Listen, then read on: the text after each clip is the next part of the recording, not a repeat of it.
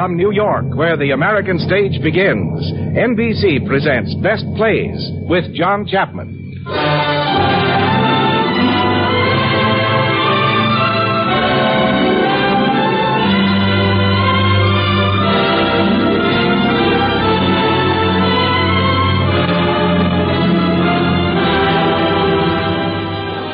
Best Plays, the series of hour-length dramas selected from the outstanding successes of the New York stage. Now, John Chapman, editor of the theatrical yearbook Best Plays and drama critic of the New York Daily News, is here to introduce Herd Hatfield and Victor Jory in Patrick Hamilton's Rope.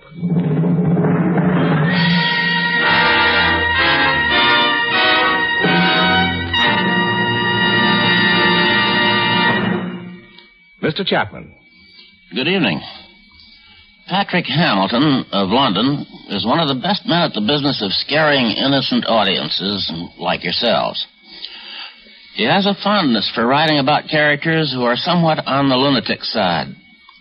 Previously on this program, you may have heard Angel Street. But anyhow, you must know it.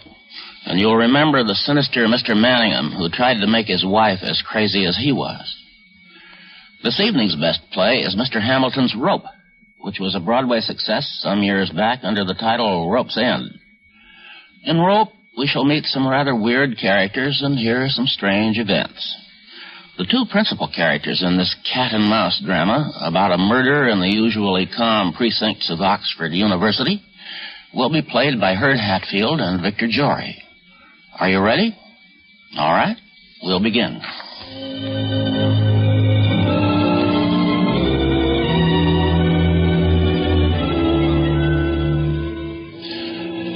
It is dark in the room. The light from the street lamp outside throws shadows against the ceiling. And even in the half-light, these moving figures seem to be dancing, circling in some primitive rite about the chest.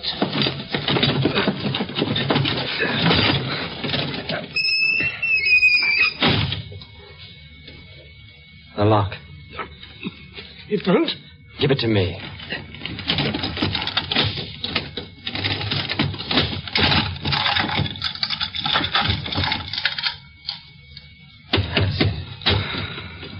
That's it. There it is. Closed tight. Stop there. No, don't put on the light. Steady, Grano. You all right? Grano. Give me a match.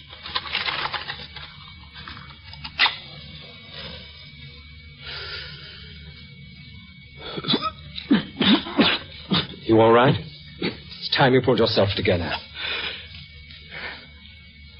Brandon, you understand what we've done? Yes. I know what I've done.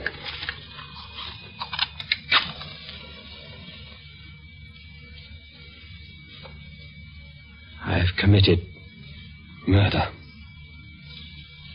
Passionless, faultless, and clueless murder.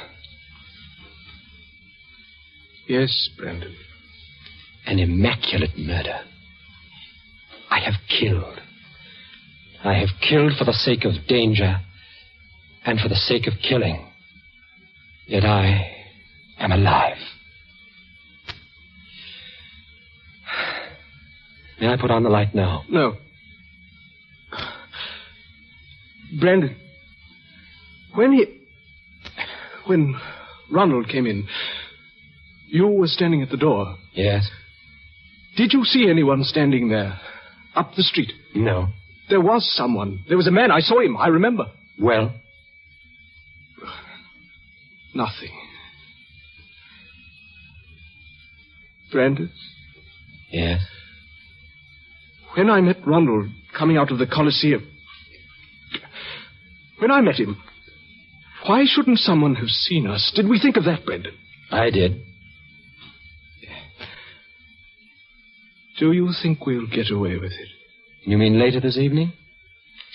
Do you think some psychic force emanating from that chest there is going to advise Sir Johnston Kentley that within is the lifeless entirety... Stop it. ...of his only son and heir? Listen.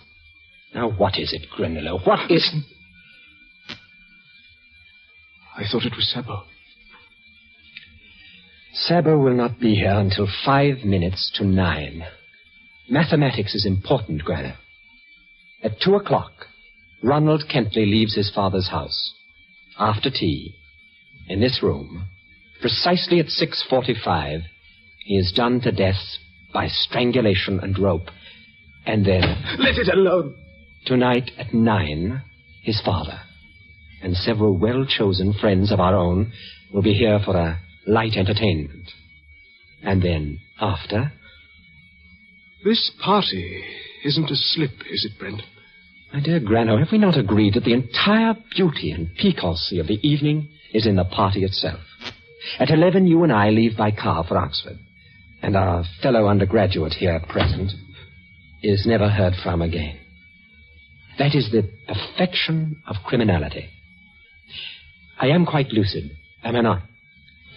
Yes. The party itself, so far from being our most vulnerable point, is the very apex and consummation of our feat. Consider its ingredients. First, Sir Johnston Kentley, his father. He lends the macabre quality to the evening. And then I... Brent! Answer it. Hello? What? This is Mayfair 6143. What? Brendan, put out that light! Put out that light! Put down the telephone. You're telling London you're afraid. Put it down. That's better. Now, the party. Perfect. Perfect. The father, Kenneth Raglan. I don't like that, Brendan. Ronald's best friend. But that's precisely the pleasure of it. The same youth, the same lack of intelligence. The one dead in the chest, the other alive, unknowing. And Lila, so much in love with him. Brendan, don't touch it. And now we come to Rupert. A very intriguing proposition. A man who might see this thing from our angle, the artistic one. You know, I even toyed with the idea of inviting him to share our dangers.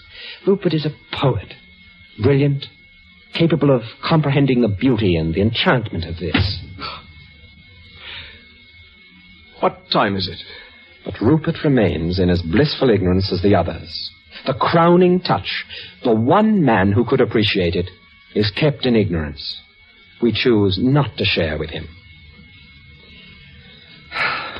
May I put on the light now? Go on. I'm all right. I'm better now. I thought you were going to lose your nerve for a moment, Grano. So did I. But I haven't. Easy. Well, let me alone. Just remember that. You idiot! I told you to clean up in here. What's the matter? Ronald's ticket to the Coliseum. It's caught under this chest here. Help me get it out. It's tearing. Here, wait. I'll lift the chest. All right. How in heaven's name? Granillo, do you realize we could hang on that? Brendan, listen.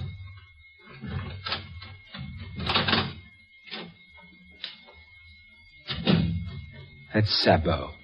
Now quiet yourself and sit down. The ticket. In your pocket. There. In here, Sabo. The evening paper, sir. Thank you. Yes, sir. Grano, you don't want to drink before dinner, do you? But I was... Do you? All right. Excuse me, sir. The table in the dining room, it's covered with books. Yes, you may lay the table here. Here? On the chest.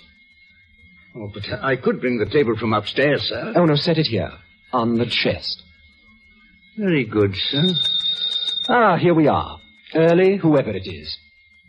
In here, sir? Yes, in here. Very good, sir. Hello. This way, sir. Hello, Raglan. Hello there. Oh, I say, I'm terribly sorry. I've come dressed. My fault entirely. Do sit down. I should have explained. We're going up to Oxford tonight. Oh, no. Are you? Drink? We've gin and Italian.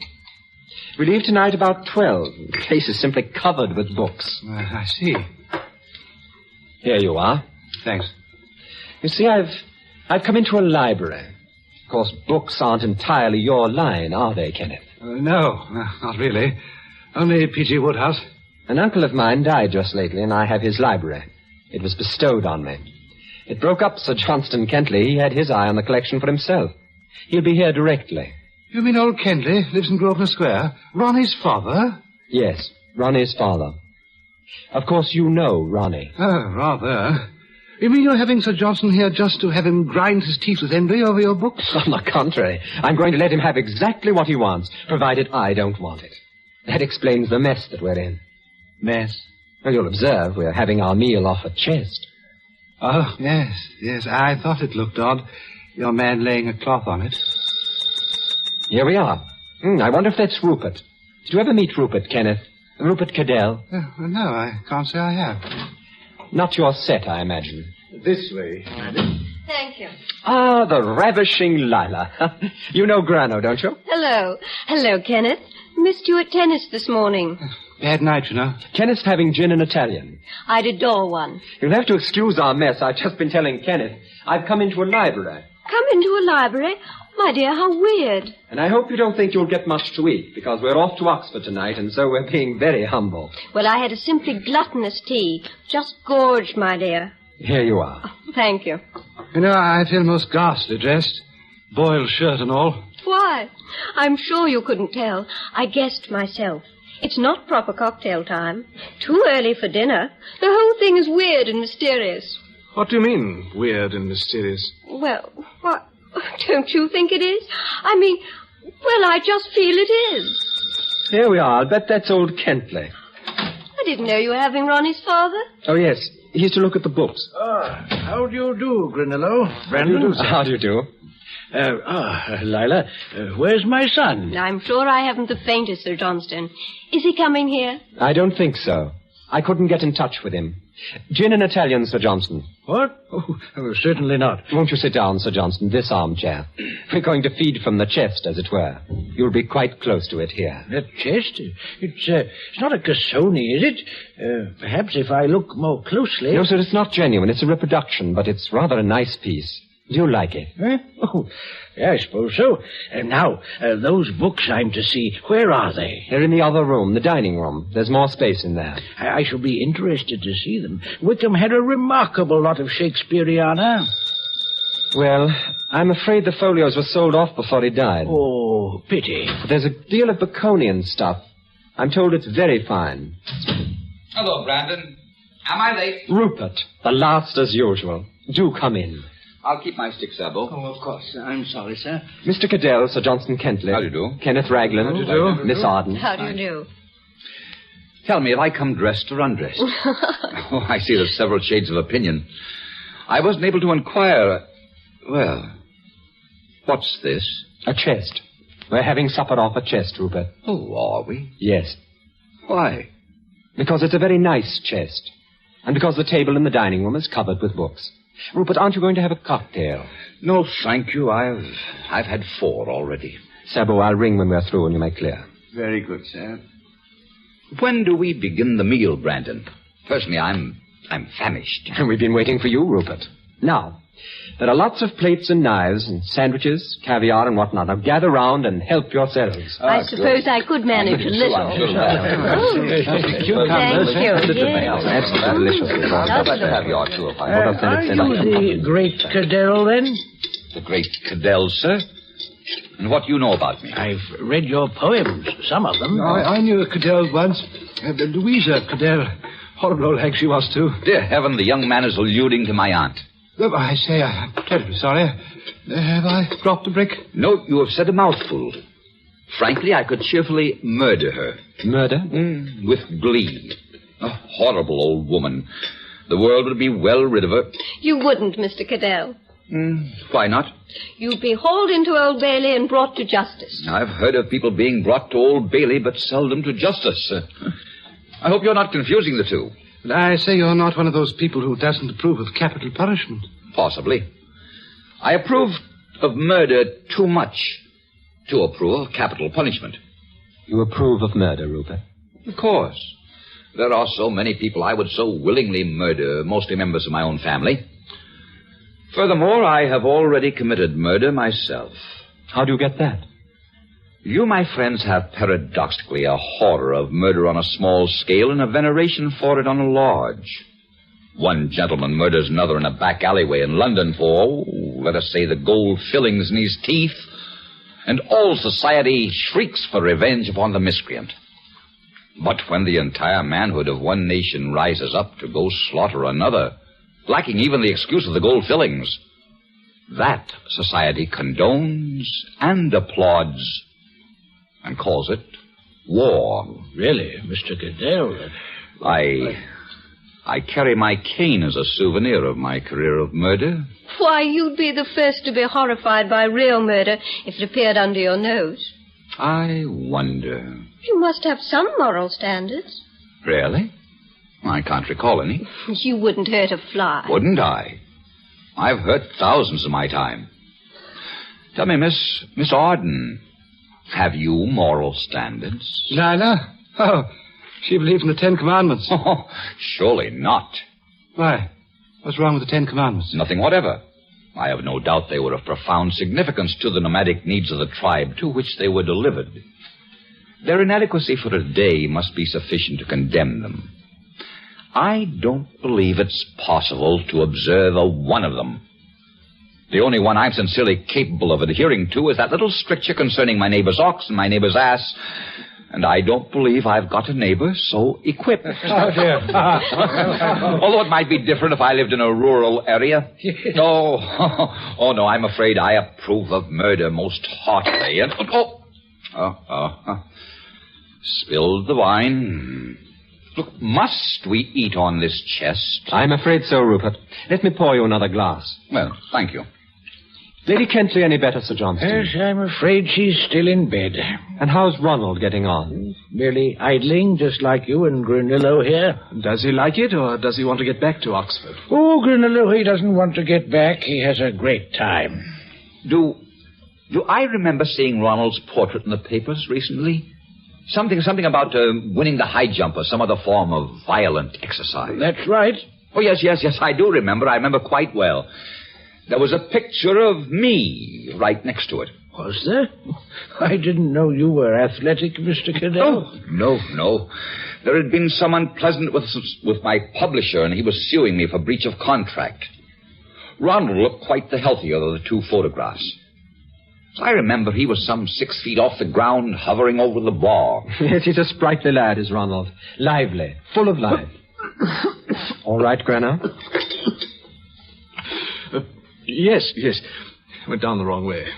Ronald's rather like Kenneth here, don't you think so? Good heavens, no. But he is. Oh, in what way? Well, he's a sort of general youthfulness. Ronald's rather like Kenneth here, don't you think so? Good heavens, no. But he is. Oh, in what way? Well, he's a sort of general youthfulness, too. I'm afraid they won't feel like that for long, though. No, they won't.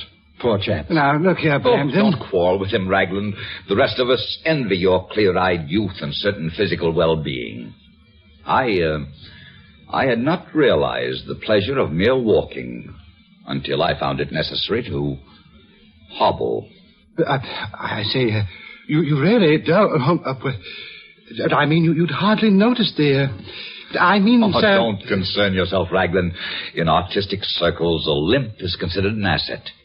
It sets one off. But really, I didn't mean to... You see what I mean. The same youthful clumsiness. Puppies gambling amidst the porcelain. You share that quality with Ronald, Kenneth. Youth. Youth? I'd say they were infantile. Ronald's only passion in holiday time was the movies. When I saw him at lunch, he was off to the Coliseum. Oh? But that's not the movies. There's a music hall, isn't it? I've heard. I've never been there in my life. I thought everyone had been to the Coliseum. Well, I haven't. Neither have I. Is that the place in the Haymarket? Do you mean to tell me, Granillo, that you have never been to the Coliseum? No, I haven't. Oh. Dear. Why should he have? Oh, I really don't know. It just strikes me as, odd. Oh. You know, I'm coming to the conclusion that there's some ulterior motive about this chest picnic. What do you mean, ulterior motive? You mean it's done purely to make you spill things over your trousers? Something like that. Oh, I suspect much worse than that. I think they've committed a murder, and that chest is simply chock full of rotting bones. It's just the sort of thing for rotting bones, isn't it? It is, isn't it? My dear, you're right. I wouldn't let you see the inside of that chest for worlds. And don't you try to bluff me out and pretend you're willing to let me see what... But, my dear, that's just what I said I wouldn't do. Yes, but surely a murderer, having chopped up and concealed his victim in a chest, wouldn't invite all his friends to come round and eat off it. Not unless he were a very stupid and conceited murderer. Very stupid and very conceited. Which, of course, he might be. In fact, it's exactly what all criminals are. Oh, no. I don't think so. Well, now how about the books? We can all go in and browse about for a bit. Excellent. Brandon, you say there's a good deal of Baconian material. Come on, Kenneth. Let's pretend we both can read. Well, books aren't exactly my line, but I say the last P.G. Wodehouse was actually better. Well, Rupert, not interested in books? Only my own. You look fagged out, Grano. Do I? I don't feel it. No? Look, what have you been doing with yourself? Doing with myself? Nothing. Nothing. Oh, touchy, Grano. I was sleeping most of the afternoon. Always puts me out for the rest of the day. Writing anything lately? Yes. A little thing about doves and a little thing about rain. Both good. Very good, in fact. Then, of course, I'm getting ahead with the big work. Is that going well? Oh, yes, very. Indeed, it promises to be not only the very best thing I have ever written, but the best thing I have ever read. May I have that ashtray, if you don't mind? I'll just reach across you. Oh, I'm sorry. Sorry to have bumped into you. No. So, you and Brandon leave tonight for Oxford. That's right. Arriving about 3 a.m. Peculiar form of enjoyment. Why? Lovely moonlight night. Moonlight, it's raining. It's not. Open the window and see. It is coming down. It's quite a dismal night, in fact.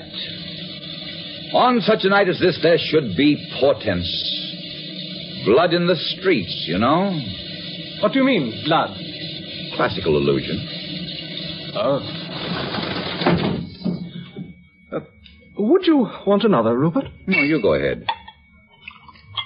A night like this demands a stiff bracer. Eh, Grano? Yeah. Yes. Grano. Hello? Grano, you're wanted. In here. I'm coming. Come along, Rupert. I'm all right in here. Won't you join us? Grano. No. All right. Excuse me, Rupert. Not at all.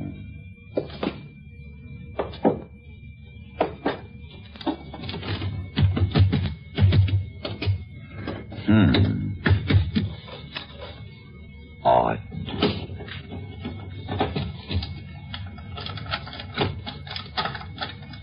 Beg pardon, sir?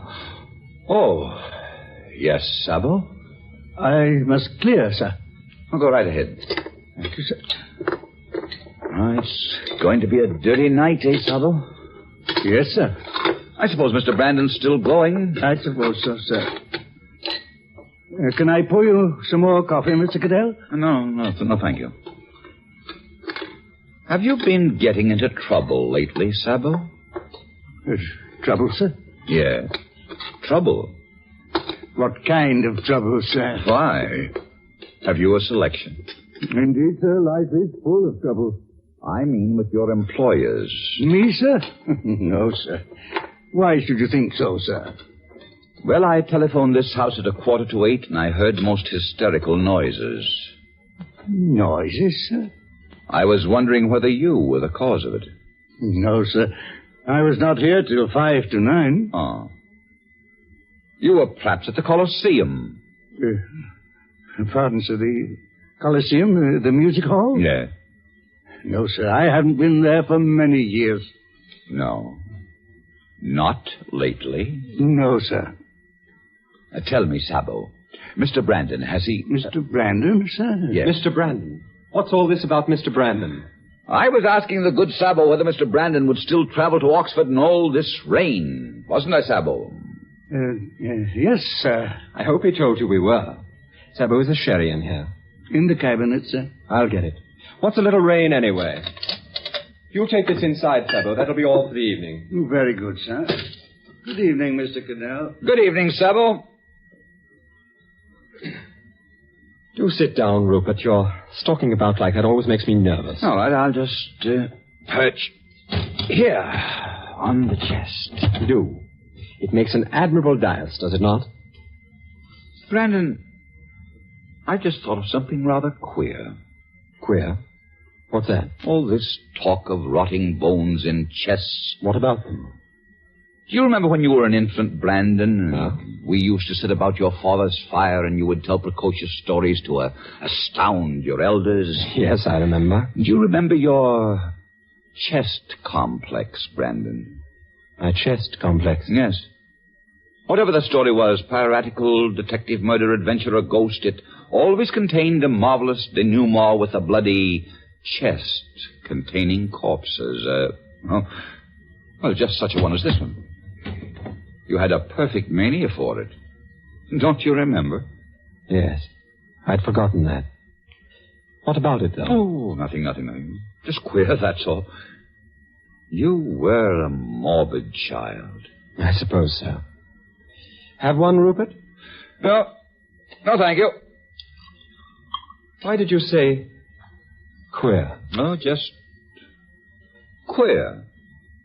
Us all talking tonight about rotting bones in chests. It just came back to me, that's all. Oh, I see. Well, happy days, Rupert.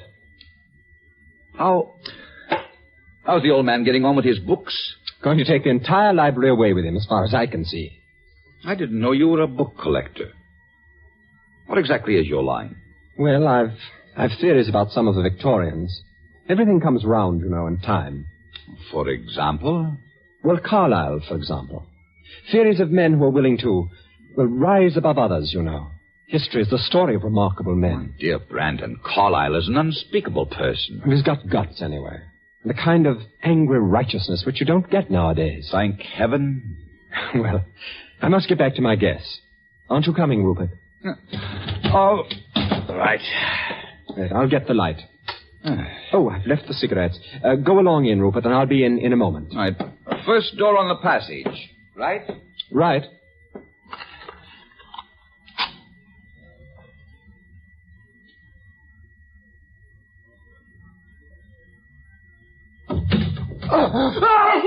Grano, what the devil are you doing in here? Turn on the light, Brendan. What's the matter? Tell me what's the matter. I thought it was him. Here, drink this.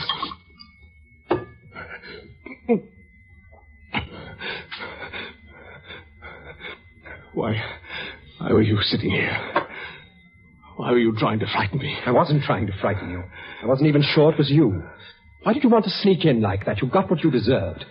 Hang you, you've upset me. I wanted to see if everything was all right. Oh, I'm sorry. I'll be all right. Give me some more of that. Get hold of yourself. Don't get drunk on that. What's the matter? Pull yourself together. Come on. You can stop it if you want to. Brando, come on.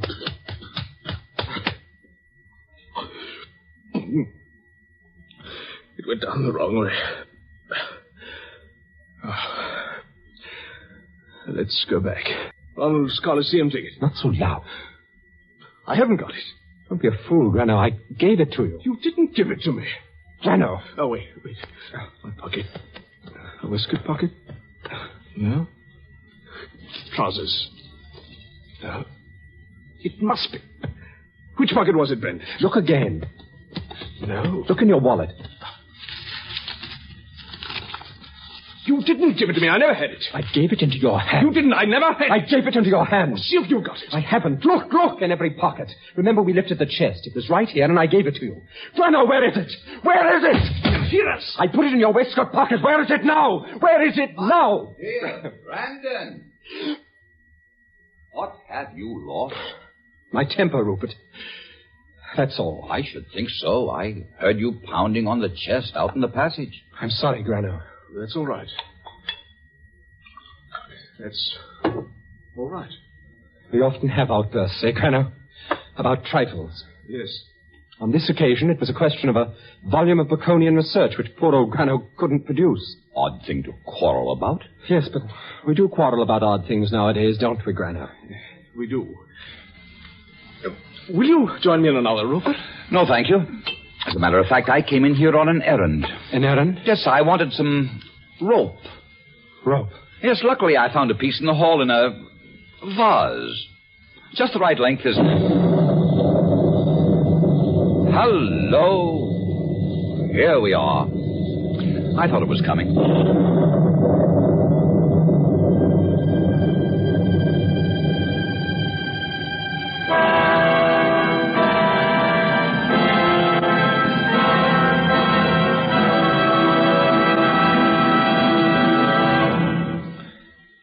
In a moment, Act 2 of Rope, starring Victor Jory and Herd Hatfield.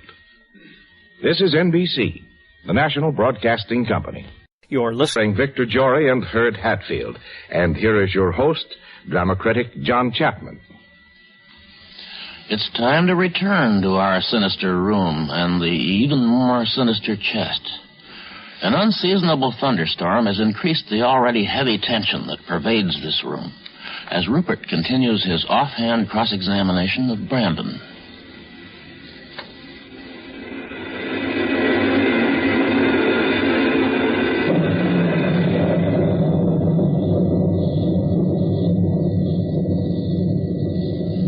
Well, quite a storm, eh, Brandon? What did you want that rope for, Rupert?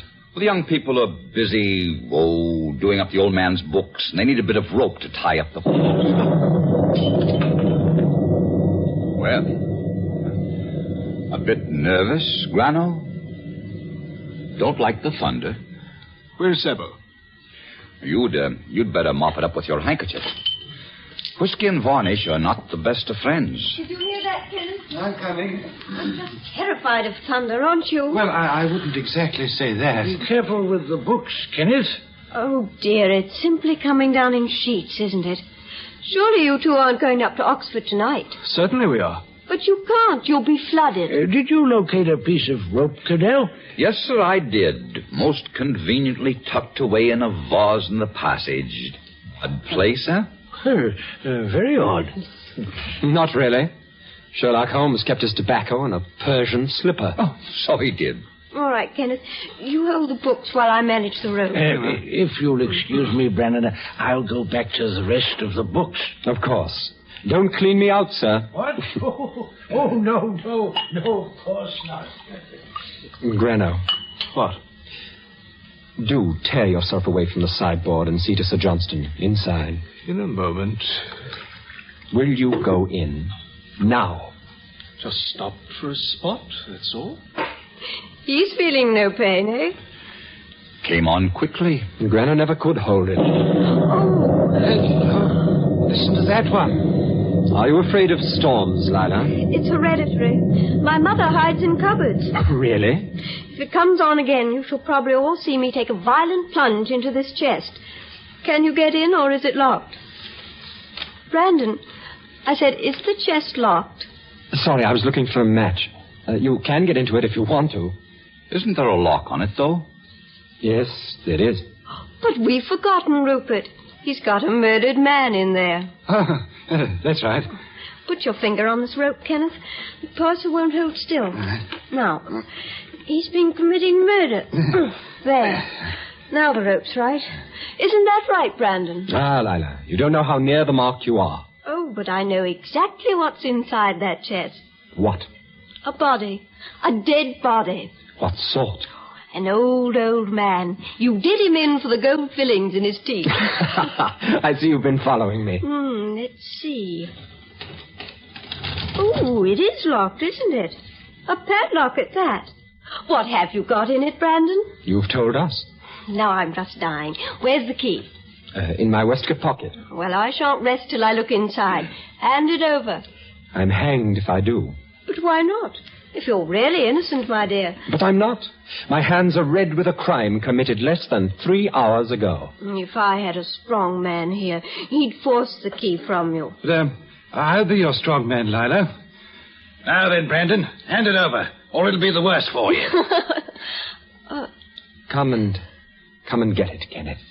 But I'll give him 10 seconds, eh, Lila? Afraid, Kenneth? Oh, of course not. 1, 2, 3, 4... Brandon. 5, 6... Do surrender. 7, 8... No. 9, 10... Keep it here, Brandon. No. What men will do for me? Get away from me, Kenneth. There. Oh, my arm.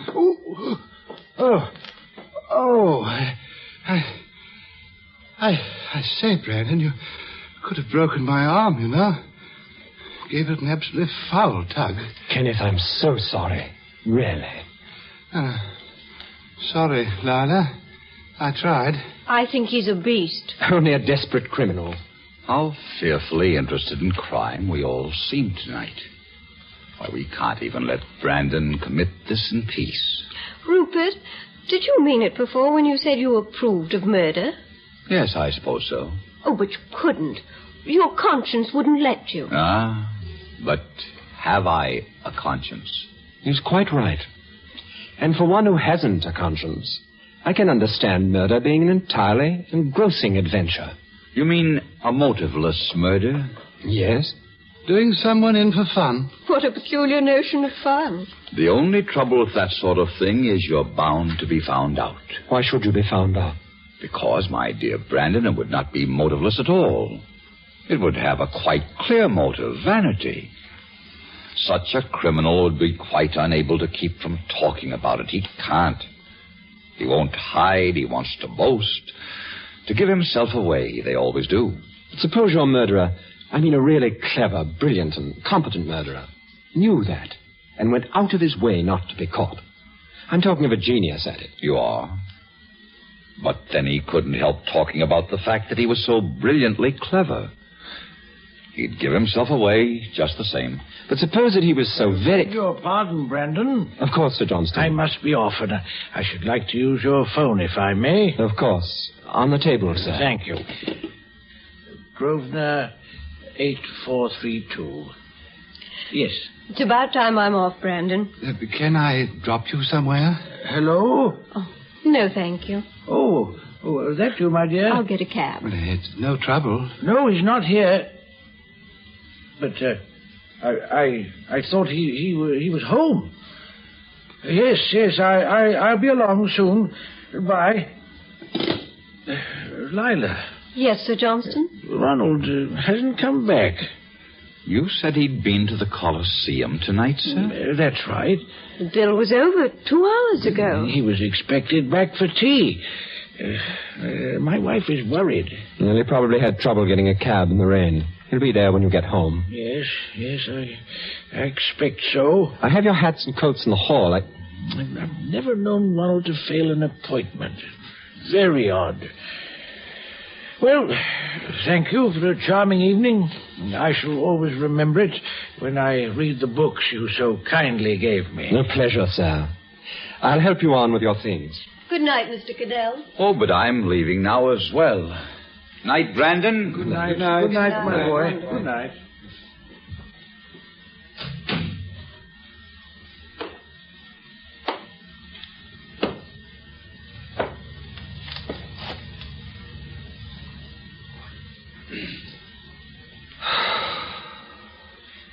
They're gone. Gone. Grano, I think I'll sit down. Well, I've got to have another, Brandon.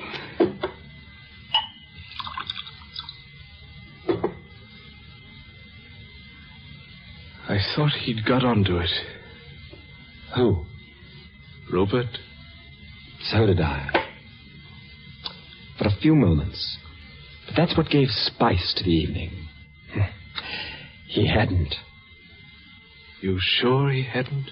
Quite sure. I sometimes rather wish he had.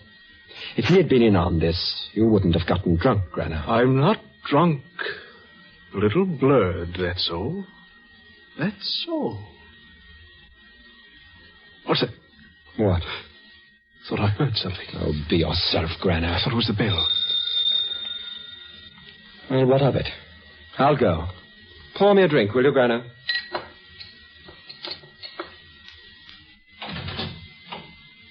Oh, Rupert. I left my cigarette case, Brandon. I don't suppose you've seen it? No, I haven't. May I come in and look about? Of course. Grano, Rupert's forgotten his cigarette case. As a matter of fact, I thought you might give me another drink. Mind if I sit down? No. Soda, Rupert? A splash. Cigarette, Brandon. Oh, fancy I had the case in my pocket all the time. Oh, here's your drink. Well, would you mind turning off the big light, eh? What's wrong with the light? You see, I'm a creature of half-lights. They make me more comfortable. I hope you're not going to make yourself too comfortable, Rupert. You know we've got to be off before long. Oh, yes. What's the time? 25 to 11. Oh. Well, I expect you're wanting to get rid of me. Not at all, Rupert. I hope not. I'm full of melancholy, and I don't want to go home. You must bear with me.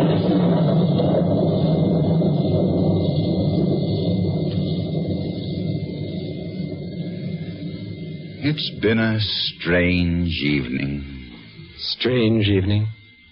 Why? Why strange? I can't tell you, that's my trouble. I suppose it's the thunder and one thing and another. Thunder always upsets me. Besides, I'm always melancholy at this hour. 25 to 11. It's a curious hour. Did you ever read Goldsmith's Night Piece? No. I can't actually recall it. No. You should. It's about the city at night. I shall do his night piece up to date one of these days, and I shall make it 25 to 11. It's a wonderful hour. I'm particularly susceptible to it. Why so wonderful?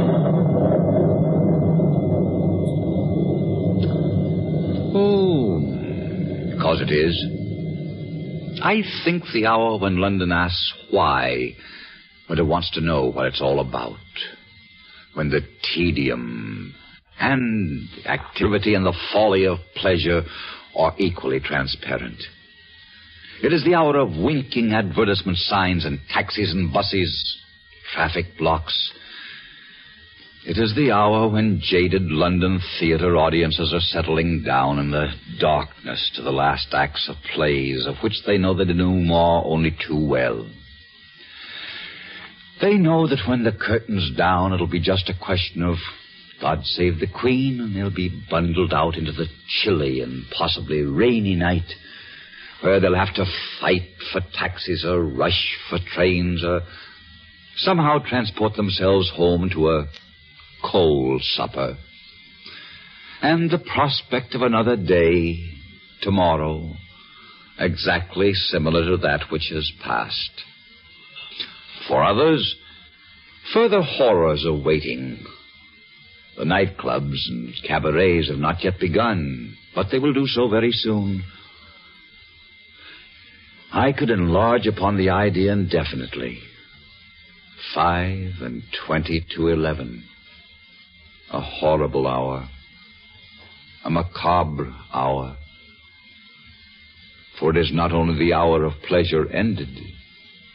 It is the hour when pleasure has been found wanting. There. That's what this hour means to me. And it has, moreover, been thundery. 25 to 11. Yes, Rupert. But by the time you have finished making your speech, it will be 11 o'clock. In brief, my dear Rupert, you see no earthly object in living. I fear not. Do you? I? Yes, of course I do. But then I'm interested in things. Why don't you take up exploring, or cricket, or making love, or golf, or finance, or lecturing? Or, as you suggested this evening, murder. Or, as you say, murder. And now, Rupert, if you've finished your drink, we've really got a bit of packing to do. Can't be so cruel. It's raining out. Can't I have another drink? Certainly, Rupert, but Grano and I really must pack. Well, can't I stay and watch you? You know, I believe you're a bit blotto tonight, too. I wouldn't be a bit surprised. I'll tell you what, I'll stay and see you off. Pour me another drink, Brandon. You've had enough. Mind your own business. Well, Rupert, it doesn't look as if we'll get off with Grano in this state at all. I'm perfectly sober. Grano. Why does he want to stay and see us off? That's what I want to know. My dear Grano, Rupert has no earthly reason for staying. Come along, Rupert. Finish up now and let me take care of him. Oh, I've got to go then. What do you mean, Rupert? You've got to go. I don't want you to go. You don't? No. All right, then. I'll stay. Don't bother. I'll mix myself another drink.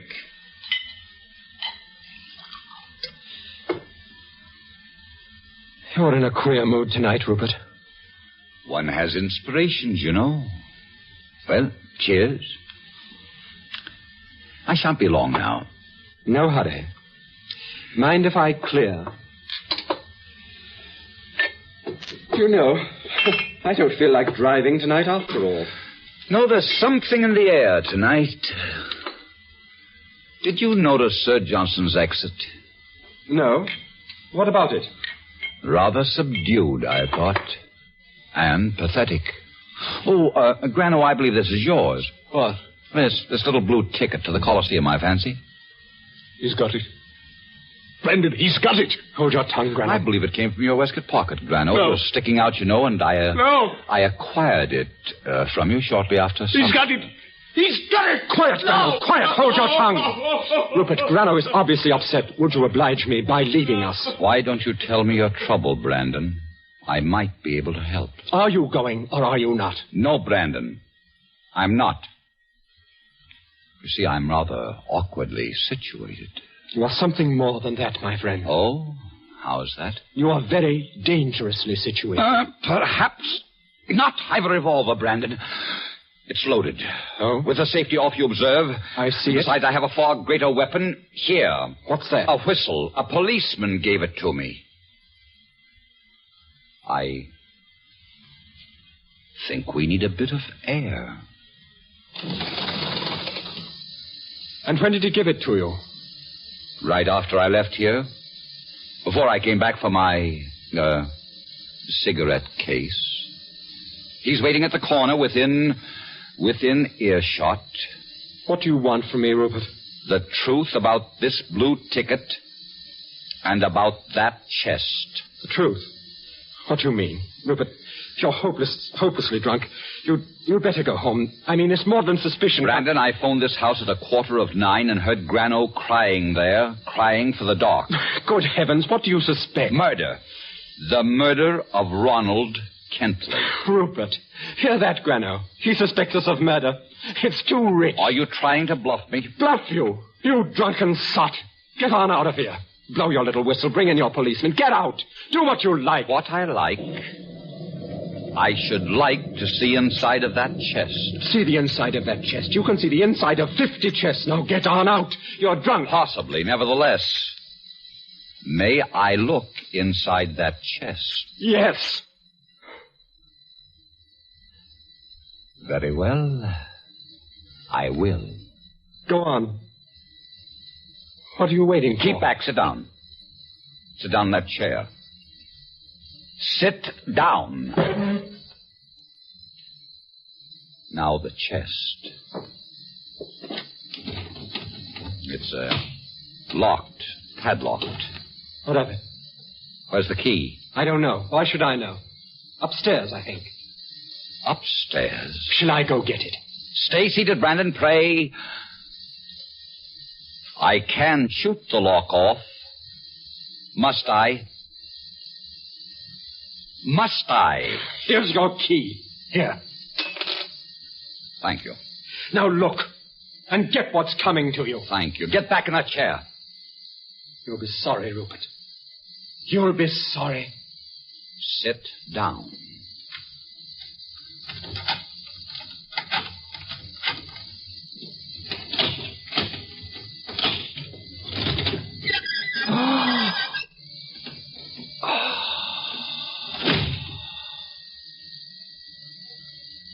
You dirty swine. Rupert, I want to talk to you. Poor Ronald Kentley. What had he done to you? Rupert, listen. Listen to me. I want to explain. Explain? I'm at your mercy now. I can explain. Judge me, but listen. Well... Rupert, you're an enlightened man, aren't you? Yes. It's in your power to have me hanged. Yes. Remember our talk tonight about the Old Bailey and justice? Well... You said it yourself. You wouldn't be giving us up to justice. And something else. You're not a man of morals, are you? No, I'm not. Now listen, Rupert, listen. We have done this thing, Grano and I, for adventure and danger. You read Nietzsche, don't you, Rupert? Yes. He tells us to live dangerously. You know he has no more respect for individual life than you. He tells us to live dangerously, and we have. We've done this thing. Others only talk. Do you understand? Listen, Rupert, you're the one man to understand. You can't give us up. 2 lives can't recall one. Our lives are in your hands. You can't kill us. You can't kill. You're not a murderer, Rupert. What are you? You're not a slave to your time. In the days of the Borgias, you'd have thought nothing of this. You're an emancipated man. You can't give us up. Rupert, you can't. You've brought up my own words to my face. And a man should stand by his words. I'll never trust in logic again, ever. You imply I hold life cheap. You're right. Your own included. What do you mean? I mean you've taken by strangulation a very harmless and helpless fellow creature of 20 years. I mean that in that chest now lie the staring and futile remains of something that 4 hours ago lived and laughed and ran and found it good. Laughed as you could never laugh, and ran as you could never run. I mean that for your cruel and scheming pleasure, you have committed a sin and blasphemy against that very life which you now find so precious.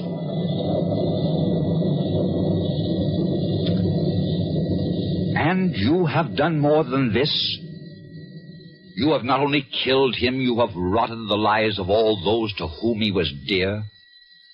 You've dragged here his father, an equally harmless old man, and a girl who loved him, and a friend, and played on them tonight an infamous, lewd jest, and a bad jest of that. And if you think, as your type of philosopher generally does, that all life is nothing but a bad jest, then you will now have the pleasure of seeing it played upon yourselves. What are you saying? What are you doing? It's not what I'm doing, Brandon. It's what society is going to do. And what will happen to you at the hands of society, I cannot say. But I can give you a pretty shrewd guess. Rupert! Rupert, no! You are going to hang, you swine. Hang, both of you. Hang! You have just heard the Best Plays production of Rope by Patrick Hamilton, starring Herd Hatfield and Victor Jory. And here again is your host, drama critic John Chapman. I suppose there are 2 morals to this excellent melodrama.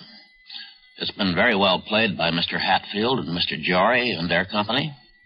I'd say that one of the morals is that murder is nasty business.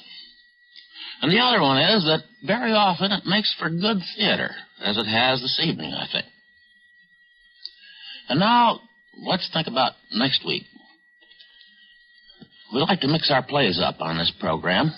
So the next one will be a comedy. Samson Raffleson's Skylark, which was a great success for the late Gertrude Lawrence and Donald Cook. Mr. Cook will be playing his original role for us, and Miss Lawrence's part will be played by June Havoc. This is Chapman saying goodbye until next Friday.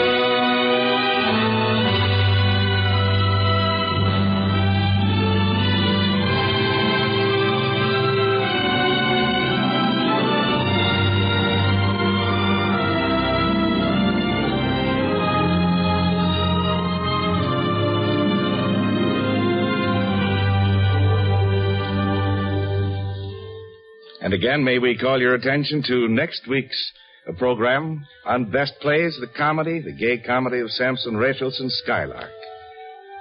The parts will be played by Donald Cook, who appeared in the original role, and Miss Lawrence's part will be played by June Havoc. You're most cordially invited to attend next week at the same time for Best Plays. Rope by Patrick Hamilton was adapted for radio by Ernest Kenoy. In the cast were Herb Hatfield as Brandon, Victor Jory as Rupert, Lloyd Bachner as Grenolo, William Podmore as Sabbath, Ivor Francis as Raglan, Deirdre Owens as Lila, and Guy Spall as Sir Johnston. Best Plays is an NBC production supervised by William Welch and directed by Fred Way. This is Robert Denton speaking.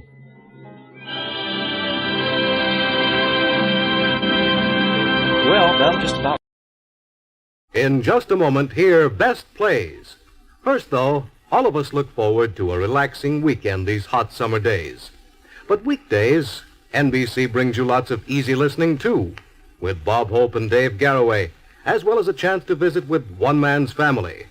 For quiz Monday through Friday, there's It Pays to Be Married and Second Chance. And, of course, the most up-to-the-minute direct reports from home and abroad on Morgan Beatty's famous News of the World. Yes, weekdays, listening's a pleasure, too. And now, Best Plays on NBC. From New York, where the American stage begins, NBC presents Best Plays, transcribed with John Chapman.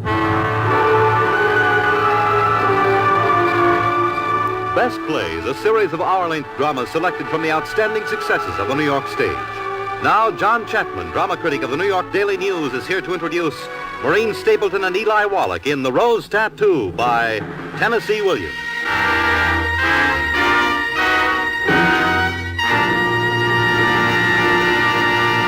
Mr. Chapman.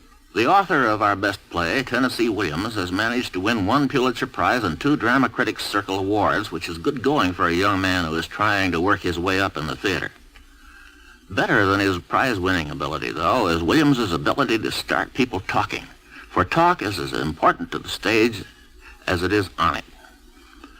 All Williams' plays so far are easily remembered, including the one we are about to offer you, The Rose Tattoo.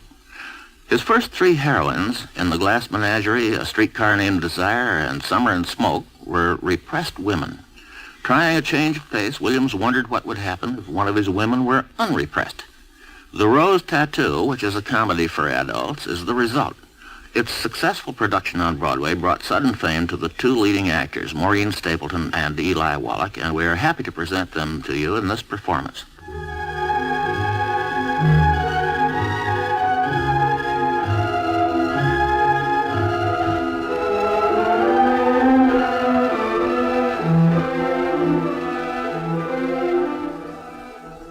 Now the day is drawing toward the evening. This is the hour that we Italians call prima sera, the beginning of dusk. That is where we are in time. In place, imagine that we are somewhere between New Orleans, Louisiana, and Mobile, Alabama, and that we are about to enter the house of Baronessa Serafina delle Rose, a dressmaker. Serafina! Serafina. Assunta, is that you? Sì. Buonasera, cara. Buonasera. Come on in. There is something wild in the air. No wind, but everything is moving. I don't see nothing moving, and neither do you. Oh, Assunta, could you undo a couple of hooks? The dress is so tight on me. The baby's coming soon, huh? Soon. Assunta, I'll tell you something which maybe you won't believe. It's impossible to tell me anything that I don't believe. Siete, Assunta. I knew that I was to become a mother the very night it happened. There was something different. Davvero? Ah, siete. That night, I woke up with a burning pain on me. Here, a pain like a needle. Quick, hot, little stitches. So I turned on the light. I looked at my breast. I saw the rose tattoo of my husband. Rosario's tattoo? On me. His tattoo. And when I saw it, I knew. Did Rosario see it? I screamed. When he woke up, it was gone. It only lasted a moment. But I did see it. And I did know when I seen it that in my body another rose was growing. Did he believe it that you saw it? No. He laughed. He laughed and I cried. And he took you in his arms, and then you stopped crying. See? Oh, Serafina, for you everything has to be different. A sign, a miracle, a wonder of some kind. That's the truth. But why? Because you are more important? The wife of the Barone? In Sicily they call his uncle a Barone. But in Sicily everybody's a Barone that owns a piece of the land and a separate house for the goats. And here, what is the Barone della Rosa? He drives a truck of bananas. No, not bananas. Cosa dici, no bananas? On top of the truck is the bananas. But underneath is something else. Che altra cosa? Why, whatever it is that the brothers Romano want hauled out of the state, he hauls it for them, underneath the bananas. And money. He gets so much money, it spills from his pockets. Soon I don't have to make dresses. Soon I think you will have to make a black veil. Oh, no. No. Tonight's the last time he does it. Tomorrow, he quits hauling stuff for the brothers Romano. He pays for the 10-ton truck and works for himself. We live with dignity in America then. Our own truck. Our own house. In the house, everything will be electric. But tonight, Assunta, stay with me. I can't swallow my heart. Not till I hear the truck stop in front of the house. And his key in the lock in the door. In his hair, Assunta, he wears oil of roses. And when I wake up at night, the air, the dark room, it's full of roses. With him, time doesn't pass. You say the clock is a liar, huh? No. I say the clock is a fool. I don't listen to it. My heart is my clock. My heart don't say tick-tick. It says love, love. Now, I have two hearts in me. Both of them saying love, love. Assunta, I can't swallow my heart. A woman must not have a heart too big to swallow. Buonasera. Stay with me. I have to visit a woman who drank rat poison because of a heart too big for her to swallow. Go then. I'll not be alone. It's so wonderful having two lives in the body. Not one, but two. I'm heavy with life. I'm big, big, big with life.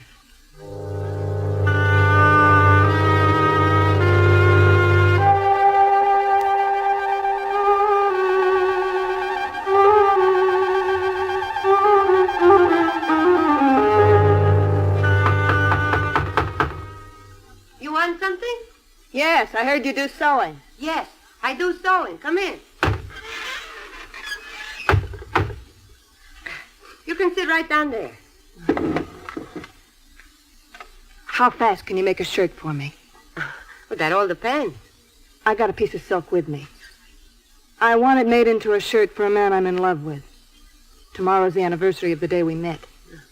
Here's the material. Oh, che bella stufa. Ooh, that would be wonderful stuff for a lady's blouse. I want a man's shirt made with it.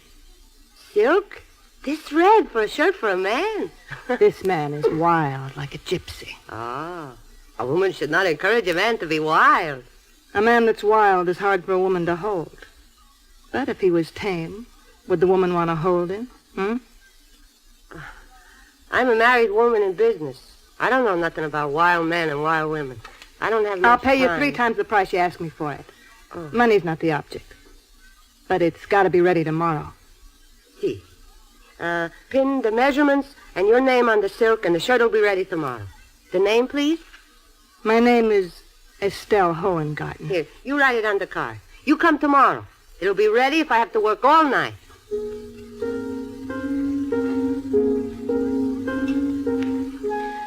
Serafina did work all night, perhaps in order to finish the shirt.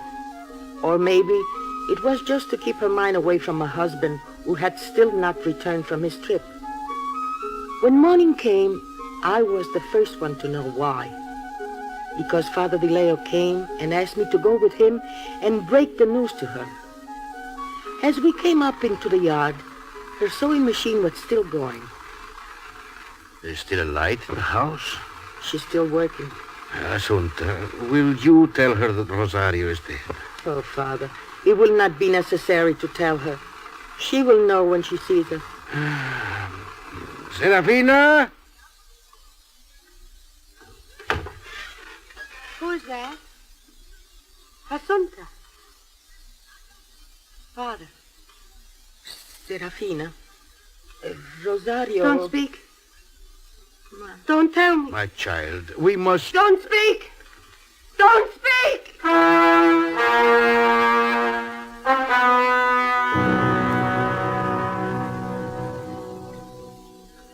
She's lost the baby. But Serafina's a very strong woman, and it won't kill her. But she's trying not to breathe. Assunta, this is a hypodermic. See.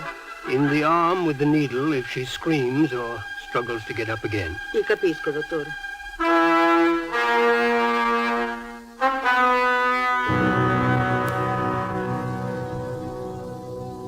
For 3 years after Rosario's death, Serafina did not leave the house. She didn't comb her hair and always wore the same dirty old petticoat. And the time she wasn't sewing, she spent it kneeling down in front of the marble urn where she kept her husband's ashes. On the morning her daughter Rosa was to graduate from the high school, a woman that I never seen before came by my porch and stopped. Could you tell me where I might find Rosa Della Rosa? What do you want with her? I'm a high school teacher. Have you seen her? Rosa? I see her this morning at Serafina's window. And you know how? How? Naked. Why? What did she do? Do? You know what she said? Signora, please, call this numero and ask for Jack. And tell Jack my clothes are locked up, so I can't get out from the house. Then Serafina comes. She grabbed the girl by the hair, and she pulled her from the window, and she slammed the shutters right on my face. Who is Jack? Oh, he's a sailor. She met him at the high school dance. And you know, somebody tell Serafina. That's why she locked up the girl's clothes, and she can't leave the house. Oh, something's going on in that house. I hear someone. That's Serafina's house. Che stato? She cut her wrist. She cut her wrist, my daughter. Madonna me.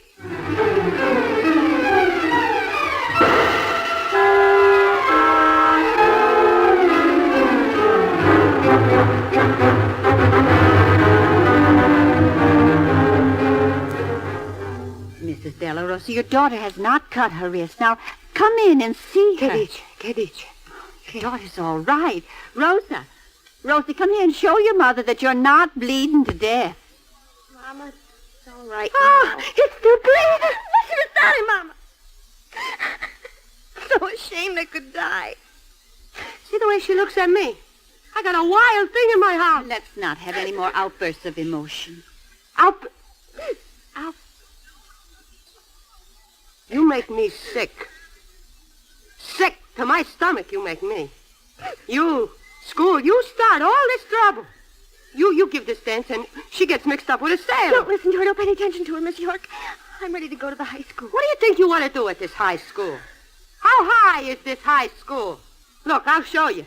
It's high as that pile of dirt out there in the street. Mama, stop it. Now, wait a minute. I ain't through talking to this here teacher. I'm so ashamed I could die. So ashamed. look disgusting. Disgusting. Disgusting! You hear what my daughter called me? She called me disgusting. Mrs. De La Rosa, why don't you take a bath, get dressed, and come to the graduation? See, maybe that's what I'll do. I'll go on ahead with Rosa. You come on when you're ready. Will you? I'll come. In 15 minutes, I'll be there.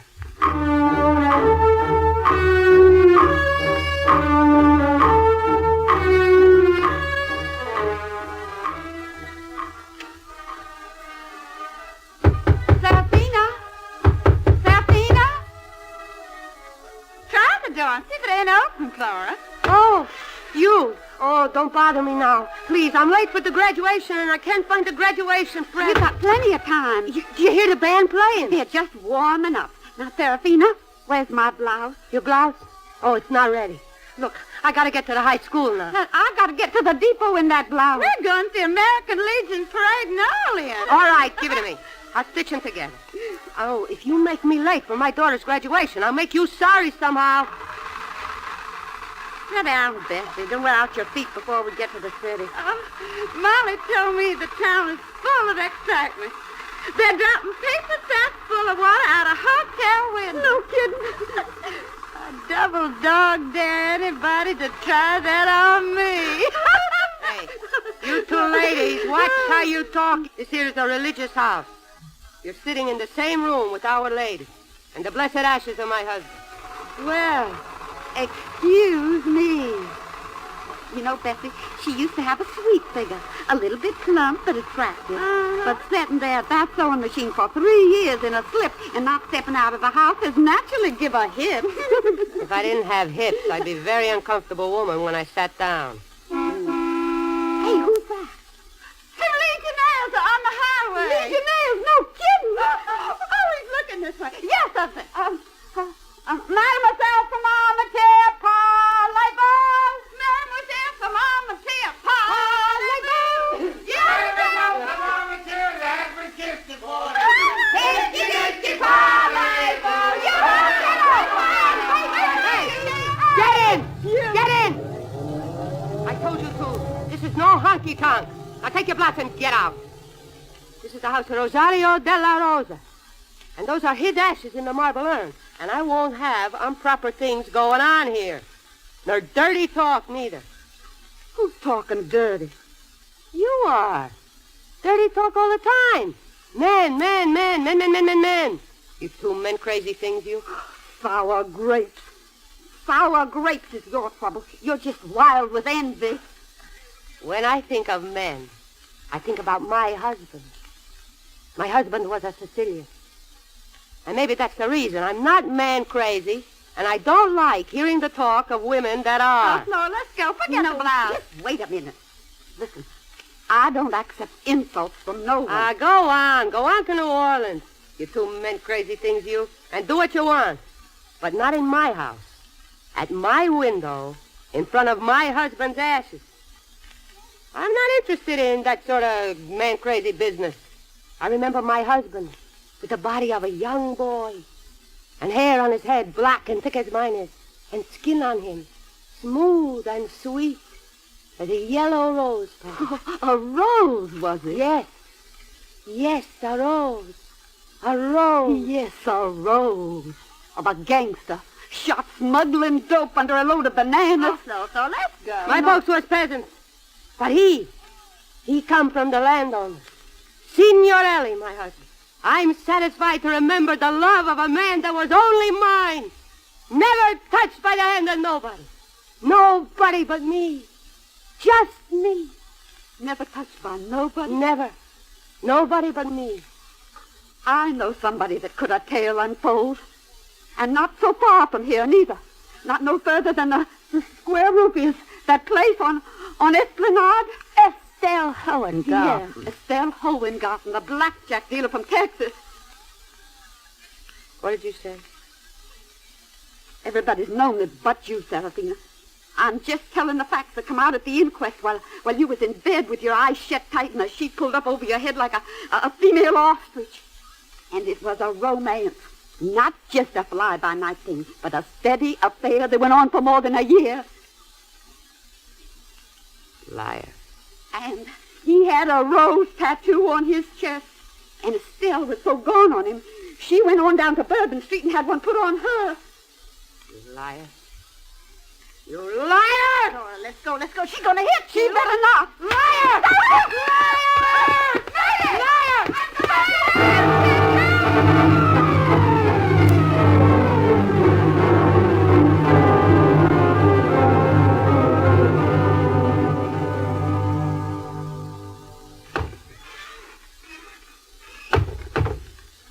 Mama?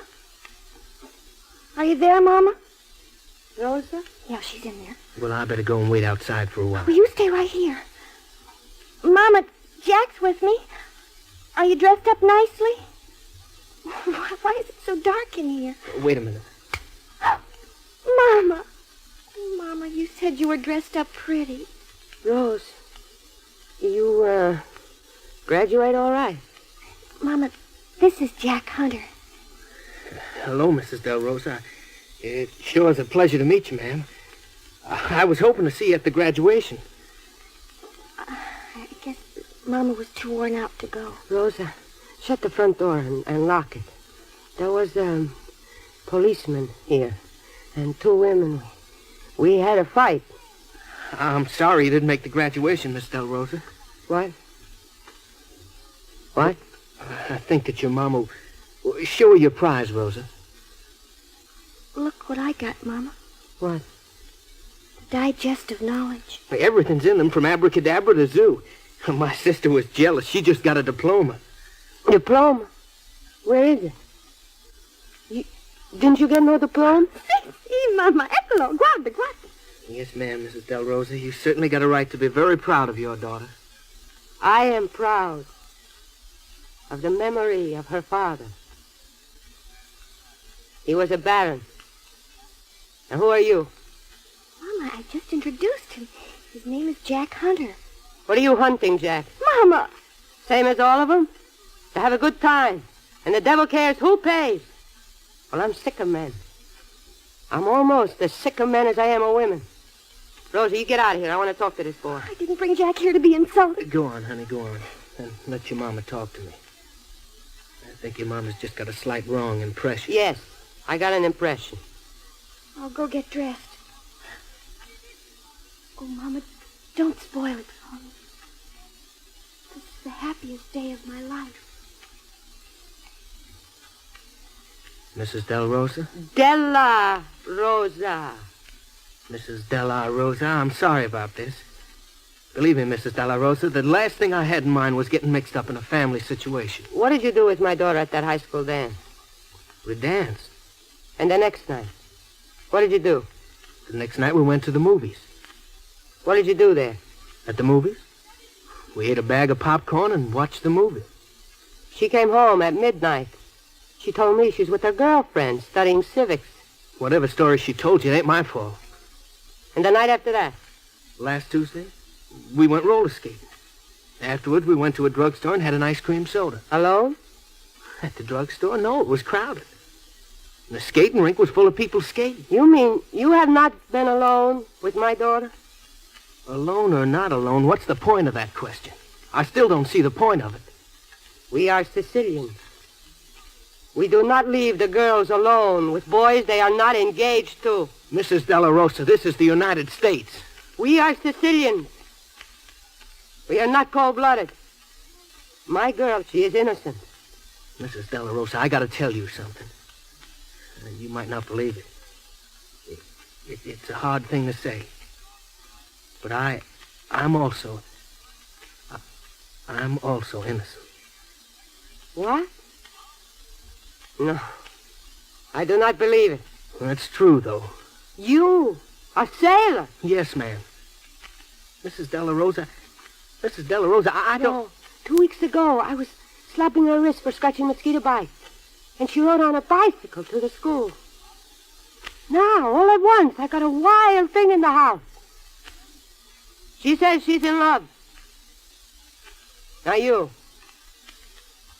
say you're in love too? Yes, ma'am, I do.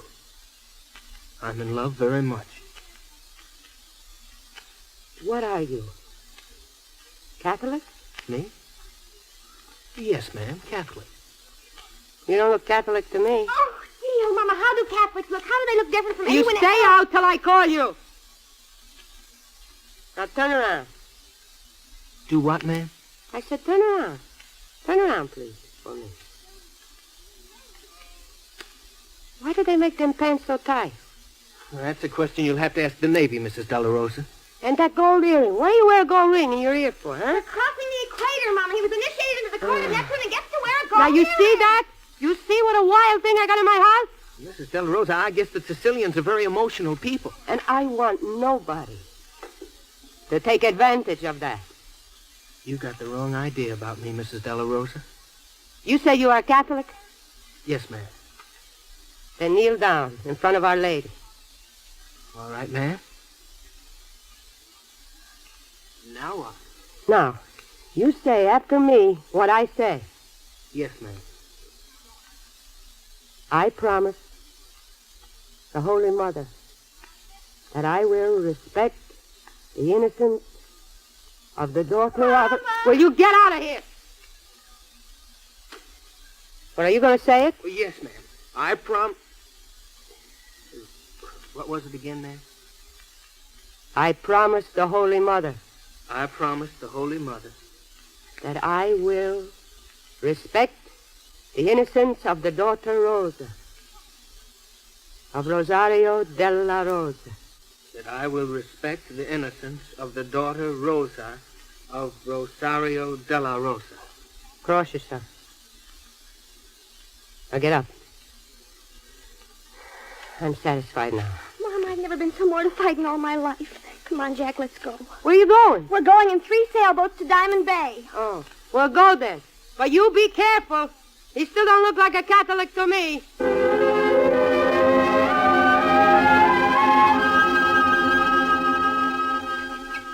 Buongiorno, Serafina. Buongiorno. I'm surprised to see you sitting outdoors like this. What is this thing you're wearing? I think it is an undergarment. I must tell you that the change in your appearance and behavior since Rosario's death is shocking. Shocking. I knew this was going to happen when you broke the church law and had your husband cremated. Set up a little idolatrous shrine in your house and give worship to a bottle of ashes. Are you listening?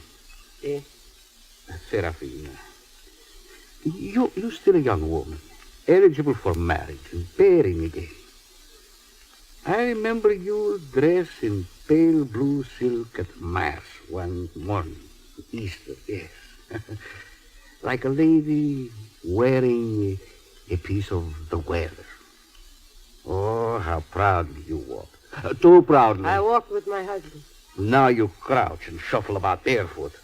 You live like a convict, dressed in the rags of a convict. Why don't you go in the house, get dressed? Go in the house. I will go in the house. If you will answer one question. Will you answer one question? I will if I know the answer. Father, you used to hear the confessions of my husband. Yes? Did he ever speak to you of a woman? Serafina, you know better than to ask me such a question. I don't break the church laws. The secrets of the confessional are sacred I to got me. to know.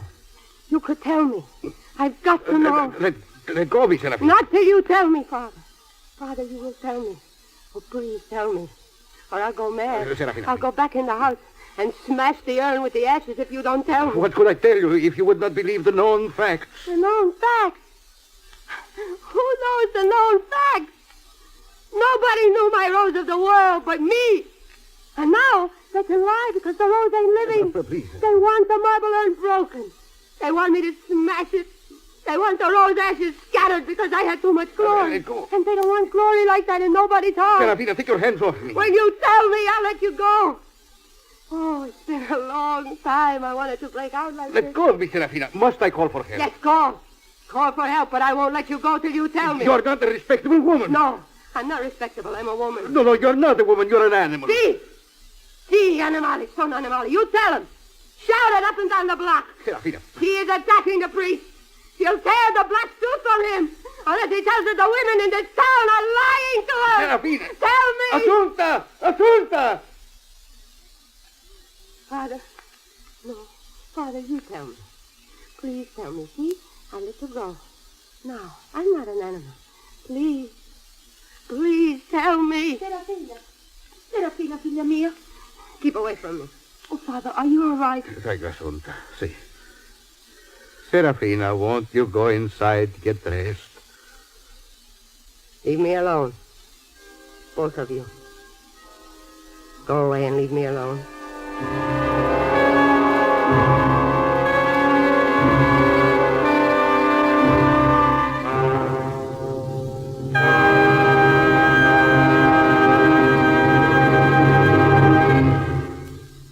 In a moment, Act Two of The Rose Tattoo, starring Maureen Stapleton and Eli Wallach. Now, Act Two of the Best Plays production of The Rose Tattoo, starring Maureen Stapleton and Eli Wallach.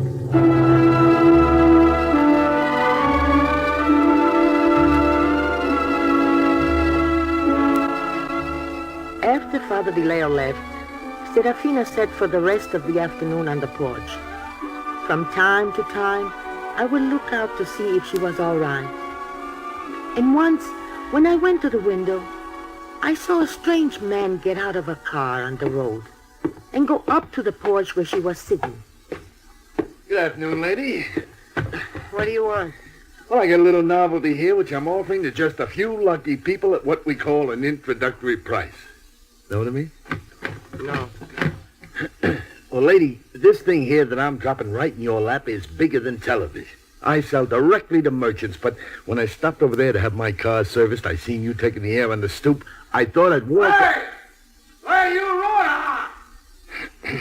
Now, lady, this little article has a deceptive appearance. Now, first of all, I want you to notice how the hay is for horses. Now, madam, allow me to show you what happens when you... I'm talking to you. Something giving you gas pains, Macaroni. My name is not Macaroni. All right, spaghetti. I'm not Macaroni. I'm not spaghetti. I'm a human being that drives a truck of bananas. I drive a truck of bananas for the Southern Fruit Company for a living. Not to play cowboys and Indians on no highway with no rotten roadhog. I give you the sign to pass me. You tail me and give me the horn.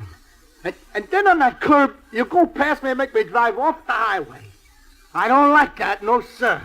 And I'm glad you stopped here. Now take the cigar out of your mouth. Take out the cigar. Take it out for me, greaseball. If I take it out, I'll push it down your throat. I got 3 dependents.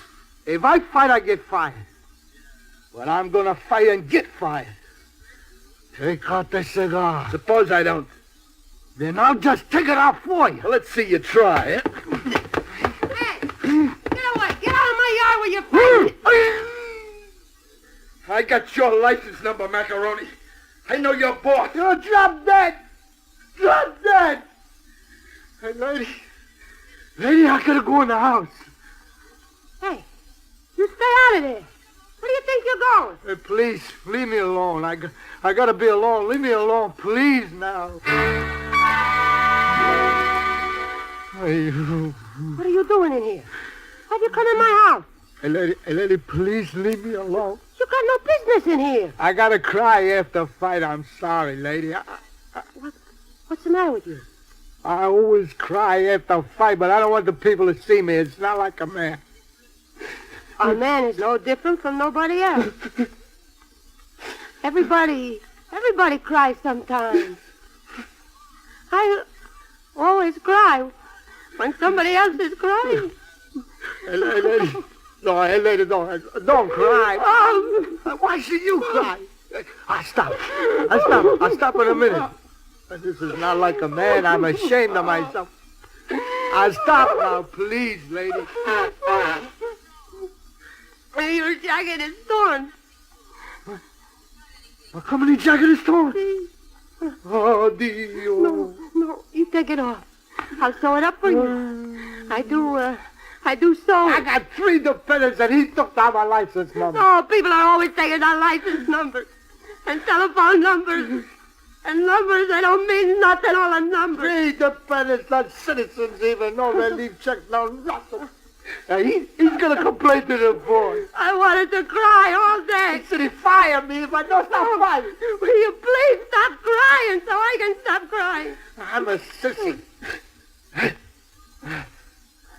Excuse me, I'm ashamed. Oh, no. No. Don't you be ashamed of nothing. The world is too crazy for people to be ashamed in it. I'm not ashamed. I had 2 fights on the street today. And my daughter, she called me disgusting. I gotta sew this by hand. I broke my machine in a fight with 2 women. That's what they call a cat fight. I'm ashamed of what happened. Crying is not like a man. Oh, nobody saw you but me. To me, it don't matter. You're simpatica molto. It was not just a fight that makes me break down. No, you and me, too. What was the trouble today? Well, my name is Mangiacavallo, which means eat a horse. It's a comical name, I know. Well, today at the Southern Fruit Company, I find on the pay envelope, not Mangiacavallo, eat a horse in big print. Inside the envelope, I find a notice. My wages have been garnished. You know what garnished is? Garnished, eat a horse, road hog, all in one day. That's too much. I go crazy. I boil. I cry. I'm ashamed, but I'm not able to help it. Even a what truck driver's a human being. And human beings, they must cry. Yes, they must cry. I couldn't cry all day, but now I cry. I feel much better. When my husband was here, I never cried. Excuse me for asking, but where's your husband? Them are his ashes in the marble urn. Ah. He was a baron. I hope he's resting in peace. You reminded me of him when you took off your shirt. He hauled bananas. Isn't that what you do? Si, senor. In a 10-ton truck? No, 8-ton truck. My husband hauled bananas in a 10-ton truck. Oh, he was a baron.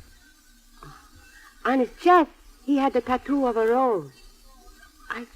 I'll tell you something about the tattoo of my husband. Well, he had this rose tattoo on his chest. And one night, I woke up with a burning pain on me here. I turned on the light. I looked at my breast. And on it, I saw the rose tattoo of my husband. On me. On my breast, his tattoo. Strano. And that was the night... I gotta speak frankly to you. I must speak frankly. We're grown-up people. That was the night I conceived my son. The little boy I lost when I lost my husband. I don't know why I told you, but I like how you talk. You know, there's some people, they want to make everything dirty. Two of them kind of people that came to my house today. And they told me a terrible lie in front of the ashes. It was so awful a lie. If I thought it was true, I'd smash the urn and throw the ashes away. What lie did they tell you?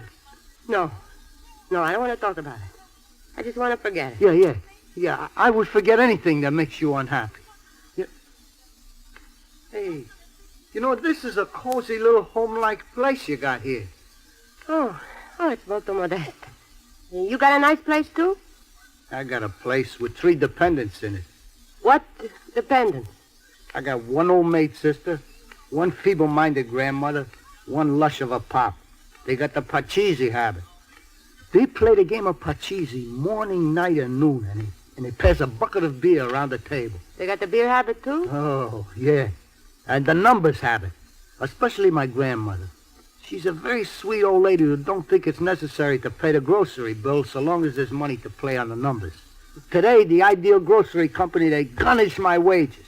There, now, I told you my whole life. And now I got to make a telephone call. Who you got to call? I'm calling my boss in Biloxi to explain why I'm late. Oh. The call to Biloxi's a 10-cent call. Don't worry about it. I'm not worried about it. You'll pay it. You got a sensible attitude toward life. Hello. Give me the Southern Fruit Company in Biloxi, 787. You're a bachelor, huh? With 3 dependents. I'll tell you my hopes and dreams. Who? Me? I'm hoping to meet some sensible older lady. Maybe a lady a little bit older than me. I don't care if she's a little bit too plump or not such a stylish dresser. The important thing in a lady is understanding, good sense. And I wanted to have a well-furnished house and a profitable little business of some kind. Oh. And such a lady with a well-furnished house and a business, what does she want with a man with 3 dependents? They got the parcheesi habit, the beer habit, playing the numbers. Love and affection in a world that's lonely, cold. Vanessa, I'm a healthy young man existing without no life of my own. That call is 10 cents for 3 minutes. Is the line busy? No, not the line, but the boss. The charge for the call goes higher. This ain't the phone of a millionaire you're using. Now get your boss on the phone or hang up the phone. What? Mr. Sicari? How's tricks at the Southern Fruit Company this hot afternoon? Ha! That's Mangiacavallo. What? You got the complaint already? Ma senti, per favore. No, this roadhog was... Hello?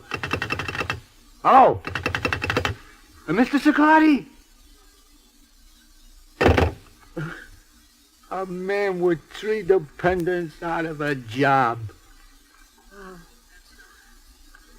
I ain't through sewing your jacket, but it's too dark to see the work anymore. I got a suggestion to make.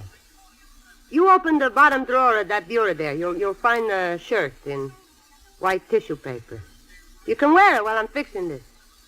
It was made for somebody, and they never called for it. Is there a name pinned to it? Stella? No, don't tell me that name. What a beautiful shirt. The color of a rose. Seta pura. This shirt is too good for Mangiacavallo. Everything here is too good for Mangiacavallo. Nothing is too good for a man, if the man is good. You are welcome to wear it. How does it feel, huh? The silk kind of. Feels like a girl's hands. It'll make you less trouble. There's nothing more beautiful than a gift between people. Now you're smiling. You like me a little bit better. You know, what they should have done when you was a baby. What?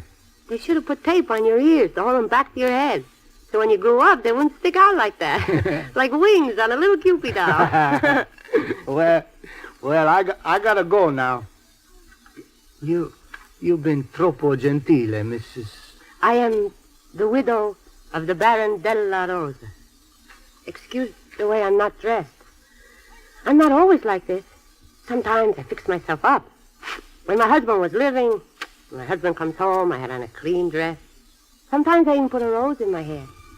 A rose in your hair would be pretty. For a widow, it ain't the time of roses. When can I bring the shirt back? When you pass by again. I pass by tonight for supper. Volete? Well, look at the window. If the shutters are open and there's a light in the window, you can stop by for your jacket. But if the shutters are closed, you better not stop by because my daughter will be home. She's gone on a picnic. She might be home early, but not that there's nothing wrong with 2 grown people having a conversation, but my daughter's 15, and I gotta be careful to set her a perfect example. But if there's a light in the window, then you'll be expected. Arrivederci.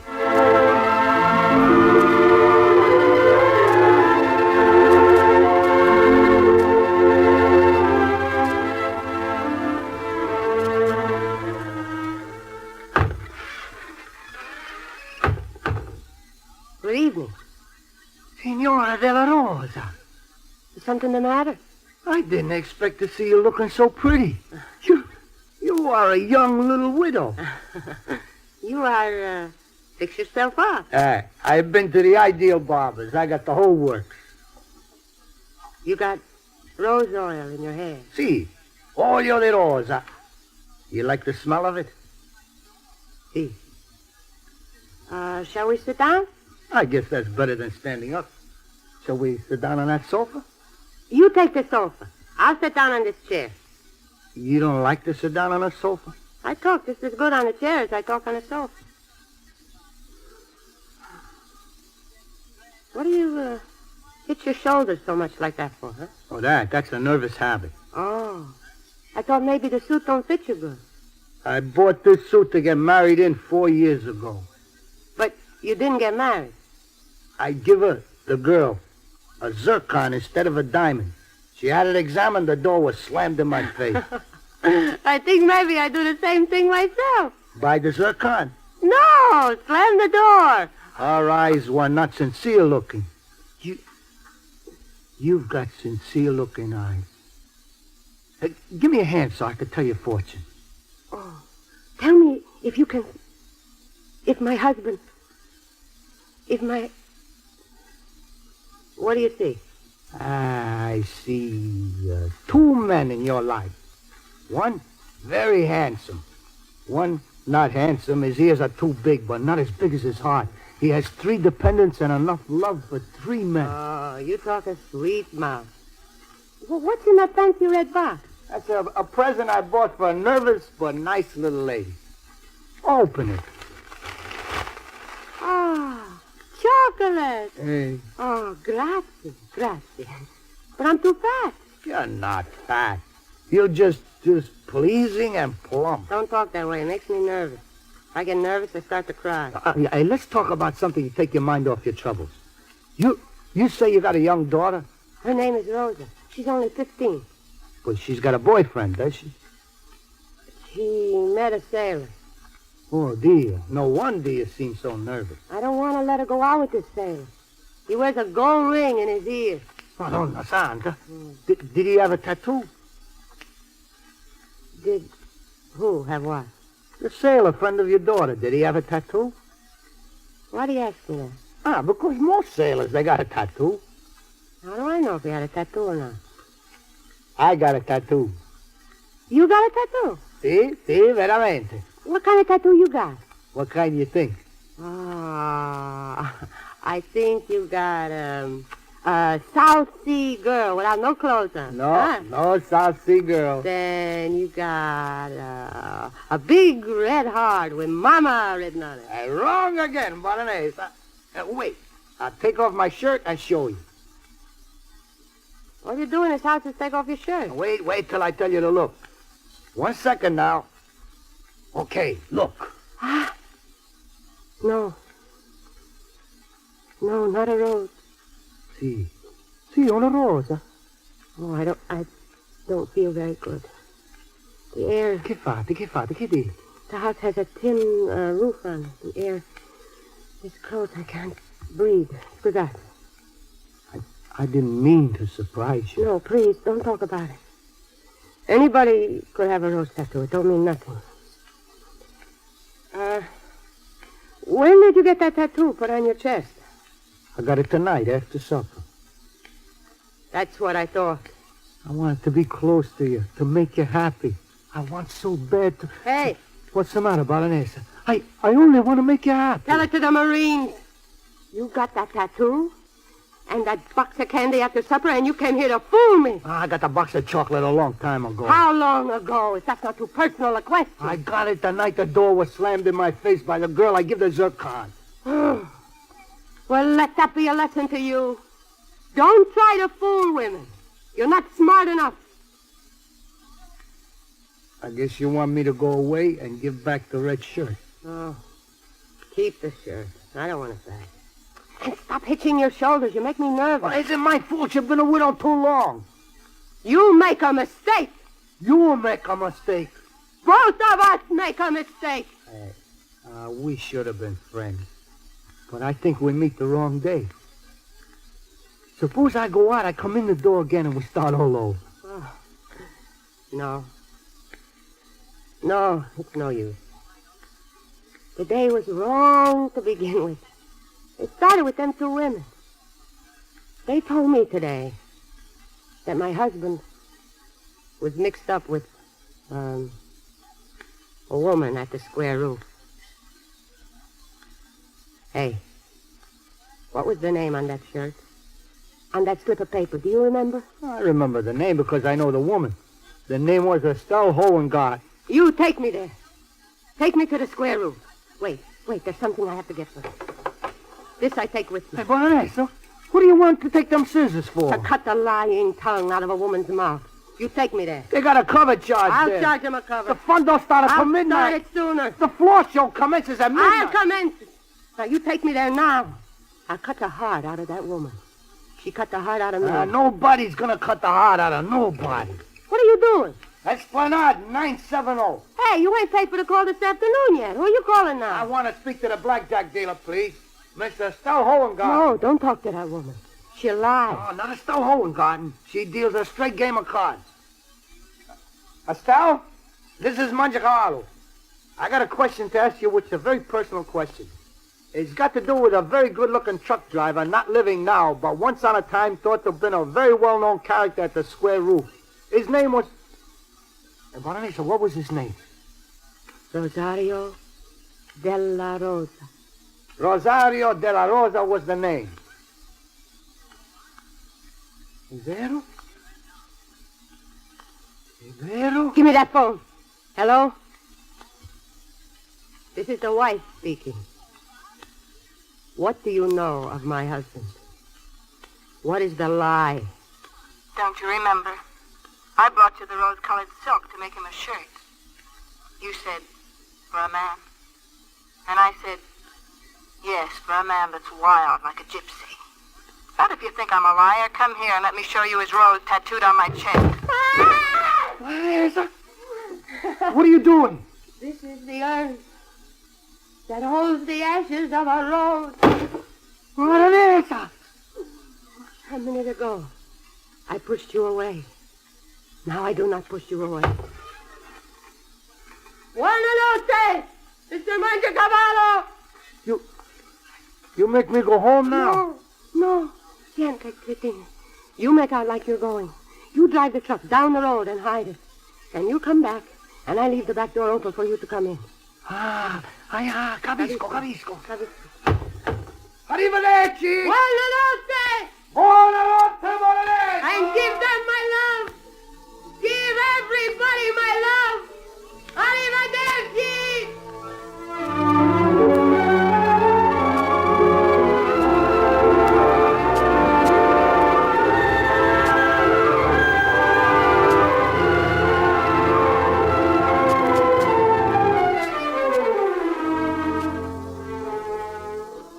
When does your ship sail?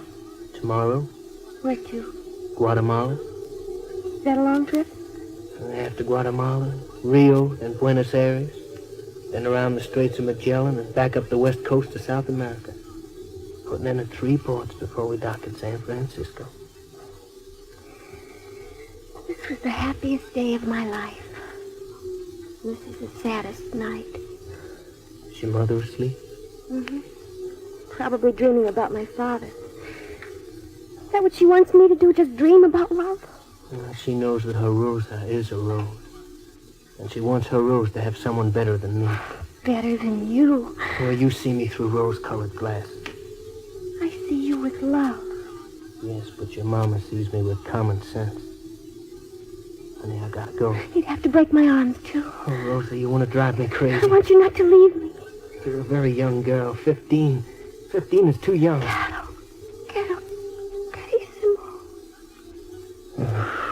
Look, you gotta save some of those feelings for when you're grown up. I am grown up. Grown enough to be married. I gotta be going. I gotta. I won't let you. Now listen to me, Rosa. Today on that island, I remembered that promise I made your mother, and I kept it. What time in the afternoon must you be on the boat? 5. Why? What will you be doing till 5? I'm going to check in at some fleabag hotel on North Rampart Street, and then I'm going to get loaded. Do me a little favor.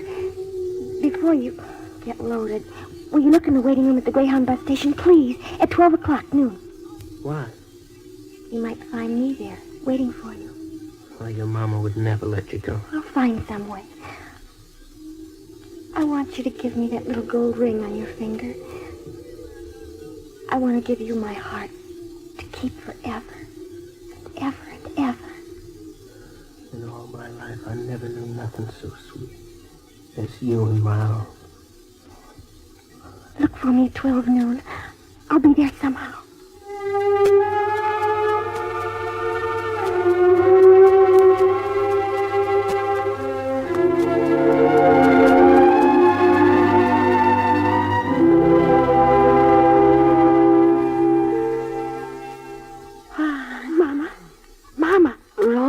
Mama, be quiet.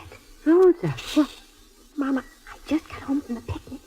There's a man on the living room sofa without his shirt. Oh, dear. Rosa, you stay here. You gonna call the police? I'll get rid of him.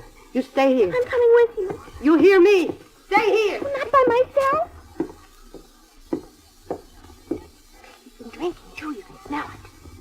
Hey, you, man. What are you doing in my house, huh? You get up. Get out of here. You want to call the police? Juanesa, I have a beautiful dream of you. Beautiful You dream. get out of here. Quick. Juanesa, I love Get you. out. But last night Don't you talk to me. Don't say nothing. Get out before I kill you. Juanesa, I come back tonight, maybe. Police! Juanesa! Who was that man? I don't know how he got in. Maybe the back door was open, huh? Oh. Yes, maybe it was. Maybe he climbed in the window. Or fell down the chimney, maybe. Rosa, I want you to understand about that man. That was a man. That was a man. Can't you think of a lie, Mama? He was a truck driver, Carter. He got into a fight. And I took pity on him. I let him sleep on the sofa. Carter.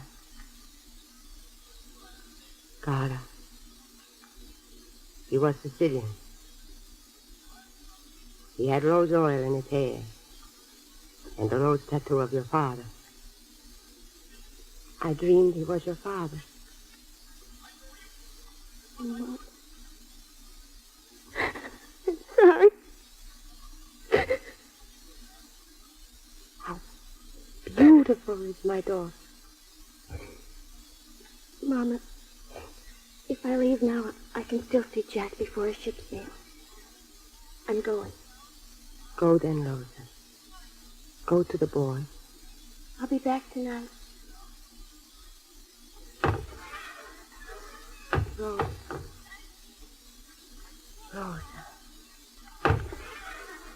Serafina. Assunta. I heard you called the police.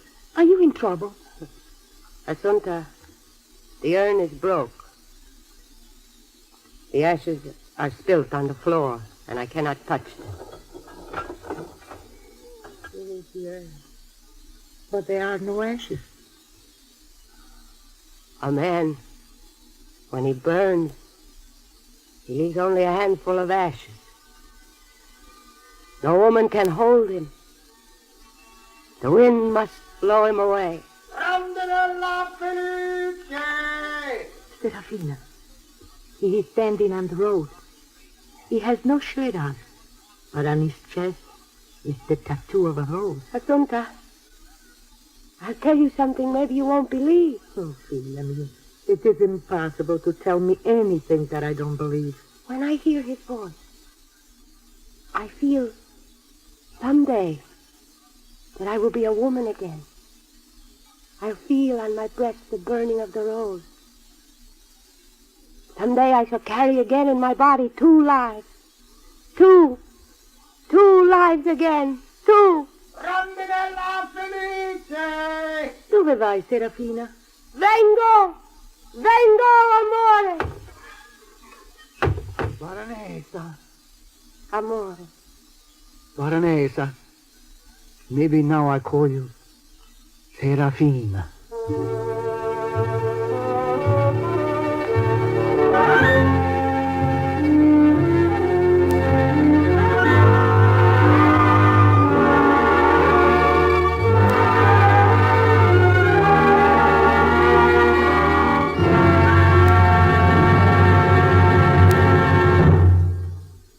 have just heard the Best Plays production of The Rose Tattoo, starring Maureen Stapleton and Eli Wallach.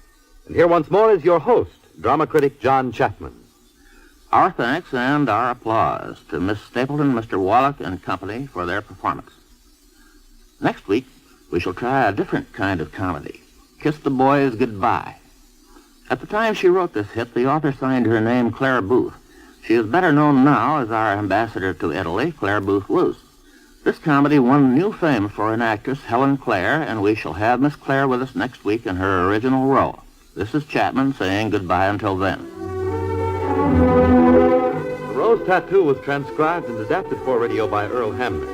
Here in the cast were Jane Webb as Rosa, with Louis Van Ruten, John McGovern, Agnes Young, Ann Diamond, Bob Hastings, Virginia Payne, and from the original Broadway cast, Jane Hoffman as Flora and Augusta Norigi as Assunta. Best Plays is an NBC production supervised by William Welch and directed by Edward King. Your announcer is Fred Collins. This is NBC, the national broadcasting company.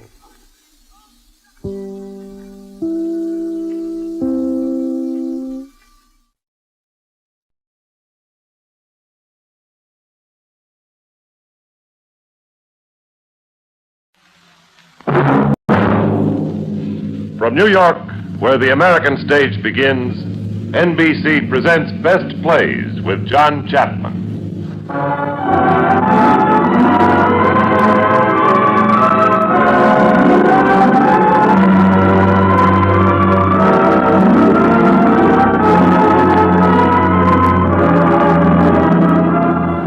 Best Plays, a series of hour-length dramas based on famous theatrical books begun by the late Burns Mantle. Now edited by the distinguished drama critic of the New York Daily News, John Chapman.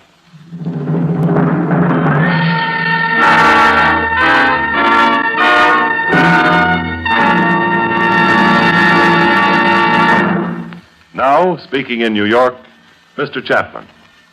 Our play this evening, Uncle Harry, was one of Broadway's best plays 10 years ago. The title might suggest that it's a nice, pleasant family comedy about a jolly old uncle whom everybody loves, but the facts are different. Our Uncle Harry hates being called uncle and is far from jolly. In fact, he's a... Well, I mustn't get ahead of the story. You'll find out. Back in the season of 41 and 42, we had two extraordinary and skillful thrillers. Patrick Hamilton's Angel Street, which was played recently on this radio series, and Thomas Job's Uncle Harry. Thomas Job was born in Wales, went to school with another playwriting Welshman, John Van Druten, and came to this country in 1925 to teach English in a Minnesota college. This college made him head of the drama department, and he began writing plays so that his students would have something to produce and act. Later, he taught playwriting at Carnegie Tech. His first Broadway success was Barchester Towers, and then came Uncle Harry. For our performance now, we have in the title role Joseph Schildkraut, who starred in the original Broadway production. Starring with him this evening is Agnes Moorehead, who recently has been touring the country with Charles Laughton, Charles Boyer, and Cedric Hardwick in Shaw's Don Juan in Hell. Since Mr. Schildkraut and Miss Moorehead are in Hollywood, we'll take you out there for the performance, and I'll sit here in New York and listen. The opening scene is the back corner of the tavern bar in a small Canadian town.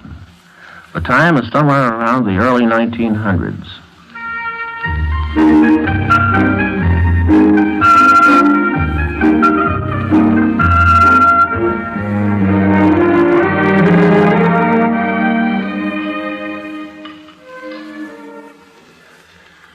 Here you are, sir. Mild and bitter. Thank you. There you are. Thank you, Mr. Jenkins. Now under the firm is Up Jenkins. It's just a little joke we have. Up and coming, eh? Doesn't take you long to catch on, sir. Yes, you've got to be up and coming these days. Otherwise, where are you? In the soup. Right. It's the same in everything. Politics, business, even murder. You've got to act quick and thoughtful, or you're in trouble. I take this Tompkins fellow in the newspaper here. Murdering his wife that way. Oh, yeah, see, you went wrong there. Oh, no. It was disposing of the body. That's where he went wrong. He hesitated about the head. Result? Here. Prisoner pays the supreme penalty. Yes, hang by the neck. Not up and coming, huh? Hanged, eh? I beg pardon? Hanged, I said. This Tompkins fellow here must be satisfied. Murderers must be hanged to be satisfied, sir. You see, murderers, like artists, must be hung to be appreciated. Well, I don't agree with you, sir. A murderer owes it to himself to lie low. Yes, and that's the paradox of it. It's really very, very sad, you see, because murder is a beautiful art. What? That is, if you look at it properly. Tell me, sir, did you ever read about the Quincy case? Quincy. A few years ago, wasn't it? That's right. Settled just like that, if I remember. So they say, but they are wrong, very wrong. You don't say. Would you care to hear the real story? Do you know it? Oh, yes. Better than anyone. As a matter of fact, Harry Quincy lived right here in this town, you know. Oh? Yes, with his two sisters, Letty and Hester, unmarried, all of them. The parents died and left them a legacy. Not much, you understand, but enough to keep them in comfort, if they lived together. Now, note that, sir. Please note that. If they lived together. Makes for a bit of a situation, eh? Precisely. Oh, Albert. Yes, sir. Another mild and bitters for this gentleman, please. Yes, sir. I say, the bartender seems a bit frightened of you. Naturally. Why naturally? Because I'm the murderer. What? Oh, don't be alarmed, sir. I'm quite harmless. Why are they letting you run around loose? Because of the cunning ways of God. I am trying to circumvent them, sir, through you and through thoughtful men like you. Oh, I tell lots and lots of people. What are you trying to get out of it? I want the world to know me for what I am. And then perhaps Letty will let me be. Letty? Don't be impatient, sir. Please don't be impatient. I'll explain it all. Just follow my story closely, and you will see how success, like a curse, has a curious way of coming home to roost. Well, it all began one afternoon at our house. My sisters were serving tea. More tea, Lucy, dear. No, thank you, Hester. Show my sister your ring, Lucy. Did you see it, Letty? 3 rubies. I saw it. They're small, but there are 3 of them. It's such a lovely setting, too. Don't you think so, sister? Makes the stones look so much bigger. How old is your fiancé, Lucy? 38. He's a widower. Any children? Not yet. Oh, you are a caution, Lucy. Imagine what a surprise this will be to Brother Harry. You don't know how much it bothered Harry when he had to break off his engagement to you, Lucy. Well, I'm glad to take a load off his conscience. I said to Harry at the time, if that girl doesn't sue you for breach of promise, Harry, she's a saint, that's all. If I'd sued anyone, Letty, it would not have been Harry. Oh, I know what you're thinking, Lucy, that it was Hester and I who influenced Harry to break off, but I assure you it was all between you and Harry. Well, anyway, I suppose you're glad you waited now that you found Mr. Waddy. George Waddy. Oh, yes. Waddy. Well, after all, home's the best place for Harry. Yes, that's what you said at the time. Did I? Well, doesn't that show you now? Yes.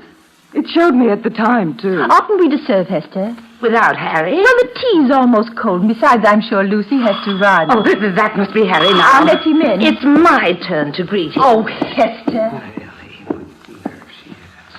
Well, here I am at last. Whew, this rain. You forgot to wear your galoshes. Oh, so I did. Oh, well, never mind now.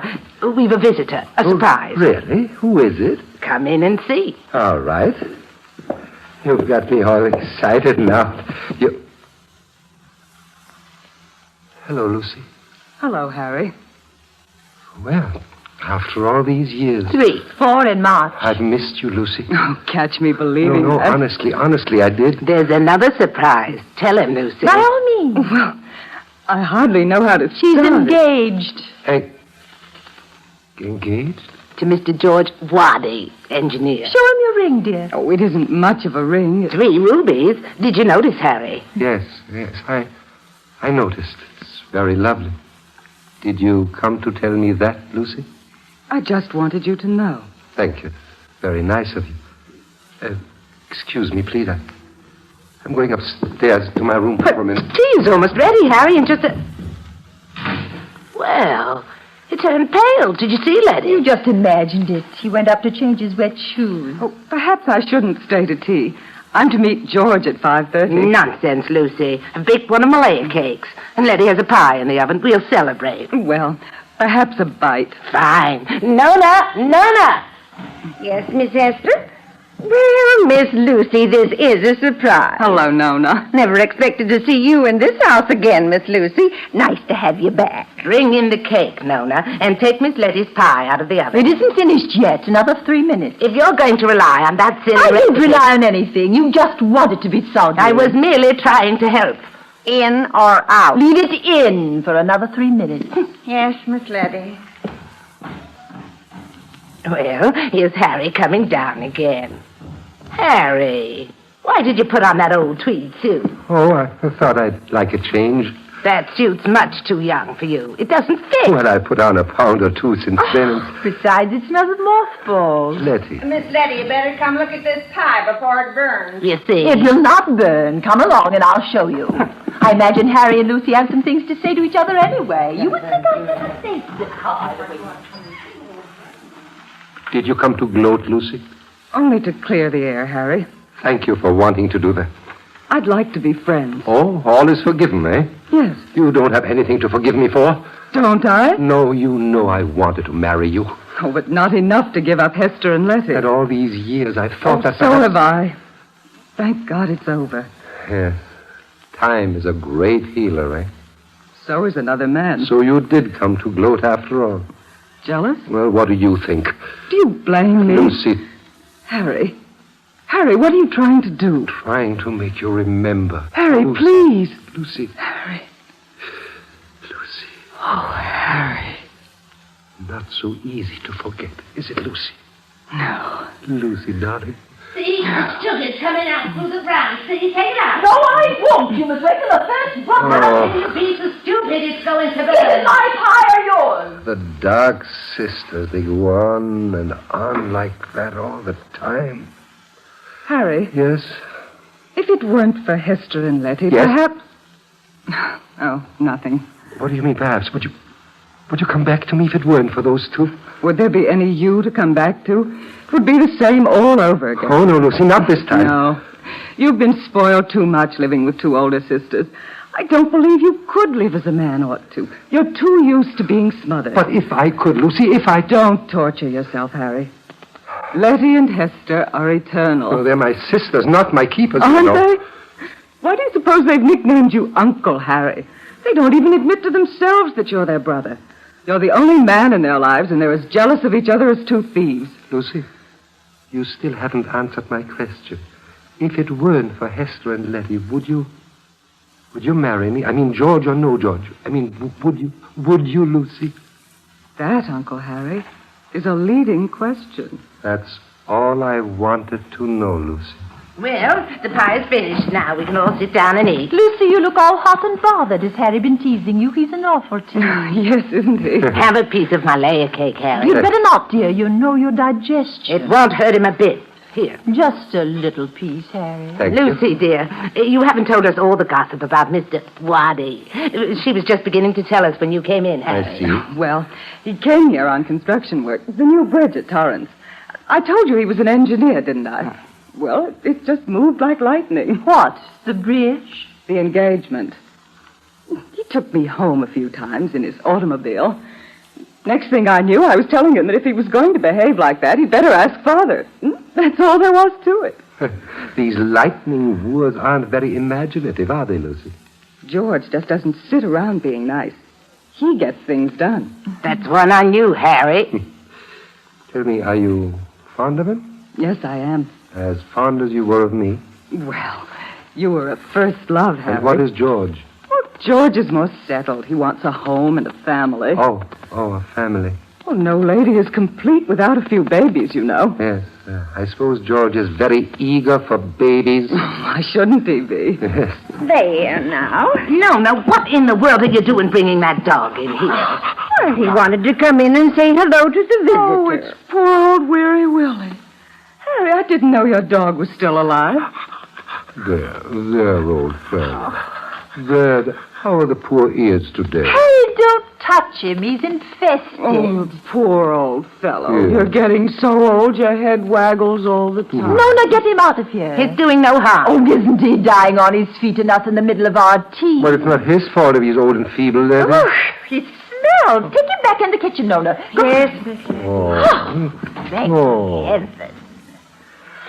Well, let's cut my pie now, shall we? Yes. Oh, this smells good, Letty. It may be a bit soggy. Letty wasn't sure about the time. It will not be soggy. Lucy? Thank you. Harry? Thank I you. won't let you eat it, Harry. It's canned How gooseberries. dare you take his plate? You never consider his health. Don't be childish. You're just jealous. He hardly touched your plate. He enjoyed my father. Ladies, please. All right, I'll compromise. I'll take a mouthful of Letty's pie and a little mouthful of Hester's cake, all right? Now, who can that be? Oh, dear, that must be George. I asked him to stop by if I hadn't gone by 5:30. I'll answer it. Mr. Waddy, coming here. Yes? Oh, it's rain. Let's see. You'd be Uncle Harry. My name is Harry Quincy. Then you are Uncle Harry. He's told me about you. I'm George. George Waddy. Oh, please come into the living room, Mr. Waddy. Thank you. Oh, Lucy, Mr. Waddy is here. Oh, darling, how nice of you to come. I hope I'm not intruding, but we did have a 5:30 date. Let's have a kiss for George, huh? There. Oh, he's so possessive. Yes. Mr. Waddy, may I present my sisters? This is Hester, and this is Letty. How do you do? How do you do? I've heard so much about you all from Lucy, especially about Uncle Harry here. Yes, I was afraid of that. Well, on the contrary, I owe you a great deal. Well, I'm very glad to meet the better man. Won't you have some tea, Mr. Waddy? I'd like to, but afraid I can't. Little girl here and myself have a busy schedule. George is taking me shopping for a trousseau. Just something simple, of course. I'll bet it will be. When is the big event, Mr. Waddy? It'll be soon. Make no mistake about that, Lucy. George believes in getting things done. Yes, I do. And we'd better get your things and be off. Oh, before you go, Lucy, here's a little package of something that I'd like you to have. Well, how very nice of you. What is it? I'd tell you, but George would be furious. Me? Furious? Why? Not really furious, just in a nice sort of way. Oh, Letty, what is in that package? Oh, no, Harry. Let her open it privately. Well, now, we just can't stand here all day deciding. Open it when you get home, Lucy. Goodbye, Miss Letty. Goodbye. Miss Hester. Goodbye, Uncle Harry. Goodbye, Mr. Waddy. Goodbye. Lucy, I hope you'll remember what we spoke about a little while ago. Oh, yes, of course I will. That's fine.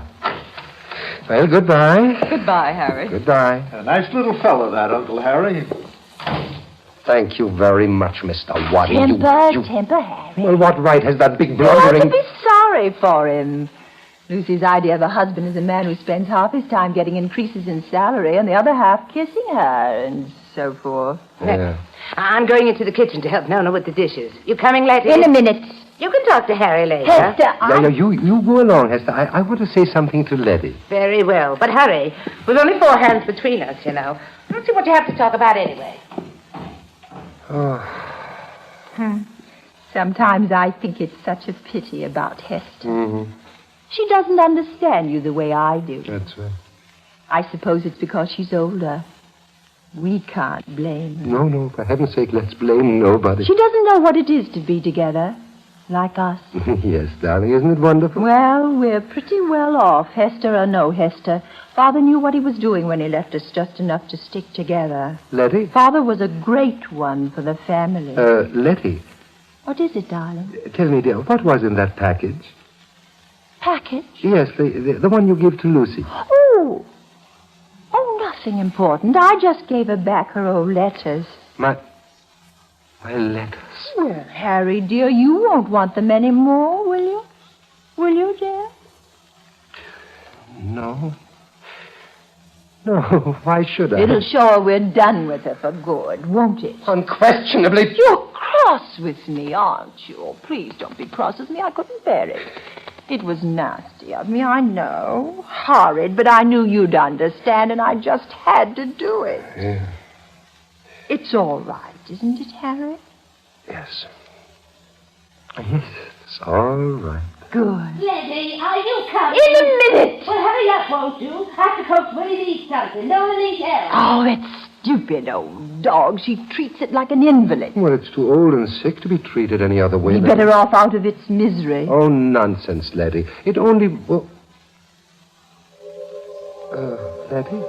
You know, perhaps you're right. Perhaps you're right at that. Of course I'm right. The animal does nothing but suffer and smell up the house. Of course, Esther would boil. Well, let her boil. You know, we could do it so that she didn't even know. A little secret between just you and me, Letty. That would be fun. Well, hardly fun. Well, it's better than letting it suffer. But how does one go about it? Well, I don't know. Poison, I guess. Yes, poison will be the quickest, and Hester will never know. Chloroform? Oh, no, not chloroform. He'll struggle too much with that. No, I think hydrocyanic acid will do it. What's that? Oh, something very quick. Same thing as prussic acid. Oh, would it hurt? Oh, no. Over like that. Ooh. Letty, suppose you get some downtown tonight, Tonight? Well, it's no use prolonging it, dear. Once you decide to do a terrible thing like this, the best way is to get it over with before all sorts of doubts begin to trouble you, you know. Oh, very well. Can you buy it just like that? Oh, no. I tell you, you have to sign for it. Oh. You go to Ben, he's a friend of mine, and tell him what you need it for, and you have to sign my name. After all, he sings over at the Bluebell Tavern with Albert and me. Yes, Ben would give it to me. I'll go right away. Then I won't have to help wash the dishes. Sneak out, eh? Serve her right. I'll just get my coat now. Letty, are you coming? I'm going to the druggist. Harry is out of cough mixture. We just bought some. Well, he needs some more. You know he can't sleep without it. You're just trying to get out of doing this. Well, I'll help later. Leave some. Very well, I will. I'm going now, Harry. Yes? Harry, how much shall I get? I tell you, just tell Ben what you want it for, and Letty, ask for a good, strong dose. Oh, very well. I shan't be long. Running away like a spoiled child. Well, you know Letty's emotional. You know what the trouble is. She doesn't understand people like you and me, Harry. Yeah. Yes, I suppose you're quite right, Hester. You're quite... Well, guess I'll be going now. Going? Yes, to the Bluebell Tavern. It's Wednesday. Oh, I wish you wouldn't go to that place. Besides, it's pouring out. Yes, I know. I'm not keen about going myself. I tell you the truth that the boys need somebody to sing with them. I can't let them down. Harry. Yes? When are you going to stop being a little martyr to everyone? Soon. Very soon now, Hester. No one gives a decent person a thank you for everything you do. That's right, Hester. You know, sometimes I think you've got to be a real devil to make people esteem you. What are you looking at me like that for? Nothing. Just taking a good look at you. You're such a big, live woman. Don't be a fool, Harry. And what in heaven's name is there to laugh at? When the rain rains and the goose winks, little knows the gosling what the goose thinks. Good night, Hester.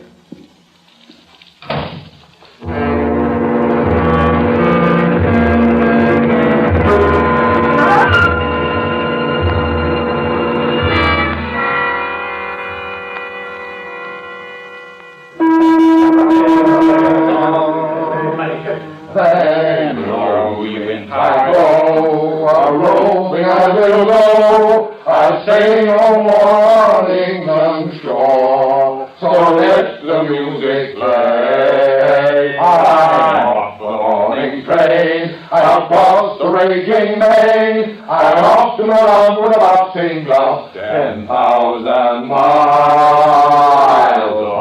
away. So far away.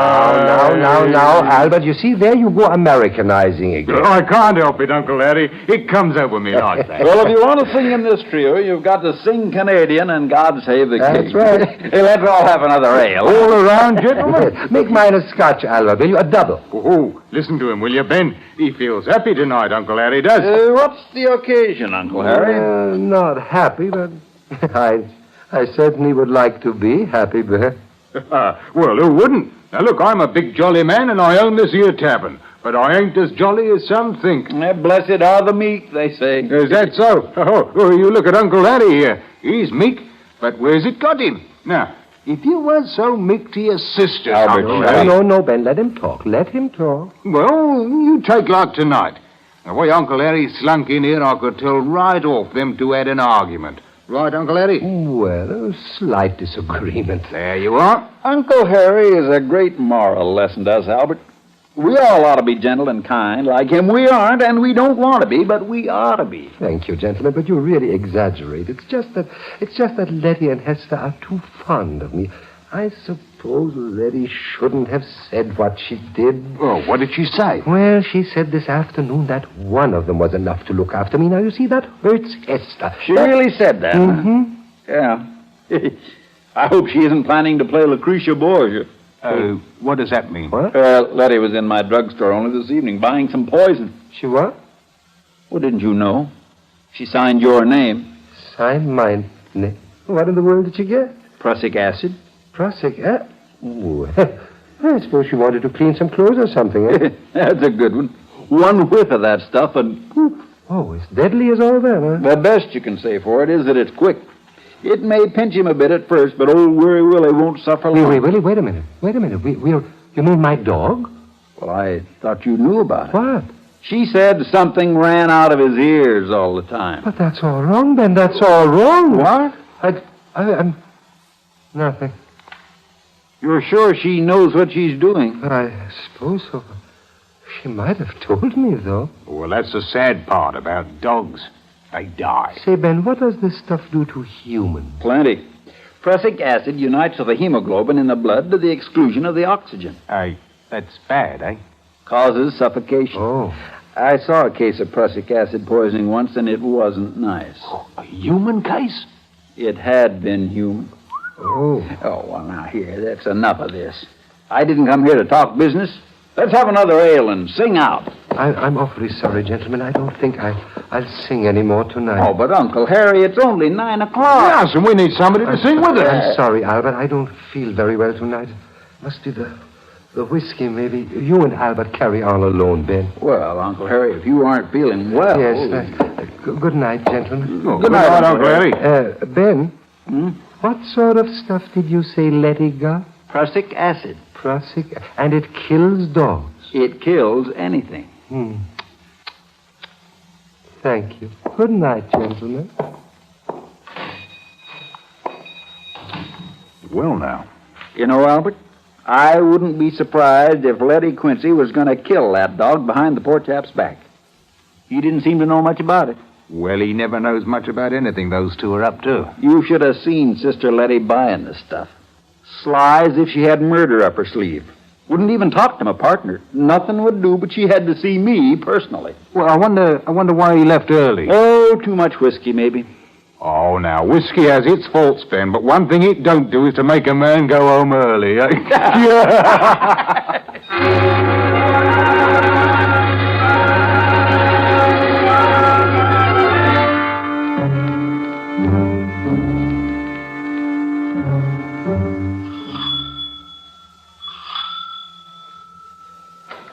Hello, Letty. Where have you been? Down at the Bluebell. Didn't Hester tell you? Oh, she hasn't said a word to me all evening. Oh? I've been sitting here reading and worrying about you. I could strangle her. What's the matter now? Oh, she found a broken teacup, the second best set. She thinks I did it just to spite her. Did you? Of course not.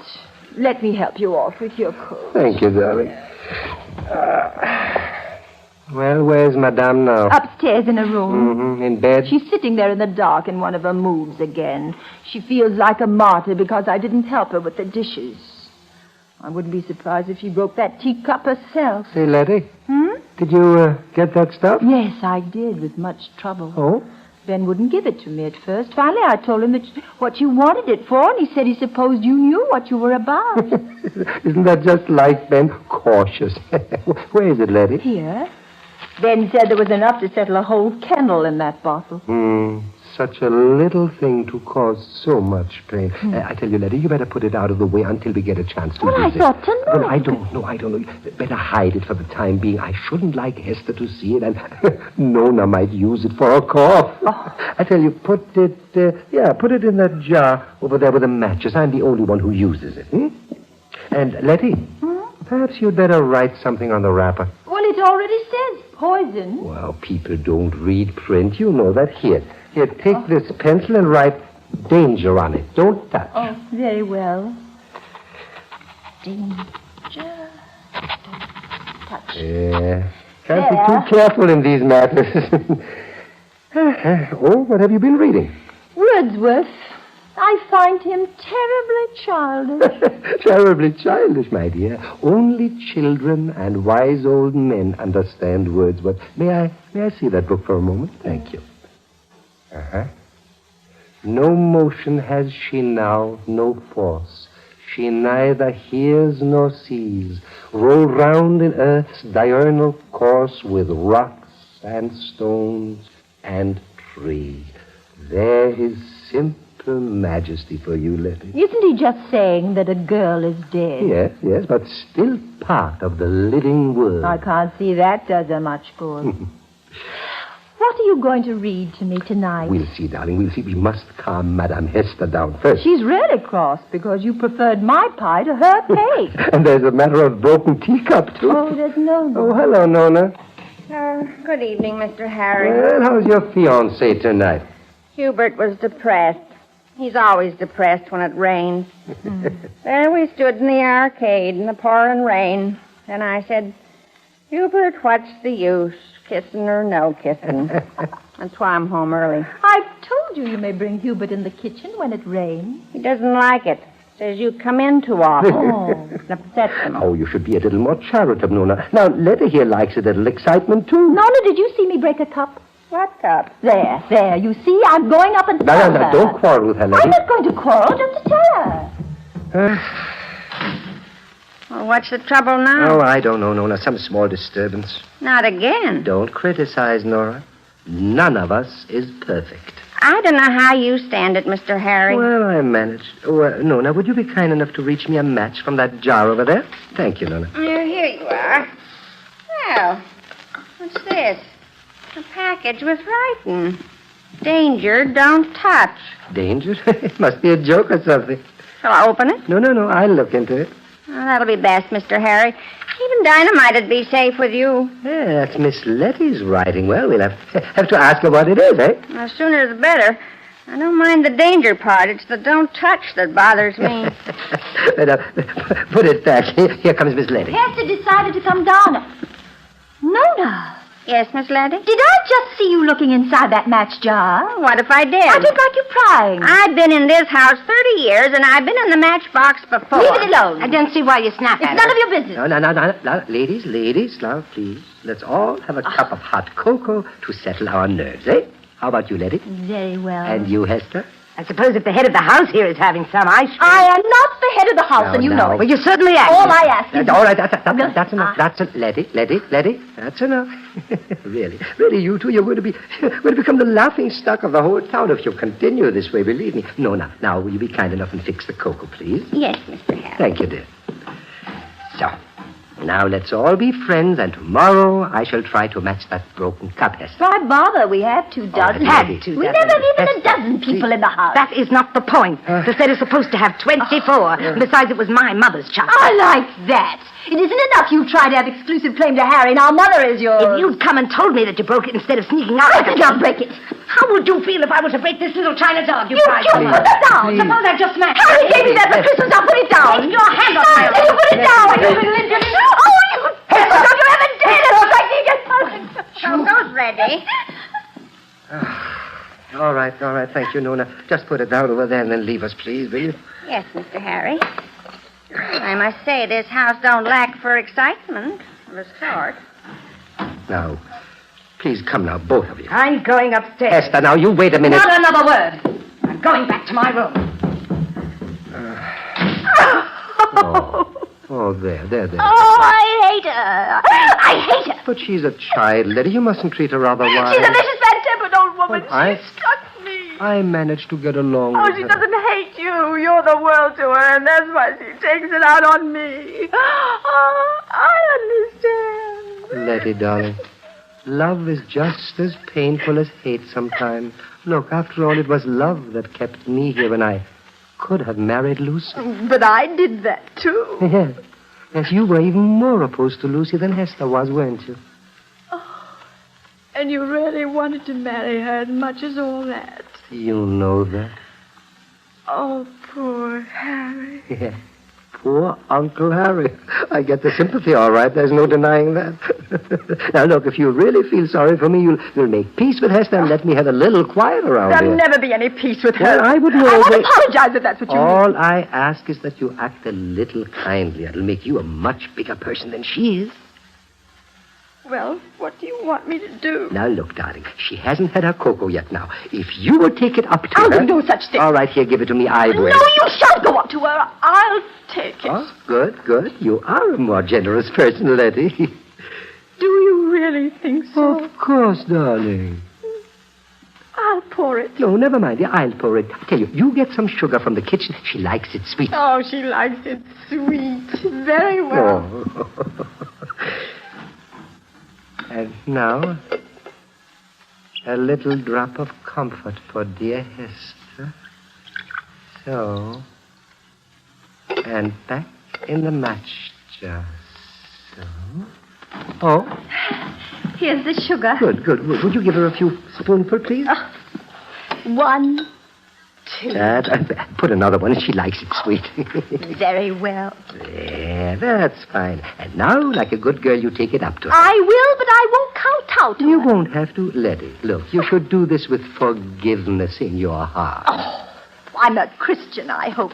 But I'm a Christian within decent limits. Now, make sure she drinks it. She'll drink it if I have to pour it down her throat after all the trouble I'm going to. Letty, Yes. Letty, if it was just you and me and there was no Hester, We'd be much happier. and suppose I wanted to get married, what would you say? What would become of me? Yeah. Yes, that's what I thought you'd say. What else could I say? Nothing. Go on, dear. Take the cocoa up to her now. Nona? Nona!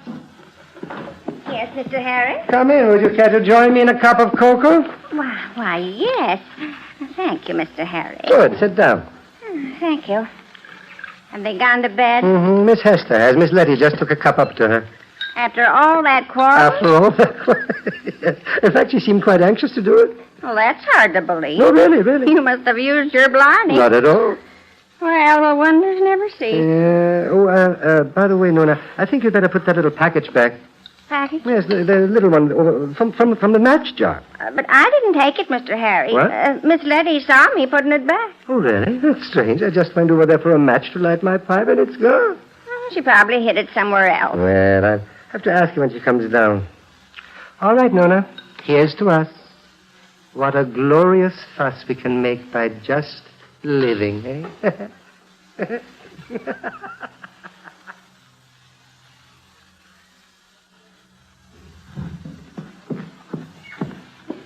That you, Letty? Yes. Well, did she drink it? No. What? She said she'd wait until she's finished the story she's reading. Well, it'll get cold. But she likes it cold. Shall we have ours now? Yes, darling, we've earned it. I shall sit next to you. Yes. Oh, this is so cozy and peaceful. Would you read to me, Harry? Certainly. I tell you, since with us, let's find something appropriate for her. I'll never humiliate myself again by giving in to her like that. You won't have to. Imagine her lying up there now, triumphant. Imagine her reaching for her cup of cocoa victoriously because you brought it to her. Harry, you're acting very strangely. Am I? No. Now, let's see. What shall I read? Aha. Here's something very appropriate. The Funeral Dirge from Shakespeare's Cymbeline. Fear no more the lightning flash, nor the dreaded thunderstorm. Fear not slander, censure rash. Thou hast finished. That's Hester. No need to hurry. She's ill. She may need me. She needs nothing anymore. How can you stand there like that? Hester is dead. What? You see this? The poison! Oh, Harry! Harry, you didn't use it. You didn't. You, Coco, you gave Oh, her. Harry! Harry, you murdered her. She was never any use. You'll be hanged! I don't think I'll be hanged. Harry! Harry, what are you saying? Harry, where are you going? Upstairs, just to look at her. Oh, I don't believe it. Coming? Mr. Harry! Miss Letty! Oh, she's dead. I saw her on the floor. No, are you sure she's dead? Oh, I won't ever forget her face, not ever. It was no illness that took her off, and you can't tell me it was. And it was that poison. That poison Miss Letty was trying to hide from us. No, you're insane. I'll tell them. Don't think I won't tell them. No, I didn't kill her. I swear to you, I didn't kill her. It's Harry, tell her, for God's sake, tell her what happened. I didn't... I'm afraid she's right, Letty. You see, Letty, the way it is.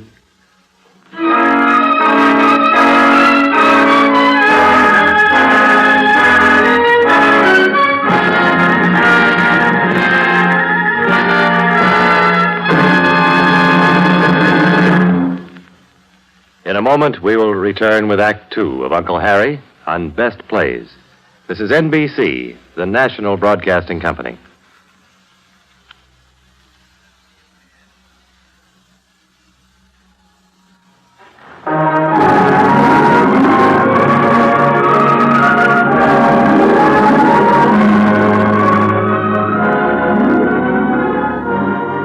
We return to the Best Plays production of Uncle Harry, starring Joseph Schildkraut and Agnes Moorehead. And here again is John Chapman. As we return to this absorbing drama, we move now into a courtroom where a murder trial is in progress. The trial seems to be another work of art on the part of Uncle Harry. The defendant is Letty Quincy. The judge has taken his chair, and the play continues. Order! Ladies and gentlemen of the jury, you have heard the evidence presented by the Crown and the defense. A question before you is whether or not Miss Letty Quincy is guilty of the willful murder of her sister, Miss Hester Quincy. You will now retire to deliberate on a verdict.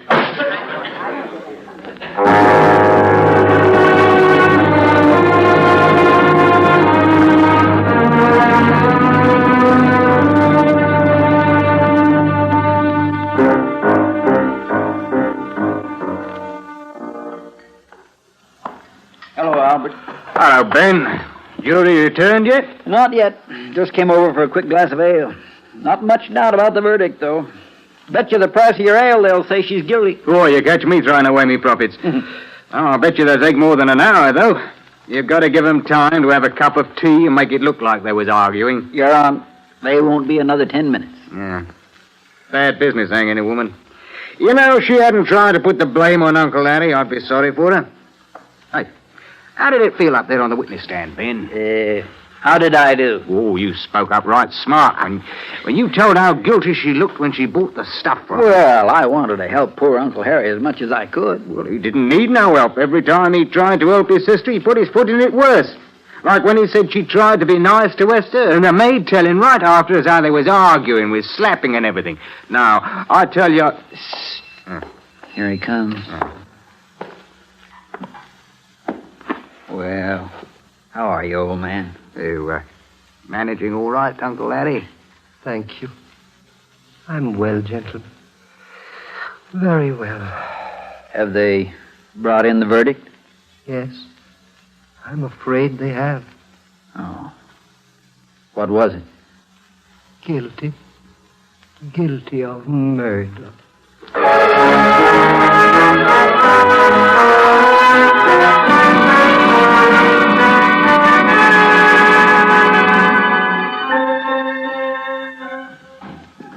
Here's the tea, Mr. Harry. Where shall I set it? Over there on the table, Nona. Thank you. Will that be all? Yes, my dear, thank you. Mr. Harry. Yes? When is the... The hanging. Soon, I'm afraid, Nona. It's 2 weeks since the trial. Seems like months. Yes. Oh, that must be Lucy. Will you kindly let her in, Nona? Yes, Mr. Harry. And then I'd like to be left alone with her, please. Yes, Mr. Harry. Thank you, Nona. Mr. Harry, inside. Thank you. Hello, Harry. Lucy, you came after all. Yes. I got your message. How dreadful for you, Harry. I can stand it. I think you were splendid, Harry. Just splendid. Thank you. That moment in the witness box when you said that if there were any justice, you should be in the dock and not Letty. Well, it was the most touching thing I've ever seen. Thank you, my dear. May I pour you some tea? Thank you. I hope you don't blame me for testifying against Letty. I couldn't do anything else, you know. No, indeed, you couldn't. But I wanted you to know, Harry, that I'm with you in your trouble as much as anyone can. Thank you, my dear. Thank you. You don't know how very happy that makes me. It gives one such an inadequate feeling, a disaster like this. Yeah. There's so little one can say. Mm-hmm. But there is one thing. Yes? You can lead your own life now. Exactly, Lucy. Exactly, my dear. You never said a truer word. Not that I'd breathe a word against those poor women. But you're free now. Yes. And you're still young. Yes, Lucy. What a strange business life is, Lucy, isn't it? You go on for years and years and nothing happens. And all of a sudden, bang. Your old life is gone and there's a new one coming up for you. You know, Lucy, once a long time ago, I got up at dawn. And before breakfast, I was on a train 100 miles away. And I thought of my old self lying in bed at home doing nothing. When I could always be doing this and catching a train for somewhere new, somewhere exciting. And now it can be like that for both of us. I need you so, Lucy. You know you can depend on me, Harry. Thank you. Thank you, darling. Oh, Lucy, before you go, what are we going to do about George? George? Yes. Well, what difference can it possibly make to George? Well, I don't know. It just seemed that it was pretty fond of you, you know. Well, of course he's fond of me. Oh, I see. Yes, well, we'll just have to make him understand, don't we?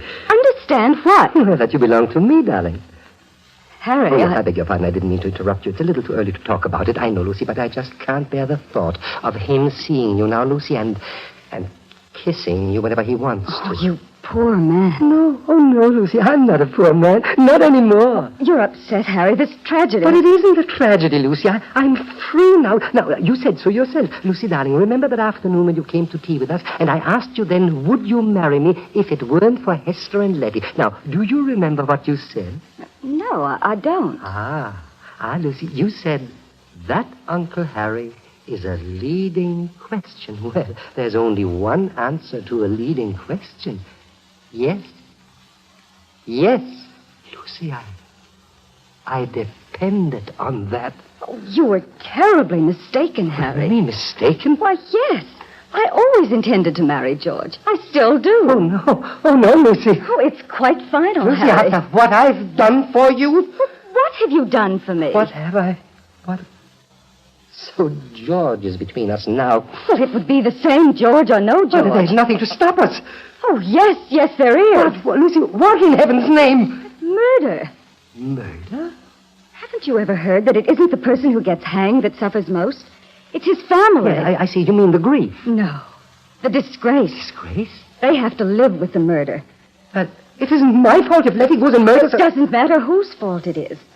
Why, how can you even think of marriage now? What? Well, if any woman were mad enough or selfish enough to do it, think of her children, stared at, talked about. Oh, it wouldn't be fair to them. That's a cruel way to look at it. No, not cruel. Just the ordinary way. Oh? And I'm afraid I'm a very ordinary person, Uncle Harry. I think I'd better leave now. There's nothing else to say. Lucy, can't I see you again? No. Lucy, please stay with me. Don't leave me alone. It's no use, Harry. Goodbye. Lucy, please. Lucy. Look. Useless. So it was all useless, Uncle Harry.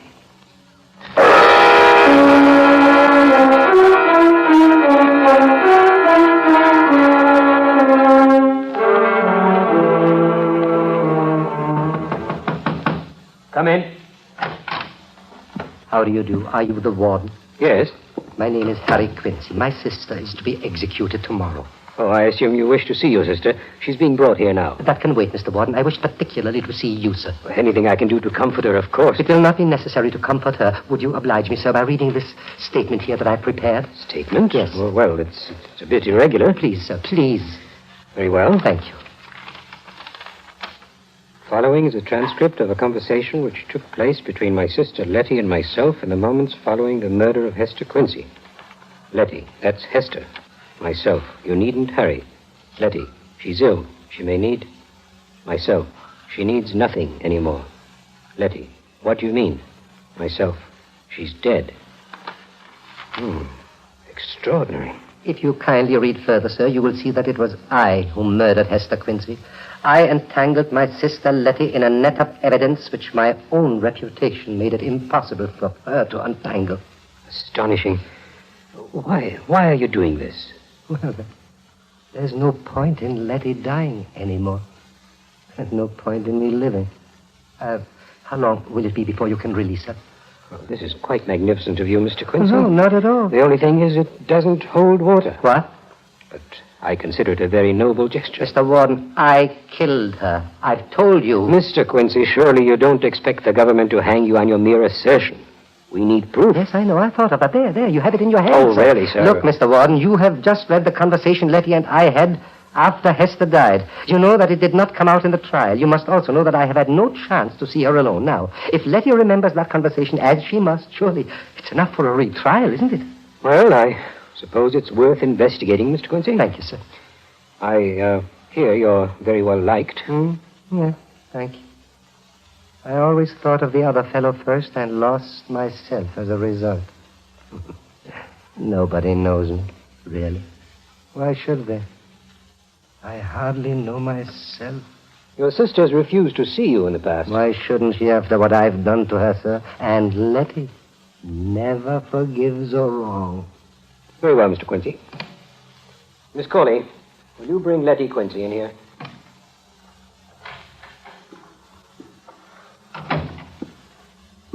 Hello, Letty. Hello, Letty. Sit down, Miss Quincy. Thank you. Could I sit in the armchair by the fire, please? That one looks very comfortable. Of course. I'd almost forgotten what it was like to sit in an armchair. I was going to ask if I could have an armchair in my room tonight. It's true, isn't it, that you can ask for anything in reason on your last night? There's going to be no last night for you, Letty. Mr. Warden, I would prefer not to speak to this man. He's wicked beyond belief. Miss Quincy, you maintained during the trial that your brother was responsible for the crime? Yes, I did. No one believed me. They'll believe you now, Letty. Can't he let me be? One moment, Miss Quincy. Do you still say your brother is guilty? Yes. And you will be interested to know that he has confessed. What? I've told them that I did it, Letty. You're cleared. Oh. Not quite cleared. There are some points. I wrote down our conversation after Hester was found. All you have to do, Letty, is to recall it, and you're free. Not free, but it would create a reasonable doubt. Let me understand. You say you killed Hester? But I told you I just wanted to know.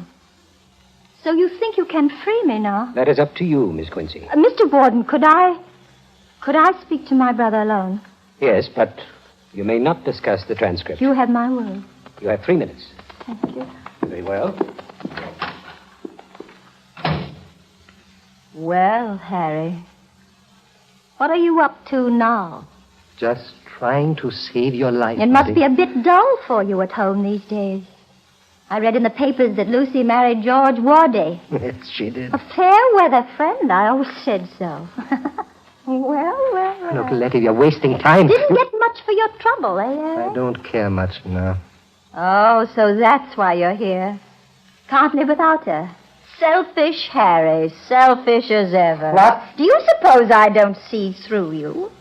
It's just like your childish trick of giving away your toys when you'd broken them. And then you'd act so big and generous about it that everyone said what a fine little fellow you were. Now you've broken your life and you want to give that away. But it won't do, Harry. Not this time. You don't want to die, do you, In Letty? the last 3 weeks, I've died over and over again. Tomorrow won't matter. But imagine. If you live, you'll be lord of the manor. I thought of that. I thought of you as lord of the manor. You who are such a great one for company. But there isn't much company, is there, Harry? You walk down the street and people whisper and cross to the other side. You go home and there's the memory of me at the door to meet you. You sit in an empty room with only horror for company. Oh, no, I wouldn't be in your shoes for anything, Uncle Harry. You can't do this, Letty. You must tell the truth. You must. No. Letty, you've spoiled everything for me all my life. Don't spoil this, please. Please don't spoil this. Well, Mr. Quincy? She won't tell the truth, sir. I did it, and she says no. Of course he didn't do it. Who, then? You say I did it? Let it stand that way. Very well. You see, he's always been headstrong, Harry has. Once he even wanted to go to Paris to paint pictures, as if he couldn't paint all he wanted at home. Then he wanted to marry some perfectly ordinary girl. It was hard to make him see sense about it.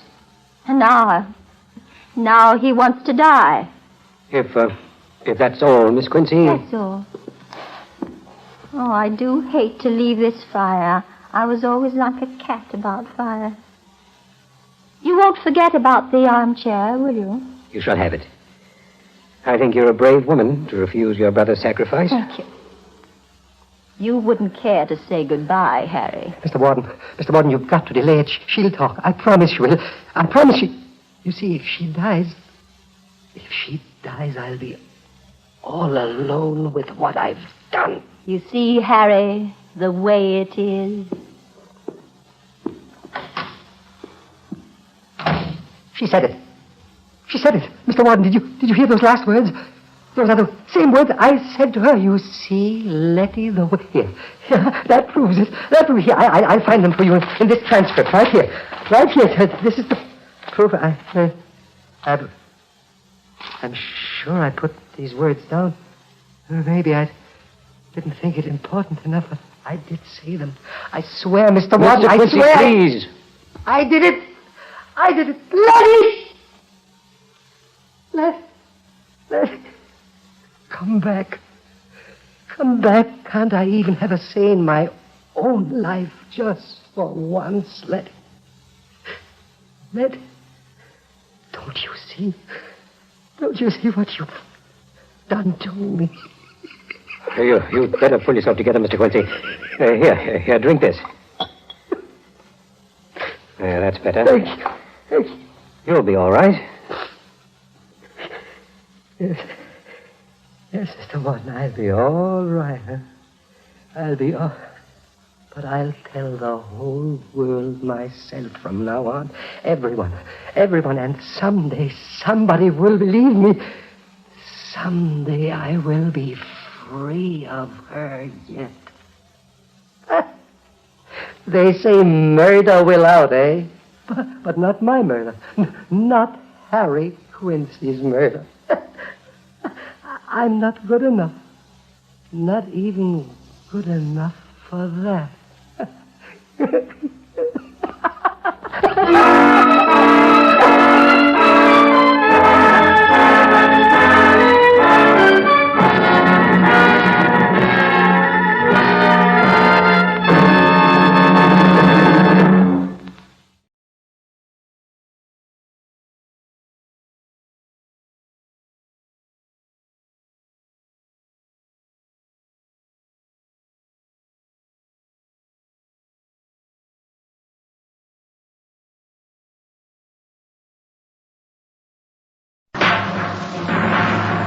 From New York, where the American stage begins, NBC presents Best Plays, transcribed with John Chapman.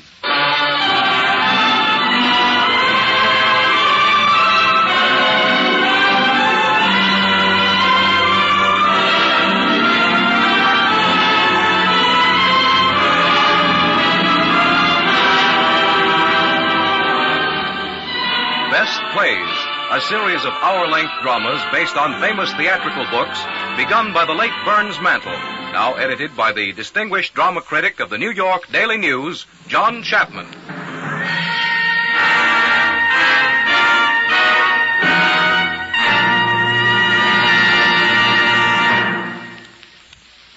Mr. Chapman. Good evening. Somehow, I hesitate to describe the best play we are presenting here as a psychological melodrama, because that phrase doesn't have the punch it used to have. It seems to me that it used to mean a play or a movie that was enormously exciting, but still intelligent. It was a thriller that made sense and didn't have to rely on sliding panels, clutching claws, and all of the other machinery of the old-time Meller. But from what I've seen lately, on the stage at least, and a good bit of the time in the movies, a psychological melodrama is a melodrama in which nothing happens. Since nothing has happened, I go right home to bed and sleep like a practically toothless baby. But that wasn't the case on the night of December 5th, 1941, when I saw the first performance of Patrick Hamilton's Angel Street. A great deal happened in that play, even though it was psychological. It was so psychological, in fact, that it kept my head whirling for hours. What a cunning and cruel devil that Mr. Manningham was. And how clever was that very dull-looking man from Scotland Yard, Sergeant Ruff. And what a terrible time that frail, beautiful Mrs. Manningham had had. This was indeed a best play, and it was staged and acted to perfection. For our performance now, we have the original Mr. and Mrs. Manningham. Vincent Price has had many fine roles on the stage and in the films, and this ranks as one of his best. Judith Evelyn, who is one of our best actresses, won stardom in Angel Street. This season, she had the leading feminine role in another psychological thriller, and a good one this time, The Shrike. And for Sergeant Ruff, we are happy to have Melville Cooper, one of the best actors Britain ever sent us. The players are ready now, and it's time to begin.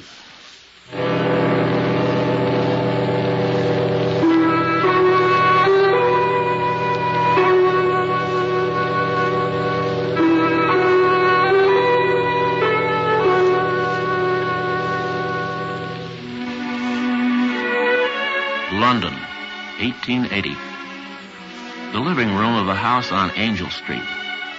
The room is murky with that rather terrifying darkness of the late afternoon. The 0 hour, as it were, before the feeble dawn of gaslight and tea. In front of the fireplace on a sofa, Jack Manningham is stretched out and sleeping heavily. Sitting quietly nearby is his wife, Bella. Once she might have been called beautiful, but now she has a haggard, frightened air about her. There is a knock at the door, and Bella rises to answer it. Did you ring, madam? I thought I heard the muffin man go by just then, Elizabeth. I suppose you're terribly busy. Oh, no, ma'am. I'd like so much to have some muffins with tea. Would you mind? Not at all, ma'am. Gladly. Anything else, ma'am? That's all. But please close the door gently. The master's asleep. Oh, to be sure, ma'am. Bella, what are you doing? Oh, nothing, dear. Don't wake yourself. What are you doing, Bella? Come here.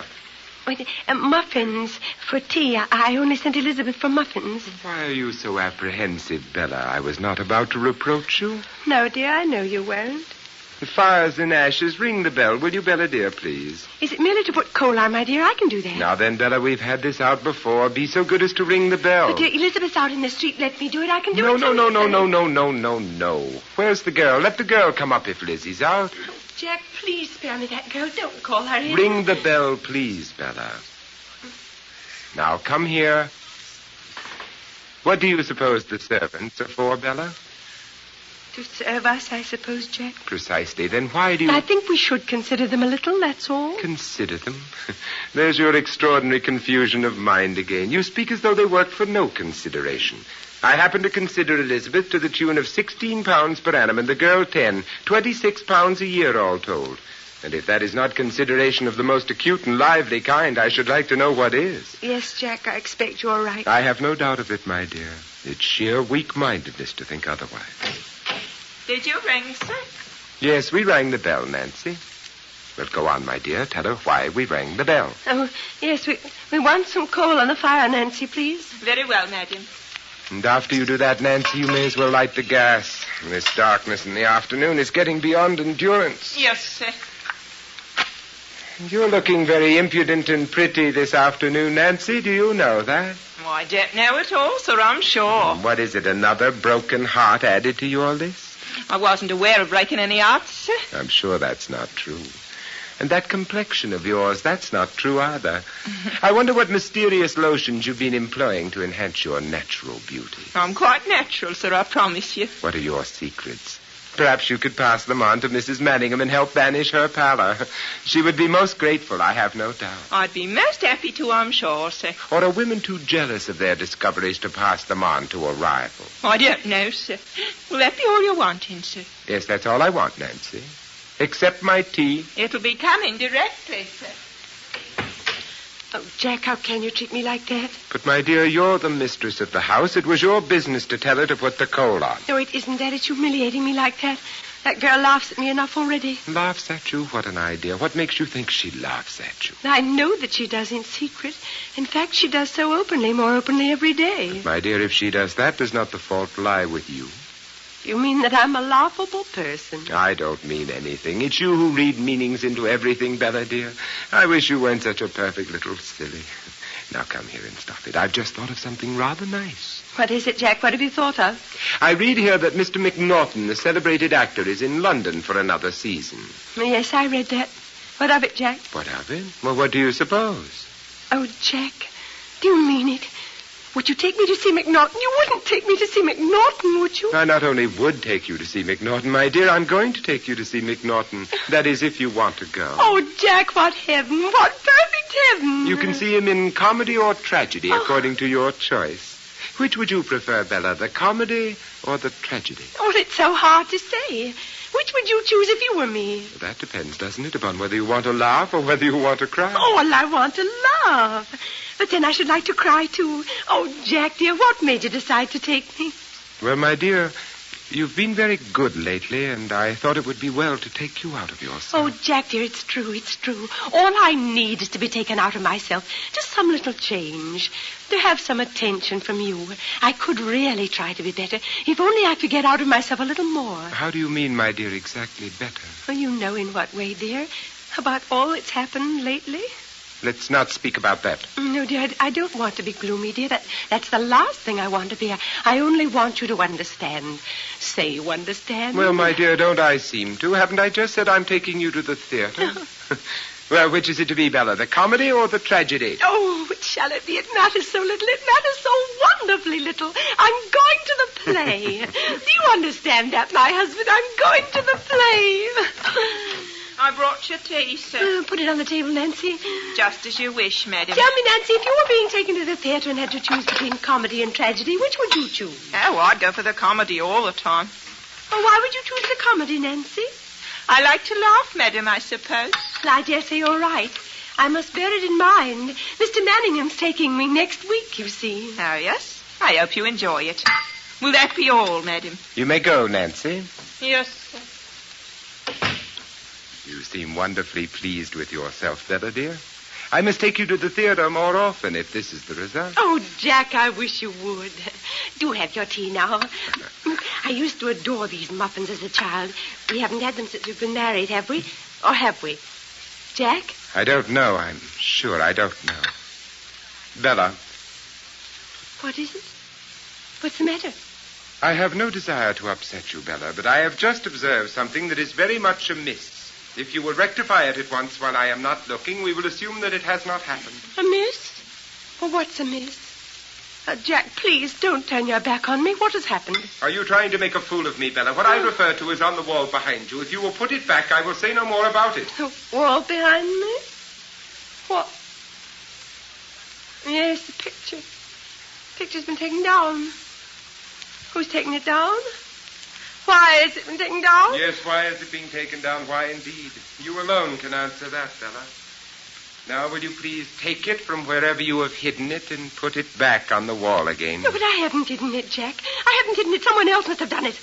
Someone else? Are you suggesting that I should play such a fantastic and wicked trick? Oh, no, dear, no, but someone else. Well, certainly the servants would not have done so without permission or instruction. But I didn't touch that picture. Will you please leave go of me and sit down there? You're mad, Bella, and you don't know what you do. You unhappy wretch, you're stark, gibbering mad like your wretched mother before you. Jack, you promised you'd never say that again. The time has come, my dear Bella, to face facts. Jack, I'm going to make a last appeal to you. I'm going to make a last appeal. I'm desperate, Jack. Can't you see that I'm desperate? Go on, say what you wish to say. I may be going mad, like my poor mother. But if I am mad, you've got to treat me gently. Jack, I never lie to you knowingly. If I've taken down that picture from its place, I've not known it. I've not known it. Jack, if I steal your things, your rings, your keys, your pencils, and your handkerchiefs, and you find them later at the bottom of my sewing box, as indeed you do, then I do not know that I've done it. Jack, if I commit these fantastic and meaningless mischiefs, so meaningless, why should I take down a picture from its place? If I do all these things, then I'm certainly going off my head. I must be treated kindly and gently so that I may get well. You must bear with me, Jack. Bear with me. I'm trying, Jack. I'm trying. Please believe that I'm trying and be kind to me. Bella, my dear, have you any idea where that picture is now? Yes, I suppose it's behind the cupboard. Will you please go and see? Yes. Yes. Yes, it's here. Then you did know where it was, Bella. No, I only supposed it was because it was found there before. It was found there twice before. Now, Bella, as I said a moment ago, we have got to face facts, and that is what we have got to do. I'm not going to say any more about it at the moment, for my feelings are running too high. In fact, I am going out immediately, and I suggest that you go up to your room and lie down for a little in the dark. Oh, no, not to my room. Please, don't send me to my room. There is no question of sending you to your room, Bella. You know perfectly well you may do exactly as you please. Now, my dear, I'm going to leave you in peace. Have you got to go? Must you always leave me alone after these dreadful scenes? Now, no argument, please. I had to leave you in any case after tea. I'm merely leaving a little earlier, that's all. Oh, by the way, Bella, I shall be passing the grocer, and I may as well pay that bill of his and have it done with. Where is it, my dear? I gave it to you, didn't I? Yes, dear, it's on the secretary. Where is it, my dear? Is it in one of these drawers? No, it's on the top. I put it there this afternoon. Are you sure, dear? There's nothing here except some writing paper. Jack, I'm quite sure it is there. Will you look carefully? All right, my dear, all right. I'll find it. No, it's not here. It must be in one of the drawers. No, it is not in one of the drawers. I put it up there on top. You're not going to tell me this is gone, are you? Will you calm yourself? Where is it? Now, where is it? Now you're going to say what new trick is this you're playing upon me? It was there this afternoon. I put it there. This is a plot. Control yourself? Will you control yourself? Now, you listen to me, madam. If you utter another sound, I'll knock you down and take you to your room and lock you in darkness for a week. I've been too lenient with you, and I mean to alter my tactics. Help me, Jack. Please help me. Now, listen to me. I'm going to leave you here until 10 o'clock. In that time, you will recover that paper and admit to me that you have lyingly and purposely concealed it. If not, you will take the consequences. Jack, please be patient with me. If I'm mad, be patient with me. I have been patient with you and controlled myself long enough. It is now for you to control yourself. Think upon that, Bella. Oh, Jack, don't go. Jack, you're still going to take me to the theater, aren't you? What a question to ask me at such a time. No, madam, emphatically I am not. You play fair by me, and I'll play fair by you. If we are going to be enemies, you and I, you will not prosper, believe me. Jack! Oh, Jack!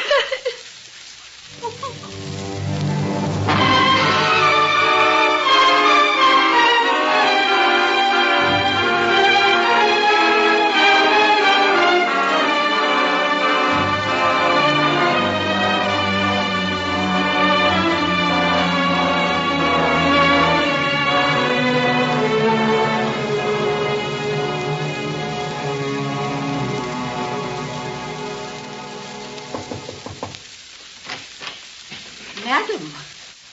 Yes?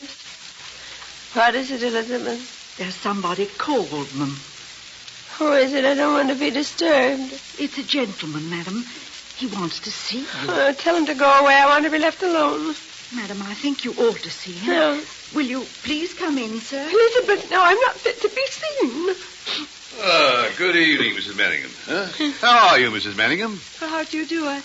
I'm very much afraid.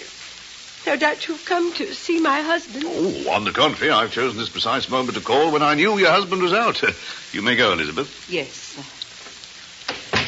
Really, I'm afraid I don't understand at all. Well, you will do so, madam, very shortly. You're the lady who's going off your head, aren't you? Made you say that? Who are you? I'm a police detective. A police detective? Or was some years ago.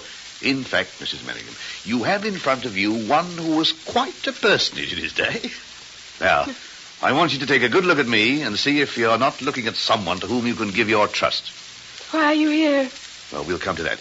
Now, I want you to answer several questions for me, Mrs. Manningham. First, how long have you been married? 5 years and a little. Where have you lived all that time? Not here, have you? No. First we went abroad. Then we lived in Yorkshire. Then 6 months ago, my husband bought this house. You bought it? Yes, I had a bit of money. My husband thought it was an excellent investment. Does your husband always leave you alone like this in the evenings? Yes, he goes to his club, I believe, and does business. Ah. Does he give you a free run of the whole house while he's out? Yes. Well, no. Not the top floor. Why do you ask? Before I go any further, Mrs. Manningham, I must tell you there's a leakage in this household. You have a maid, Nancy? Yes. Yeah. Well, Nancy walks out of an evening with a young man named Booker in my employ. I live only a few streets away from you, you know. Yes. Well, there's hardly anything that goes on in this house which is not described in detail to Booker, and from that quarter it reaches me. I knew it. I knew that she talked. I fancy because of her indiscretion, you are going to be heavily in debt to your Miss Nancy. What do you mean? You must explain. Well, shortly, madam. Now tell me, have you ever been up to the top floor? No, no one goes up there. Mrs. Manning, I want to ask you a personal question. When did you first get the notion that your reason was playing at tricks? How did you know? Well, never mind how I know. When did it begin? I always had that dread. My mother died insane when she was quite young. When she was my age. But only in the last 6 months in this house, things began to happen. You interest me beyond measure. What things began to happen? I don't know what to say. It all sounds so incredible. But it's when I'm alone at night. I get the idea that somebody's walking about up there. Up there on the top floor. At night when my husband's out, I hear noises from my bedroom, but I'm too afraid to go up. It never struck you, did it, that it might be your own husband walking about up there? Yes, that is what I thought. But I thought I must be mad. Why did you think it was he? It was the light. The gas light. In this house, I can tell everything by the light of the gas. You see that mantle there? Mm-hmm. And now it's burning full. But if an extra light went on in the kitchen or someone lit it in the bedroom, then this one would sink down. Yes, insufficient pressure. Well, every night after he goes out, I find myself waiting for something. Then all at once, I look round the room, and I see that the light is slowly going down. I go up to my bedroom, but I daren't stay there because I hear noises overhead. I want to scream and run out of the house. I sit here for hours, terrified, waiting for him to come back. And I always know when he's coming, always, because suddenly the light goes up again. And then 10 minutes afterwards, I hear his key in the lock. And he's back again. I think you've made a very remarkable discovery, one which may have very far-reaching consequences. Far-reaching? How? Well, now, let's leave that alone for a moment. Tell me, that's not the only cause, is it, which has lately given you reason to doubt your sanity? Now, don't be afraid to tell me. Yes, there are other things. It's been going on for so long, this business of the gas has just brought it to a head, but it seems that my mind and my memory are beginning to play me tricks. Tricks? What sort of tricks? Mr. Manningham gives me things to look after, and when he asks for them, they're gone and can never be found. I have the place for them, and he will find them lying hidden at the bottom of my workbox. Only today, before you came, that picture had been taken down from the wall and hidden. Now, who could have done it but myself? I try to remember. I break my heart trying to remember. But I can't. And then there was that terrible business about the dog. Dog? Yes. We have a little dog. A few weeks ago it was found with its paw hurt. He believes... How can I tell you what he believes?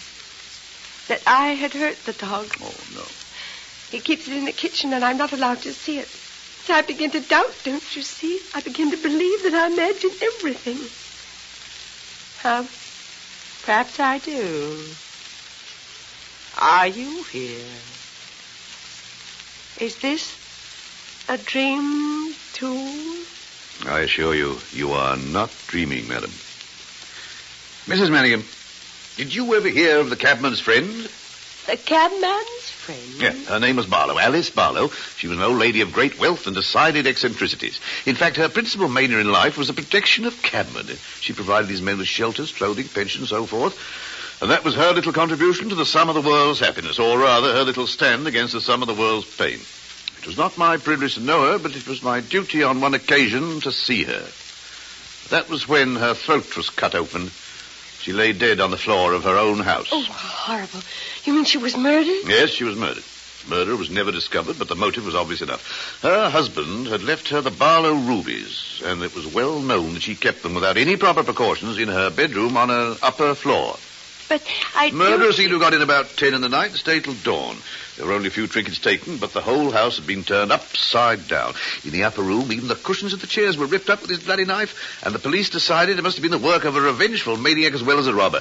I had other theories, but I was nobody then and not in charge of the case. And was the man never found? No, Mrs. Manning, the man was never found, nor have the Barlow rubies ever come to light. Well, then perhaps he found them after all and may be alive today. I think he's almost certainly alive today, but I don't believe he found what he wanted. That is, if my theory is right. Then the jewels may still be where the old lady hid them? Mrs. Manningham, if my theory is right, the jewels must still be where she hid them. And do you conceive it possible, Mrs. Manningham, that man might never have given up hope of one day getting the treasure which he could not find the night of the murder? Yes, possibly. But what has this to do with me? Can you conceive that he may have waited years, gone abroad, got married even, until at last his chance came to resume the search begun on that terrible night? Yes. You know, Mrs. Manningham, the old theory that the criminal always returns to the scene of his crime? Yes. Yes, but in this case there's something more than that morbid compulsion. There's real treasure there to be unearthed if only he can search again. Search methodically, without fear of interruptions, without causing suspicion. How would he do that? Don't you think... What's the matter, Mrs. Manningham? Quiet. Be quiet, he's come back. Look at the light. It's going down. Wait. There. He's come back, you see. He's upstairs now. Yeah, me, that's very odd, that is. Very odd indeed. He's in the house, I tell you. You must go. You know you're here, you must go. How dark it is, you could hardly see to read. Go, he's in the house, please, quiet, go. Quiet, Mrs. Manningham, quiet. You've got to keep your head. Don't you see my meaning yet? Don't you understand that this was the house? House? What house? The old woman's house. The house here, these rooms, these walls. 15 years ago, Alice Barlow lay dead on the floor in this room. 15 years ago, the man who murdered her ransacked this house but could not find what he sought. What if he's still searching, Mrs. Manningham? What if he's up there, still searching? But my husband is up there. Precisely that, Mrs. Manningham. Your husband. You see, I'm afraid you're married to a tolerably dangerous gentleman. The idea isn't mad. I've been married 5 years. How can you imagine my husband is what you imagine he may be? Why, ma'am, because I was on the case when the police came to this place 15 years ago. You can understand there's a great deal of routine work to be done, interviewing your relatives, friends, and so forth. Well, most of that was left to me. Well? Among those I interviewed was a young man of the name of Sidney Power.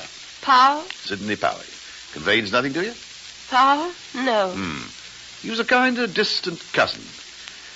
The only thing was that I remembered his face. Well, I saw that face again just a few weeks ago.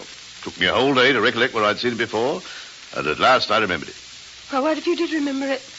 Yeah, well, what startled me was the lady on his arm and the locality in which I saw him. Who was the lady on his arm? You were the lady on his arm, Mrs. Manningham, and you were walking down this street. You mean you think my husband is this Mr. Power? Well, if my theories are correct. But what are you saying? You stand there talking riddles. You're so cold. You're as heartless and cold as he is. Now, Mrs. Manningham, I'm not cold and I'm not talking riddles. I'm just trying to preserve a cold and calculating tone because you are up against the most awful moment in your life, and your whole future depends on what you're going to do this next hour. Nothing less. You've got to strike for your freedom and strike now. For the moment may not come again. Strike? Mrs. Manningham, you are not going out of your mind.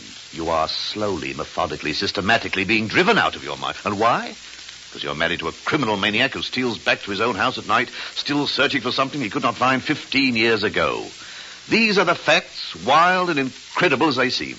Now, every night for the last few weeks, he has entered his house next door from the back, climbed to the roof, and come into his house by the skylight. I know that because I've watched him. Mrs. Merriam, so far I'm only dealing in guesses and half facts. I've got to have evidence, and that's why I've come to see you. You've got to give me the evidence or help me find it. This is my husband, don't you understand? This is my husband. You must go. I must think this out.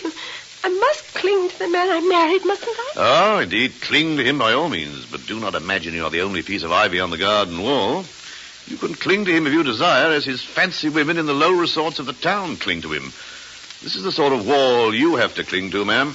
Women? What are you suggesting? I'm not suggesting anything. I'm only telling you what I've seen. He comes to life at night, this gentleman upstairs, in more ways than one.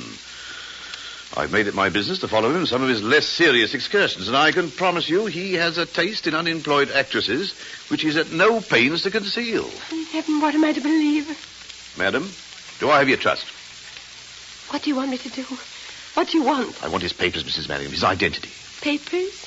I know of no papers, unless his desk. It's there, but he keeps it always locked. I've never seen it open. Very well, you shall see it open now. Do you mind if I take off my coat? Mrs. Merriman, one of the greatest regrets of my life is that fate never made me one of two things. One was a gardener and the other a burglar. Both quiet occupations. You know, as for burgling, I think if I'd started young and worked up my way, I should have been a genius. But you must not touch his desk. He'll know what you've done. Not if we are clever enough. You see, Mrs. Merriman, there are always... Haven't you noticed something? Look. Can't you see? The light. It's going up. He's coming back. He's coming back and you must go. Oh, bless myself. This looks as if the unexpected has ended in. Very well. You must ring for Elizabeth. Well, why do you want Elizabeth? There's no time to waste. Ring for Elizabeth, madam. Very well, but you must go. Please, please. All in good time. Now, he's not going to jump in through the window, you know. In fact, he can't be round the front door in less than 5 minutes. Unless he's a magician. Please, please go. Yes, madam. Elizabeth, come here, will you? Yes. Elizabeth, you and I have got to do a little quite calm but rather quick thinking. Now, you told me you're anxious to help your mistress, Elizabeth? Why, yes, sir. I told you I was, sir. Oh, are you anxious to help her blindly without asking any questions? Yes, sir, but you see... Now, come now, Elizabeth. Are you or are you not? Yes, sir. Good, good. Now, Elizabeth, Mrs. Manning and I have reason to suppose in about 5 minutes' time the master is returning to this house. He mustn't see me leaving. Now, would you be good enough to take me down to your kitchen and hide me away for a short space of time? You can put me in the oven if you like. Yes, sir, but you see... You must go. He won't see you if you go now. Yeah, what were you saying, Elizabeth? You could come to the kitchen, sir, but Nancy's down there, sir. Yes, we'll find another place. Where are you going to hide me, Elizabeth? Through the door behind you, sir, is where he dresses, where he keeps his clothes. There's a big wardrobe there at the back. It'll have to suffice us. Now, we really have to hurry. Get off to bed, Mrs. Manning, quick. And you, Elizabeth, get back to your work. To bed? Am I to go to bed? Yes, and quickly. But if I go to bed... Will you go, in heaven's name? There's not a second to spare. Hurry!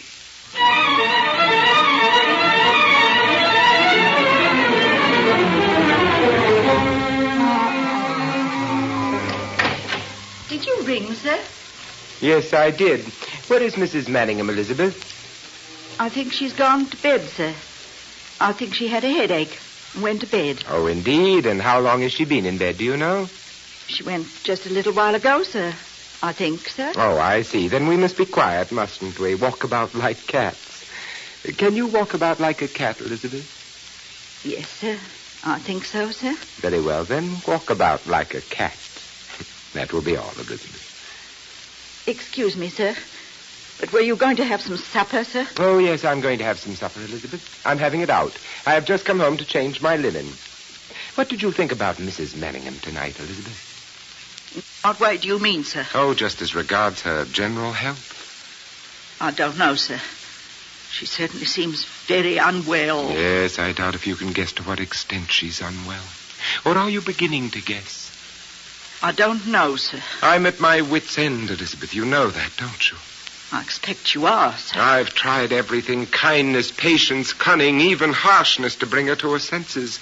But nothing will stop these wild, wild hallucinations. Nothing will stop these wicked pranks and tricks. It seems very terrible, sir. Oh, you don't know a quarter of it, Elizabeth. You only see what is forced upon your attention. You have no conception of what goes on all the time. You know, don't you, that I shall have to bring a doctor to see Mrs. Manningham before very long. I've fought against it to the last, but it can't be kept a secret much longer. No, sir.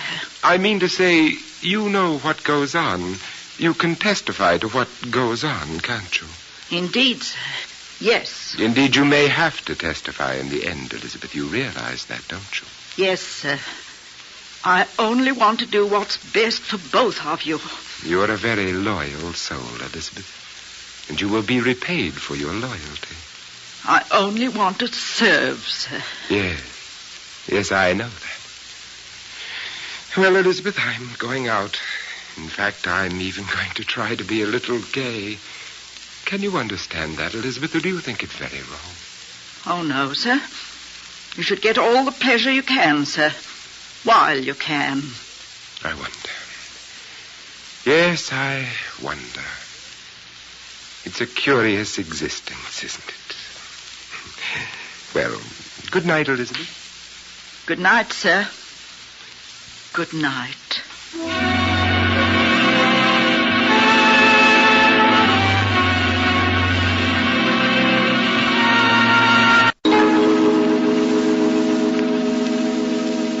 Well, now, Elizabeth, the master's safely out the house, so I think you might go and get Mrs. Manningham. Yes, sir.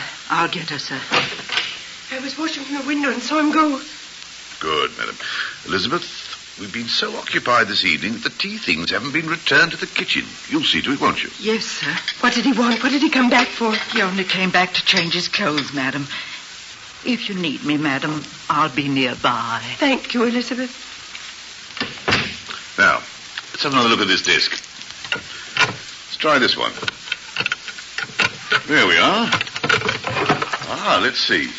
Doesn't seem to be much here, does there? When she got there, the cupboard was bare, and so was the poor detective. What's that you have in your hand? What's that you have in your hand? Why, you recognize this? Why, yes, that's my brooch. Is there anything else there? Oh, look, it's my watch. Was also your property, then? It's this watch I lost a week ago. My brooch has been missing 3 months. And he said he would give me no more gifts because I lost them. He said that in my wickedness I hid them away. Oh, Inspector, is there anything else? Is there a bill there? Is there a grocery bill? Grocery bill? No, doesn't seem to be. Perhaps in the second drawer. No. Doesn't seem to fit, does it? Has it ever been opened to your knowledge? I think he has a special lock on it. Well, we just have to force it. But you must not do that. What shall I say to my husband when he comes back? I've no idea what you will say when he comes back, Mrs. Manningham, but then I have no idea what you will do if I have no evidence to remove you from his loving care. I'm afraid. What can I do? There's only one thing to do. I'm going to force it and gamble on finding something. Are you with me? No, but don't you see that? All right, force it, but be quick. Now, let's have a look.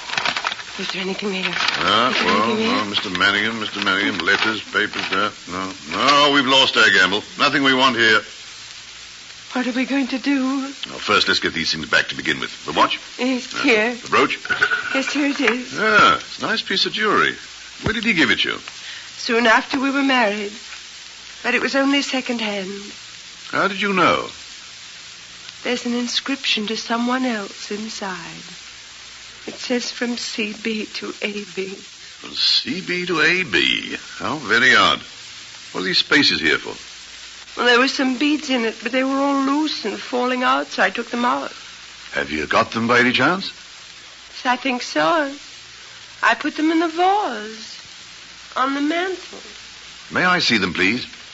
Yes, they should still be here. There should be 9 altogether, I think. That's right. Yes, here they are. Yes, they're all here. Let me see. Oh, how very odd. My dear Mrs. Manningham, have you ever been embraced by an elderly detective in his shirt sleeves? Oh, what do you mean? Well, that is your immediate fate at this moment. Oh, my dear, dear Mrs. Manningham, don't you understand? Don't you see? No, what are you so excited about? Madam, you are looking at the Barlow rubies. These beads are 12,000 pounds worth of rubies. Take a good look at them before they go to Her Majesty the Queen. And I had them all the time. All because he could not resist a little common theft along with a big game. Well, it's I'm after the big game now. What time do you think he'll be back? I don't know. He's not usually in until 11.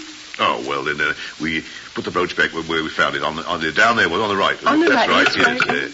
Yes. Now, I want you to go to your room. Lock your door and do not leave your room under any circumstances. Oh, please don't leave me. I have a feeling. Don't leave me. You have nothing to fear so long as you remain in your room with your door locked. Now, you'll do that, won't you? Yes, Inspector. I'll say my headache is worse. Only don't make me stay there long. I'm so afraid.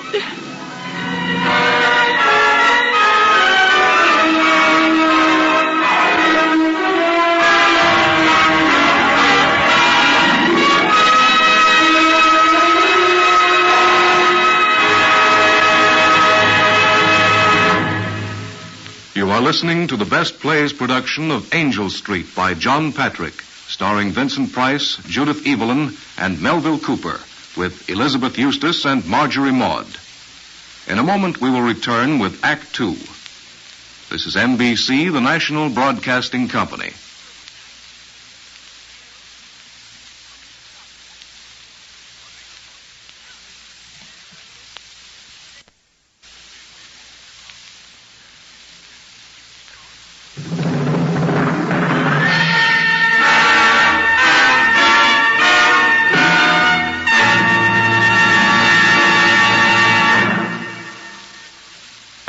Before we resume with Act Two of John Patrick's Angel Street on Best Plays, here is John Chapman. The season of 1941-1942 had another thriller, too. It was Uncle Harry by Thomas Job, which, by the way, we'll be doing later in this series. It was wartime then, and a good many dramas dealt with national and international affairs. John Huston, the movie writer and director, collaborated on a best play called In Time to Come, about Woodrow Wilson and the League of Nations. John Steinbeck had a drama about Nazi brutality, The Moon is Down. Maxwell Anderson also did one about the Germans, Candle in the Wind. There was still another good war play, Letters to Lucerne. But not all of Broadway was serious. Noel Coward came up with one of his happiest comedies, Blithe Spirit, and Jerome Chodoroff and Joseph Fields hit another laughing jackpot with Junior Miss.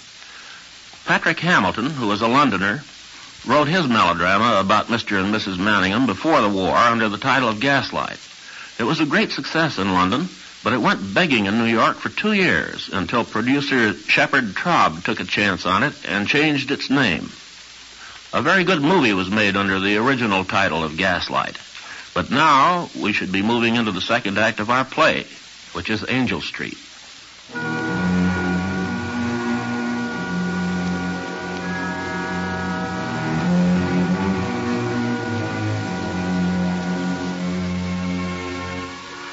It is now 11 o'clock. In the living room of the house on Angel Street, Mr. Manningham has just returned. He enters the room and in a slow and deliberate way pulls the bell cord. After a few moments, the door opens and Nancy enters. Yes, sir? Nancy, will you please go upstairs and tell Mrs. Manningham that I wish to see her down here? If I may say so, sir, I doubt if she'll come. Elizabeth says she has an headache and is trying to sleep. Oh. Did you ever know a time when Mrs. Manningham did not have a headache, Nancy? No, sir, hardly ever, sir. Will you be so good as to come a little closer, Nancy, where I can see you? Yes, sir. What do you do with your evenings, Nancy? I usually spend them with friends, sir. You know, Nancy, when you say friends, I have an extraordinary idea that you mean gentlemen friends. Well, sir, possibly I might. You know, gentlemen friends have been known to take decided liberties with young ladies like yourself. Are you alive to such a possibility? Oh, no, sir, not with me. I can look after myself. And are you always so anxious to look after yourself? No, sir. Not always, perhaps. You know, Nancy, pretty as your bonnet is, it's not anything near so pretty as your hair beneath it. Won't you take it off and let me see it? Very good, sir. Comes off easy enough. There. Is there anything more you want, sir?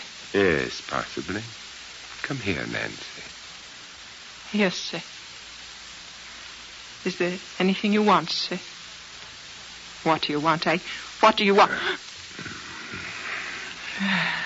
There. Can she do that for you? Can she do that? Why, who can you be talking about, Nancy? You know who I mean, all right. You know you're a very remarkable girl in many respects, Nancy. Why, I believe you're jealous of your mistress. There's no need to be jealous of her. You're mine now, ain't you? Because you want me. You do want me, don't you? And what of you, Nancy? Do you want me? Oh, yes, I always wanted you, ever since I first clapped eyes on you. Well, Nancy, you've taken me a little by surprise. We shall talk this over tomorrow. Well, you let me know when she's about. Oh, I'll find a way, Nancy. I don't believe Mrs. Manningham will be here tomorrow. I don't think that... What is it, your lordship? Why are you looking that way? That desk drawer. Somebody's been tampering with it. See there, the wood split. It's her, I'll be bound. Nancy, will you please go upstairs and take a message for me to Mrs. Manningham? Yes, what do you want me to say? Will you please tell her that I wish to see her down here this instant, whether she is suffering from a sick headache or any other form of ailment? Just like that, sir? Just like that, Nancy. With the greatest of pleasure, sir.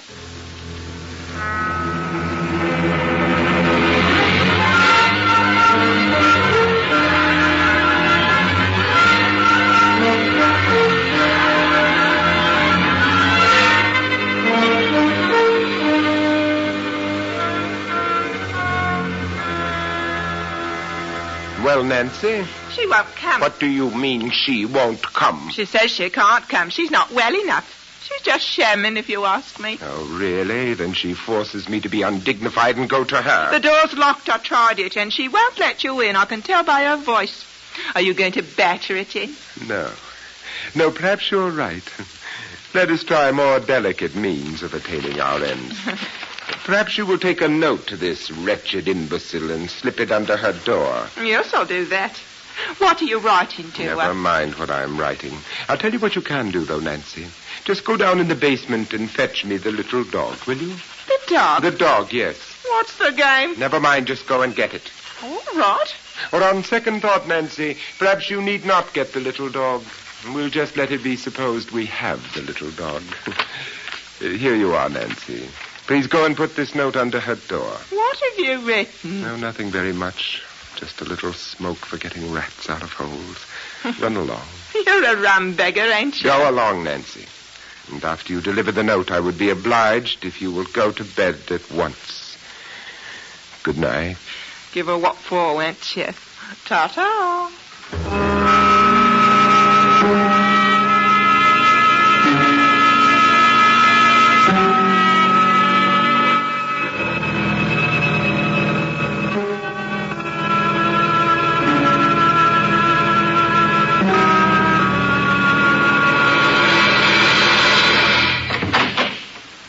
There you are, Bella.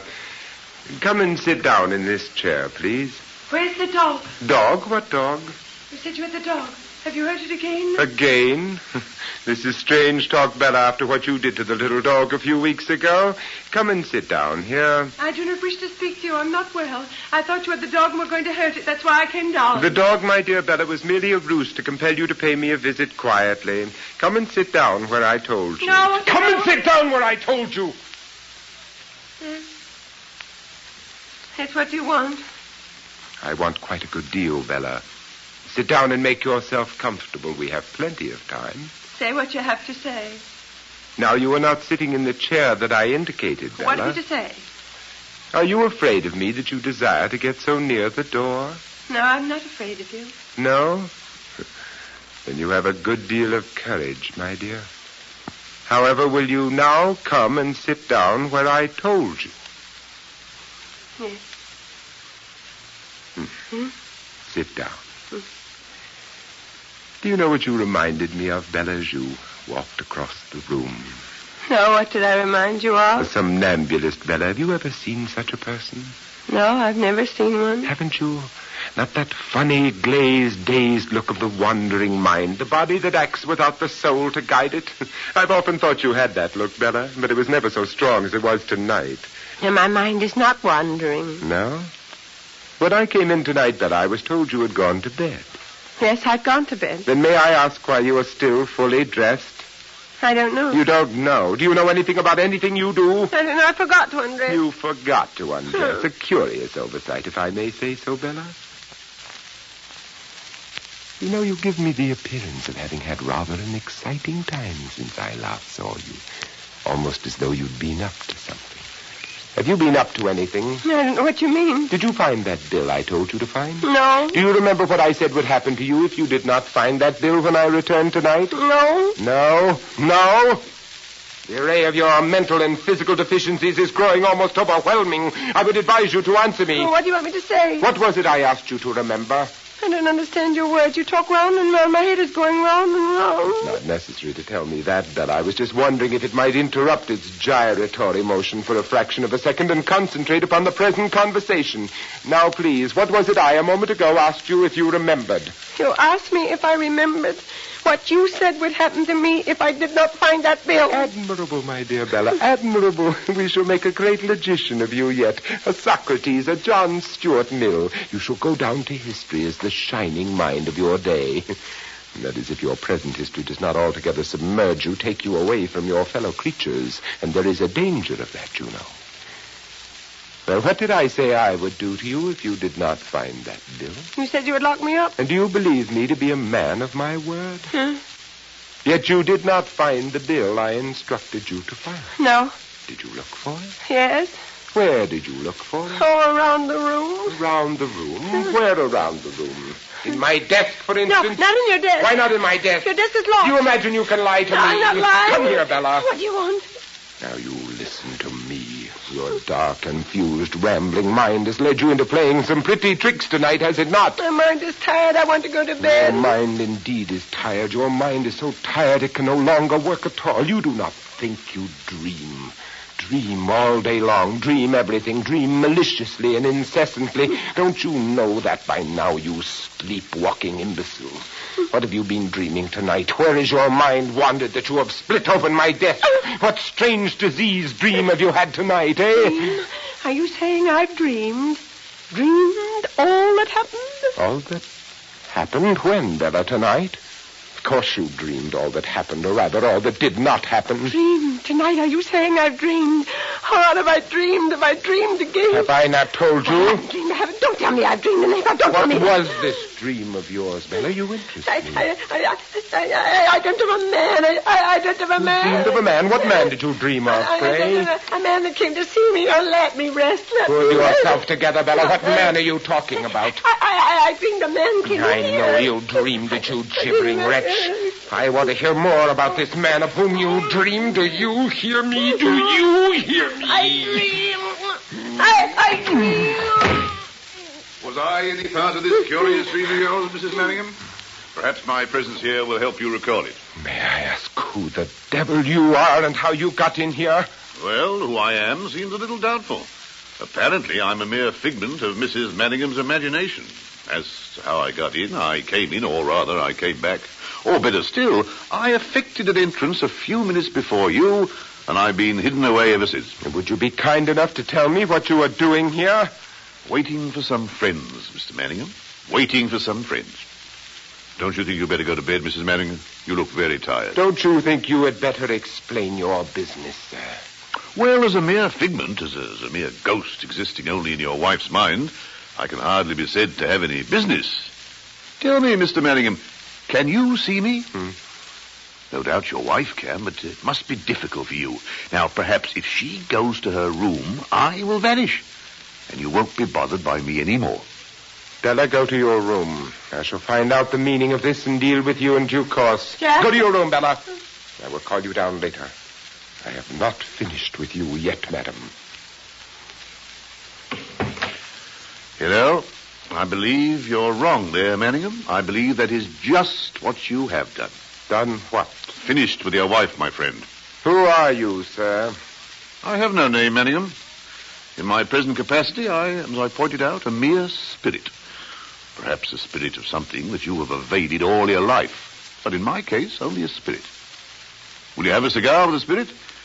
We might have to wait some time. Are you going to tell me your business, sir? Or am I going to fetch a policeman and have you turned out? Oh, an admirable idea. I could have thought of nothing better myself. Yes, fetch a policeman, Manningham. Have me turned out. Huh? Why do you wait? Alternatively, sir, I can turn you out myself. Yes, but why not fetch a policeman? You give me the impression, sir, of having something up your sleeve. Will you please go on with what you were saying? Yes, certainly. Where was I? Yes. Excuse me, Manningham. You get the same impression as myself? Impression? What impression? An impression that the light is going down in this room. I had not noticed it. Oh, there now. Perhaps it's more noticeable.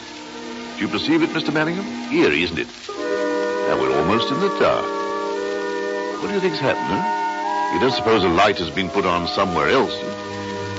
You don't suppose there are other spirits, fellow spirits of mine, spirits of justice even, which have caught up with you at last, Mr. Manningham? Are you off your head, sir? No, sir, just an old man seeing ghosts. Must be the atmosphere of this house. You know one ghost I can see, Mr. Manningham? You could hardly believe it. What ghost do you see, please? I see the ghost of an old woman, sir. An old woman who once lived in this house. An old woman getting ready to go to bed at the end of the day. Now I seem to see another ghost as well. I see the ghost of a young man, Mr. Manningham. A handsome, tall, well-groomed young man. But this young man has murder in his eyes. Why, bless my soul. He might be you, Mr. Manningham. He might be you. The old woman sees him. She screams for help. Screams before her throat is cut open with a knife. What's your game, eh? What's your game? I want you to take a look at this trinket, sir. Do you recognize it? It's a brooch which I gave my wife. A brooch which she didn't appreciate, huh? How wicked of her. But then, you see, she didn't know its value. How was she to know that it held the Barlow rubies? Oh, what? There you are, sir. You killed one woman for these, and you tried to drive another out of her mind. And all the time they lay on your own desk. And all they have brought you is a rope around your neck, Mr. Sidney Power. You seem, sir, to have some very remarkable information. Do you imagine that you are going to leave this room with such information in your possession? Do you imagine, sir, that you were going to leave this room without suitable escort? May I ask what you mean by that? Only I've men in the house already. Didn't you realize they had signaled their arrival from above? Your own way in, Mr. Manningham, when the lights went down? You fail to intimidate me, sir. I do not believe you. Then perhaps you'll be convinced if you will open the doorway to the hall. You will find 2 policemen there. What the devil's this? Take him, gentlemen. Here you go. Leave go of me. Leave go of me. Here's a fine way of going on. Here's the bell cord here. Tied with him. Go of me. Sidney Charles Power, I have a warrant for your arrest for the murder of Alice Barlow. I should warn you that anything you may now say will be taken down in writing and used as evidence at a later date. Now, will you accompany us to the station in a peaceful manner? You will oblige us all and serve your own interests best by coming quietly. Very well, take him away. Inspector off. Yes, my dear? Inspector.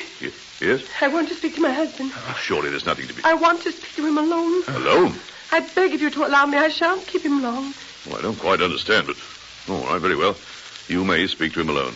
Make him fast in this chair. It's anything but in order, but, well, we'll wait outside. I do not want you to listen. No, we will not listen. All right, gentlemen, outside. Jack, what have they done to you? What have they done? It's all right, Bella. You're clever, my darling, terribly clever. Now get something to cut this rope. I can get out through the dressing room window and make a jump for it. Can you get something, Bella? Yes, I can get something. What can I get? There's a razor in my dressing room, Bella. Will you get it for me? Quick, Bella. A razor? Quick, be a good girl. There's a good girl. Quick, I'll Bella. get it for you. Quick, be quick. Hurry, Bella, hurry. I got it. Yes. It is. Yes. Open the case, Bella. Open it and cut me loose. Jack. Yes. There's a grocery bill. The grocery bill was in your razor case. You see, dear, I didn't lose it. I told you I didn't. Cut me loose, Bella. But, Jack, how did this bill get in there? I was mistaken about the grocery bill, Bella. Use that razor quick. What? Razor? Razor? Are you suggesting this is a razor I hold in my hand? Have you gone mad, my husband? Bella, what are you up to? Or is it I who am mad? Yes, of course, that's it. It's I who am mad. Of course it was a razor. I've lost it. I've lost it, haven't I? No, the razor's lying at your feet, Bella. Bring it I'm always here. losing things. I can never find them. I don't know where I put them. Bella. I must look for it, mustn't I? I don't find it. You lock me in my room. No. Lock me in the madhouse for my mischief. No. Where could it be now? Could it be behind the picture? No. It must be there. No. Oh, it's not there. How strange. Where now shall I look? Where shall I... The desk. Perhaps I put it in the desk. Oh, it's not there. How strange. But here's a watch. Here's a bill. See, I found them at last. But they don't help you, do they? I'm trying to help you, aren't I? To help you to escape. No. How can a mad woman help her husband to escape? What a pity. If I were not mad, I could have helped you. If I were not mad, whatever you had done, I could have pitied and protected you. But because I'm mad, I've hated you. Because I'm mad, I've betrayed you. Because I'm mad, I'm rejoicing in my heart. Without a shred of pity, without a shred of regret. Watching you go with glory in my heart. Bella! Bella! Bella!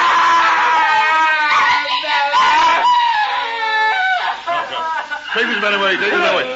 All right, gentlemen. Remove him. Elizabeth, quick. Glass of water for Miss Manningham.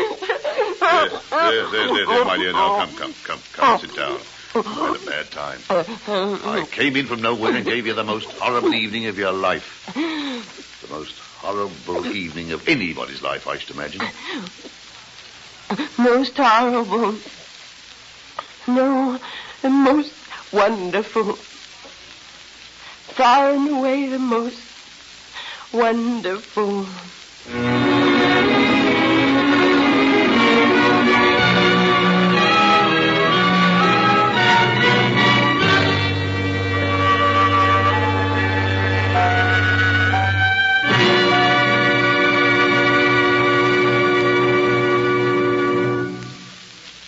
You have just heard the Best Plays production of Angel Street by John Patrick, starring Vincent Price, Judith Evelyn, and Melville Cooper, with Elizabeth Eustace and Marjorie Maud. And here is your host, drama critic John Chapman, with a closing word. Good old Sergeant Ruff. Mrs. Manningham certainly wasn't a lucky woman, wasn't she? I'd like to thank Miss Evelyn, Mr. Price, and Mr. Cooper for an exciting performance. Next Sunday, the best play of this series will be The Hasty Heart by John Patrick. And this will be another change of pace for us. It is an interesting work, basically a comedy, but with an undertone of compelling sentiment. It's about a wounded soldier and a nurse who brings this boy to a new enjoyment of life. Ann Burr played the nurse in the original production of this best play, and she will act it again next Sunday. John Sylvester will be the young soldier. This is Chapman saying goodbye until then.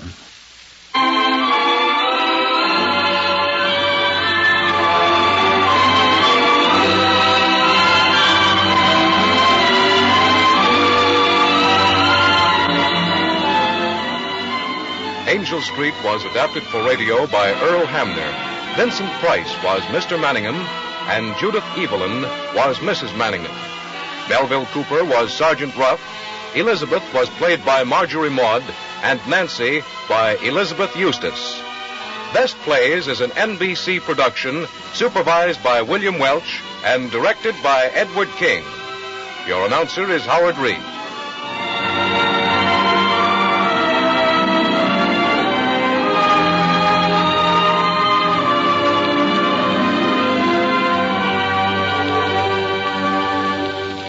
Can you stop your car in time? Ask yourself that question the next time you're on the highway. If the car in front of you should jam on his brakes to avoid a stray dog, if a child should dash across an intersection, if a tire should blow out, could you stop in time to save a life?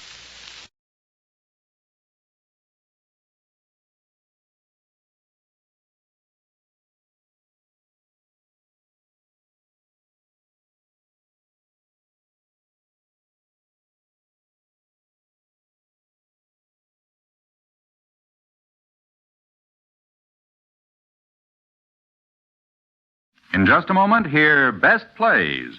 First, though, this is Bob McKenzie with a note about some of your weekday favorites on this station. For comedy, Monday through Friday, we feature the rapid-fire wit of Bob Hope, while Dave Garroway drops by for an informal 15-minute visit, complete with some of your favorite records. Later in the day, One Man's Family and News of the World are both featured on NBC. And for your future reference, on June 22nd, we'll welcome back Bud Collier and Break the Bank for daytime quiz Monday through Friday on these stations. Right now, it's Best Plays on NBC.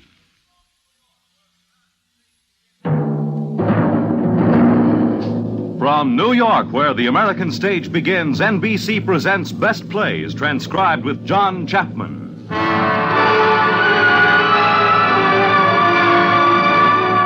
Best Plays, a series of hour-length dramas selected from the outstanding successes of the New York stage. Now, John Chapman, drama critic of the New York Daily News, is here to introduce Walter Slezak and Carmen Matthews in Autumn Crocus by C.L. Anthony.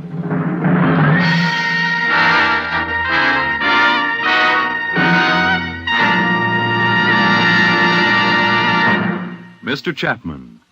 Thank you, Fred Collins, and welcome, audience. Our play is about a spinster on the loose, if that isn't a contradiction in terms.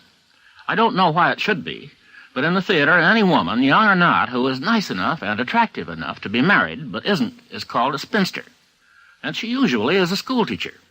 These ladies are a favorite subject for playwrights, and we have had many good comedies and dramas about them. Our best play for this performance, Autumn Crocus, is one of the good ones and one of the gayest.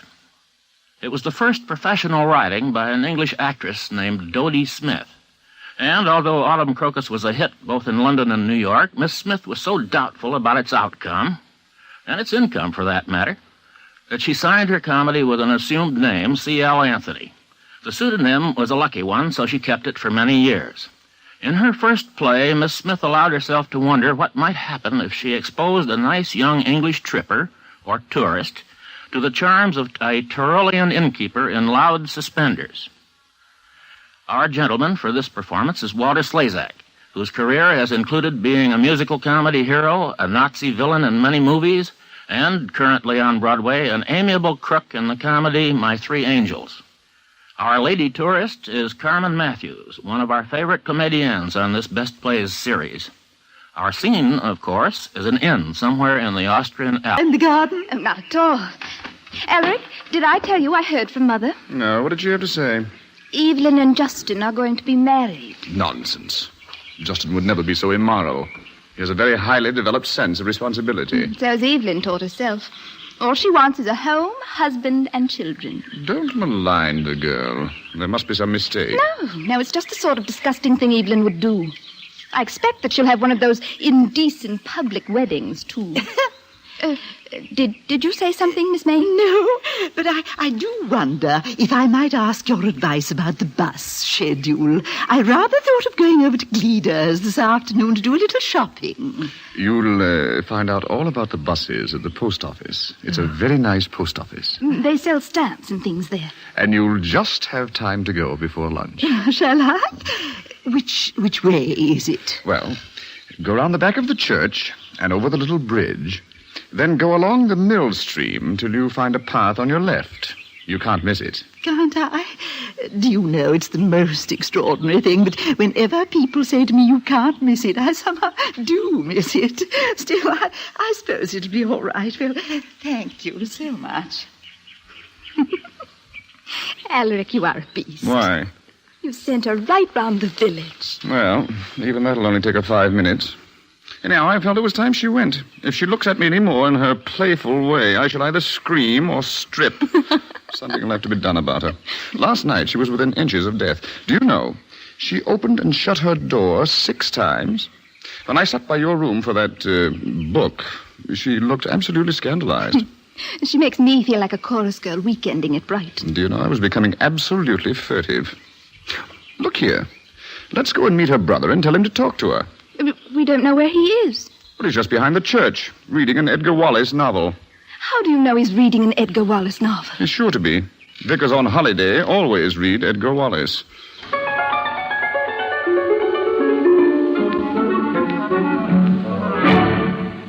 Herr Steiner? Ja, Fräulein. You're staying here? Why, yes. But I have not... Oh, forgive me. I am stupid. I did not recognize you without the glasses. Oh. And you have done something to your hair. Charming. Oh, thank you. Where's the other lady? She's taking a bath. I think she's a most prickly lady. What? Oh, well, I'm afraid she was rather rude, but we'd had such a dreadful night in Innsbruck. And then, you see, she has all the managing to do. I'm so silly about it. Perhaps that makes her manner a little prickly. She takes care of you? Oh, yes. I should never dare to come abroad without her. Then if she's good to you, I will not call her any more prickly.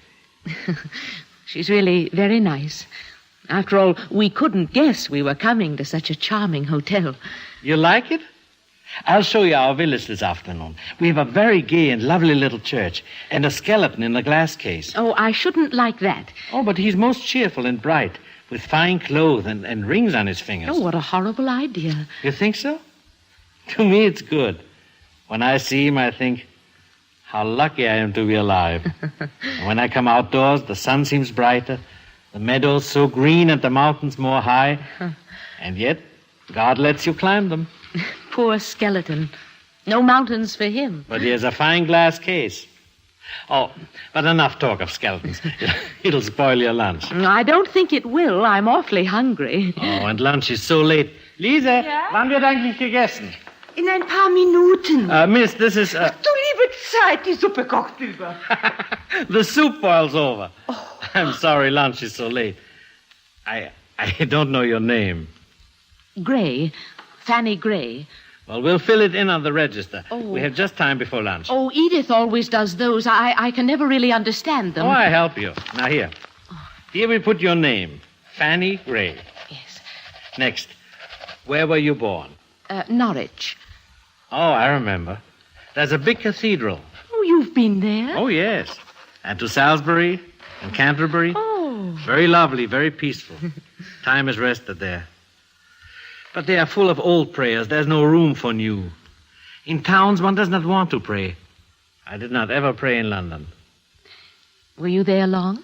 Nearly a year to learn English. No wonder you speak so well. You think so? Ah, that's good. But see, I talk all about me, and Fräulein Fanny cannot say a word. Now, you'll tell me about yourself on the register. Now, where do you live? Eccles. It's near Manchester. Eccles. Is that a gay town? There's some good music. Well, that's something. Now I must put down your profession. Or perhaps you're just a lazy lady? Oh, no, I'm a schoolmistress. Uh-oh. Now I know. Know what? The spectacles. You wear them to frighten the children, to make you more severe. Oh, of course not. And I don't have to be severe. I only teach the little ones. And what do you teach them? Singing, needlework, little of everything. I'm not very clever. I haven't any degrees. Degrees? Oh, you get them for passing examinations. You can't get really good jobs without them. Edith's an M.A. Oh. That is very great. Well, it's very important. She teaches real things, mathematics, science. She does not teach the little ones. Oh, no. I'm so glad. I can just see her. Which is twice 2? You do not know? Oh, what nonsense. She's not a bit like that. All right. Now, next on the register, we put if you are single or married. Oh. Single. Single. But you are engaged. No. What makes you think so? I think it is strange that you're not, that's all. And now we put your age. 29. That's naughty. The police will come for you. You're making fun. What do you mean? You are not so old. Not even with the spectacles on are you 29. Oh, yes, I am. Quite. Really? But you look so young. Or perhaps it is because you're so much with little children. Well, that finishes the register. Oh, no, there's one more space. What's that for? That is the date you leave, but we won't fill that in now. Oh. You will like it here. You'll stay a long, long while. Well, I'm afraid we can't. You see, we're going to Italy tomorrow. Tomorrow? Yes, we have to meet a friend in Venice, Miss Travers, our geography mistress. She's rather elderly. We wouldn't disappoint her. Then let your friend go and meet her, and you stay here. All alone? Oh, I couldn't really. I must go tomorrow. Perhaps you will change your mind. I think not. Maybe. We will see.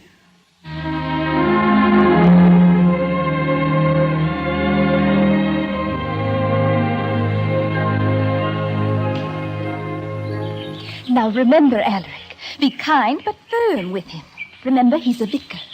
Well, I'm not exactly sure how to go about telling a man that his sister is a peeping Tom. I'll help you. I say there, have you been in the church? Not yet. Well, you really ought. There's a skeleton in a glass case with rings on its fingers. Well, we'll go see it. But first, there's a problem we've got to discuss. Very well. Your sister. What about my sister?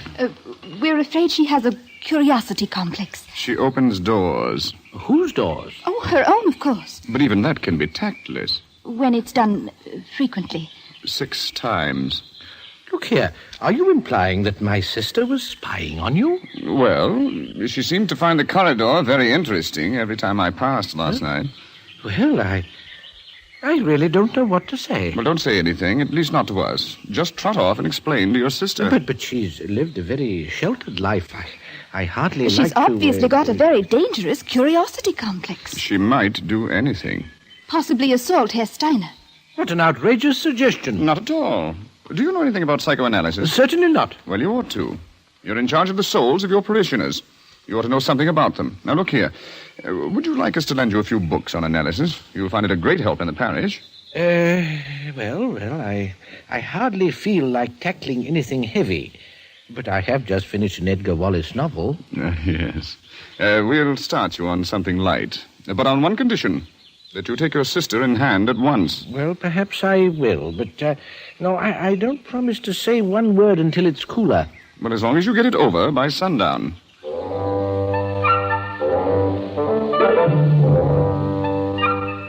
As it turned out, the vicar didn't have a chance to talk with his sister before sundown that evening because she hadn't returned from Gleda's. Dinner time passed, and she wasn't back. Then the last bus arrived, and she wasn't on it. Finally, as it was growing late, the 2 English ladies retired to their room, and still Miss Mayne hadn't come back. It's really very strange and most unlike her. Are you sure she went to Gleda's? Oh, quite. I saw her on the bus myself. Well, perhaps she's at the cinema. There is no cinema at Gleda's. I suspect the shops. Florence is an inveterate shop-gazer. My dear sir, there are only 4 shops in Gleda's, and 3 of them are butchers. Good evening. Florence! Miss Mayne! What on earth's happened? Have you had an accident? I've been lost. Oh, come sit down, Miss Mayne. Lise, come here. Ja, was denn? Bring Kaffee für Miss Mayne. Sofort schwarzen Kaffee. What's happened to you, Florence? Have you been criminally assaulted? Edward, will you kindly stop asking me questions?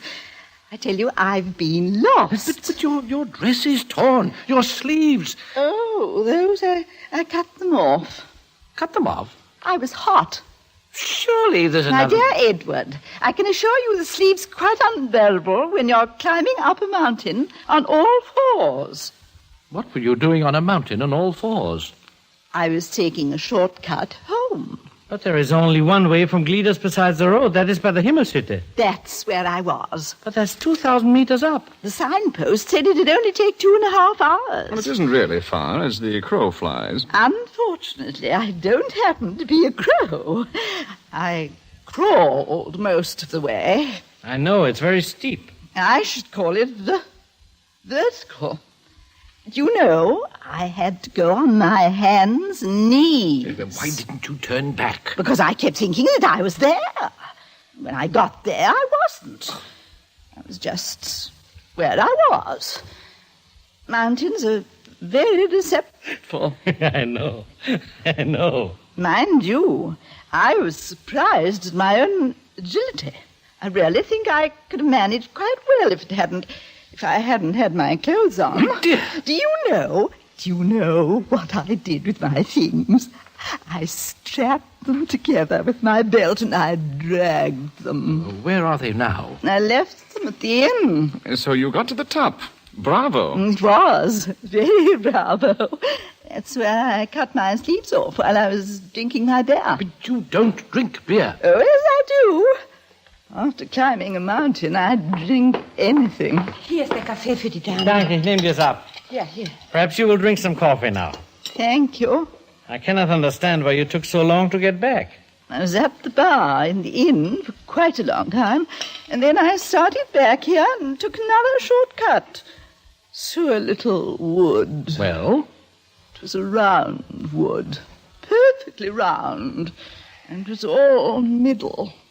It was completely surrounded by cows. But weren't you frightened of the cows? Certainly not. I like cows. They had bells.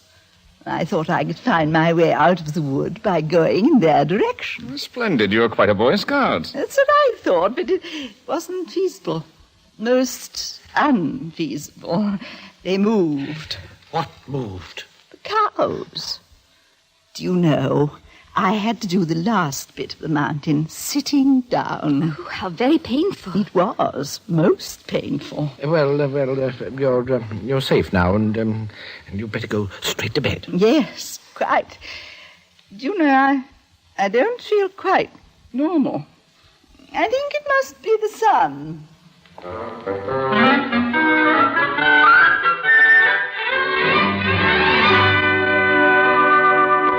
In another part of the house, the young English lady had discovered the beauty of seeing the Tyrolean mountains at night from the balcony of the Rote Hirsch.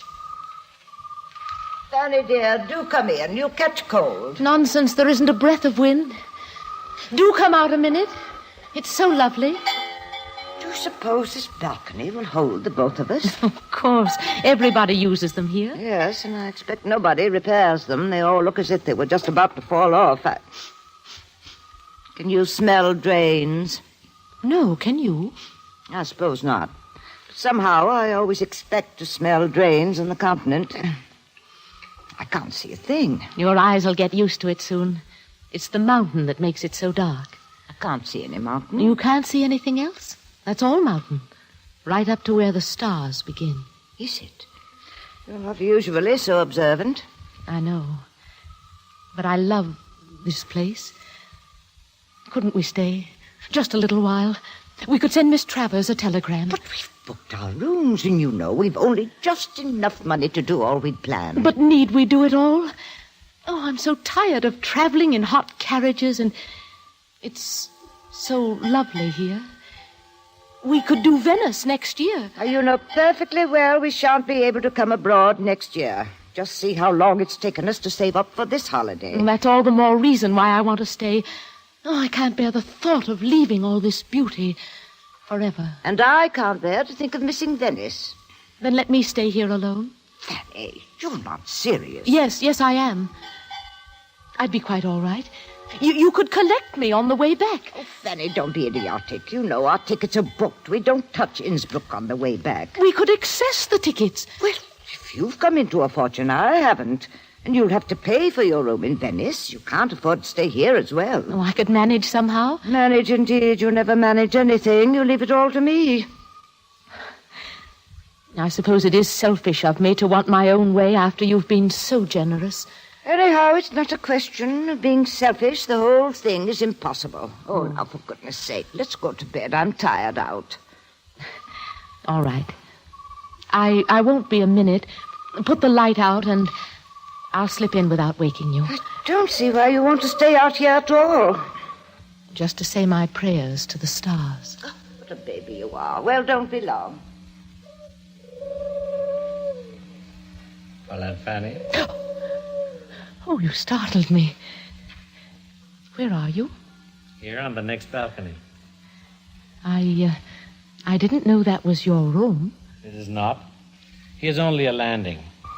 I must go in. You're tired? No. Cold? No. Then stay a while. It's yet so early, not 10 o'clock.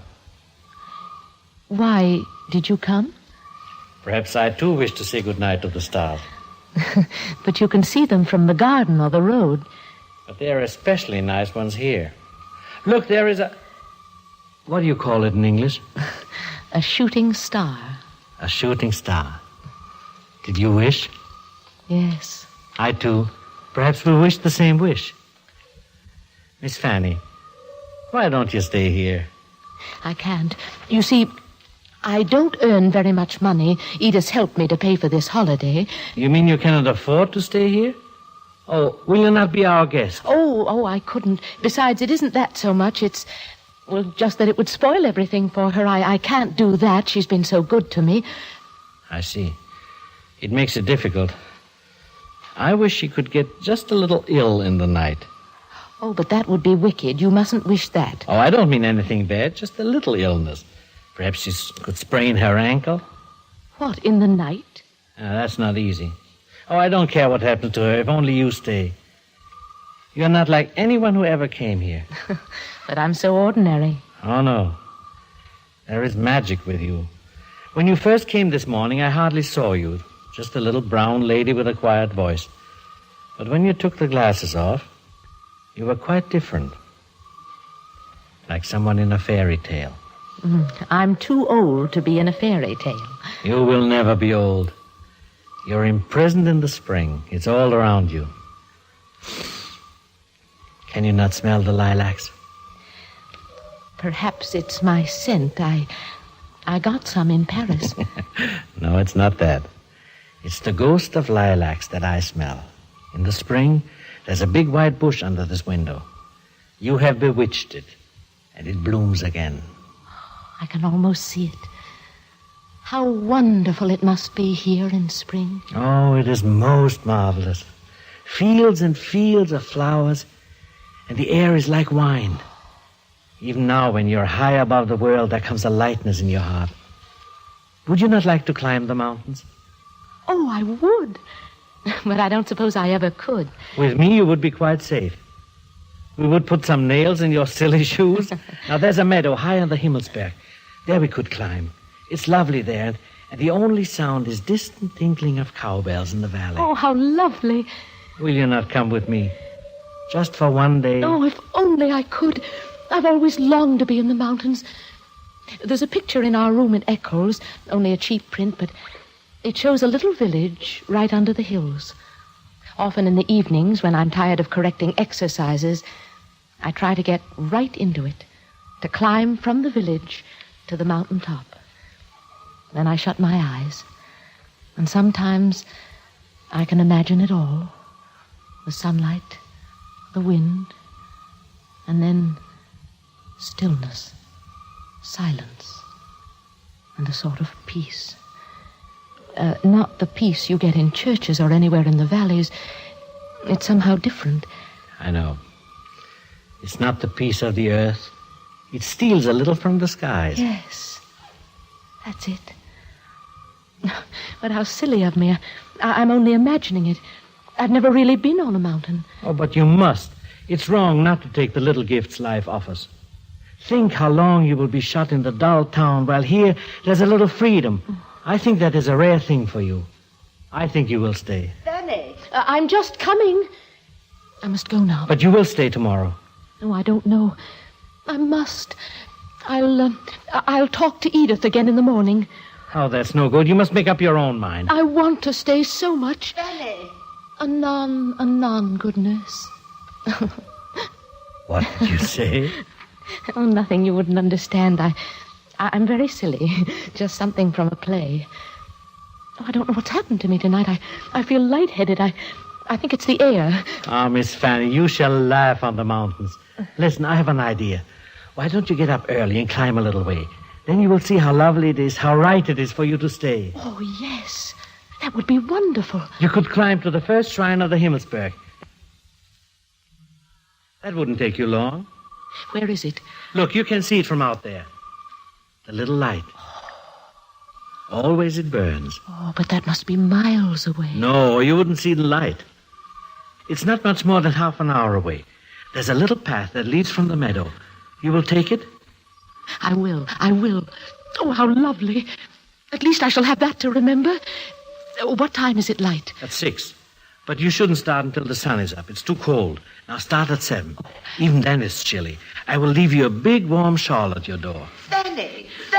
Coming. You are so right for this place, Miss Fanny. I'm sure you will stay. No, I don't know. I feel quite mad. I must go now. Listen. Miss Audrey is playing. Can you hear? Yes. A lullaby for Fanny. But don't sleep too long. I'm afraid you will not wake up in time.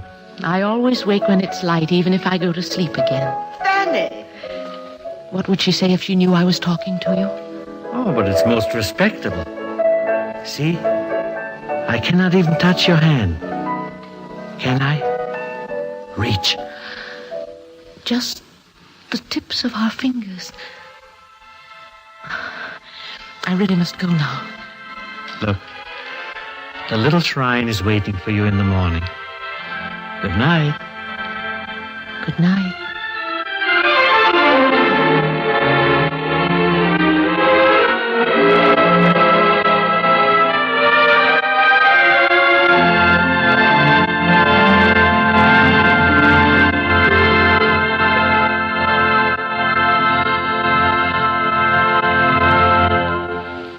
In a moment, Act Two of Autumn Crocus, starring Walter Slezak and Carmen Matthews. This is NBC, the national broadcasting company.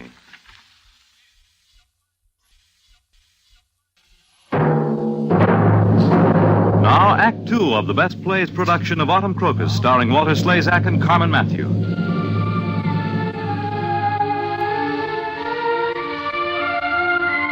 Neither Herr Steiner nor Miss Gray was at breakfast the following morning.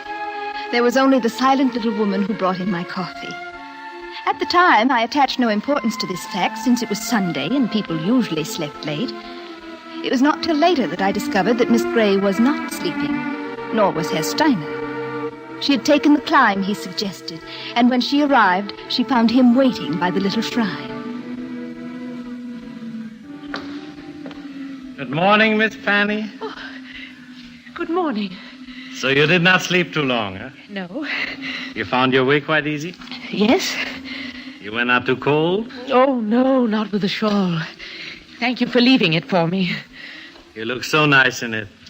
I think you should always wear it. Why do you laugh? I don't know.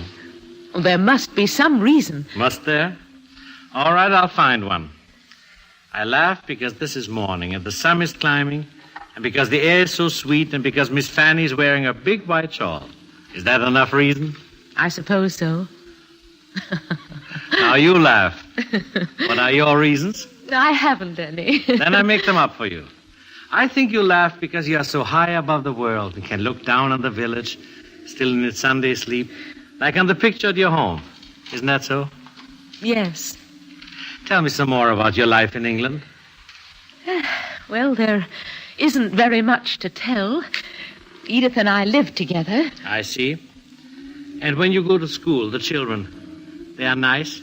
Oh, yes, some of them are sweet. Though some of the big girls are rude and difficult to manage. It's nicest with the babies. We have little singing games. They're fun. And do the little ones teach you or you teach them? Now you're making fun of me. The other mistresses, are they nice? Oh, very nice, but rather old. All but the games mistress, but she hasn't much time for me. She's very modern. Are you not modern? Oh, no. Old-fashioned? Well, I don't think I'm anything, really. I think you're many things, and all of them nice. But go on. What do you do on Sundays? Can you walk in the country? Oh, not in Manchester. We have to take a train. I'm afraid we don't do anything much but read. But sometimes somebody comes to tea. You have many friends? Only the other mistresses. No men friends, huh? No. Oh, there's the vicar, but he's going to retire this year. He's nearly 70. Your mother and father, are they... My mother died when I was little and my father when I was 22. That's why I have to earn my own living. They only left me £40 a year. I see. And you are happy in your life? I suppose so. The time just passes. But then there are the summer holidays. Oh, they're wonderful. Last year we went to France. And this year you have come to Tyrol to climb the mountains. Look, see across over there up the top? Tomorrow we'll be there. Oh, but could I really climb there? Oh, yes, with me it's not very difficult. What is that book you're carrying? Oh, Shakespeare. I've seen one of his plays in England, but I cannot remember it very well. It was Juliet and Romeo. There was a balcony. Oh. Now I remember. That's why you laughed last night. What do you mean? When the nurse called, you said it was some play. I was just being silly. But Romeo was not on the balcony, was he? Oh, no, of course not. And you're not Juliet. She talked and talked. I didn't understand one word. And me for Romeo? I'm too clumsy. You're not clumsy. Oh, yes, I am. My wife is always telling me I'm too clumsy. Your wife? Why, yes. What's the matter? Nothing. I turned giddy. The air, we're so high. But we are not high enough to... Fanny, you did not know that I was married? No. But everyone knows. I introduced her to you yesterday. Oh, no, the soup boiled over. But you have seen her often. She served the dinner with me last night. Oh, you thought she was a servant. I didn't think anything. I cannot understand. Everybody knows her. It is Frau Steiner here, Frau Steiner there. All the time people talk to her. We've only been here a little while, and I understand so little German. It doesn't matter anyhow. Oh, but it does matter. Oh, I have been mad. You thought... No, please, I didn't think anything. I was surprised, that's all. And the air, getting up so early, I think I'll go back to the inn. All right. And you will stay with us? No, I mean...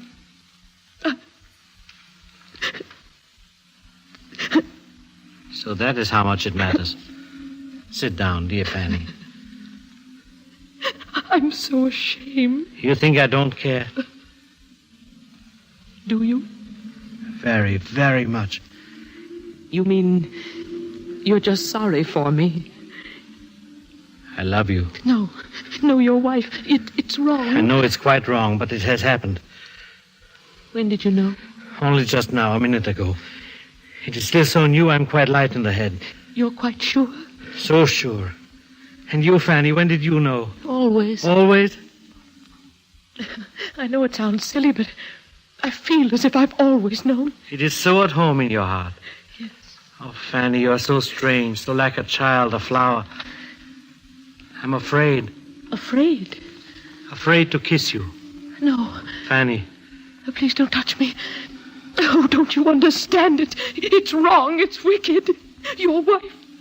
Oh, why did you tell me? Why didn't you let me go? I could not. When I saw you cared for me. But what is there in it for us? Oh, I don't understand. You're good, you're kind, and yet you let this happen. Why did you come last night? To the balcony? I wanted to see you. But you didn't even love me then. Perhaps I did. Listen, Fanny. I will try to tell you all the truth. When you came yesterday, I thought you were most sweet. I wanted to be with you, talk to you. I did not think how much. Always I'm happy with my guests, and with you more happy. And then last night, suddenly it was much more than just liking you. I felt I could not let you go away.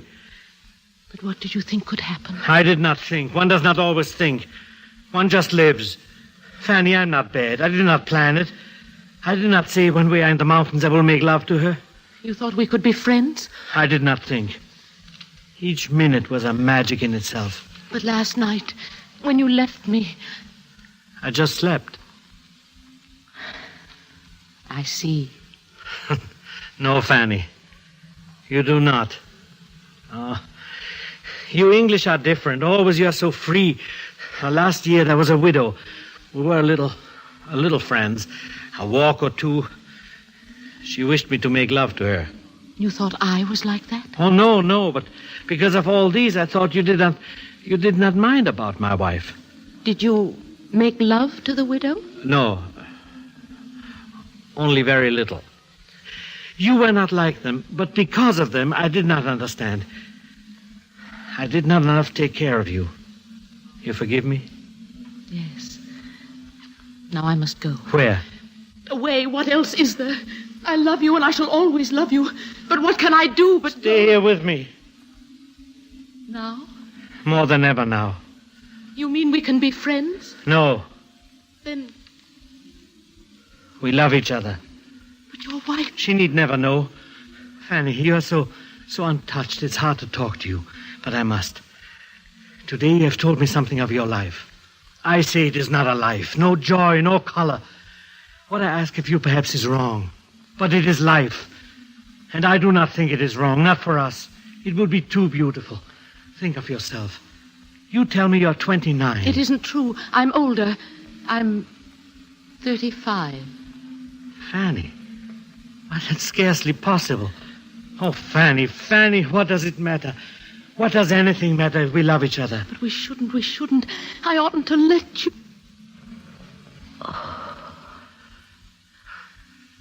I've crushed your flowers. It doesn't matter. What are they called? Herbstzeitlose. The timeless flower. And in English? I think they're autumn crocus. They're like the ones we have in spring. They're like you, Fanny. The flower of spring that blooms in autumn. Let us be happy in this dear September spring. We haven't the right to be happy. Oh, Fanny, Fanny, how can you love and not be happy? Would your wife divorce you if she found out? There is no divorce in our church. It's all so strange to me. Is this your wife's shawl? No, that was my mother's. It is for you, Fanny. You shall take it with you, and when you wear it, you shall think of the time when you will be back with me. Come back? But of course, listen, I have a plan. Every autumn you shall bring the spring back to me. Oh, I couldn't afford... But I'm quite rich. Oh, Fanny, Fanny, you must not be proud, not if you love me. I'm sorry, I'm just silly. You see, I've never loved anyone before, and now... Leave me a little while by myself to think. You won't change your mind. You will stay. Yes, I'll stay. Then I will leave you now, if you wish. Dear, dear Fanny. What is your name? Your Christian name? Andreas. Andreas. Is that right? It sounds most sweet. It is so hard to leave you, Fanny. I shall come back soon. Till then, auf Wiedersehen. Auf Wiedersehen.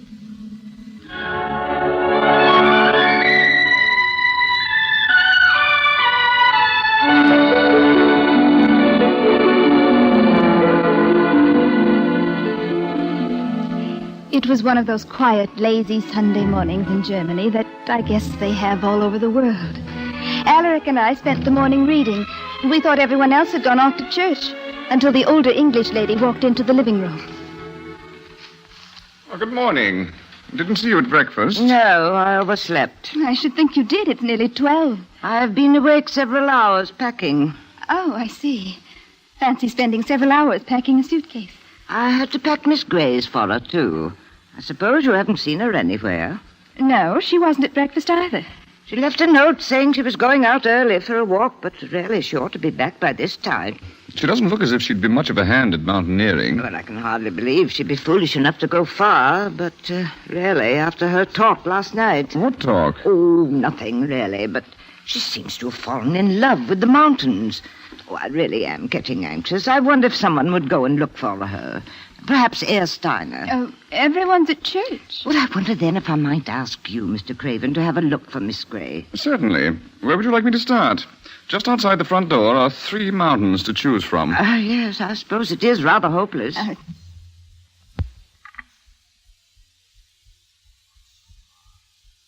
She'll turn up soon. But if we...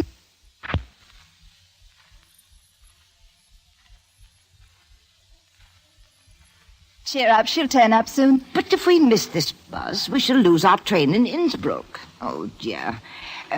Well, if Miss Gray does come in, would you or your husband be kind enough to tell her to come straight up to me? Certainly, but that isn't my husband. Oh, but I thought... I dare say you did. Many people do. Oh, I see. Well, I suppose it's no affair of mine. None whatever. But we thought we'd just tell you. No false pretense, you know. Yes, well, yes. You'll tell Miss Gray when she comes in? Certainly. We make a point of telling everyone. I mean that I'm waiting for her upstairs. Oh, that, yes. We'll tell her. Thank you very much. Are you quite sure Herr Steiner's in church, Alaric? Well, he went with the rest of the family. Why? I just thought he also might have fallen in love with the mountains. Good Lord. You don't mean... Only that he seemed rather smitten with her pretty little schoolma'am. Really? But even so, surely she wouldn't... Oh, yes, she would. There are very few women who wouldn't if our charming Andreas took a fancy to them. He's very attractive. Now, look here. Are you attracted by that fellow? Rather. Thrilled to the marrow. But don't worry, he isn't at all attracted by me. Hello there. Oh, how are you? Oh, quite better, thank you. I expect you're a bit stiff. Well, not so very, considering. In fact, I rather thought of going for another little climb this afternoon. Only this afternoon I shan't take any shortcuts. You know, I do really feel I owe everyone an apology for last night. Not at all. Well, of course not. Oh, but my brother tells me that I was... Well, of course, I'm not very clear about it, but I suppose that makes it even worse. I wasn't intoxicated, was I? Good Lord, Of course no. you weren't. Well, Edward says, and I certainly do remember feeling rather odd. Do you know, Edward doesn't think that I ought to drink beer. He's most upset about it. Nonsense. Everyone here drinks beer. Well, that's what I said, everyone. Besides, I like it. You jolly well drink what you like. Oh, well, I wouldn't go as far as that. I suppose there aren't any English books here, are there? Well, we could lend you something, but most of ours are on psychology. Oh, I've always wanted to read a psychology book. Well, here's one that's fairly light. Ah, there you are, Florence. I was just coming up again to see how you were. I'm quite well, thank you. I'm just going into the garden. These young people are kindly lending me a book. Oh, really? Oh, yes, yes, I hardly think it's the sort of book you like. What are you reading? I don't think you'd like that one either. Very technical, complexes and such things. Are there complexes in mine, too? Lots of them. How interesting. I've always wanted to know what mine were. Really, Florence, neither of the books is suitable for you. Then why are you reading one?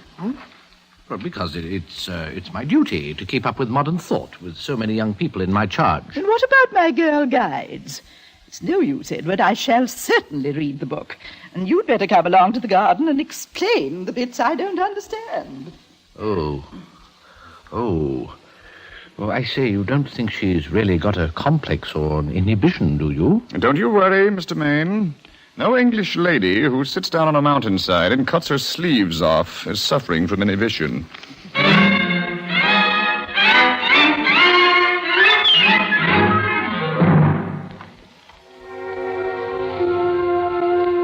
It was well after noon before the younger English lady came back to the inn, and one wouldn't have to guess more than once to tell what had happened. She walked as if she were in a trance, and it was only when she started up the stairway to confront her traveling companion that she seemed to return to grim reality. Oh, Edith. Fanny, where have you been? On the mountains. I left you a note. Yes, but you've been gone for hours. Oh, for heaven's sakes, get changed. The bus will be here in 20 minutes. I'm not going on the bus, Edith.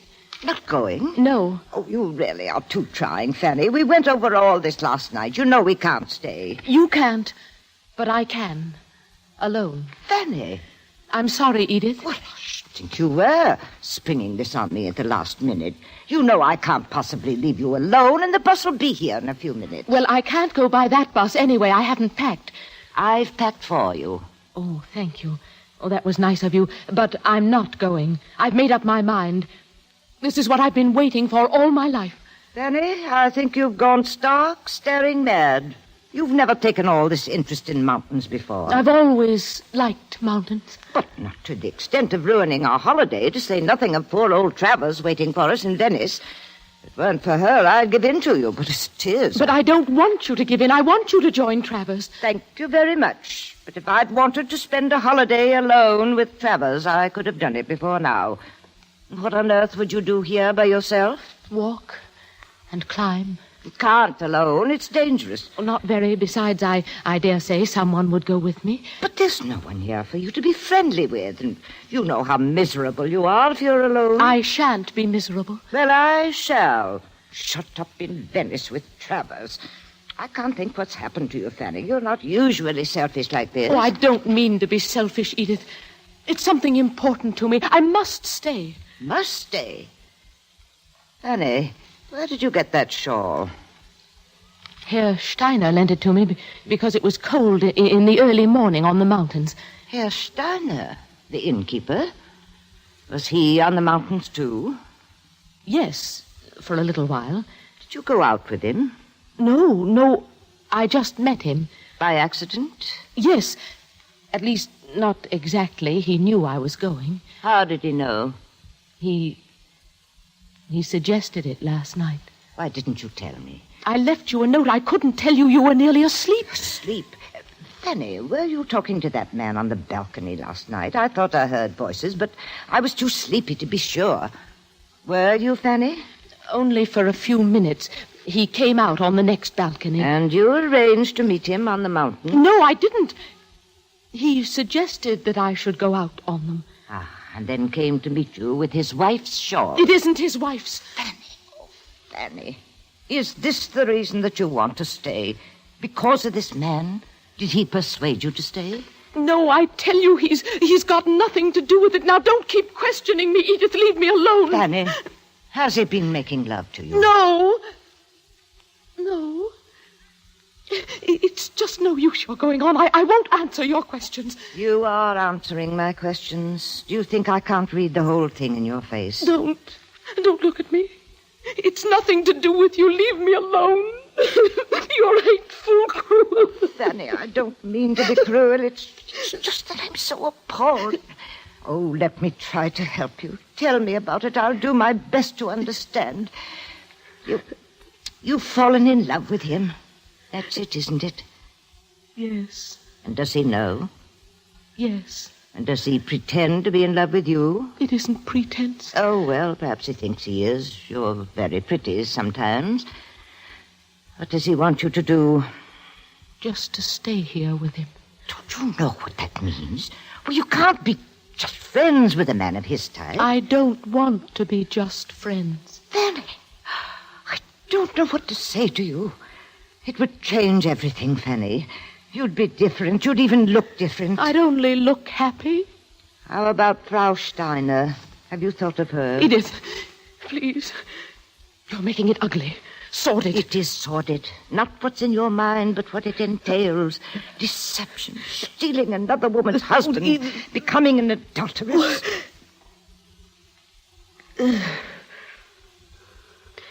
All right, I'll go. You've spoiled everything. Fanny, it's for your good. I'll go and tell him. No, just leave. Don't worry, I shan't change my mind. Promise me. What's the use of promising? I promised him. But don't be anxious. You finished everything. I think you finished my whole life. Oh, my dear, don't be childish. Will you never grow up? No, Edith. I'll never grow up. Only old.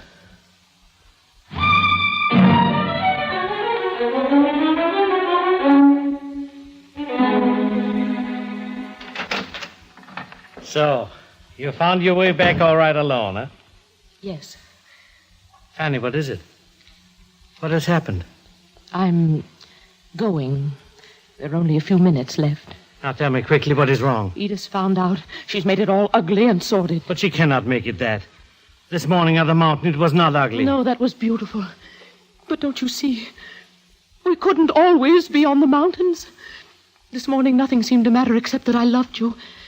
But here, it's all different. Fanny, I cannot understand. If I thought it was for your good to go, I would not try to keep you. But how can it be right for you to go back to that life? Never to live or share the joy of love. You are still so young in heart. But one day you will grow old. Will you grow old with no memories? I shall have memories. Last night, this morning, the meadows were all misty, waiting for you, high on the mountain, with the world waking for the first time. I think I shall remember it when I'm dying. Fanny, my dear, my heart, stay with me. It cannot be right to kill anything so lovely. I love you so much, even more than I knew this morning. Oh, sweet, don't cry. See, I will help you, take care of you. Listen, all morning I've been planning. We'll make a little school for you in Innsbruck. You shall teach English there. I have so many friends who will be glad to send their children. They wouldn't if they knew. But if I promise I will not make love to you, it shall be a friendship between us, a loving friendship. I will not even kiss you. But I should want you to. Oh, I cannot let you go like this. If you will not believe me about yourself, think for 1 minute of me. I love you. It is not like anything I've known before. Always there has been something beyond my life that I wanted. A dream. I did not know how to dream. Fanny, it is my love for you. I did not know it till now. Oh, Andreas, I must go. I will come to England. I will come to see you. No. But you do not understand. Not to persuade you. Just as a friend. Just to see you. I will wait 2-3 years if you wish. No, I beg you not to. For my sake. For your sake. I shall have changed. Changed? Oh, not my love, but me. I want you to remember me as I am now. Not grown old. Fanny. It's all right. I shan't mind. Now. It's come. The bus. No, let the bus go without you. Oh, there's so much I want to say and I can't think of it. Listen, it's all right. For you too. It would have ended. Now, it's there for always. For both of us. Sally? Please, help me to go. No, don't come with me. I've taken the shawl. Is that all right? Of course. Leb wohl. Mein Herz. Mein Leben. Goodbye, Andreas. Auf Wiedersehen. No, Andreas. Goodbye. Goodbye.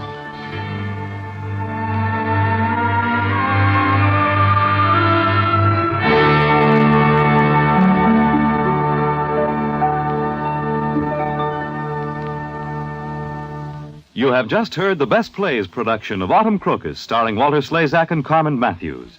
And here once more is your host, drama critic John Chapman. I hope you've had a pleasant time, as I have. There's nothing for easy, relaxed pleasure like a good romantic comedy such as this one. It's much the best, of course, to have such skilled comedians as Mr. Slezak and Miss Matthews and the other ladies and gentlemen of our company to do the acting. For this kind of comedy isn't as easy to do as it seems. Our next best play will be a different kind of comedy.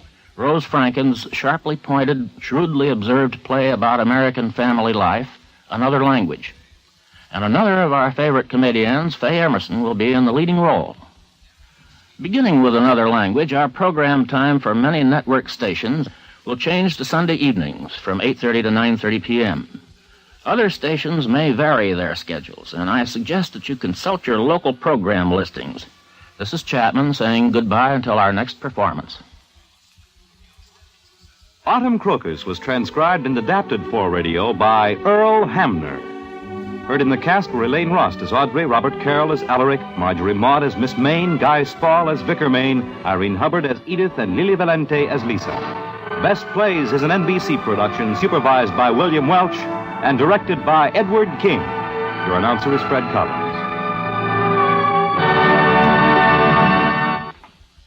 This is NBC, the national broadcasting company.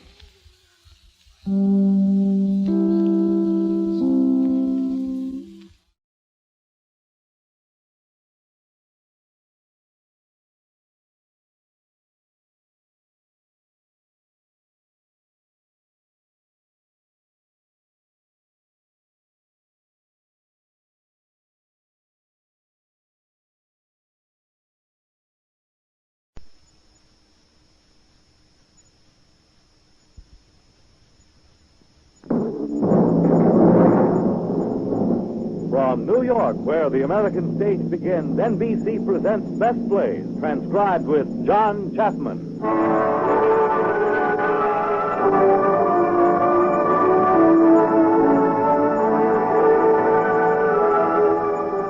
Best Plays, a series of hour-length dramas selected from the outstanding successes of the New York stage. Now, John Chapman, drama critic of the New York Daily News, is here to introduce Wendell Corey and James Westerfield in Detective Story by Sidney Kingsley.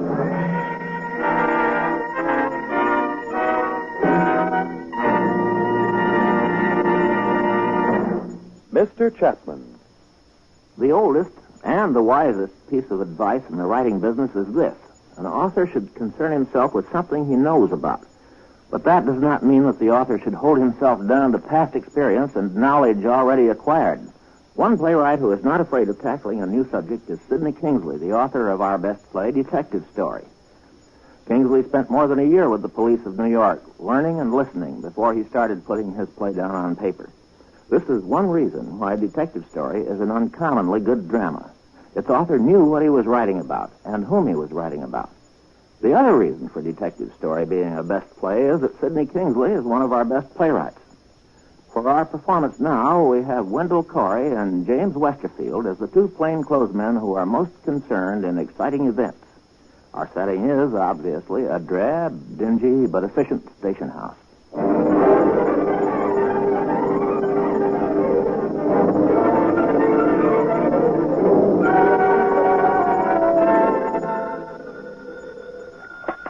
'21st Squad Detectives, Callahan. Yes, madam. What's your name? Address? Okay, miss. Phone number? Here. Yes, sir. Plaza 33598. Brown. Have you got a list of the missing items? Please, Here. with help, yes. Jason.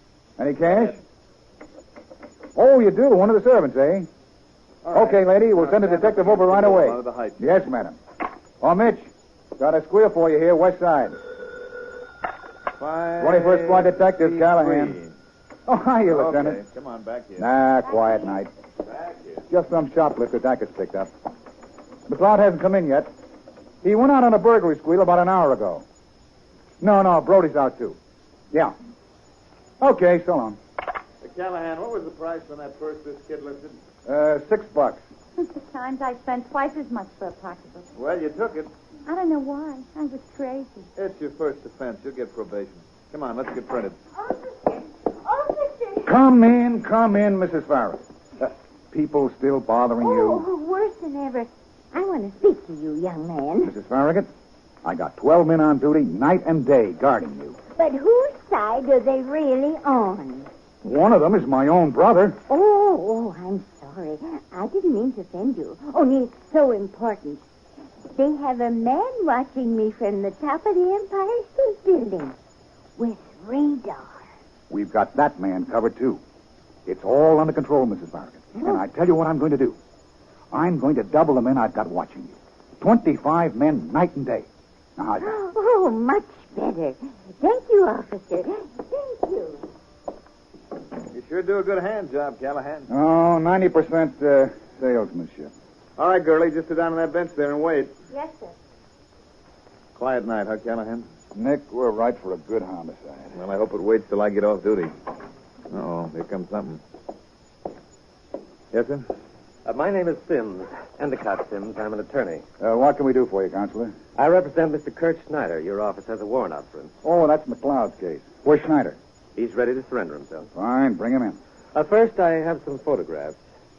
He had these taken half an hour ago. Oh, naked. Ugly, ain't he? He's no Mr. America, I'll admit, but the purpose is not aesthetic. I don't want any rubber hoses used on my client. We don't assault our prisoners. I've heard about this man McLeod who's handling the case. A law unto himself, they tell me. So I'd like you to tell Mr. McLeod... Tell him yourself, Counselor. He's coming in now. Hello, Jim. Hello, Callahan. Okay, Buster, sit down over there. Can't we get this over with? All in good time, Buster. Callahan, I want this kid booked on a robbery charge. There's a counselor here to see you, Jim. Detective McLeod, Mr. Sims. How do you do? He's here for Kurt Schneider, Jim. Kurt Schneider's a successful truck farmer from New Jersey. With illegal operations for a sideline. I got a real yen to see your client, Sims. I'm aware of that. Take a look at these pictures, McLeod. Mm-hmm. Well, there's no doubt from these photos that the process of evolution is reversing itself. You'll observe that there are no scars or lacerations of any kind on his body. This is how I want him back. I should think that any changes whatsoever would be an improvement, Counselor. I'm not going to allow you to violate his constitutional rights. You're not going to abuse him physically or degrade his dignity as a human being. Understand, Detective McLeod? You happen to see the girl your client operated on last year? On a slab in the morgue? Not much human left and very little dignity. My client was acquitted of that charge. He was guilty. Are you setting yourself above the courts of the land? There's a higher court. And do you presume to speak for it? I don't. God doesn't speak to me. If you finished, I have a case to book. You know, you're quite an anomaly, McLeod. College man, I understand. So? Nothing. It's going to be quite a pleasure to examine you in the witness stand. Anything to give you a thrill. Oh, we may have a thriller or two in store for you. Meaning? Meaning we've done some investigating, McLeod, and your interest in my client may not wholly be impersonal. Good day.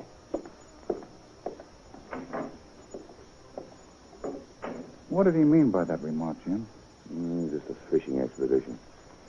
He's a shrewd mouthpiece. I've seen him work. Oh. You, booking this kid you brought in? I don't know yet.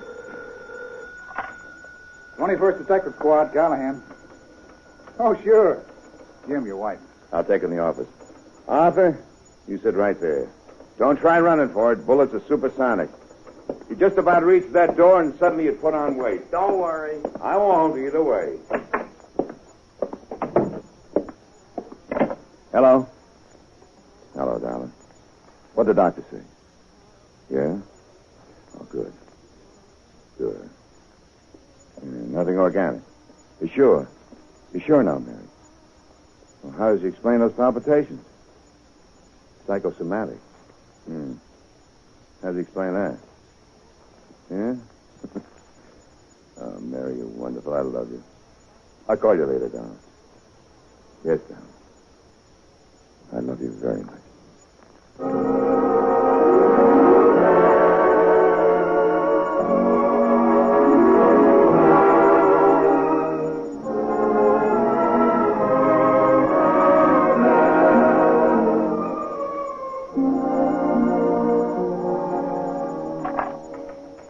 First Squad Detectives, Callahan. Uh-huh. Okay. Yeah, he's here now, Lieutenant. Okay. Hiya, Brody. What do you got? Yeah, a couple of tough customers. Oh. Get in there, you two. Sit down. I quit shoving. I'll do more than that. Now sit down. What do these do? Burglars. Patrolman Barnes caught him. I was right across the street when he hears him scream. Yeah, they come running downstairs. He collared him. The big skinny one put up a struggle. I was walking down the stairs minding my own business. See, the copper jumps on me and starts beating me up. All right, loudmouth, sit down. We'll come to you. Hey, where's my partner? Jim, inside. His wife's on the phone. What's doing? Oh, one sharpie, one thief. The good-looking young fellow over there is Jim Squeal. Listen. Charlie, boy, I said sit Listen, down. you think I'm crazy to do a thing like a robbery? Any weapons? Oh, this one we found a loaded 22. So what's your name? Louis Appa. Were you carrying this gun, this Jimmy? Yeah. You're a bad boy, Louis. What's more, you're a bad thief. Don't you know a good thief never carries a loaded pistol? It adds 5 years to your sentence. Hello, Lou. What do you got? Hi, Jim. A couple of cats. Barnes dropped them. The big one looks familiar. Empty your pocket, String Bean. Lou, you take a look. Yeah, look at the roll of government certificates. How much you got there, Charlie? $1,400. Don't you trust the banks? When you in stir last, Charlie? Me in jail? Never, I swear on a stack of Bibles. What's your B number? I ain't got none. You sure? On my mother's grave, I swear I got no B card. You just gave yourself away, Charlie. How do you know what a B card is if you never had one? Friend him, Callahan. You'll find he's got a sheet as long as your arm. I swear to you, I get down on my knees to you. Get up, you ape. I can smell you, Charlie. You're a cat burglar, a real murderer. What about the kid over there, Jim? I'm getting to him right now. Mind if I listen, Jim? Help yourself. Okay, son, on your feet. Yeah. What's your full name? Kindred. Arthur Kindred. Empty your pockets, Arthur. Okay. Sit down. What'd you do with the money? I told you. Tell me again. I spent it. All of it? Yes. And doing a hot spots, I see you got matches from the store club. Some. Any money left? How far can you go with $400? The employer says it was $480. I guess he knows. Have been arrested before? No. What's the pawn ticket for? Textbooks. College man? I was. Graduate? No. What stopped you? World War II the first time. Foolish question, foolish answer. How old are you? 27. What branch of service? Navy. Married? No. Now, what's his name on his card? Joy Carmichael. Nobody. Maybe I'd better give her a ring, huh? Well, what for? She doesn't know anything about this. You wouldn't lie to me, would you, Arthur? Why should I lie? I don't know. Why should you steal? It's because you're no good, huh, Arthur? The judge asked me, I'm going to throw the book at you. Got the money? He doesn't know.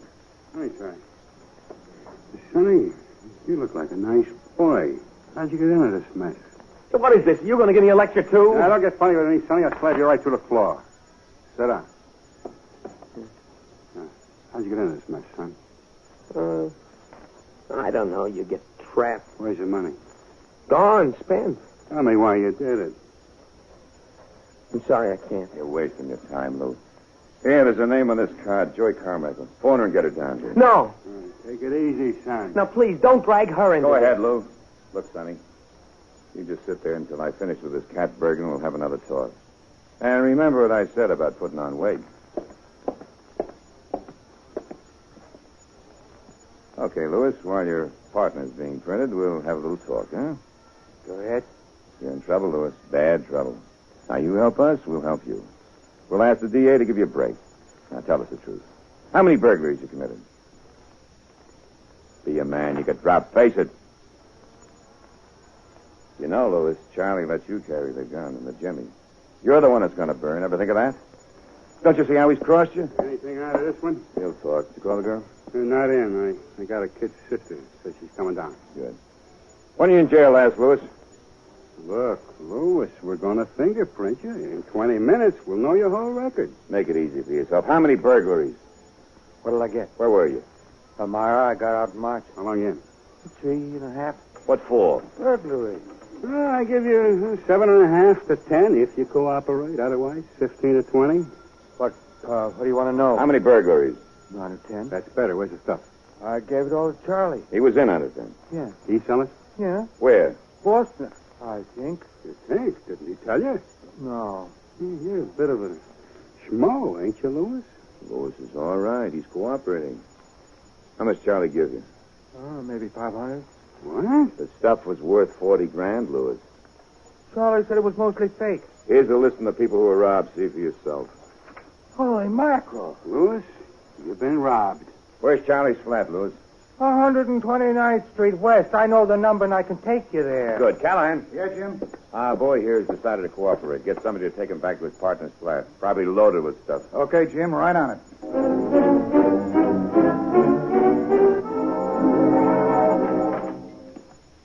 Yes, miss? What is it? Excuse me, I'm Susan Carmichael. I was told a friend of my sister's is being held here. What's his name? Arthur Kindred. I was told to see a Detective McLeod. Oh, yeah.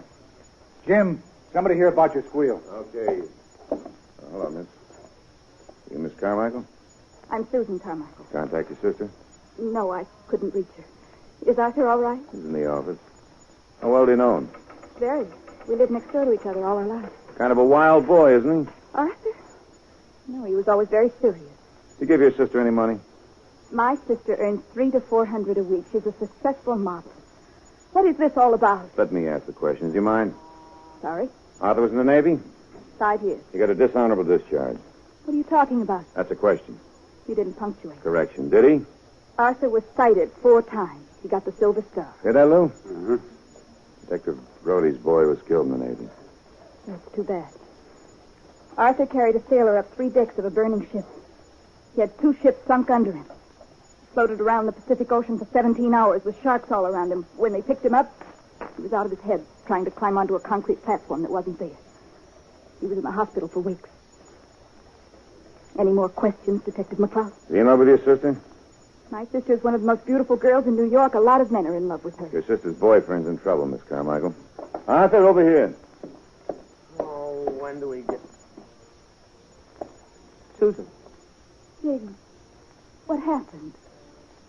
did you have to drag children into this, McLeod? I'm not a child. Susie, go home. Don't get mixed up in this. Did you take money? Yes, from the man I worked for. Why? I wanted to. Now, please, Susie, beat it. You, Arthur, shut up. I will not. Listen, you punk. What is it, Lou? Mind if I have a way with a boy? Shoot. Is it true you carried a wounded sailor on your shoulders up 3 decks of a plane ship? Yes. My boy was in the Navy, too. The Juno. You know her? It was a cruiser. She went down with all hands. Yeah. Yeah, he was my only boy.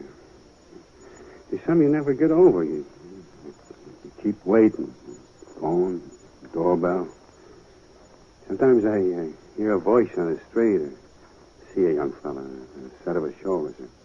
Like you. But man, it's him. Maybe he was one of the lucky ones. Don't say that. Why not? Because it wouldn't make sense then. Lou, don't go soft on this kid. He's a common thief. Is he, Jim? Yes, but let me take over. I sent for his boss.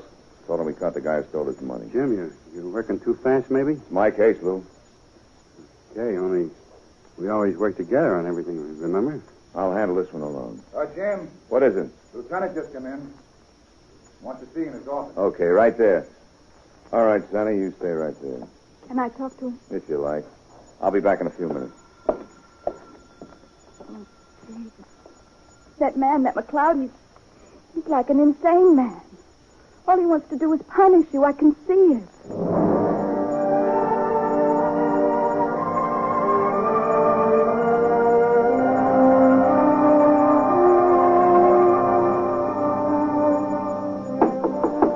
Come in. Oh, hello, Jim.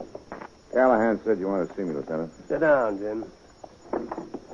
I just ran into Kurt Schneider's attorney downstairs. He tells me Kurt is coming in. So he says. Been waiting a long time for this, haven't you, Jim? A long time. You have some personal angle? No, why? Schneider's attorney hinted that you might have one. Fishing. You sure, Jim? I'm sure. What did he imply? Oh, nothing specific, just vague hints. You can write those on the air. Now that he's coming in, just what sort of a case do you have against him? There's a girl, Miss Harris, in the hospital. Critical. I called the DA's office, and I'm taking Schneider over to the hospital as soon as he comes in. Anything else? I've located a corroborating witness, Gloria Hatch. She can identify Schneider as the man she assisted. Well, it sounds like a good case. It'll be perfect. When I get a signed statement from Schneider himself that he's been performing illegal operations. And how do you expect to get that? Persuasion. That's why I called you in. Jim, keep your mitts off him. Now, that's an order. Lieutenant, you ever seen that railroad flat where he operates? You see that kitchen table? Those blood-stained, dirty instruments? Now, listen, Jim, this is an impersonal business. Your moral indignation is giving me a pain in the neck. You've got a messianic complex. You want to be judge and jury, too. Well, you can't do it. It says so in the book. Also, I don't like lawyers coming in here with photos that marks my squad lousy. I don't like it, I won't have it. You understand? Yes. Can't you say yes, sir, without making it sound like an insult? Yes, sir. You think you're superior. That's your trouble. Well, for the record, I don't like you any more than you like me. But you've got a value here, and I need you on my squad. That's the reason you're not wearing a white badge again. You wouldn't want it back now, would you? When I want your badge, I'll ask you for it. Good, because you can have it. With instructions. Okay. Now, Schneider's coming in. Get what you can out of him, but no roughhouse. You know the policy of this administration. I don't believe in coddling criminals. Well, who tells you to? You do. The whole system does. McLeod, you talk like a maniac sometimes. May I? No! You got your orders. Now, that's all. I was going to say, may I have the keys to the files, sir? Here. You've always got to have the last word, don't you?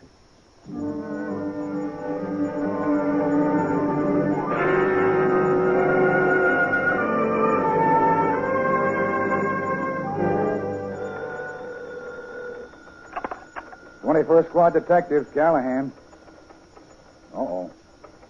Send him in, Sammy, will you? Jim. What? Kurt Schneider's coming in with his mouthpiece. About time.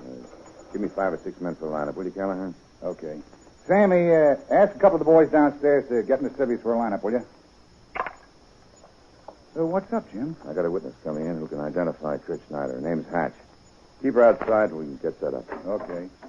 Here comes your boy.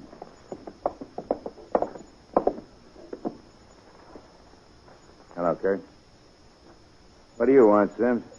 I've advised my client of his legal rights. He'll answer no questions other than his name and address. Remember, Kurt, name and address, that's all. Is that understood? As you say, Counselor. When do you plan to book him? In a couple of hours. He's got a few others here ahead of him. I want to arrange his bail bond. You'll have to get Judge Trader to stand bail for him. Suppose you attend to your business and I'll attend to mine. I'll be glad to if you'll get out of here. Remember, Kurt, name and address, that's all. Sit down, Kurt. How you been? So. Some coffee? You got enough? Sure, plenty. Looking well, Kurt? Could be better. How's the farm? All right. Wasn't it a drought in Jersey this year? I irrigate my crop. Does it really pay for itself? If you work it. How much can a man average a year? Varies. 2,000 a good year. Oh, it's pretty good, clear. Sometimes you lose a crop. How long you had the farm? 11 years. And you average 2,000 a year? About. So how'd you manage to accumulate 56,000 in the bank? How? Who says I have? I do. I checked. Here are the statements.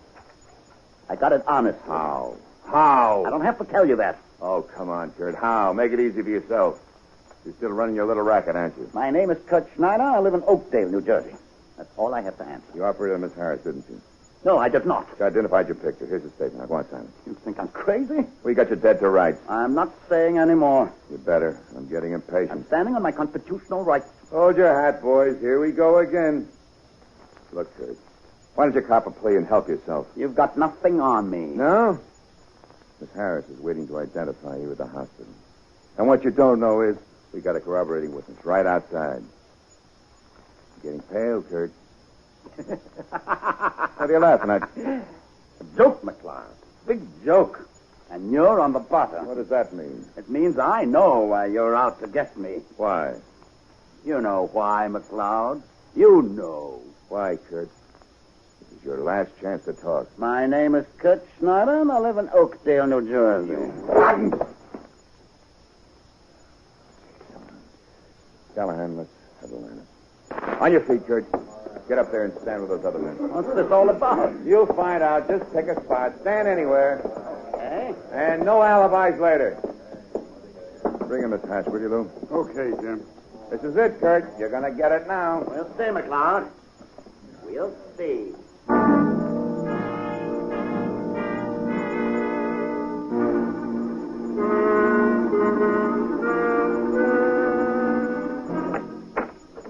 Detective McCloud? Miss Hatch? That's right. Yeah, it's a nice piece of mink you're wearing. Rushing the season, aren't you? Oh, a little, maybe. New? Why, yes. It's nice of you to come down and help us. Don't mention it. What do I do? Well, just look over the 7 men standing on the line up there. If you see the man who performed that operation on the Harris girl, touch him on the shoulder, okay? Okay. He ain't there. You haven't even looked. I did. You haven't looked. Not at me, over there. I never saw any of these guys in my life. You identified a picture. What are you trying to do? Make me give a wrong identification? I never saw You're them. a liar. That's what I get for coming down here. You cops are all insane. Give you a lousy tin bag and you think you can push the world around. Listen, you little tramp. What did you call me? What did you call me? Just a minute, Lou. Now listen, Miss Hatch. Jim.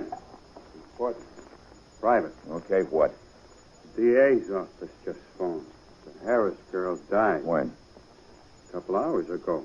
Why would we inform? Search me. There goes the case. What about Gorgeous? Somebody reached her.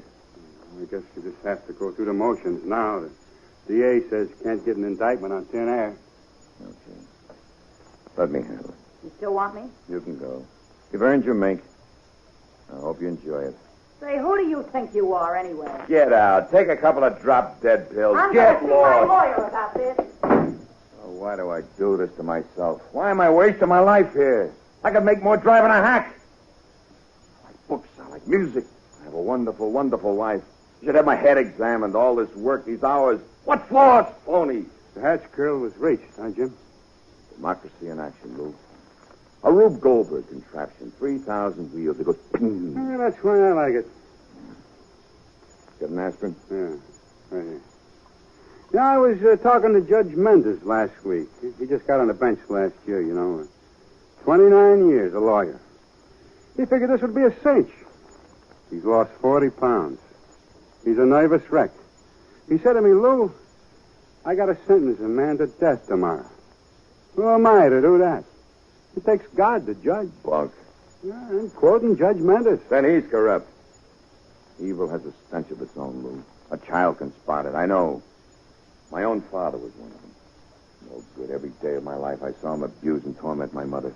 I saw him, a no-good sadist, drive my mother right into a lunatic asylum with that criminal mind of his. Every time I look at one of these babies, I see my father's face. Jim, you still want the lineup? No, thanks, boys. Okay, Kurt. Step over here. Take it easy, Jim. Sure, take it easy. Let him fill the morgue. Congratulations, Kurt. Harris girl just died. That's too bad. That's too bad. What do you got in place of a conscience, Kurt? Don't answer, I know. A lawyer. I ought to fall on you like the sword of God. The sword's got two edges. You might get hurt. Get in that office. What for? Get in there, Kurt. Okay.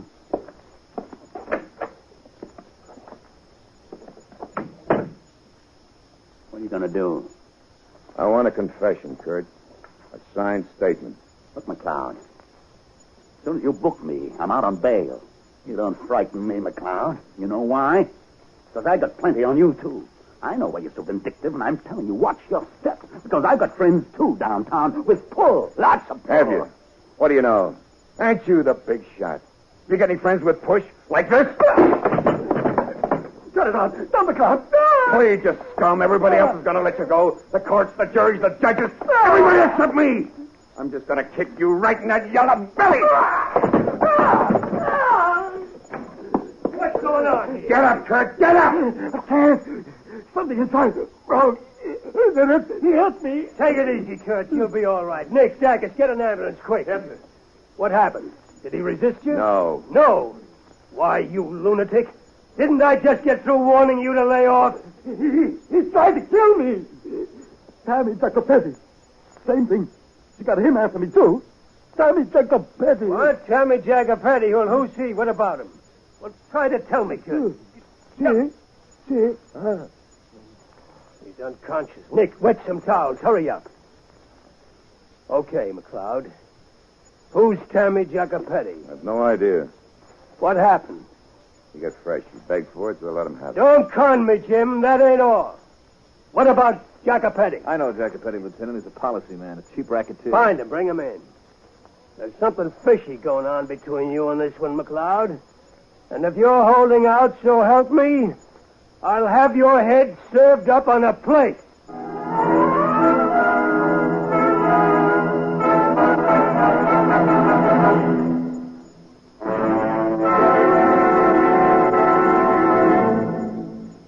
In a moment, Act Two of Detective Story, starring Wendell Corey.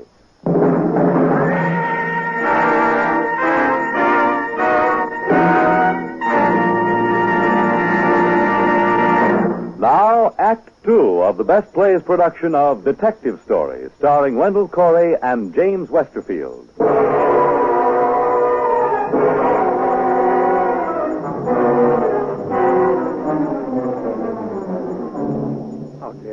How dare you take the law into your own hands? Who are you, McLeod, to constitute yourself a court of last appeal? Now, counsel. Go ahead, break me. You're worse than the criminals you represent. 21st Squad, Detective Callahan. The clothes you Yeah, wear, just your a house minute. in Westchester, Fine, they're all Lieutenant. bought with blood. Shut up, You- both of you. Hello, Lieutenant Monahan. The hospital. How is he? Yeah. I see. Well, keep in touch with me. How is my client? So far, they've turned up nothing to warrant a felony charge, so you better cool off, Mr. Sims. Let him bring his blasted charge. It'll give me a chance to get his client on the stand and really tear his clothes off. McLeod, shut up. And get out of here. That's an order. Step outside and wait for us. The kind of a maniac is he? Well, McLeod has a value here. He's honest, and he's got no tin boxes. He's got another angle. What do you mean? I can't discuss it. Who can? McLeod can. Maybe his wife. What? Skip it. No. You mentioned his wife. What do you mean by that? Find out for yourself. I got to get down to the hospital to see about my client. Okay, Counselor. I'm going to find out. For sure.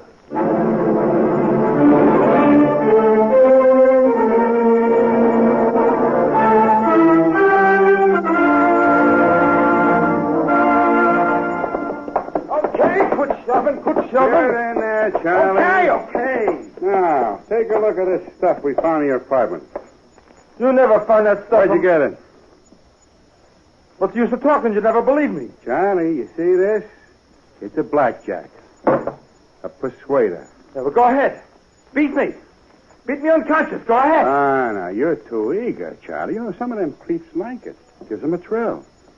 Hey, look at that kiss run, Charlie. I'm a sucker for any right. I'll lay off. Hey, why don't you be professional, Charlie? Don't hang your head in shame. You want to be a burglar, so you're a burglar. Be a good one.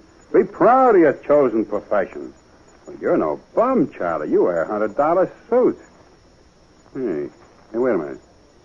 Take off that suit, you Let bum. go. The owner's name is still inside. Jerome Armstrong. You say Armstrong? Yeah. That's an old squeal of mine, Brody. There was a rap connected with it. What do you say, Charlie? I don't know nothing. He's ignorant, and he's proud of it. Okay, Charlie, sit down. Nick, you and Callahan get on the phone. Match this loot with the list and start calling the people who reported it stolen. Excuse me, sir. Yeah? I'm looking for a Detective McLeod. My name is Pritchard. I understand you arrested an employee of mine, Arthur Kindred. Oh, you'll find McLeod in the squad room with your employee. Just walk right in. Thank you. Charlie, I want to talk to you. Excuse me. Oh, come in, Mr. Richard. Is this the boy? Yes. That's all. Did you get my money back? I'm afraid not. You be in court tomorrow? I certainly will. We can count on you? When I make up my mind, I'm like iron. Mr. Pritchard, please. Who is this young woman?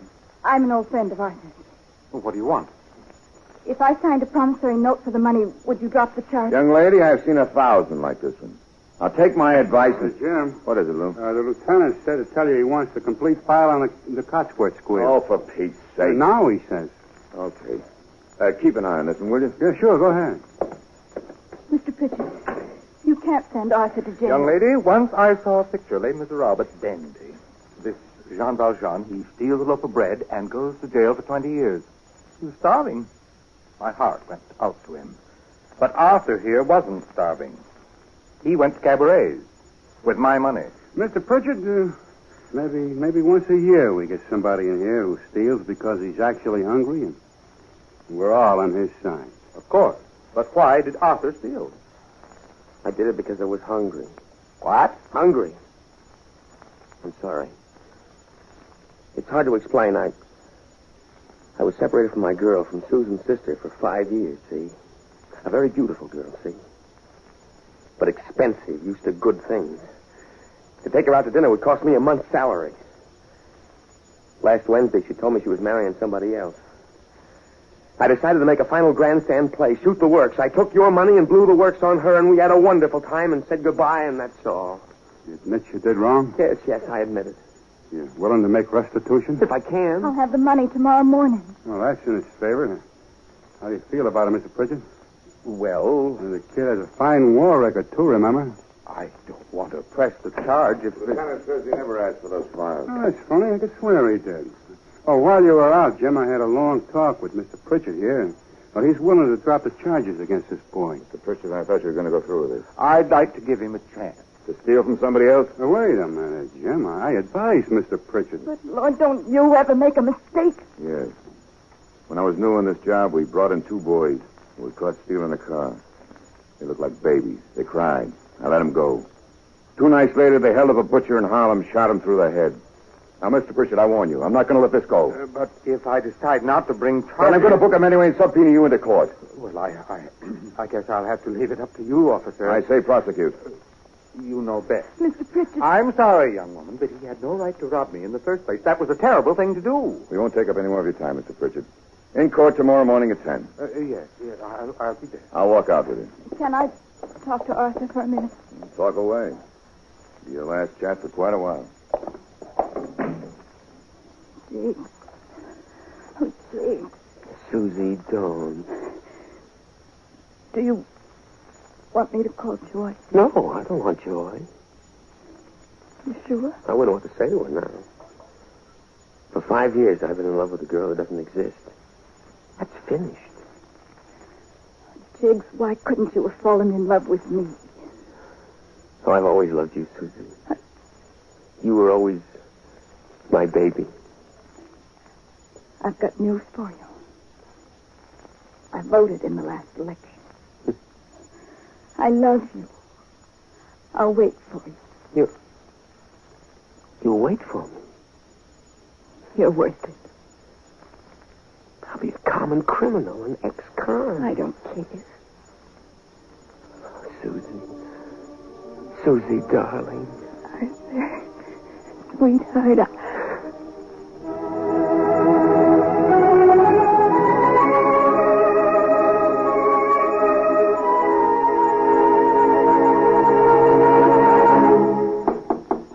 Come. Dr. Petty, Lieutenant. Bring him in. Is Mrs. McLeod here yet? No, not yet. Wait downstairs for her and bring her in as soon as she arrives. And make sure that Jim doesn't see her come in. You get that? Yes, sir. Okay, Tammy. In there. Hello, Tammy. What's this all about, Champ? Sit down, Tammy. What's on your mind, Champ?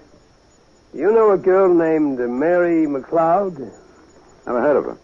Her maiden name was Neal. Mary? What kind of trouble could she be in? Oh, I'd just like a little information. That girl's 100%, Champ. I wouldn't say one word against her. Nothing you say here will be held against you. You understand? I give you my word. I won't hurt that girl. I don't want you to. She's only a witness. It's someone else. Okay, shoot. You married? Yeah. How long? 15 years. What a racket that is. You're an expert, aren't you? On what, marriage? Rackets. I'm a legitimate businessman. Take it up with my attorney. Look, Mr. Jacopelli, we've got a sheet on you. We know you're in up to your neck, but we don't bother out-of-state rackets. And what went on there ain't none of our business. Unless you make it so. Fish? Yeah, I capiche. You got any kids? No. I got 5. You don't know what you're missing, Tammy. Don't rub salt in, I know. I got a wife as big as the Sahara Desert and twice as barren. I got 9 brothers, 4 sisters, all on my payroll. None of them worth anything. They got kids, nephews, nieces, all over the lot. But a guy like me, I should become a nation. And I got no kids, not one. So don't rub salt in, huh? Okay, I guess I know how you feel. Oh, you're a sharpshooter, champ. You hit me right on my spot. When did you know this girl? 7 years ago. You like her? I was crazy about her. She was my girl once. I'd have married her if I could have gotten divorced. What broke it up? She gave me the air. She got in trouble and that soured her on me. Dames, who can understand them? Send her to a doctor? What, doctor? Me? I wanted that kid. I told her, give me a son. Anything goes, anything she wants. The moon out of the sky, I get it for her. Dames, who can understand them? She goes off. It's the last I see of her. Next thing I know, I hear she went to some doctor. I went looking for her. If I'd have found her, I'd have broken her neck. I found him, though. I personally sent her to a hospital. What was his name? Dutchman. Schneider, something. Kurt Schneider. That's what I wanted to know. Callahan. Yeah, Lieutenant. Is Mrs. McLeod here yet? Downstairs. Send her in, will you? Okay. Oh, and Callahan. Yes, sir? Have McLeod stand by. I'll want to see him later, too.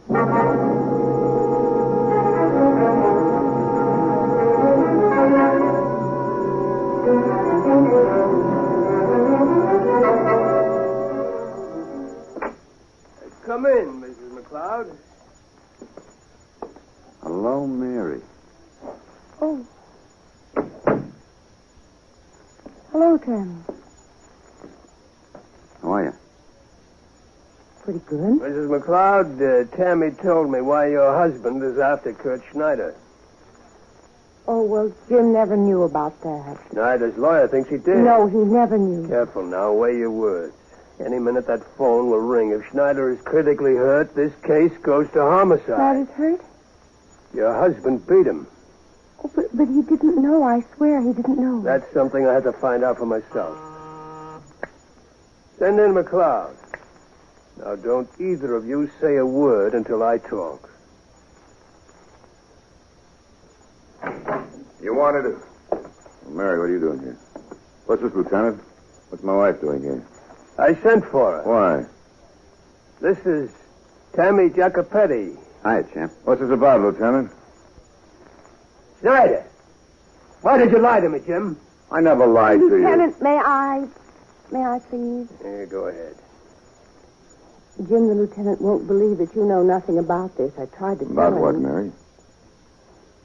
Dr. Schneider. What's he got to do with you? Jim, this man you struck was Dr. Schneider. Don't keep saying that, Mary. He's no doctor. Not I thought he was. I had occasion to see him once. What? It was a long time ago, Jim. Lieutenant, I told you he didn't know anything about... What's this hoodlum here got to do with it? Well, Tammy and I, we were going together. I see. It was long before I met you. Okay, diagrams aren't necessary. I know how you feel, champ. I beat up Schneider myself when I found out why I even... Shut up! I don't have to take that from you, champ. Touch me again, I'll tear your arm out of the Cut that out, McLeod. 1 second, I'll flatten you myself. You mind if I talk to my wife alone? Come on, Tammy. Let's go. Sure. So long, champ. Goodbye, Mary. Good luck.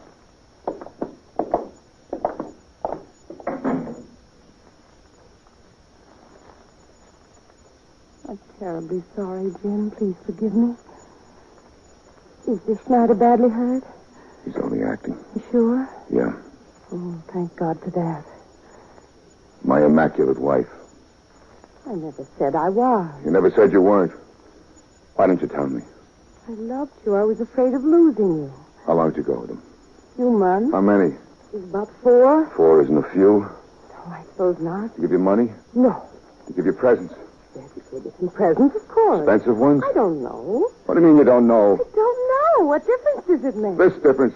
I just as soon Snyder died. I just as soon go to jail for 20 years and find out this way that my wife was... Don't say that, Jim. I didn't invent the word. I don't care what anybody says. I only care about you, Jim, and it's not true. You know it's not true. I thought I knew you. I thought you were everything good and pure. And with a pig like that... Jim, don't judge me. Try and understand. Right and wrong aren't always as simple as they seem to you. I was alone. I was big city lonely. This man paid me a lot of attention. I was flattered. I thought he was romantic and glamorous. I thought I was in love with him. You trying to justify yourself in those terms? No, not justify. Explain. I was wrong. I know it. I discovered that for myself. When? Just now? Oh, Jim, I'm trying to make my life everything you want it to be. If I could make my past life over, I'd do that too, gladly, but I can't. I made a mistake, I admit it, and I paid for it plenty. Isn't that enough? Jim, please understand. What's it understand? You kissed him. He held you in his arms. You went to Schneider.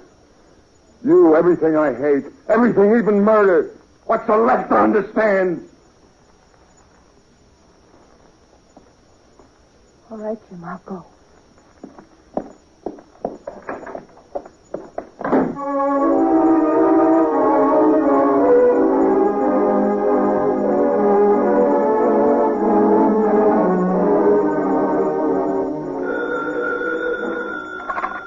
21st Detectives, Callahan. Make it fast, Callahan. I need the phone. What?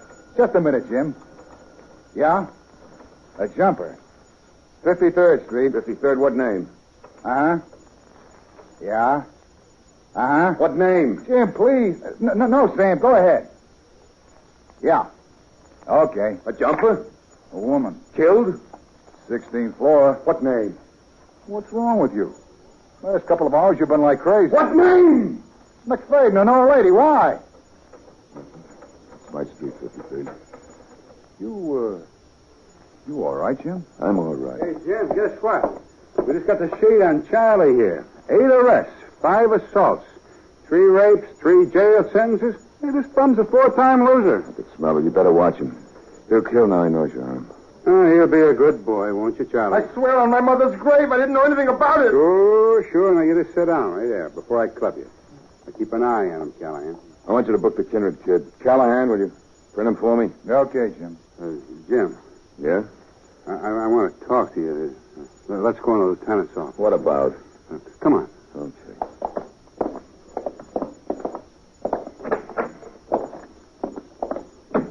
Well? Jim, I've been your partner for 13 years. I ever asked you for a favor? What is it, Lou? Hurry up. I got a headache. That kid outside, that Arthur Kindred. I want you to give him a break. You know better. I can't adjudicate the case. What do you think you're doing? What makes him so special? Well, he reminds me of my boy. How can you compare? Mike was a hero. Why? Because he got killed?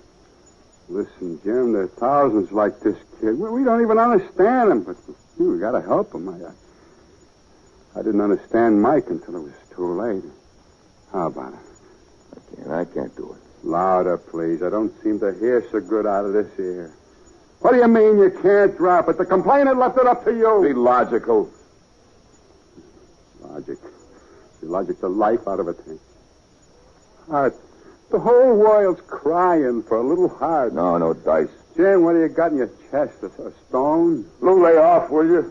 Can't you see I'm drowning in my own juices? Jim, what is it? Mary. She went to Critch Snyder. She and Gecko Patty. Oh, boy. It was years ago. It was Rue. True. Are you crazy? True. Jim, don't be a fool. Pick up that phone. Call her. I can't. Jim, you remember what you were like before you met Mary? You're like a stick, thin, dried up, lonely, cold. Remember? Yeah. She gave you some tenderness and warmth. Come on, the first time. I know, Lou, I know. Pick up that phone, Jim, and call her. Call her before it's too late. Lou, I don't know. Yes. Mary. Excuse me, Jim, I'm leaving. I thought I'd come up and tell you. And here are the keys. Come in, sir. Excuse me, I got a case to finish. Shut the door, Lou. My taxi's waiting. Send it away. No, my things are in it. Now, let's not drag it out, Jim. Mary, we can work this out. I've been thinking about it. Have you? It's possible. No, I don't think so, Jim. I'm not sure I want to. Wait a minute. Wait 1 minute. I don't get this. What are you so bitter about? Who's to blame for tonight? You put me in a cement mixer, and now you're acting as if I were the... Tramp. Well, don't say that. I didn't invent the word again. I wasn't myself. You never more yourself. I'm sorry, Mary. Oh, it's all right. I'm beyond feeling. I'm nice and numb. You're married to me. You can't just walk out. Marriage is a sacrament, Mary. You don't dissolve it like that. I know the way your mind works. Never lets go. The rest of our days we'll be living with this. If you won't be saying it, you'll be thinking it. No good. It won't work. Why didn't you ever tell me? If you'd come to me once. Just once. What good would it have done? Would you have understood? Would you have been able to forgive me? Wasn't I entitled to know? Yes. Well, why didn't you tell me? I cannot go over this again and again and again. I refuse to.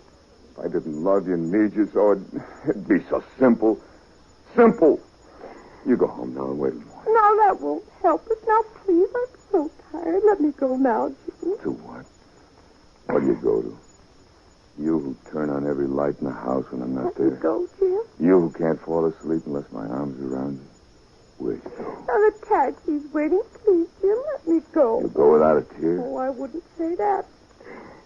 1 or 2, perhaps. I haven't got many left.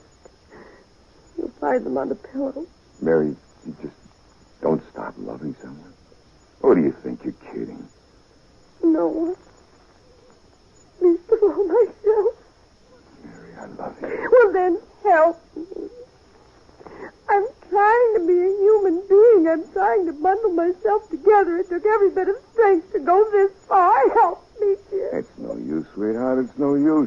I couldn't go home if you weren't waiting for me with the radio going and the smell of coffee on the stove. I'd blow out my brains. I would, Mary, if I went home to an empty flat. I wouldn't dare take my gun with me. Now powder your nose and put on some makeup. Jim, there's a mouthpiece out here to see you. Okay. I better go home. The taxi bill's going to break us. I'll let it. I'll be right back.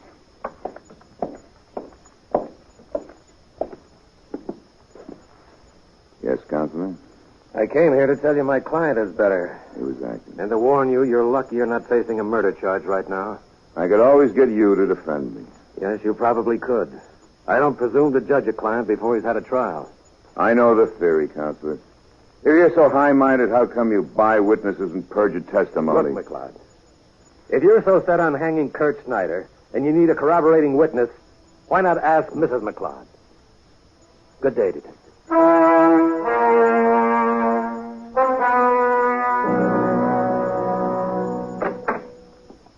Matter, dear? I just spoke to Kurt's lawyer. This has been our black day. Yeah. I'm sorry, darling. And yet, in a way, I'm glad it's out in the open. This has been hanging over my head for so long. I've had such a terrible feeling of guilt all the time. All right. I needed help, and there was nobody. How long was that for I met you, Mary? 2 years. Who'd you go with then? No one.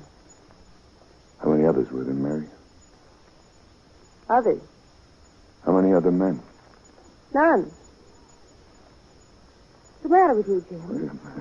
Wait a No, minute. what's the matter with you? I'd give everything I own to be able to take out my brain and wash away the dirty pictures you put Dirty there tonight. pictures? Yes. Oh, I see. I see. Yes, that would be convenient if we could. But when you wash away what I may have put there, you'll find you've a rotten spot in your brain, Jim. It's growing, I know. I've watched it. Mary, that's enough. No, let's have the truth. Could never find it in my heart to acknowledge one tiny flaw in you because I loved you so. And God help me, I still do. But let's have the truth for once, wherever it may lead. You think you're on the side of the angels. You're not. You haven't even one drop of ordinary human forgiveness in your own nature. You're everything you've always said you hated in your own father. I'm not going to let you wander off in the streets this way. I'm going to take you home myself. What for? To kill me the way your father killed your mother? There's the key. Mary! Don't touch me, Jim. I'm strong enough now. I can leave you. Where? Far away. When will I see? Never. Goodbye. Mary! Mary!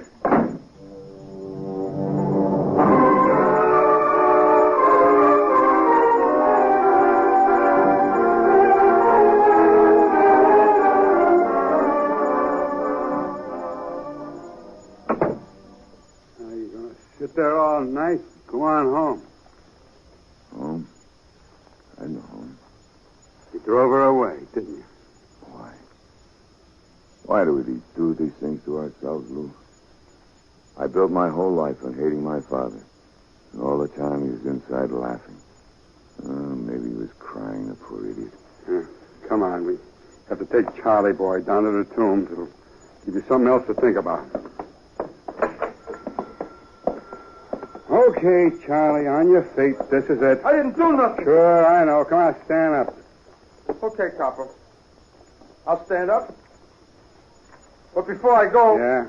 This! Lou, look out. He's got your gun. Callahan. Okay, drop it. Drop it or this copper gets it. Drop it, Callahan. He's a 4-time loser. He'll kill Lou. That's better. Rot in jail for the rest of my life? I take 5 or 6 new coppers with me first. He can't get by the outside. Shut up! One word, one move, anybody. Oh. What are you laughing at, copper? I was wondering when you'd get around to it, Charlie. Shut up! Sit down. Give me the gun, Charlie. Don't come closer, copper. I said give me the gun. Copper! I'm coming, Charlie. One more step. The gun. Jim, look out. Okay! Grab him. Okay.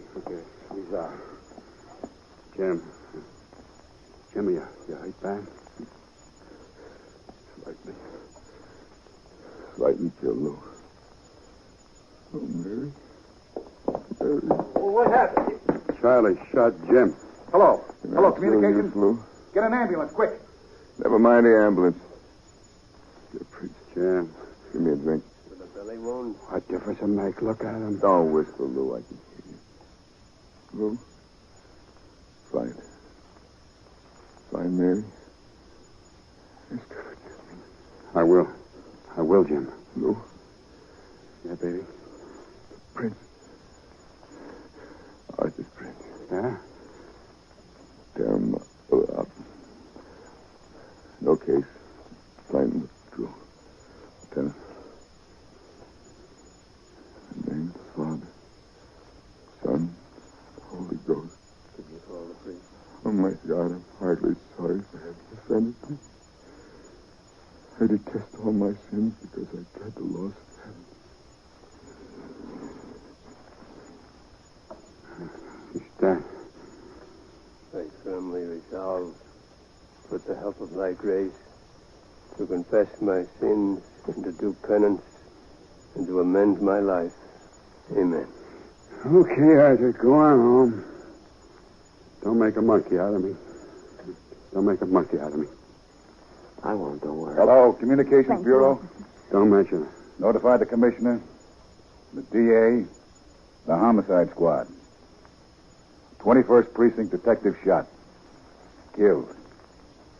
Name, James McLeod. Married. Wife, Mary.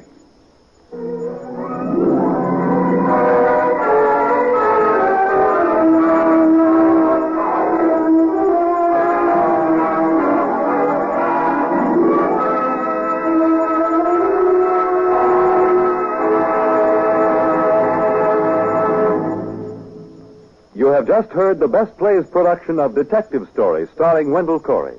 And here once more is your host, drama critic John Chapman. What a wind-up, and what a play. As an old police reporter, I know that this one has been real. And you must, too, even if you never were police reporters.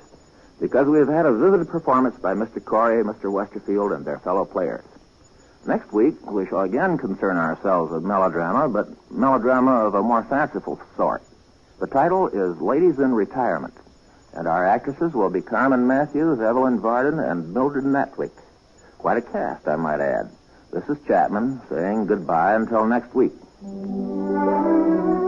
Detective Story was transcribed and adapted for radio by George Leffert. Heard in the cast were Charmaine Allen as Mrs. Farragut, William Lally as Sims, Matt Crawley as Callahan, Peter Capell as Kurt, Raleigh Bester as Miss Hatch, Ted Osborne as Pritchett, Elspeth Eric as Mary, Mandel Kramer as Docus, John McGovern as the Lieutenant, Elaine Ross as Susan, Nat Poland as Charlie, and Leon Janney as Arthur. Recreating their original Broadway roles were Alexander Scourby as Tommy and James Westerfield as Brody. Best Plays is an NBC production supervised by William Welch and directed by Edward King. Your announcer is Fred Collins. Tonight, listen to Confession on NBC.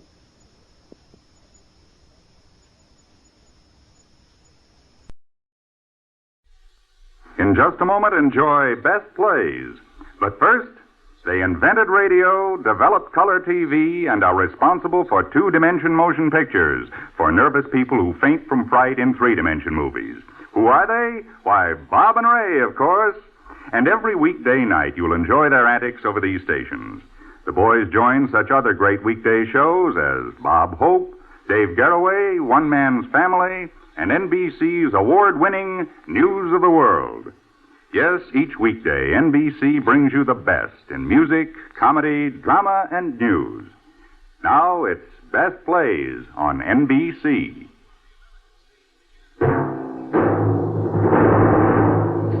From New York, where the American stage begins, NBC presents Best Plays, transcribed with John Chapman.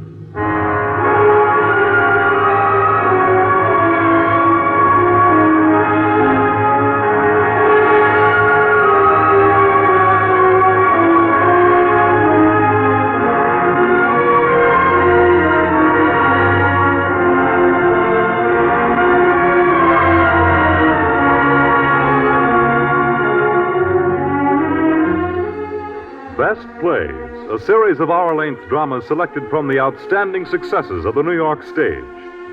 Now, John Chapman, drama critic of the New York Daily News, is here to introduce Sir Cedric Hardwicke in The Amazing Dr. Clitterhouse by Barry Lyndon.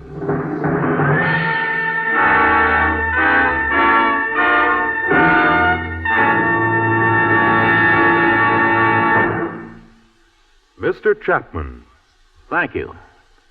Welcome, friends and listeners, to another session of our Theater in the Ear. 2 weeks ago, our best play was an English drama about Napoleon, St. Helena. The same year that this piece was done on Broadway, we had another interesting import from London, a melodrama by Barry Lyndon titled The Amazing Dr. Clitterhouse. And in the title role, we had an imported English actor, Sir Cedric Hardwicke.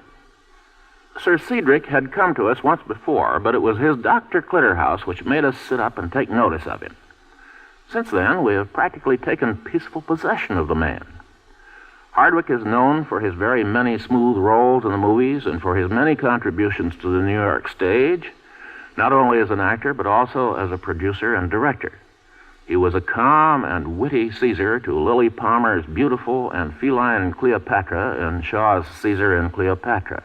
As a matter of fact, Hardwicke, I think, was Shaw's favorite actor and Shaw's favorite director of Shaw plays. Cedric was even more calm and witty as the statue in Don Juan in Hell. One time in Hollywood, I was chatting about acting with Sir Cedric, and I commented on his uncanny knack of riveting an audience's attention upon himself by standing still. Most actors think they can hold or steal a scene by fluttering about or catching flies, as they say in the theater. But the Hardwicke method is much more effective and much more legitimate.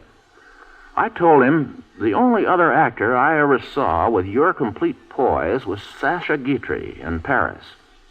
Cedric looked at me with a deadpan and a twinkle in his eye, and he said, "I learned it from Sacha, old boy."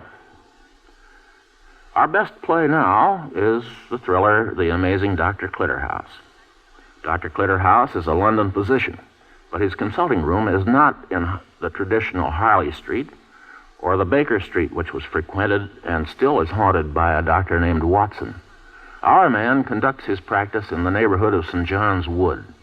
Here and elsewhere in London we shall meet him and a number of other interesting characters. An inspector from Scotland Yard, of course, and a devilish fellow named Benny Kellerman. Our opening scene is the consulting room of Dr. Clitterhouse.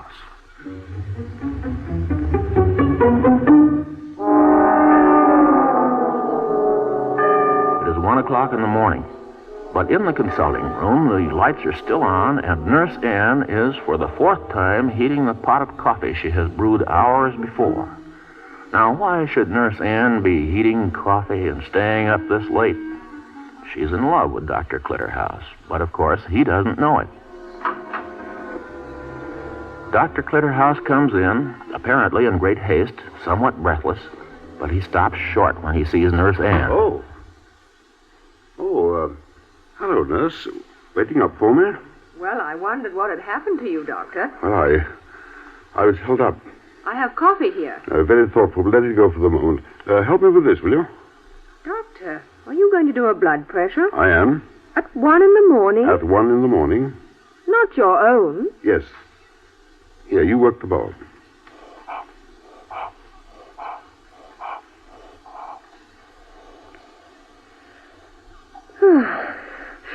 Well, there's nothing to worry about there. No, there isn't, is there? Well, it was up before I went out. Oh, well. Was that an experiment of some sort? Well, one could call it that. Coffee? Thanks. Oh, Doctor, you've picked up some paint from somewhere. Look at your jacket. What? I'll get it off with some ether. Very awkward. Have to be more careful in the future. Doctor, this can't be your bag. Don't touch that. Now, who gave you leave to touch that bag? I'm sorry. I thought the ether would be in here. Of course, naturally, I beg your pardon, Nurse. Well, now that you've seen what's in the bag, what do you think of them? Well, they're beautiful, aren't they? These pearls in particular. I suppose they are. And this brooch. Nurse, Yes, Doctor? at the moment, we're being strictly professional. I didn't mean you to see this at all. It's very confidential. Well, I don't quite understand, but of course you can trust me, Doctor. Well, that's very fortunate, because you see, all this is stolen. Stolen? With my own hands, nurse. Look at them, by the way, my hands, I mean. Not a tremor. Oh, that's pretty good, you know. Doctor, you don't really mean that you've stolen these things. They are the proceeds of my fourth burglary. Impossible. At Cranston Lodge, the Andersons' house. And I suppose you got the paint on your jacket while you were breaking in. That's right. Oh, really, Doctor? Here, get this paint off, will you? All right. I suppose you have to guard against little clues like this. Yes, I left my hat behind at my third burglary and had to go back for it. That was at Lady Challing's. Oh, yes. I read about that. And so apparently did you, Doctor. The burglars got in from the garage roof. I got in, you mean? I borrowed the gardener's ladder and forced a landing window with a table knife. I picked a lock with a bit of wire and forced a drawer with a tire lever. Paint off yet? It's off, Doctor. Oh. It's off apparently just in time. See you at the door, will you? Certainly. Good evening, nurse. Why, it's Inspector Charles. Good evening, Doctor. I saw a light in the hall, so thought I'd ring the bell. Oh, come in, Charlie, come in. Well, you're a long way from the yard, aren't you? I'm a long way from my bed, Cliff. Who's in charge of the coffee around here? I'll get you some, Inspector. What are you doing over here, Charlie? Or is it a secret? I'm supposed to be inquiring into that little bit of nocturnal thieving at Lady Challenger's. Lady Challenger's? The third burglary, nurse. That's right. The third burglary around here in a fort. How did you know? Oh, inside information, old boy. Oh, of course. Newspapers. What are you doing about it? I told you, just hanging around. You see, we know those 3 jobs were done by the same man. How do you know? Oh, by the style, as it were. I'm really just waiting for him to do a 4th. And then we'll probably get him. The constable knows where to reach me. Are you expecting another burglary tonight? In a way. The first 3 were done at 4-day intervals. He'll do another soon. Not that he'll be easy to net. You mean he's clever? I'll tell you how clever. Milk and sugar, Inspector. No, thanks, my dear. I'll take it black. On Lady Challenger's job, this man took a ladder which the gardener had left under the hedge and got onto the garage roof with it. Then he forced a landing window with a table knife. We know that by the marks. He picked the lock on the library door and forced the desk with something thin. A tire lever, perhaps? Very likely. A table knife and a tire lever. Smart, you know. Smart. The fellow's an absolute amateur. Amateur? Now, look here. He climbed ladders and roofs, crept through the house, and picked a lock. But the library window, the very room he wanted to get into, was undone all the time. What? It was? Would you have said he was an inexperienced burglar, Inspector? Oh, a raw amateur. Has this burglar taken very much, Inspector? Oh, quite a bit. Lady Channing had a diamond necklace, a thing like a dog collar. He got that. She says it's worth £2,000. Is it? No.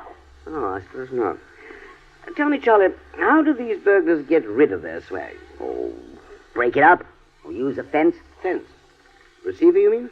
Yes, but this fellow had better not try that. A fence won't take chances with anyone he doesn't know. Are they all like that? Pretty much so. Well, who would you call a good fence? Oh, they're all bad. There'd be no stealing without them. There's nothing smart about any of them. Except perhaps one fellow. Who's that? A chap called Kellerman. Benny Kellerman. Kellerman. Oh, he's behind a lot of stealing. You understand this is between ourselves, Fred? Of course, yes. And we can trust Nurse Anne, can't we, Nurse? Oh, yes, sir. Yes, Doctor. Yes, we've been after Kellerman time and again, but he's a leery bird. He is, eh? Yes, he used to be a working jeweler and watchmaker, then he got into trouble. Now he runs one of those little clubs. Oh, as you told me about him. Is his in the East End? No, off Theobald Road. Hello? Yes?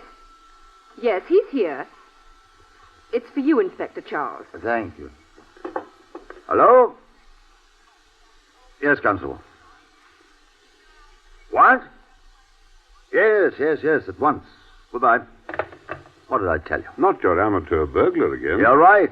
Cranston Lodge, Councillor Anderson's place. Anderson's place? Yes, well, thanks for giving me shelter. I'll have to be off now. Well, so long, Charlie. Good night, Doctor.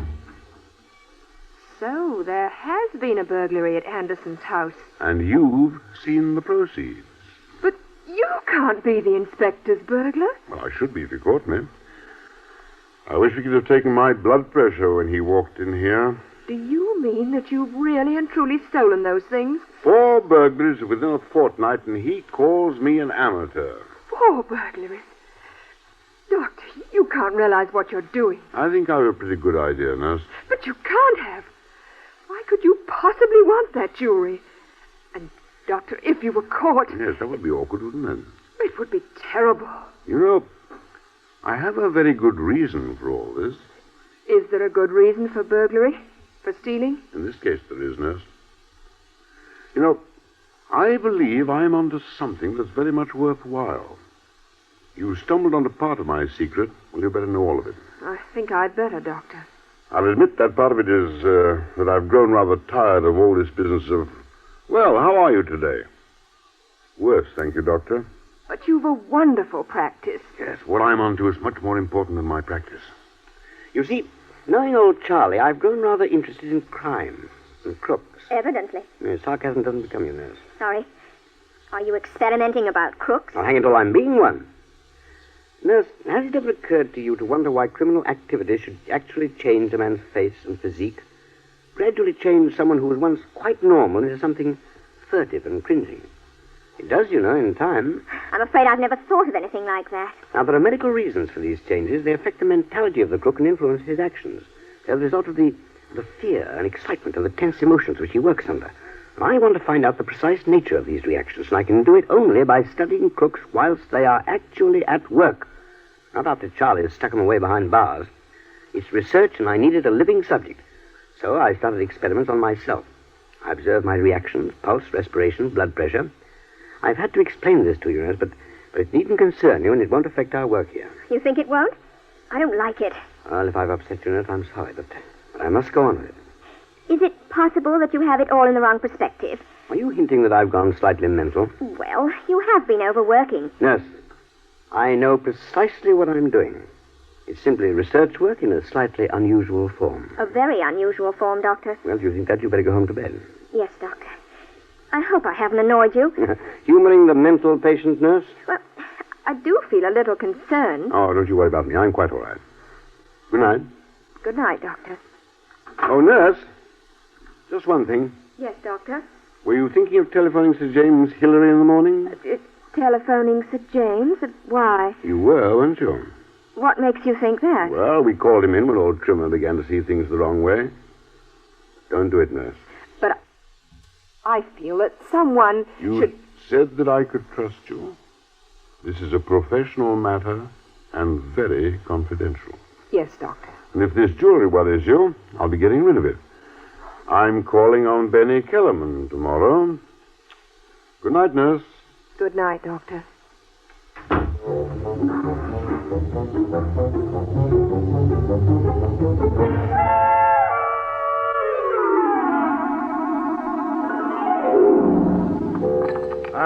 I'll have another ale, Kellerman. All right, Okie. Me too, Kellerman. Hey, want one, Daisy? Well, I don't mind if I do, pal. How's that? It's coppers. Coppers don't knock like that. Whether it's coppers or not, we can't let them see Okie. That's right, Kellerman. I've got to hide. Quick, in here, Okie. Gotcha. All right, Daisy and pal. Mum's the word. Okay.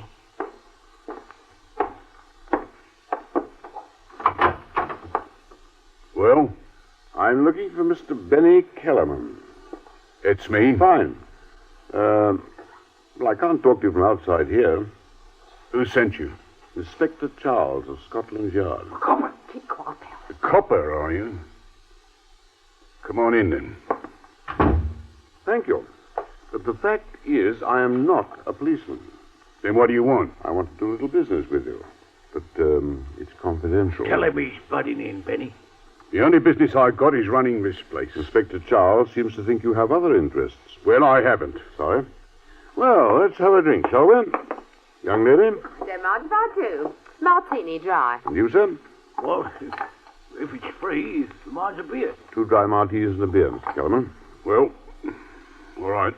Mr. Kellerman, is it all right to discuss confidential business with others present? Oh, don't you mind us.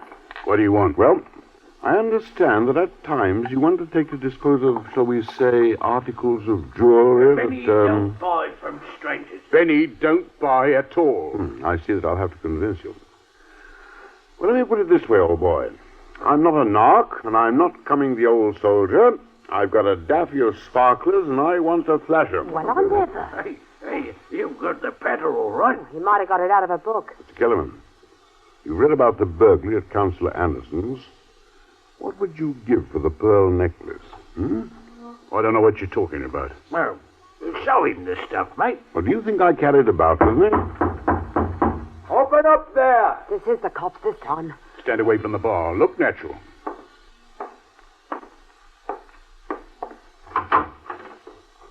Well, Kellerman. Hello, Sergeant. Now, who have you got here? Daisy, Paul Green. Oh, and who's that?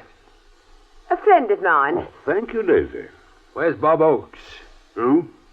You heard Oakey's been here. Not tonight, Sergeant. When did you see him last? 3 or 4 days ago. Oh. Have you seen him, pal? Me, Sergeant? No. What do you want him for? Oh, would I be likely to tell you? Oh, he hasn't done nothing. No? Something's been pulled off that was just his handwriting. If it wasn't him, he can come to the station and say so. If it was him, well, we'll pick him up anyway. Well, what was the job, Sergeant? It's jewelry. Stuff that's red hot. Understand me, Kellerman? No, Sergeant. You wouldn't, would you? But I'm telling you, it'll burn the fingers off anybody that touches it. What is it? Nearly £2,000 worth. Pearl necklace, diamond bracelet, brooches, and rings. All very nice stuff. Taken from St. John's Woodway, Sergeant? How do you know that? Well, I read the papers. Oh, you do? Well, who are you? Beg your pardon? You heard. What's your name? For the matter of that, what's yours?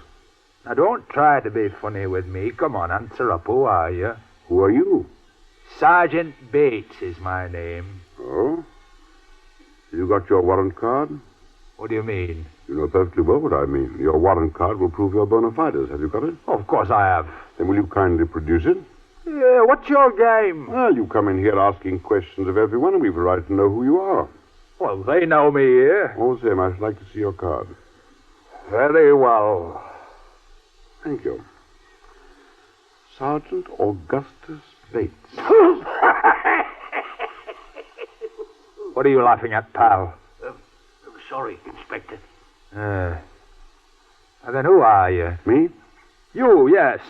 What's that to do with you? I asked you your name. And I refused to give it. Now, don't you come that with me. You've no shadow of a right in even requesting my name. Haven't No. I? Have a good mind to pick you up. On what grounds? Suspicion. Then why don't you do it, Sergeant? You've anything to be suspicious about? Have you seen Oakey? I don't even know him. All right, then. I'm going now. But you keep a civil tongue in your head next time you speak to a police officer. Sergeant Bates? Yeah? If this kind of impertinence is repeated, I shall take steps to bring it to the notice of your superiors at the yard. Good night. Good night. Well. Blimey, did you hear that? Take steps to bring it to the notice of your superiors. Well, you choked the sergeant off. You'll have it in for me after this. Good on you, matey. He's a right un, Benny. Oh, you certainly got a nerve. What's your name? Well, I wouldn't even tell a policeman that. All right, okay. You can come out now. How did you know he was in there? I heard every word. That was a treat that was, mate. Well, your beer I gave you away, okay? I could see it running out beneath the panel. Have another? He's a right and 80 Okie. Take steps to bring it to the notice of your superior. Oh, God, lovey, that was worth living for. I'll try the same as you. You never did that job, did you, Okie? No, not me. But I don't want to answer no questions tonight. I'm afraid I owe you an apology, Okie. I must have duplicated your excellent methods. You did the job? That and 3 others. Working on your Jack Jones? On my own. Yes. Yeah. Okie. You think he's all right? Well, you've got to say about that, Kellerman. Are you prepared to do business, Kellerman? Where have you got the stuff? With me? You said you hadn't got it. I beg your pardon. I asked if you thought I carried it with me. As a matter of fact, I do. Well, blimey, look at that. Stone, you're a knockout. Are you back onto the sergeant with all that on you? I assume, Kellerman, that we can do business after all.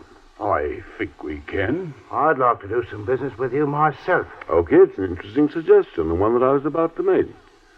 I know you're experienced in this sort of work. How about Pal? Try me. And me. Excellent. Just what I'd hoped for. I think this can be a most interesting group. I think, in short, gentlemen, and Daisy, that we are in business together. Your health.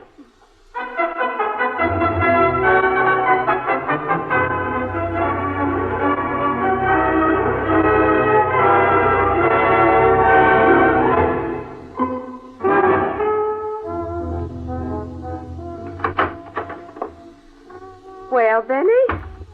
And what do you think of the flat? I don't like it. Don't like it, don't you? But those drapes, do you know how much they cost a yard? And their clock. And look at the furniture. I don't like the idea of him setting you up in a flat. Jealous? I don't have to be jealous of him. When the time comes, I'll have him crawling to me. Then you are jealous. Oh, Benny, honest, it's just like he said. This is a place for the gang to come to. This is where we make plans and split the swag. And you live here and he pays the rent. He don't pay it on the proceeds of that one job we done, neither. I tell you, he ain't touched me. But you wouldn't mind if he did, would you? Would you? As to that, he couldn't say, being a lady. Come off it. All right, I bide my time. I'll watch and I'll wait. But I'll get him, whatever his name is. I'll get him in the end.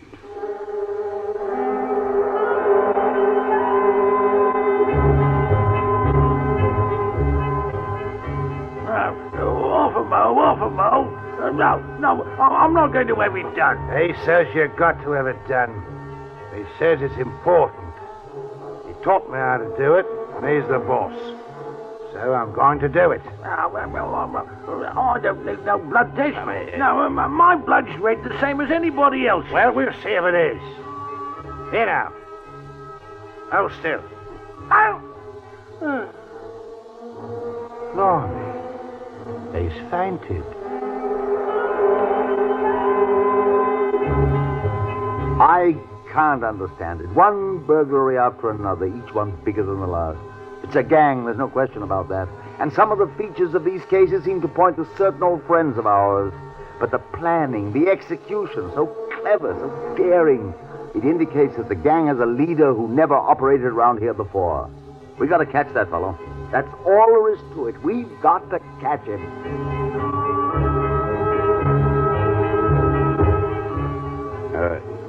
Here's your share of the swag, okay? Thank you. Al and Daisy. Thanks ever so. All right. Now then, okay. Have you those blood pressure charts? Here they are. Fine. Now, next Tuesday, we're going after the biggest haul yet. Furs. I've got a price from Kellerman, and there'll be 1,500 pounds in it for each of you. We'll meet here at 8 Tuesday. Very interesting date on these charts.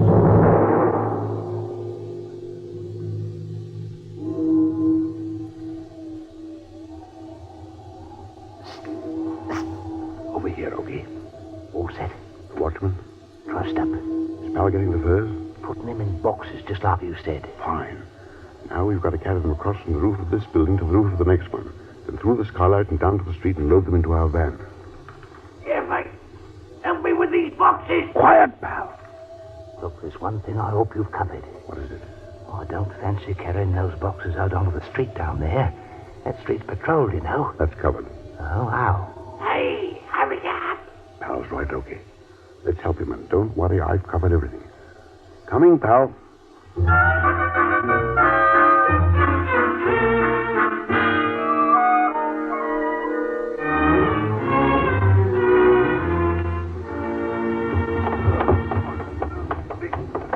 All right, okay. Pal, this is the last of the lot. Into the lorry. To me.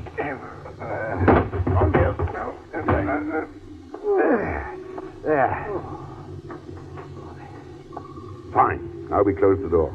And we're on our way. Lumpy, up it, a copper, run. Stand still, you fools. Now, get into the lorry. I'll speak to him. Wait, get in, wait.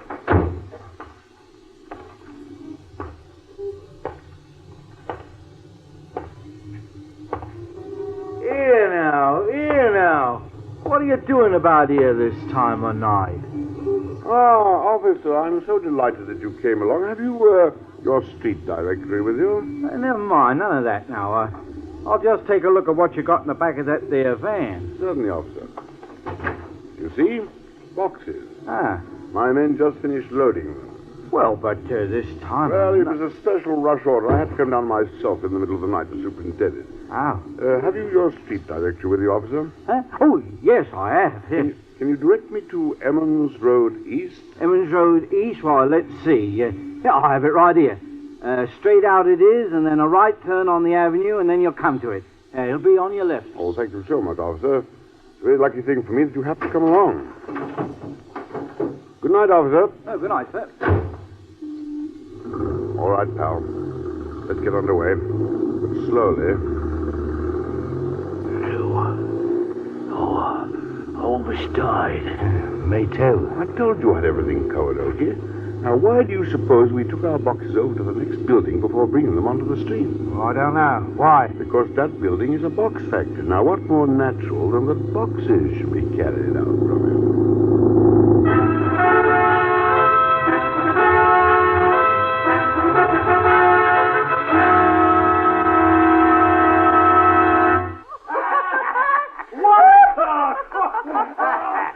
You can see for yourself, officer. They're just boxes. Yes, boxes. Well, let's celebrate. One year, Benny. Whiskey, neat. Martini for me. And me. I'll go on too. Then I'll join in. Well, that's to cheer things up a little. You came in with a face like fate, Mr. Kellerman. I've had a funny feeling about this job. Never liked it from the start. I've got all the stuff away. I've collected my dough. But still, I've got a feeling. Well, chase it off with this. Go on, drink up. Oh, it's nervous reaction, that's all. If I knew more about you, I'd feel safer. I wonder if you would. What do you mean by that? Come on. Your very good health. Cheers. Look, why don't you open up a bit? I never did like working in the dark.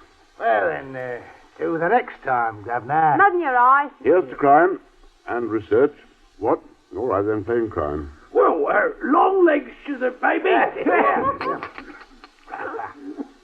Narvin, the money. How have you brought it? 500 in each packet. There you are. Well, here's yours, pal. Thanks, Gov. Never seen so much money. If you say things like that, I shall be conscience-stricken. If the coppers could only see us now, eh? Oh, Daisy, this is for you. Oh, well, I didn't expect this. Oh, that's being a good girl. It's ever so nice of you. I'm going to kiss you for it. Yeah, Daisy. Daisy, you will embarrass our friend. Ooh, don't mind us. You count out your own, okay? Daisy, put the rest in my bag, will you? Yes, dear. You, trust me, don't you? I do. Could you be easing off now? Yes, How long for? Well, I don't know quite.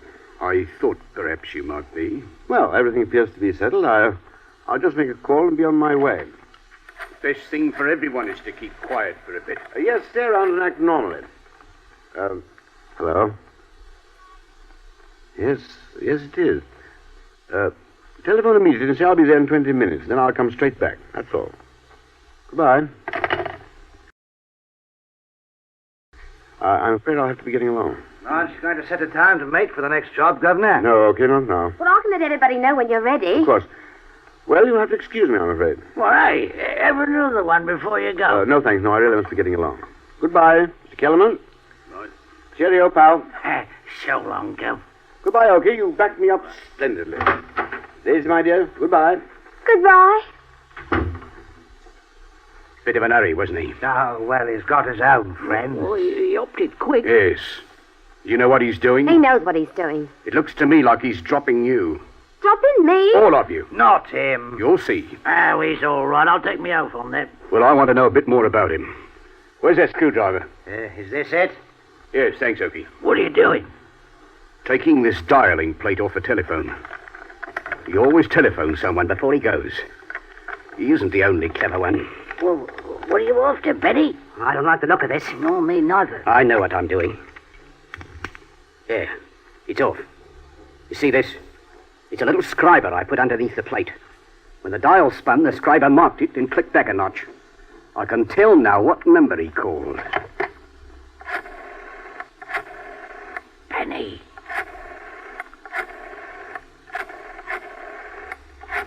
Here, Benny, are you ringing the same number? I am. I wish you wouldn't, Benny. Looks too tricky to me. Why don't you lay off it? It can't do any good. You leave this to me. Hello?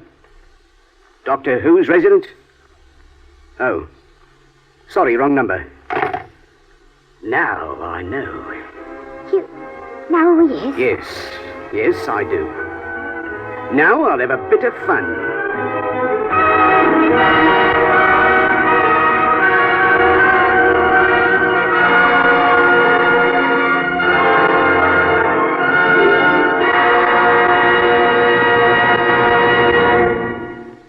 In a moment, Act Two of The Amazing Dr. Clitterhouse, starring Sir Cedric Hardwicke. This is NBC, the national broadcasting company.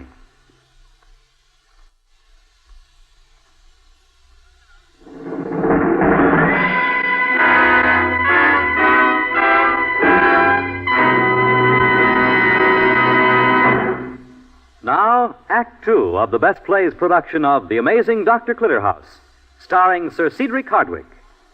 Here again is John Chapman. So now what's going to happen? Rather a clever idea, I thought, for Benny to put some kind of marking machine he calls a scriber under the telephone dial to make a record of the number called. I know a man who can beat that trick, though. He's a box office man in one of our Broadway theaters. He can tell what number is being called just by listening to the dial clicking around and counting the clicks. This may sound more fantastic than Benny Kellerman's little trick, but it's nothing to what a good box office man can do. Every evening, for instance, along about the second act of a play, the treasurer counts up. He has to make a report on the number of tickets sold, the amount of money taken in, and the number of tickets left unsold. He takes the unsold tickets out of the rack, makes a smooth pile of them, holds them up to an ear, and ripples through them with his thumb. I've got a deck of playing cards here, and I'll try to let you hear about what he hears. I take the deck, hold it up, and run my thumb across an edge like this.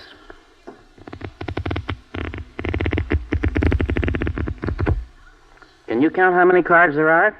I can't. But a box office treasurer can, and that's the way he counts the number of tickets left unsold. He may pause for a split second now and then to let his brain catch up with his thumb, like this. But he doesn't make mistakes. But let's find out now what is happening in our play. Dr. Clitterhouse has got himself into Benny's little mob by saying, I'm not a narc, and I'm not coming the old soldier. I've got a daffy of sparklers, and I want to flash them. I love that line. I don't know what it means, because Humphrey Bogart would never talk like that. But it has a pleasant underworld sound to it.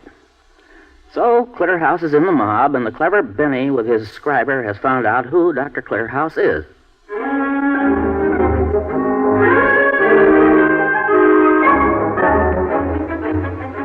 It is early evening, a week later.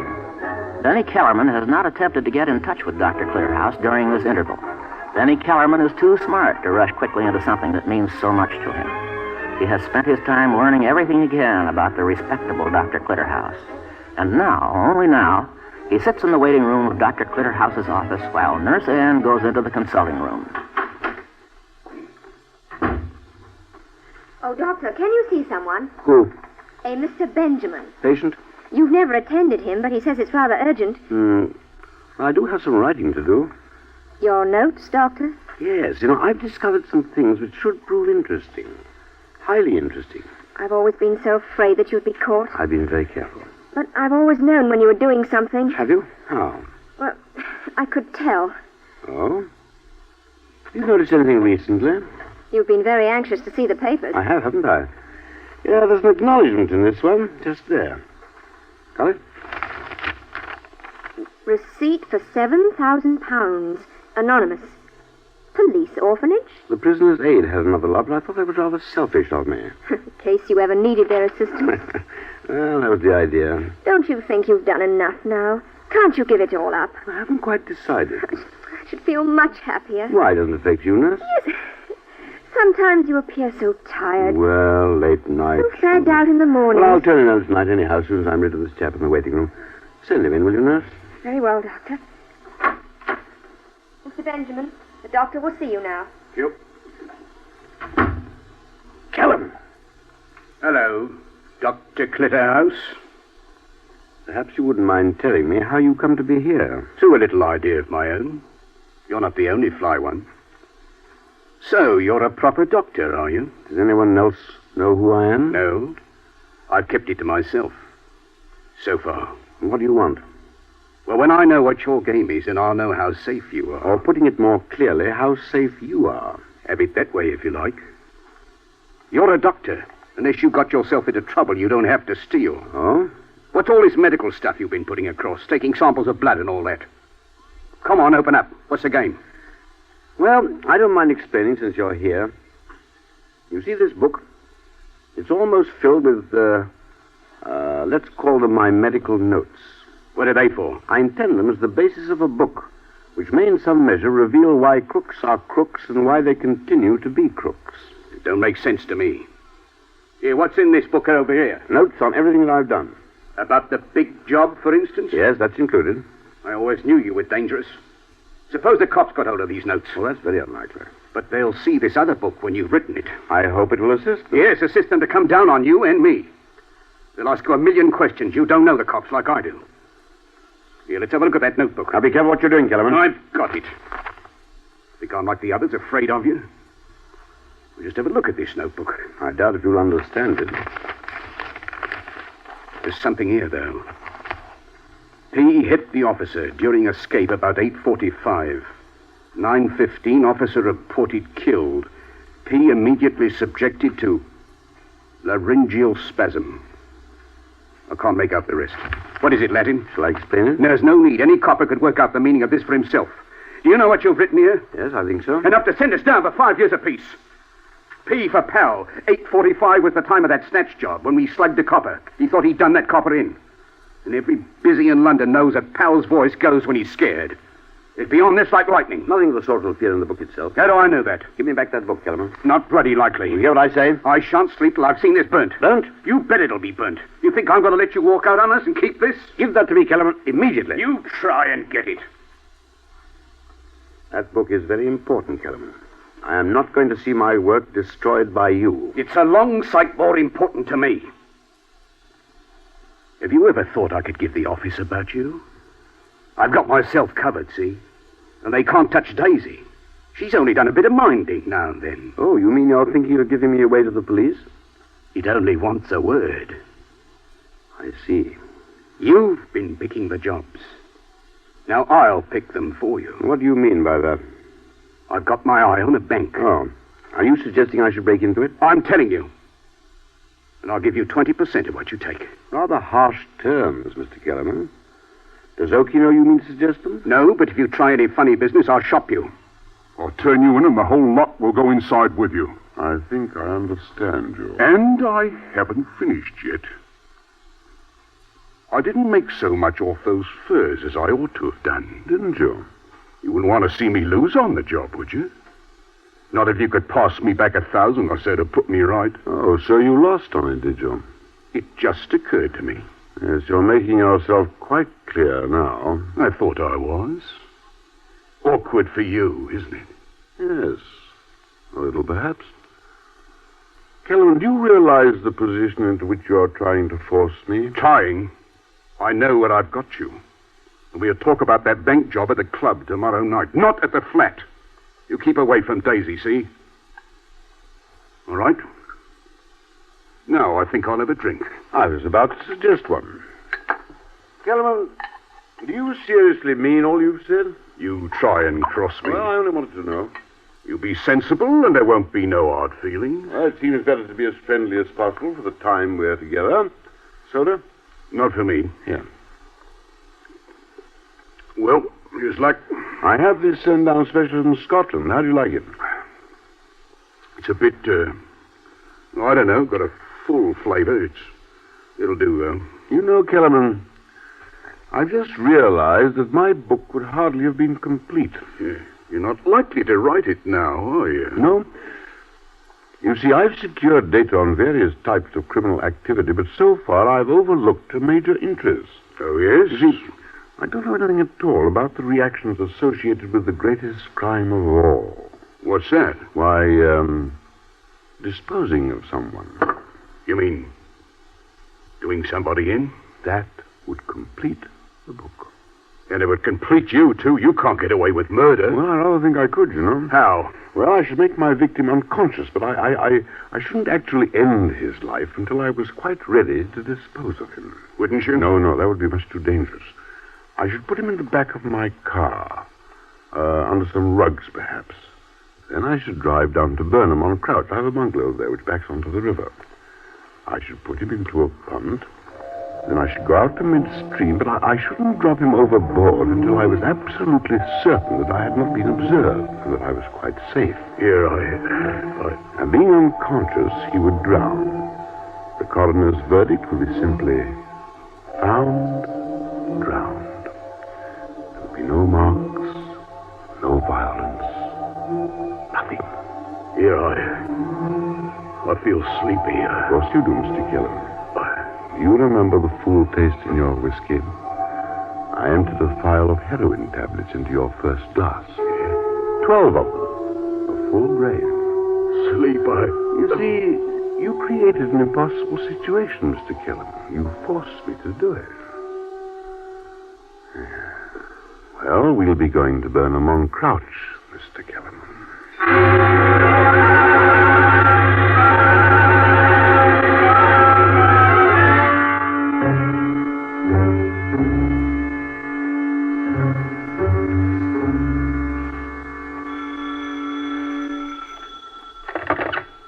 Dr. Kitterhouse residence? Oh, yes, Mr. Davidson.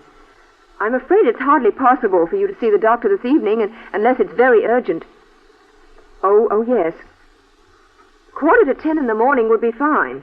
Goodbye. Good evening, nurse. Good evening, Doctor. Where's the news? Right here, Doctor. I thought you might want to see it. Oh, why? There's a picture in it. A picture that's been troubling me, Doctor. Look. Isn't that the man who called himself Mr. Benjamin? Yes. The paper calls him Benny Kellerman. Isn't he the fence you once said you were going to see? Ah, you remember. Doctor, I saw him here 2 evenings ago. That's right, nurse. He's been missing since he came here. Yes, he has, hasn't he? They found him. Found his body in the River Crouch. Found drowned, eh? Doctor, he was not found drowned. He was? Read what it says there. The police are investigating. The paper says that he was dead before he went into the River Crouch. Whatever you gave him was too much for him. Aren't you letting your imagination get the better of you, nurse? I don't think I am. Did you take him to Burnham? Nurse, you don't realize what you're saying. Do you realize that they'll trace him to you? They can't possibly do that. Did you kill him? Nurse, I don't want... Did you? Yes. I did. I had to. He was blackmailing me, forcing me to go on. Oh, good Lord. Everything had been all right, then suddenly it got out of hand. I can't It believe was it. impossible to me. You did give him the heroin. What do you know about the heroin? When I came back from Nurse Harvey's that night, the file on your desk was empty. You'd gone out. You didn't come home until after 2 o'clock in the morning. I waited here until then. I felt there was something wrong. I see. You did give him the heroin, didn't you? Yes. I examined him before I went out on the river. He was alive then. You meant to drown him. But he must have died on the boat. I didn't examine him again. Why didn't you stop before this? Why didn't you? Why didn't You're you? getting hysterical, nurse. You and your precious book. You must destroy it. You see that, don't you? If there's the least suspicion, your notes will give you away. But nothing can be traced to me. How do you know? You've made one slip already. Yes, he was not found drowned. Going to Burnham. That was another. I don't think so. You may have made a third. No. You know, we're frightening each other, aren't we, nurse? Listen, there is absolutely nothing that will link Kellerman with myself. How is it that he came here? You didn't tell him who you were, surely. No, I don't know how you found that out. If he could find it out, someone else could. I don't think so. But you haven't really thought about it at all until now, have you? You haven't been thinking clearly, Doctor. You were not able to think. Oh, why didn't I act differently at the beginning? Why didn't I get a psychiatrist in? Oh, don't be absurd. You've been overworking. You were overwrought. I realize it now. Nurse, please. You were just like a patient who won't give in, forcing a new interest to keep yourself going. You're talking nonsense. I'm just the same as I've always been. I could have stopped all this, and now I'm so frightened for you, so frightened.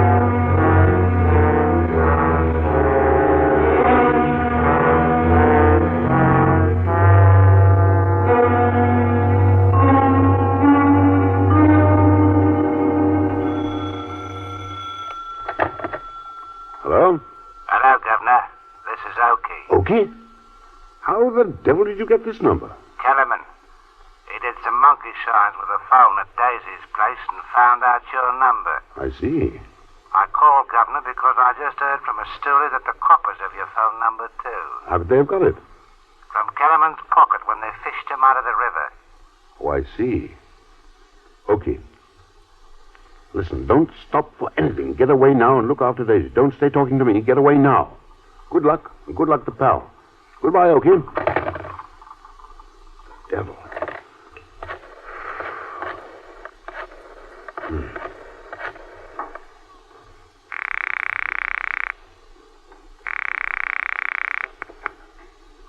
Hello? Sir William? Speaking? Oh, Sir William, this is Dr. Clitterhouse. I'm wondering if you're busy at the moment. No, not at all. Could I see you? Delighted. What's it all about, Clitterhouse? Oh, some legal sort of thing. Oh, but you know, of course, I specialize in criminal work. I could recommend a... This is a criminal matter, Sir William. Really? Yes, so could I just step across the way and have a word with you? Fine, certainly. But I was just going out. Why don't I pop into your place? Well, that'll be fine. Thank you, Sir William.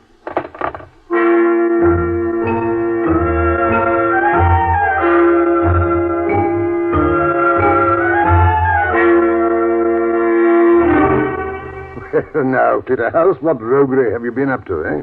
Well, it's not myself. Been caught splitting fees? It's rather more serious than that, Sir William. Oh, it is, eh? Yes. A friend of mine has got himself in rather a mess. A medical friend. What's he done? Well, Sir William, he had the idea of trying to secure data on the nervous reaction of, crooks. Oh, yes. He felt their experiences must have a definite influence not only upon their psychology, but upon their physique. I think I follow you. He wanted, among other things, to work out the medical reasons for it by tests and close observation, while the crooks were actually at work. Interesting. There might be something to it. He found that there was. He's been carrying out this investigation? Yes. Did you say while crooks were actually at work? I did. Oh. How did he manage that? Well, he simply went amongst the crooks. Fraternized with them? Joined them, Sir William. Good heavens, are you suggesting that he resorted to criminal practices? Well, he had to find out what he wanted to know. Oh, did he? He worked alone at first on small burglaries. Then he met a receiver and another man, and between them, they did some quite reasonably clever jobs. And he's involved himself, I suppose? He has. Some of the burglaries they committed were what the newspapers call sensational. And your medical friend was in them? Yes, collecting data. Collecting data? Did I understand you to say he jeopardized a medical practice to do this? Yes.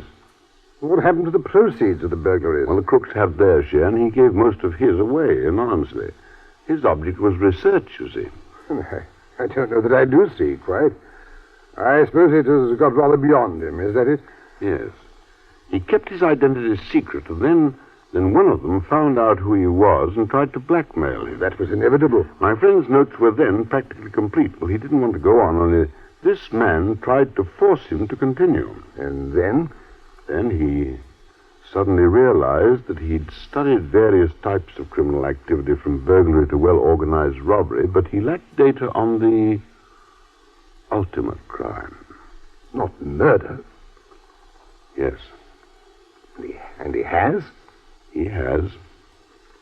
In fact, he was obliged to. You mean he removed the blackmailer? Yes. So he has his last chapter. In every detail. And he's now afraid that the police will be after him. Yes, William, he does appreciate that contingency. Look here, Clithouse, are you stating a hypothetical case, or has this actually happened? Well, let's assume that it has actually happened. What would be his chances of getting off? Oh, it isn't a matter of chance at all. Isn't it? Oh, he would get off. What? Why? Well, because the man's as mad as a hatter. Good Lord. Well, it's obvious. And he'd get off? Well, the facts being stated by you, I'd stake my reputation on it. Stake your reputation? It wouldn't be worth bringing him to trial. But he's not mad, Sir William. Well, he may not go about with straws in his hair, but he's not sane, and therefore he's not responsible. But what about his book? Well, that might be quite coherent and perfectly sensible. He probably goes about and acts like anybody else. Just like you and I? Yes. And you'll have to do something about it, you know. What do you mean? You're an accessory after the fact. I take it that you've obtained this information confidentially, but you can't keep it to yourself. Of course, you think your friend must be restrained. I suggest that you ought immediately to inform the proper authorities. I don't want to propose any breach of confidence, but does it happen to be anyone whom I know? Yes. Indeed? Who? Me. Good heavens! Hello, Charlie. Hello, old man. Good evening, Sir William. Good evening, Inspector. Sergeant Bates, come in. Yes, sir. Sergeant, do you recognize this man? Yes, sir. This is the man I saw in Kellerman's Club about 4 months ago. Ah, you remember me. I do. What is this, Charles? Cled, I wonder if you'd mind coming down to the yard with me, if you're not too busy. Yes, we promised ourselves an evening out, didn't we? What have you been up to, old man? Doctor, I don't think I should say very much. All right, Sergeant, you can wait in the hall. Very good, sir. You know why I'm here, don't you, Cled? Yes, I know. Benny Kellerman. Yes. Is this an arrest, Charles? No. We just want to ask a few questions. Well, don't be so upset about it. Everything's all right, isn't it, Sir William? Perfectly. Sir William, would you mind taking charge of this? What is it? All my notes. Cled, what is all this about? Well, I thought it was because he was blackmailing me. And was he? Not quite sure now. As far as I can make out, he was helping me to write a book. Will you come along now, old man? Of course. Sir William, may I retain you to represent me? Naturally, my friend. You won't forget, will you, Sir William? Your reputation is at stake. I shall be very upset if you lose it. Ready, Charlie?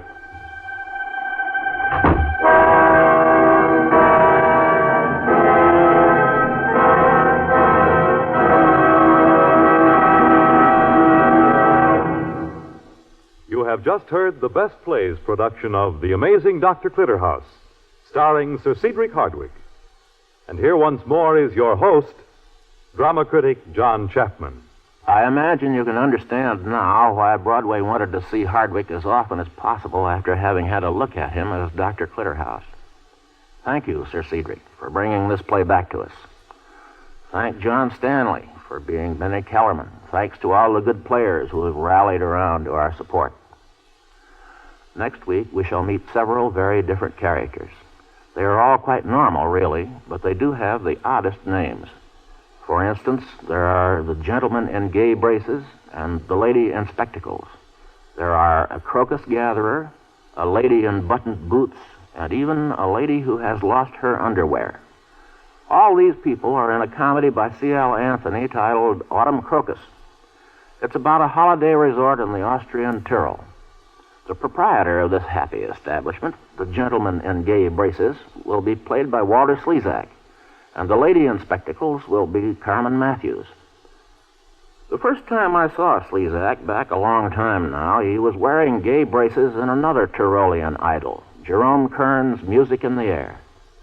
The last time I saw him was just the other night, on another visit to the Broadway success My Three Angels, in which Slezak is the head angel. And if anybody ever looked like a cherub, he does. I think we shall enjoy Autumn Crocus next week. And this is Chapman saying goodbye until then.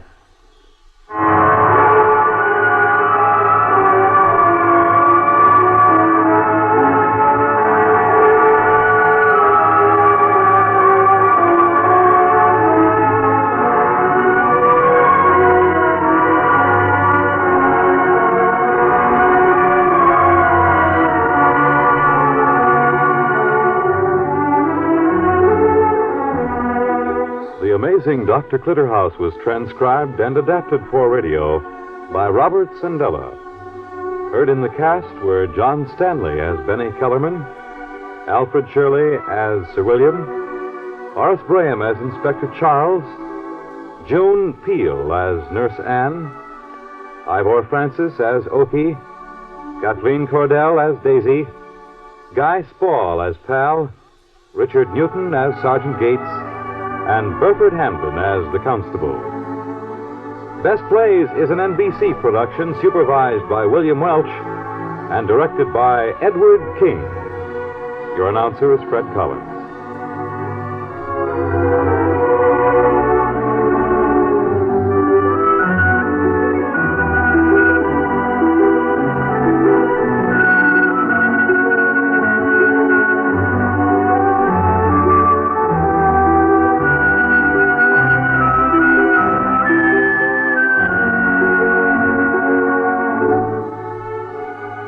The Coronation Day address of Queen Elizabeth II to her subjects on Tuesday will be broadcast in the USA by NBC.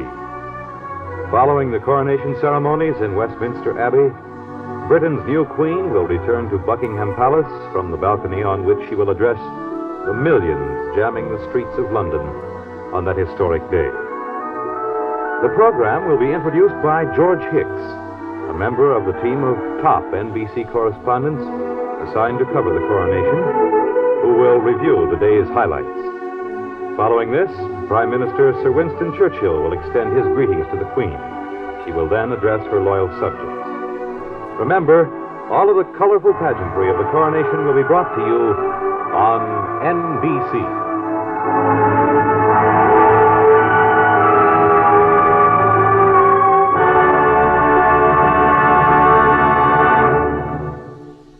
This is Eddie Cantor wishing you a nice weekend. Do you want to make sure you'll be back on Monday? Drive carefully. Don't get killed. This is NBC, the National Broadcasting Company.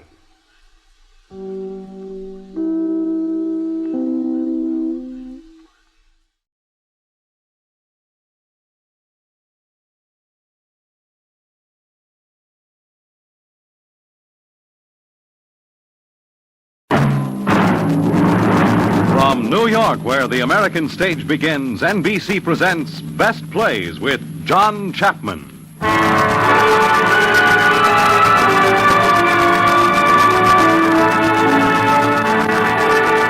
Best Plays, a series of hour-length dramas selected from the outstanding successes of the New York stage.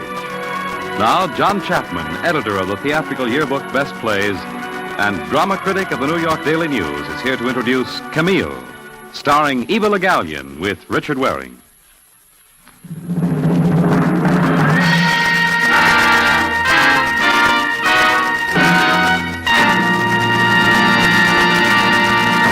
Mr. Chapman. This evening, we are offering you the classic among romantic dramas, Camille, by Alexandre Dumas the Younger. This was Dumas' first and best play, And since 1852, the role of Marguerite Gautier, the Lady of the Camellias, has been the high aim of most creative actresses. In time, it became virtually the property of Sarah Bernard in Paris. In our own time, here in New York, the play has found its finest interpreter in Eva Le Gallienne. She is in love with the drama and the part. We are fortunate in having Miss Le Gallienne and Camille on Best Plays this evening, and fortunate, too, in having with her in the role of Armand Duval, Richard Waring. Mr. Waring is no stranger to the play, or to Miss Le Gallienne either, for it was she who developed him as an actor at her Civic Repertory Theater. So, now, let's haul up our invisible curtain on Act One of Camille.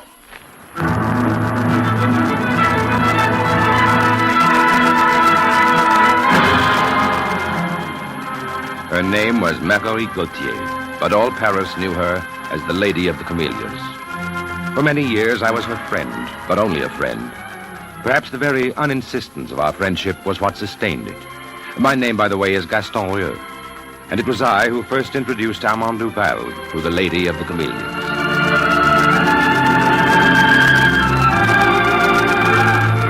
Armand and I were attending a performance at the Opéra Comique. There, alone in another box across the theater, dressed all in white, sat Marguerite Gautier. She turned her opera glasses in my direction and smiled. Gaston, that lovely creature in white, that must be... Yes, Marguerite Gautier.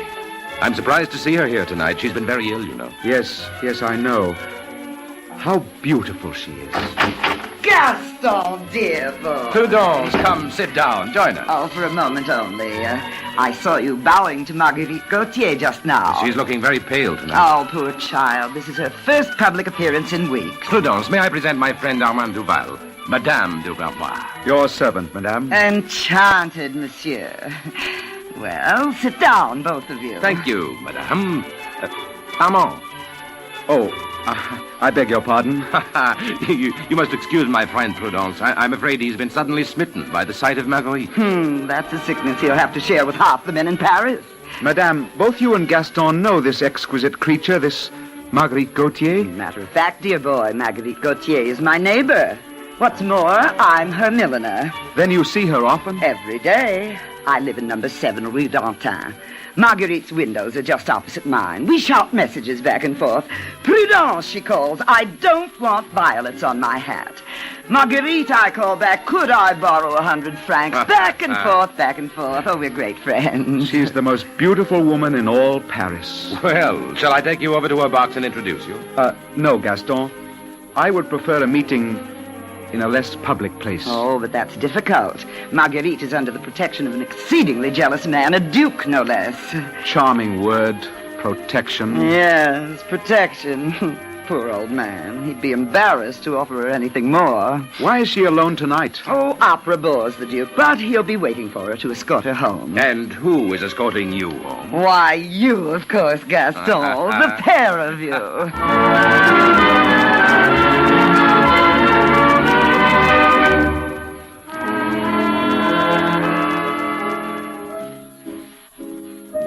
Look here, my friends, through this window. What is it, Prudence? Across my little garden. There are Marguerite Gautier's windows, where you see the lights.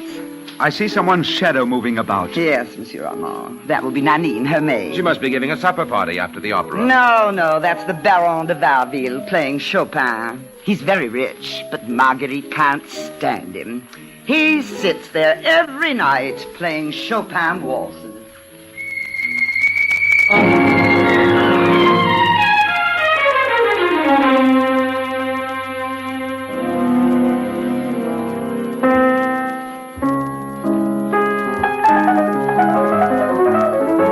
Nanine!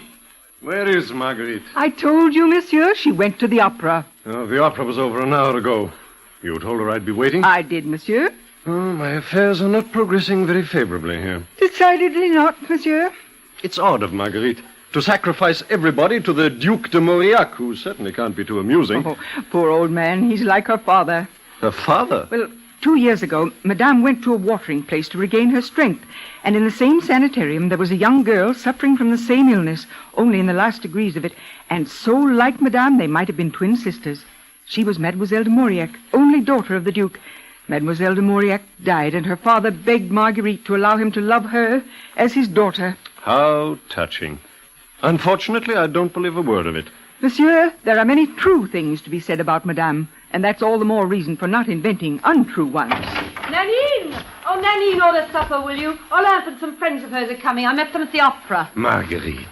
Oh, Verville, you're here, are you? Is it not my destiny always to wait for you? Must it be mine always to find you waiting? Until you close your door against me. Well, now what have you to say to me? Oh, you know very well. Always the same thing. You're so monotonous. Is it my fault that I adore you? Oh, my dear man, if I were forced to listen to all those who say they adore me, I wouldn't have a moment's peace. For the 100th time I repeat it, you are wasting your time.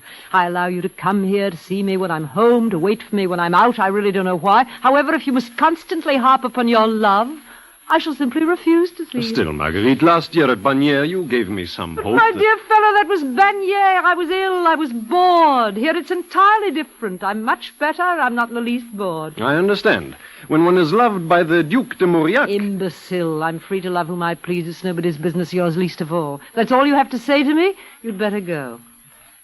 Well, are you going? No, please. Well, then sit down at the piano and play something. Playing's your only virtue. Oh, very well. What shall I play? Oh, anything you like. The supper is ordered, Madame. Oh, thank you, Nanine. Take my cloak, will you? Ah, Madame, it's crushed the beautiful corsage of Camellia. Ah, poor things. Drooping in one short evening. Well, they're not quite dead. Not yet. Ah, what's that you're playing, Verville? It's very pretty. Remember, Marguerite, my income is 80,000 francs. Well, mine's 100,000. What's that perfume in the room? The flowers, Madame. I brought them. Roses and lilacs. Put them in your room, Nanine. Yes, Madame. Right away. You reject even my flowers. Verville, what is my name? Marguerite No, Gautier. I mean, what am I called? The Lady of the Camellias. And why? Because you never wear any other flowers. Because they're the only flowers I like. It's quite useless to send me any others. If you think I'm going to make an exception for you, you're wrong. Perfumes make me ill. I have no luck at all. Only with your music. Go on playing. Go on playing. At once. Oh, Nanine, where's Prudence? I've not seen her, Madame. I'll call her and tell her to come over. And who, may I ask, is Prudence? Well, she's my milliner, but I'm the only one who buys her hats. Ah, yes, there are lights. Prudence is home. Prudence! Madame, do not breathe the night air too deep. Prudence! Prudence! Here I am. Come over at once. We're having supper. Who's there? Oh, only Verville, boring me to death. Oh, but I have guests, too. 2 young gentlemen. They've asked me out to supper. Well, bring them over here. It comes to the same thing. Who are they? Oh, you know one of them. Gaston Ria. Gaston, of course I know him. Who's the other? Friend of his. Well, bring them both over. Quickly, quickly.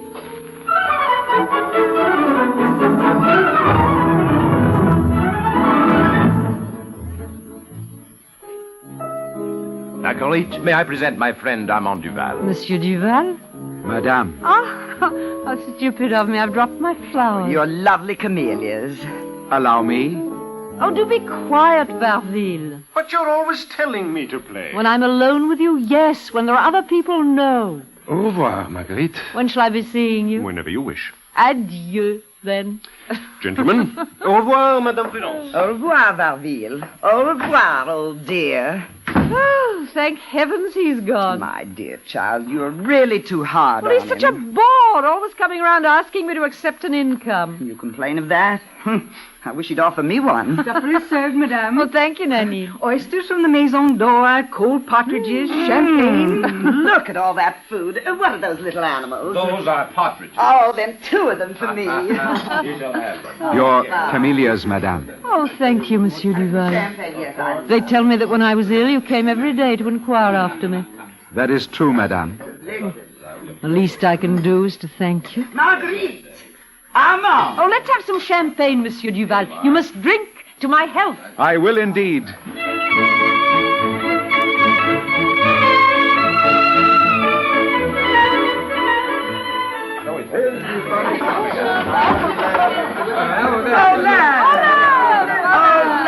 You've missed supper. Where were you? I met some friends at the opera. They made me stop at the gaming table. Did you win? I lost my money and my friends. Oh, you goody. No. No more wine for Gaston till he's played us some music. I feel like dancing. I only know one polka. Well, let's have the polka then. Monsieur Duval, will you dance with me? I would be honored, madame.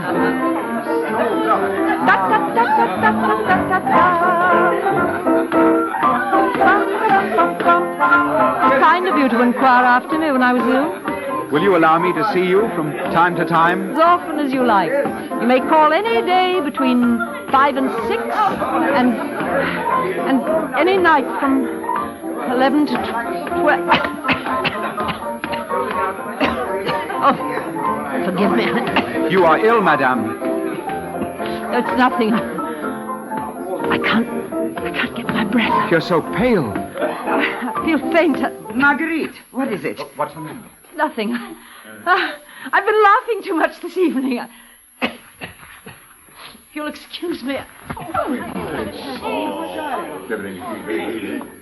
The poor child. Shouldn't the doctor be called? Oh, this happens every other day. Just leave her alone for a bit in her room. But it does spoil the party, doesn't it? Oh, Lan. Well, it does. Do we have to go now? No, she'll feel better soon. She shouldn't be left alone. Isn't there anything to be done? No, monsieur. There is nothing to be done.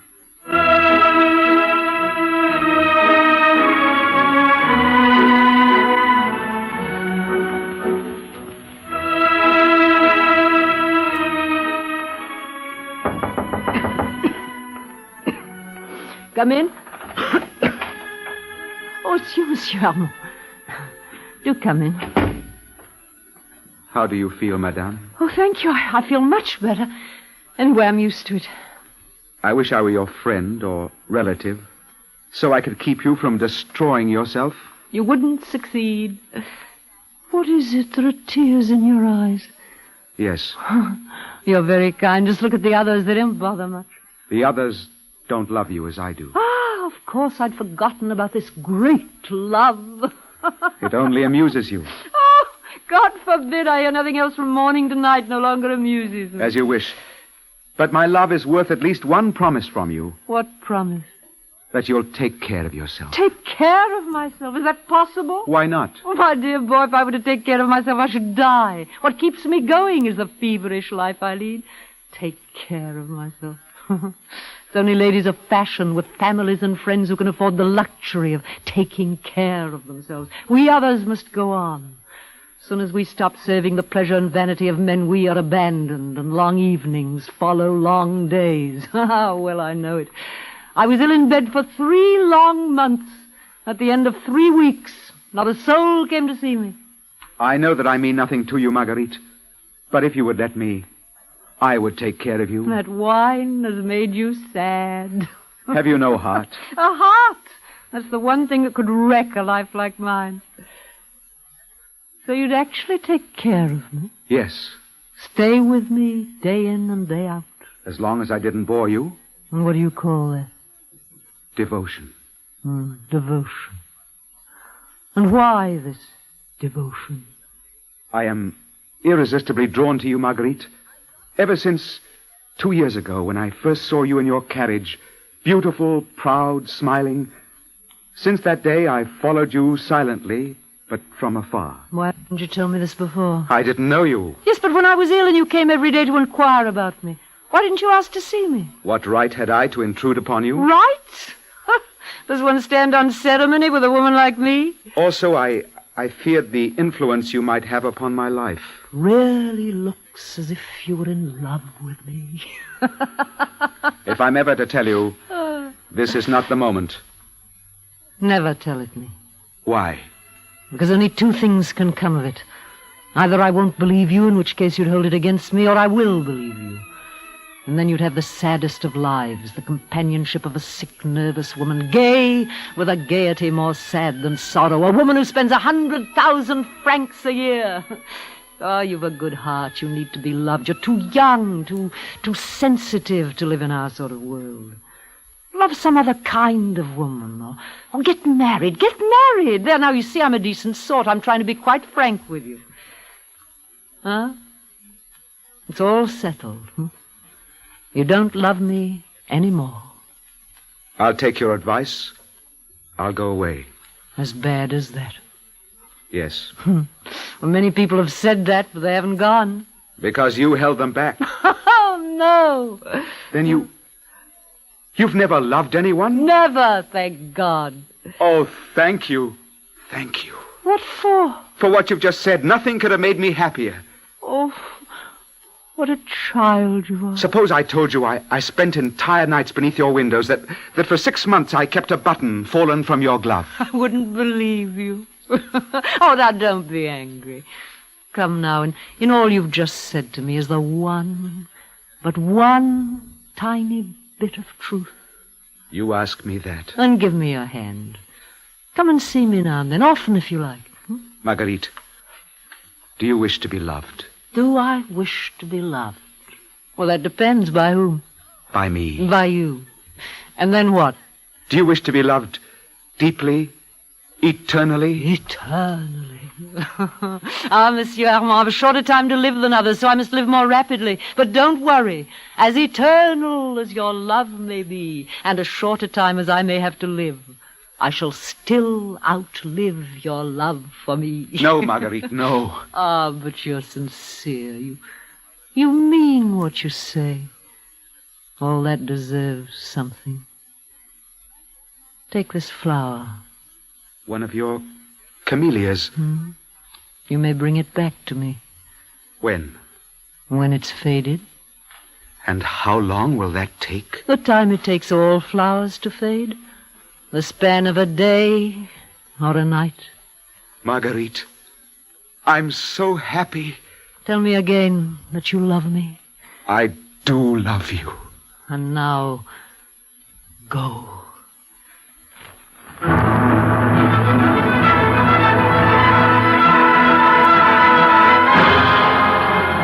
In the days which followed, the old Duc de Mauriac heard no whisper of gossip. Then suddenly, Armand and Marguerite disappeared from Paris, and even Marguerite's old protector became aware of the existence of her ardent young admirer. The two lovers had fled, with their dreams, to spend an idyllic summer near Fontainebleau in a charming little villa of 2 stories with a garden and a tiny pavilion.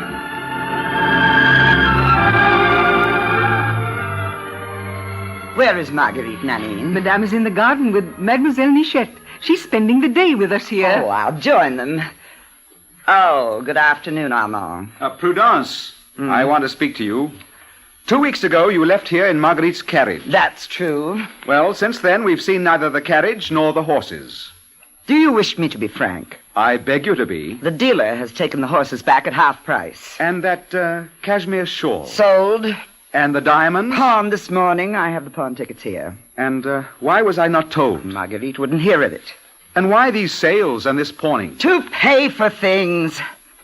My poor dear boy, do you think that in order to leave Paris and live an ethereal and pastoral existence, it's only necessary to love? I went to see the Duke, but he refuses to give Marguerite another penny unless she leaves you. And God knows that's the last thing she wants to do. Dear Marguerite. Yes, dear Marguerite. She's too good. Heaven knows how this will end. Now she wants to sell everything she possesses. I have a plan here in my pocket from her lawyer. How much is needed? 50,000 francs at least. Prudence. Yes? I guessed what was happening, so I wrote to my lawyer that I wish to sign over my inheritance from my mother to a friend. I've just received his answer. The papers are ready. I'll go up to Paris today and sign them. Meanwhile, you keep Marguerite from... What about these papers I have here? Give them to her after I've gone, as if I told you nothing. She mustn't know of our conversation. Here she comes. How are you, Nichette? Oh, well, thank you, Prudence. Marguerite, my dearest, you must scold Prudence. Why, my darling? I asked her to go to my house and fetch my mail. I haven't been to town for 2 weeks, and of course she's forgotten all about it. Oh. Now I'll have to go myself. I haven't written to my father for 2 months, and no one knows where I am, not even my servant. Look, it's a beautiful day, and you have company. I'll run into town and be back with you tomorrow. Well, if you must go, my darling, you must. But if you haven't written to your father, don't you blame me. How often have I told you to write to him? I'll come back as quickly as you can. You'll find me here waiting. I'll be back in the morning. Bye, my darling. Prudence, Prudence, is everything arranged? Yes. You brought the papers? Here they are. Your lawyer will be here shortly to settle everything. Now I'm going to eat. I'm simply starved. Run along, Nanine will give you everything you want. Oh, you see, Nichette, this is how we've been living for the past 3 months. Are you happy? Oh, am I happy? Oh, what did I always tell you, Marguerite? How often have Gustave and I said to each other, when will Marguerite fall in love and lead a quiet Well, life? I am in love, and I'm happy, and it was your love and your happiness that it made me long to have the same. Tell me, when are you going to be married? Oh, soon. And how about you, Marguerite? Whom do you want me to marry? Armand, of course. Armand. Oh, no. I'm willing to take his heart, but not his name. You see, Nichette, there are certain things a woman can never wipe out of her life. If I wanted Armand to marry me, he'd marry me tomorrow, but I love him too much to ask of him such a sacrifice. You know, Nichette, there are times when I almost forget what I used to be. I can scarcely believe myself that I was ever that lady of the camellias who used to spend enough money on flowers alone to keep a decent family and comfort for a year. And now this little flower that Armand picked for me this morning is enough to perfume my whole life. Shall I tell you a secret, Nichette? Do, Margaret. Without saying a word to Armand, I've arranged to sell all the things in my Paris apartment. I shan't even return there. I'll pay up all my debts. I'll rent a tiny apartment near yours, furnish it very simply, and then we'll live there. And every summer we'll come back here to the country. Ah, happiness. There's a gentleman who wishes to speak to you, madame. Oh, that must be the lawyer I'm expecting. Wait for me in the garden, Nichette. I'll join you later. Ask him to come in, Nanine. Mademoiselle Marguerite Gautier? It is I, monsieur. To whom have I the honor of speaking? To Monsieur Duval. Monsieur Duval? Yes, mademoiselle. To Armand's father. Well, Armand's not here just now, monsieur. I am aware of that. It is with you I wish to speak. Mademoiselle, my son is compromising and ruining himself for you. You're mistaken, monsieur. Thank God people no longer speak of me, and I accept nothing from Armand. Which can only mean, for your extravagance is well known, that my son is willing to dissipate with you the money that you accept from others. Forgive me, monsieur, but I am a woman, and I am in my own house. 2 reasons which should sufficiently appeal to your courtesy. The tone in which you're addressing me is not one which I would expect from a gentleman that I've only just met, and... And? Well, I must beg you to allow me to withdraw, more for your sake than for mine. It is indeed hard to believe that such manners are merely borrowed. I was warned that you're a very dangerous person. Dangerous, perhaps, monsieur, to myself, not to others. The truth still remains that Armand is ruining himself for you. And I repeat to you, monsieur, with all the respect that I owe to Armand's father, that you are mistaken. Then what is the meaning of this letter from my notary? This letter warning me that Armand wishes to turn all his money over to you. Ah, I assure you, monsieur, if Armand's done this, he's done it without my knowledge. He knew quite well if he'd offered it to me, I should have refused. This has not always been your habit. That is quite true, monsieur. But then I didn't love. And now? Now I do love. With all the purity that one finds in one's heart when God takes pity and sends repentance. The usual fine phrases, mademoiselle. Listen to me, monsieur. I know that women like myself are rarely believed, but I swear to you by all that I hold dearest in the world, I swear to you that I knew nothing of this gift. Still, mademoiselle, you have to live on something. You forced me to tell you something that I'd so much rather not have told you, but as I care above everything for the good opinion of Armand's father, I must speak. Since I've known your son, and in order that my love for him should in no way resemble that which I once called love, I've pawned or sold my diamonds, jewels, carriages. Just now when you were announced, I thought I was about to receive a lawyer to whom I'm selling all that remains of that luxury with which you reproach me. If you still doubt me, read these papers. You know that I didn't expect you, that I was utterly unprepared. A sale of your furniture, directing the buyer to pay your creditors and give you all the surplus. Could I have been mistaken? You were mistaken, monsieur, or rather, you've been deceived. Oh, I know. I've been foolish. I've had a sad past, but now that I really love, I'd give the last drop of my blood to erase it. You'll see when you know me better. It's Armand who's transformed me. He has loved me. He does love me. Oh, monsieur, I beg of you, don't say anything to him against me. He'd believe you because he loves you, and I, too, I love you and respect you because you're his father. I could not foresee all that I now discover in you. I ask your pardon, madame. Oh, thank you, monsieur. And because I see now what you really are, I ask you to give Armand the greatest proof of love that you could give him. Oh, monsieur, you're going to ask of me something terrible. All the more terrible because I've always foreseen it. You had to come. I was too happy. You are capable of a generosity incomprehensible to many women. That is why, Marguerite, I speak to you like a father who asks of you the happiness of his 2 children. His 2 children? I have a daughter, young and beautiful. She loves a young man, and she, too, has made this love the dream of her life. But she has a right to that love. My daughter is going to be married. She is marrying a respectable man, entering into a respectable family. They have learned of Armand's way of life. They threaten to forbid the marriage should Armand continue in this way. The future of a young girl who has done you no harm is in your hands. Marguerite, in the name of your own love, grant me the happiness of my daughter. It's very kind of you, monsieur, to speak to me so gently. I see. I understand. I'll leave. I'll leave Armand for a little while. Oh, it'll be terribly painful for me, but I want to do it for you so that you'll have nothing to reproach me with. And besides, I'll forget the sorrow of our separation and the joy of my return, and you will allow him to write to me sometimes, won't you, monsieur? And then, when his sister's married... Thank you, Marguerite. But it is something else that I am asking of you. Something else? What more can you ask of me? A temporary separation is not sufficient. You want me to leave Armand? Altogether? You must. Never, do you hear? Never. You don't understand how we love each other. Don't you know that I've nothing? I've no friends, no parents, no family, nothing. Armand's become everything to me. My life is irrevocably, but irrevocably bound up in his. And, Monsieur Duval, don't you know that I'm ill, that I've only a few years to live? Leave Armand. You might as well kill me at once. I know I am asking an enormous sacrifice of you, but one which you would eventually be forced to make yourself. Never, monsieur, never have I loved as I love now, and never shall again. What will remain of your love when you grow old?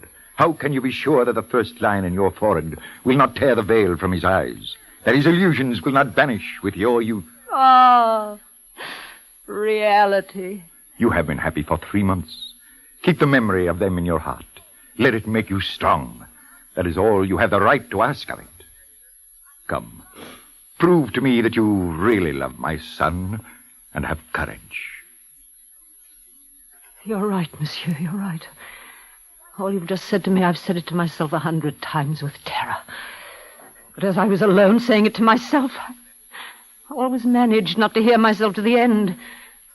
Now you repeat it to me. It must be true. You speak to me in the name of your son, in the name of your daughter. It's to her that I want to sacrifice my happiness.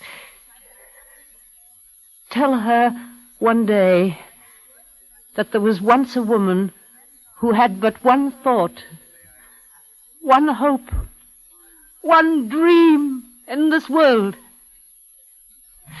And that for her sake that woman gave up all of that, crushed her heart between her hands and died of it. For I shall die of it, monsieur, and perhaps then God will forgive me. Marguerite. You're sorry for me, monsieur. Thank you. That will make me as strong as you wish me to be. You asked me to leave Armand for the sake of his peace, his honor, his future. What do you want me to do? Tell me. I'm ready. You must tell him that you no longer love him. You wouldn't believe it. You must go away. He'd follow me. Then you must find a way. Very well, monsieur. I swear to you that within a week your son will have returned to you. Unhappy, perhaps, but cured forever. I also swear that he'll never know what has just passed between us. What will you do? I'm going to send Prudence to Paris with a letter. But I am afraid, Margaret. Don't be afraid, monsieur. He will hate me. What can I do for you in exchange for such a sacrifice? Perhaps someday when I'm dead, and Armand despises my memory, perhaps you'd tell him how much I loved him and how well I proved it. Goodbye, monsieur. We shall probably never see each other again. Be happy.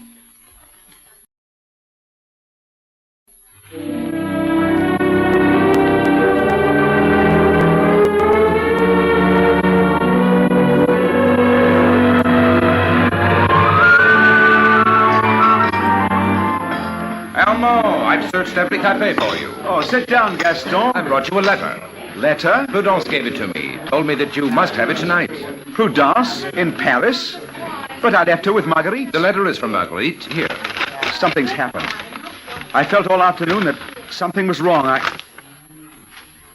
My dear Armand, when you receive this letter, I shall have gone away. I'm going back to my old life and my old friends. For me, there can be no happiness without money. I know that now. So I'm going to de Varville, who will surround me with the luxury without which I cannot live. Do not try to follow me. It would be useless. Try to forget this Marguerite Gautier, whom you deign to love for a moment, and who owes you the only pure joy in a life that she hopes will soon be ended. Farewell, Armand. Farewell. Dear God, no. What is it? Marguerite! She's gone.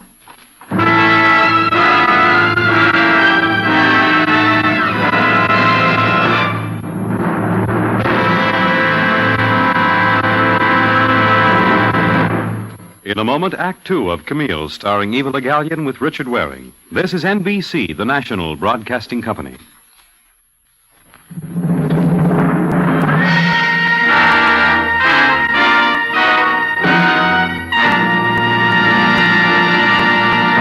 Now, Act Two of the Best Plays production of Camille, starring Eva Le Gallienne with Richard Waring. Here again is John Chapman. Let us go on with our second act as Gaston Rieux continues his reminiscence.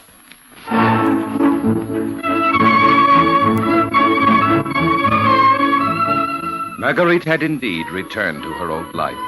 She went to every supper, every ball. She drove along the boulevards in a brand new carriage.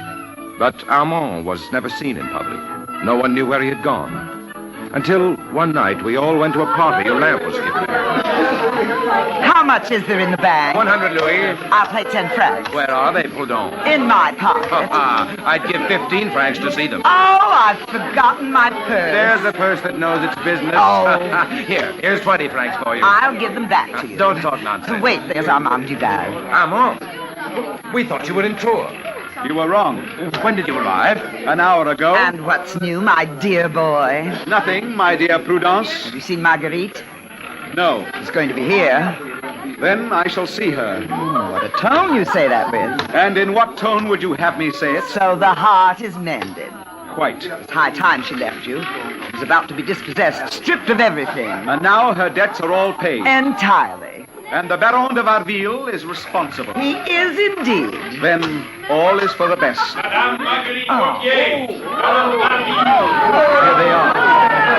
Oh, good evening, Marguerite. Good evening, Baron. How late you are. We've been to the opera. You're well, Marguerite? Oh, yes, thank you, my dear Olaf. I'm very well. Marguerite. Prudence? Armand is here. Armand. Varville, excuse me a moment. Of course. Tell me, what was I here? He's at the gaming table. Shouldn't have come here. You had to meet sometime or other. Did he speak to you? Yes. About me? Naturally. What did he say? That all is for the best. So much the better if it's true. Marguerite! Duval is here. I know it, Varville. Will you swear to me that you didn't know he would be here? I swear. And you promise not to talk to him? I don't feel well, Varville. Take me home. No, Marguerite, you're not ill. You wish to leave because Duval is here. But I cannot afford to leave any place because he happens to be there. Let us remain. What were they singing at the opera tonight? La Favorite. The story of a woman who deceives her lover. Armand. There are no women who deceive their lovers. And I tell you there are such women. Where? Everywhere. Careful, Armand. Why, Gaston, I'm only testing the truth of the proverb, lucky at cards, unlucky at love. I expect to make my fortune here tonight. And as soon as I've made enough money, I'm going off to live in the country. Alone? No, Olympe. With someone who once went with me, but who left me. Perhaps when I am richer. Monsieur Duval. You challenge Monsieur Duval, you'll never see me again. Well, Baron, have you nothing more to say to me? Monsieur Duval, since you are so fortunate at cards, your good luck tempts me. I propose a game. Which I accept. On which side do you play, Baron? The side you do not take. Let us go to the table. Are you coming, Marguerite? Not just now. I've a few words to say to Prudence. I warn you, if you haven't joined us in 10 minutes, I will come back for you. Come, gentlemen, watch the sport. Prudence. Yes, Marguerite. Go after them. As soon as the game's ended, ask Armand to come here. I must talk to him. What if he refuses? He won't refuse. He hates me too much to miss the opportunity of telling me so. Go, quickly.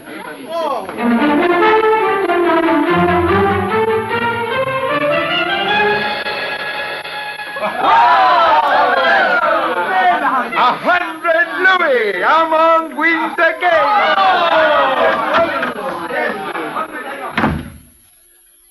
You sent for me, madame. Yes, Armand, I must speak to you. You're going to try to justify yourself. No, there's to be no question of that. In fact, I beg you not to speak of the past. I understand, madame. It holds too much for you. Don't hurt me, Armand. Try to listen to me without hatred, without rancor. Give me your hand. Armand. Never, madame. If that's all you wanted. Who would have thought you'd ever refuse to take my hand? That's not the question. Armand, you must go away. Leave here at once. Leave, madame, and why? Because Verville's going to challenge you to a duel. I don't want anything to happen on my account. So, you're advising me to run away. But what other kind of advice could a woman like you be capable of giving? Armand, I swear to you that in this past month I've suffered so much I barely have the strength to say it. I'm quite well aware of the illness increasing in me, consuming me. In the name of a past love, in the name of all that I'm still going to have to suffer, Armand, in the name of your mother and of your sister, go away from me. Return to your father, and if you can, forget even my name. I understand, madame. You are trembling for your lover who represents your fortune. I can ruin you with one thrust of my sword. That indeed would be a catastrophe. You could be killed, Armand. What does it matter to me whether I live or die? No, it's a fight to the death between the Baron and me, and I swear to you that I will kill him. You know that I don't love him, but I can't love that man. Then why did you give yourself to him? Don't ask that, Armand. I can't tell you. I'll tell you why. You went to him because you were a creature without heart, without loyalty. Because your love belongs to whoever pays for it. Yes, you're right. I'm an infamous, miserable creature who never loved you, betrayed you. But just because of that, all the more reason for you to forget me completely, not to risk your life for me and the lives of those who love you, Armand. I implore you to go away, leave Paris, and don't look back. I will, on one condition. Whatever it is, I accept it. That you will leave with me. Never. Never? Oh, God, give me strength. Listen, Marguerite. I thought for a moment that hate was driving me towards you. It was love, hideous, hateful love, for I despise myself for still feeling it. Only say that you still love me. I'll forgive you, Marguerite. We'll leave Paris, the past. We'll go to the ends of the earth if needs be, so we can be alone with our love. I'd give my life. I'd give my life for 1 hour of the happiness you're offering me. But it's impossible. A chasm separates us. We may no longer love each other. Go, forget me. You must. I've sworn it. To whom? To one who had the right to ask it of me. To Monsieur de Varville? Yes! To Monsieur de Varville, whom you love? Tell me that you love him and I'll go. Very well, then, yes, I love Monsieur de Varville. Come in, all of you! What are you doing? What is it, Armand? What's wrong? You see this woman? Marguerite. Yes, Baron, Marguerite Gautier. Do you know what she did? She sold everything she possessed to live with me as long as she loved me. That was beautiful, wasn't it? Do you know what I did? I behaved like a wretch. I accepted that sacrifice without giving her anything in exchange. Armand. But it's not too late. I repent of it, and I'm here to offer reparation. Do you see this money? You are all witnesses. I pay this woman, and I owe her nothing! Nothing! What have you done? Marguerite! She's fainted. Here's my glove in your face. Decidedly, monsieur, you are a coward.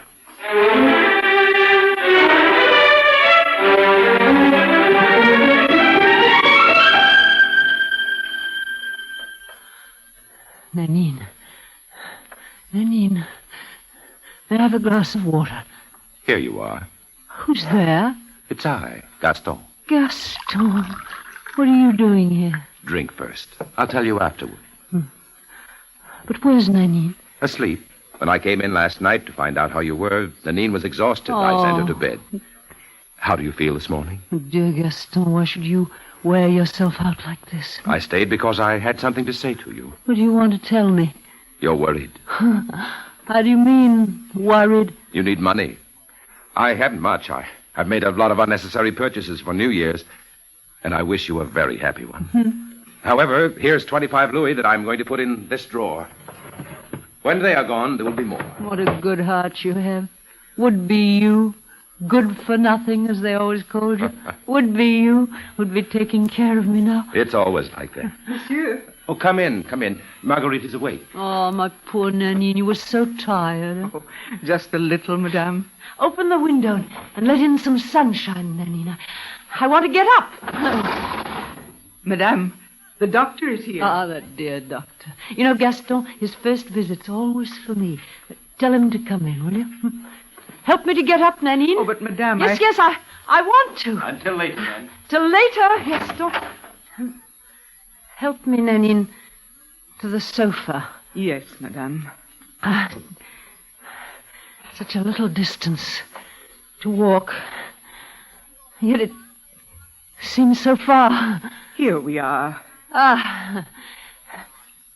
Thank you, Nanine. Madame. Good morning, my dear doctor. Oh, Nanine, would you go and see if there's any mail? Yes, madame. Give me your hand. How do you feel? Well, I feel badly, and yet better. I feel ill in body, but so much better in spirit. You're doing splendidly, madame. I promise you a complete recovery by spring. It's your duty to talk to me like that, isn't it, doctor? You know, when God said that lying was a sin, he made an exception for all doctors. and he gave them permission to lie as many times a day as they saw patients. Oh, look here, madame. Presents. Of course. Today's the new year. Oh, how many things have happened since this time last year. This time last year, Doctor, we were singing round the table. We were greeting the budding year with the same smile we'd given to the dying one. When shall we laugh again, my dear doctor? I have a letter for you, too, madame. Letter? Who could be writing to me? My dear Marguerite, I've been to see you 20 times, but was never allowed to come up. However, I don't want the happiest day of my life to pass without your knowing about it. Gustave... Nanine, it's from Nichette. Gustave and I are getting married today. I hope you'll be present. A simple, humble ceremony will take place at 9 o'clock in the church of La Madeleine. I embrace you with all the strength of a happy heart. Nichette.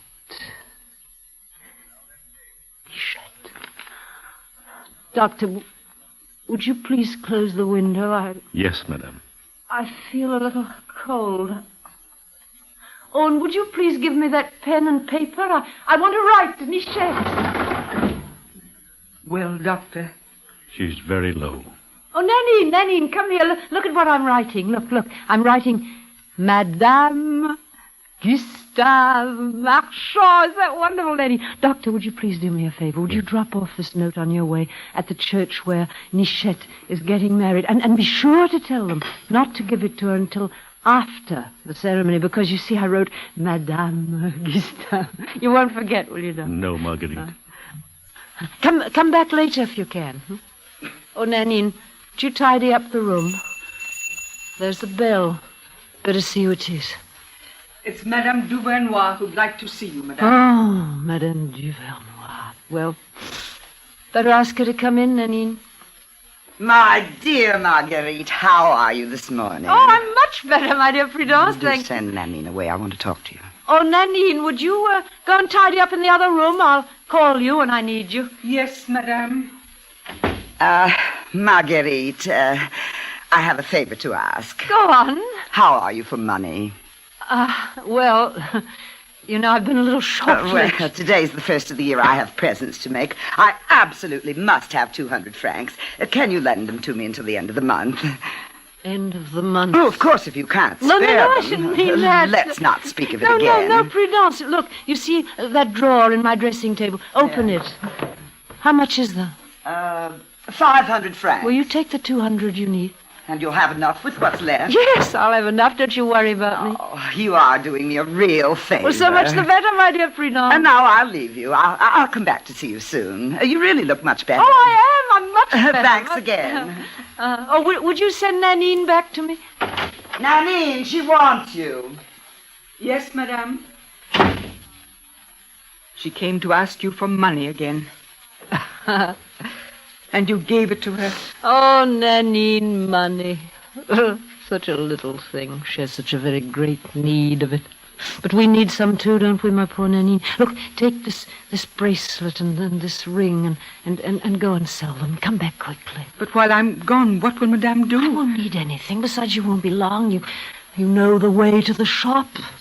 You've been there often enough in the past 3 months. I'll hurry, Madame. My letter. Where's my precious letter? I must read you again. Know you by heart. Madame, I learned of the duel between Armand and Monsieur de Varville, not from my son, for he went away without even saying goodbye. Can you believe it, Madame?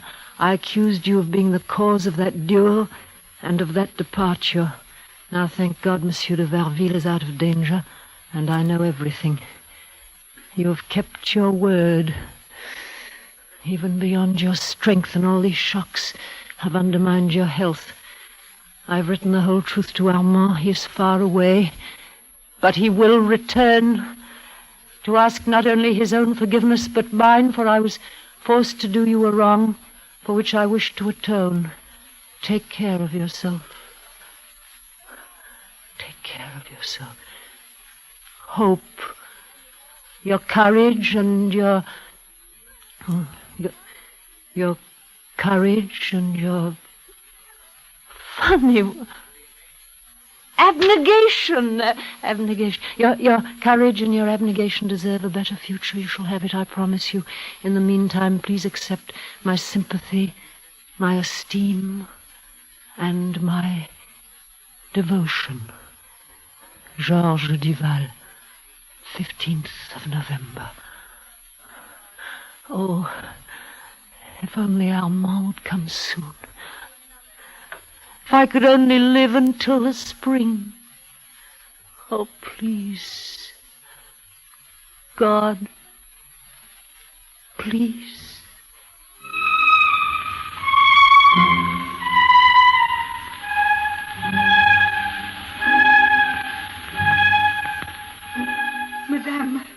Madame. Oh, Nanine, it's you.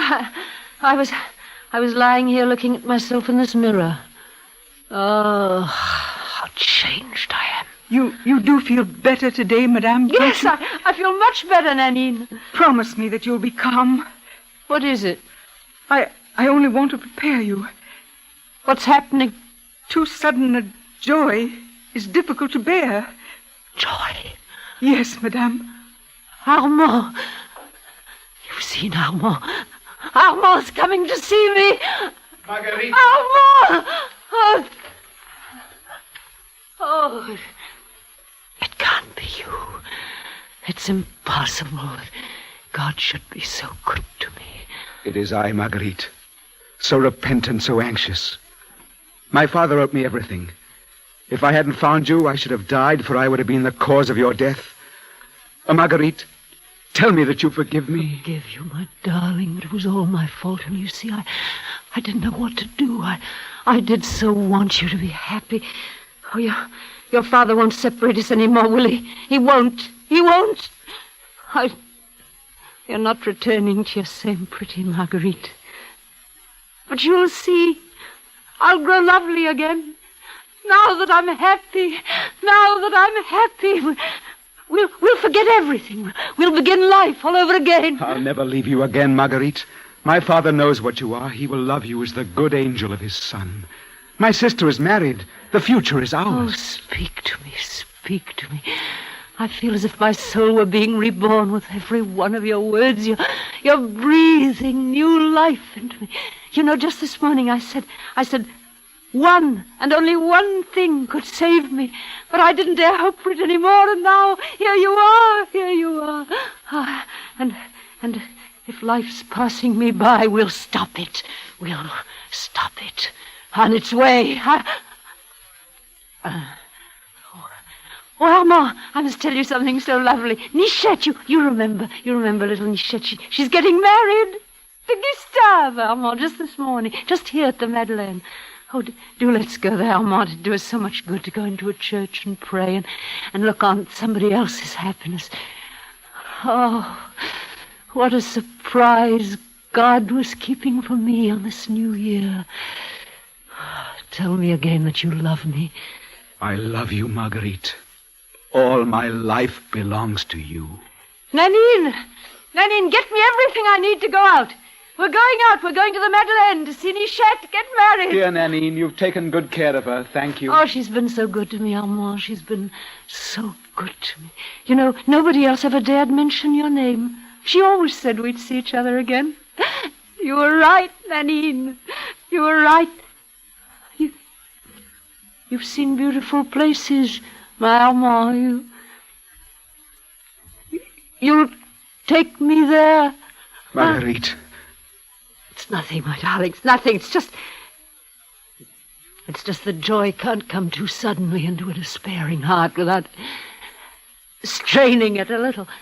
Marguerite, you're so white. Don't be frightened, my darling. You know I've always been subject to these ridiculous fainting spells. I'm well. I'm strong. It's just the surprise of being alive that somehow seems to weigh on me. You're trembling. No, it's nothing, my darling. Here's Nanine with my cape. Put it on, Nanine. Put it on. You see, I'm up. I'm walking. I'm well. I can't. Nanine, I can't. Run, fetch the doctor, quick. Yes, tell him I must come back. Tell him I want to live. Tell him I must live.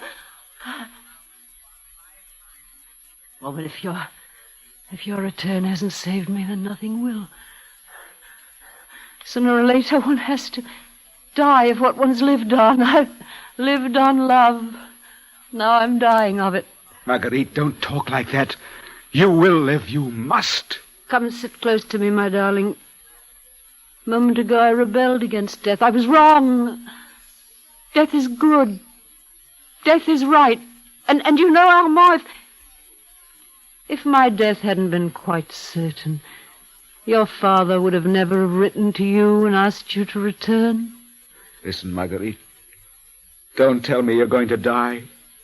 Tell me that you don't believe it, that you don't wish it. Well, even if I didn't wish it, my darling, I'd have to give in, wouldn't I? If God wills it so. And you see, Alma, if I'd always been what they call a good girl, if my life had been pure, I might cry so terribly at the thought of leaving a world in which you were to remain, because then, you see, my darling, our life, our future would be full of brightness, and my past would give me what they call a right. A right to it. But dead, your thoughts of me will be all beauty, alive that always be stains on our love. Believe me, my darling, God does know what he's doing. Marguerite. Oh, come now, must I be the one to tell you to have courage? Do something for me, Armand. Look, over there on my dressing table, there's a box there. Do you see it? And in it you'll find a locket. That's my portrait. I had it made for you in the days when I was pretty. You keep it. Help you to remember. But if one day you're loved by a pure young girl and you marry her, as it must be, as I wish it to be, and if she finds that portrait, you tell her that that's the portrait of a woman who, if God will only allow her, prays every day in some obscure little corner of heaven for you and for her. And if she's jealous because we're so foolish, we women, and she wants you to give up that portrait, you do that without any fear, without any remorse, because it's right, because I want you to. Do you hear me, Mama? You understand what I'm saying? The doctor's on his way. Madame, here's Nichette. Nichette! Ah, Nichette. You got my letter at the Marguerite, church. you wrote me that you were dying, and I find you smiling. I am dying, Nichette, but you see, I'm so happy. And my joy conceals my death. Ah, so you're married, Nichette. How strange this first life. What will the second be? Oh, you're married, Nichette. You're going to be happier than you've ever been before. You'll speak of me sometimes. Armand, give me your hand. Marguerite, what is it? How strange it is. Why, I'm not suffering anymore. I feel as if all life were pouring into me. Oh, I feel so well. I never felt so well before. Armand, I'm going to live. I'm going to live. Ah, how well I feel. Marguerite. She's dead. Marguerite! Marguerite!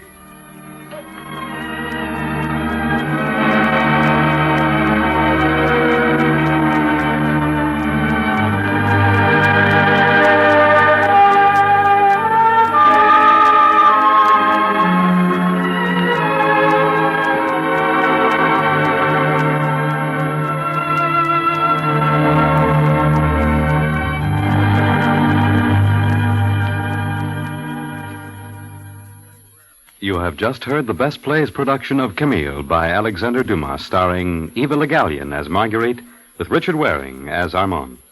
And here is your host, drama critic John Chapman. Camille now is 101 years old, but it still is a living and touching romance. It will last as long as there are good actors and actresses. This evening we have had some of the best. So our thanks and congratulations to Miss Le Gallienne, Mr. Waring, and our Best Plays Company. Next week, we shall do another romance, but a much lighter one and a modern one this time. The play will be Norman Krasna's comedy, John Loves Mary, with Nina Frosch in her original role as Mary, and with Van Johnson as the affectionate John. This is Chapman saying goodbye until then.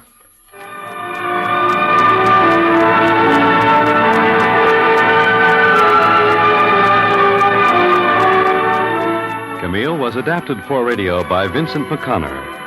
Heard in the cast were Edwin Jerome as Duval Père, Betty Gard as Prudence, Carl Weber as Gaston, Frederick Rolfe as Baron Duvarville, Marion Evanson as Nanine, Bryna Rayburn as Olympe, Jean Leonard as the Doctor, and Susan Douglas as Nichette.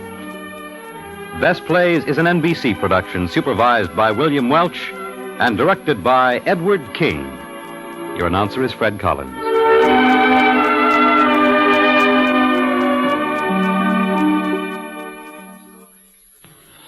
Tonight, hear Radio City previews on NBC.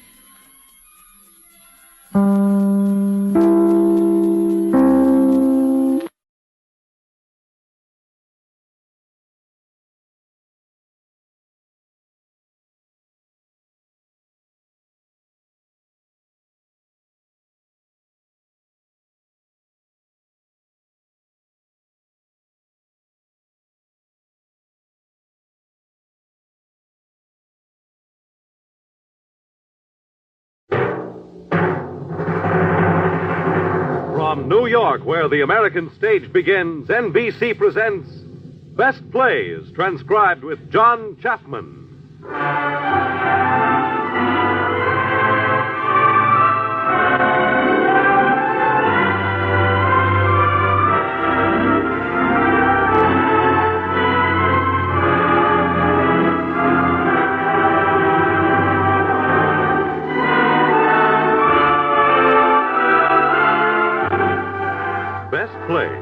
A series of hour-length dramas selected from the outstanding successes of the New York stage.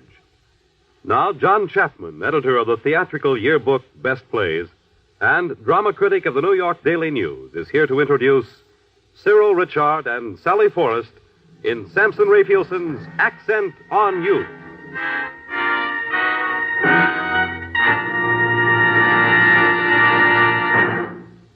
Mr. Chapman. Ah, those good old days of the theater when critics really worked for a living. I'm talking about 18 years ago. On Christmas Eve that time, there opened a comedy by S.N. Behrman. On Christmas night, there were 4 openings the critics could choose from. And not all of the boys picked the right play. Walter Hampton opened in Hamlet. Old Bill Brady offered a review at his playhouse, Fools Rush In, which had such young upcomers as Imogene Coca, Richard Wharf, and Leonard Stillman. At the Ritz Theater, there was a drama called Piper Paid. All these had short runs. The hit of the evening was the play we are going to do tonight, Samson Raphaelson's comedy about show people, Accent on Youth. It got into the Best Plays book, and it had a nice long run with Constance Cummings and Nicholas Hannon in the leading roles. Accent on Youth remains a witty play, and we have 2 very attractive leading players. Sally Forrest, a rising young star, plays Linda. Cyril Richard, who is so good this season with Katharine Hepburn and Shaw's The Millionaires, is the playwright Stephen Gay. Now, if I might join you, I'll take it easy in the chair and just listen.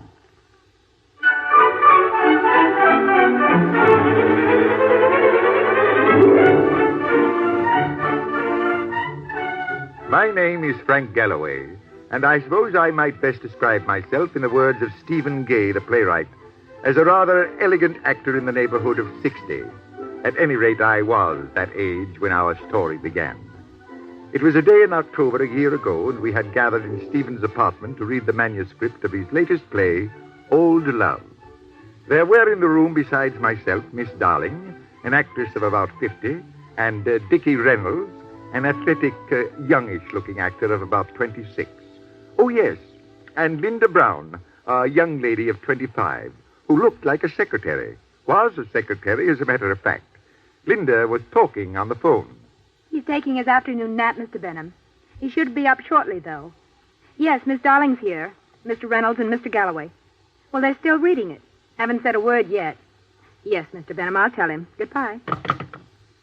Well, Miss Brown, you can tell Stephen Gay that I adore his play. Did you finish the whole play, Miss Darling? Oh, no, Mr. Reynolds. I just read my own part. You see, I'm not in the 3rd act at all. How do you like your part? I think it's Stephen Gay at his best. And it's such a comfortable part. I can be myself, a decent, old-fashioned woman. That's what I like about my part, too. Just the word, comfortable.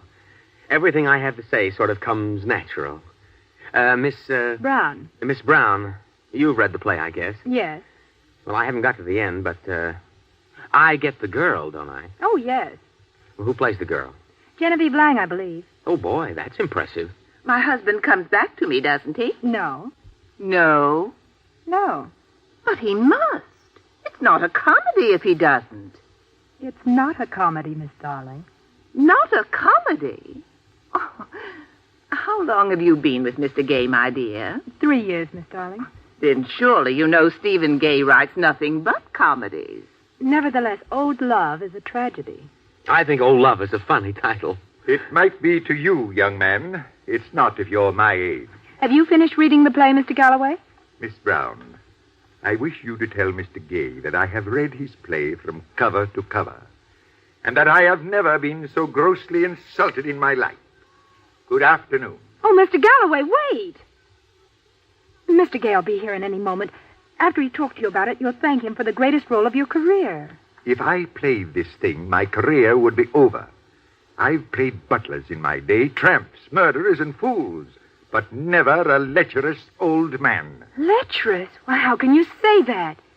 He's a glorious, courageous man standing just this side of 60, surging under the last rhythmic leap of youth in his blood, rebelling at convention. Hello, everybody. Good afternoon, Mr. Gay. Well, my friends, have you read the manuscript? It's a superb tragedy, Mr. Gay. I love it. Do you really? Particularly my part. It's such a new attack on the old character of the mistreated wife. And you, Dickie? How do you feel about the part of Freddie? Oh, Mr. Gay, it's the best comedy part I've ever read. Well, that is for me. Comedy? Well, it's supposed to be a comedy part, isn't it? Yes. Yes. Galloway, what do you think? Well, I can't quite... the old fellow puzzles me. I suppose I'm stupid. No, you're not stupid at all. The old fellow puzzles me, too. Please go on. Well, take that love scene in the first act, where he tells the girl what she means to him. It bothers you, does it? A little. Yes. Well, I was just rereading it in my bedroom. It bothers me a lot. I think it's beautifully written. So do I, Nicky. I think that's the best writing I've ever done. Oh, I'm not criticizing the writing. I just wonder if I... well, you know, after all, I am 60. In fact, I'm a little over 60. And me making ardent love to a young girl and frankly admitting that my wife has never done an unjust thing in her life. I agree with you, Galloway. On the other hand, there is a poetic something in the play, and if a man can catch it with a high heart, with grandeur... Yes, that's what I thought when I wrote it. I'm 51 myself. I can smell 60. And when you're 60, you're an old man. Personally, it doesn't terrify me. I had a great time, but if I behaved like that fellow, I'd consider myself an idiot. You see, I tried to catch the poetry of a man facing old age. I tried the impossible. Poetry is young, or it's no good. But I'm getting my doubts. You see, it all depends on the actor who plays the part. If he can catch the imagination of the audience... I've played Shakespeare, you know. And very well, too. Thank you. Gay, I think I'd like to try it. Good. I'm beginning to get what you're after. Galloway, I'm an awfully clever fellow. I talked Benham into liking this play, the shrewdest producer on Broadway. That's fine. Then you can talk the audiences into liking it. That's not so easy. It's worth trying. Stephen Gay's first tragedy. Frank Galloway at the height of his maturity experiments with a new value. How is Mrs. Galloway? Fine. Haven't you got a couple of children? 3. The youngest is 24. Well, take a script home with you. Read it to the family. Sleep on it. And you do the same, Miss Darling. Read it to your... I live with my sister at the moment. Good. Well, read it to her. And, Dickie, take it down to the tennis club and get some of the boys in the locker room to listen. See what red-blooded young America thinks of it. And then in a day or two, well, let's get together again and see how we feel about it. I'm sure we're going to love Goodbye, it. Mr. Gay. Goodbye. And thank you all.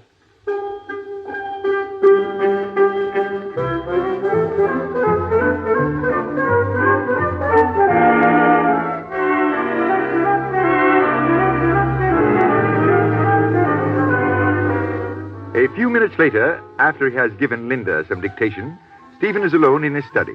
He sinks back on the sofa and starts lighting a cigarette, when the butler enters and announces an attractive, smartly dressed young woman. As she enters, Stephen tries to unscramble himself from the sofa. Now, don't get up, Stephen. But Just I had no stay as you are. Lie back and smoke and let me look at you. And don't say anything. Oh, what a nice room. And the nicest time of the day. And pretty soon I may ask for a cup of tea, but just now I'm going to enjoy the view and the books and the furniture and the second nicest man I ever knew. Hello, Genevieve. Hello, Stephen. Who's the first nicest? I knew him 4 years ago. His name was Stephen Gay. What made you think of me for this part, Stephen? Frankly, it wasn't my idea. It was Benham's. But you consented? Well, why shouldn't I? You're a remarkable actor. Thank you. It's a remarkable part. But? Don't you dye your hair a little, Stephen? Yes.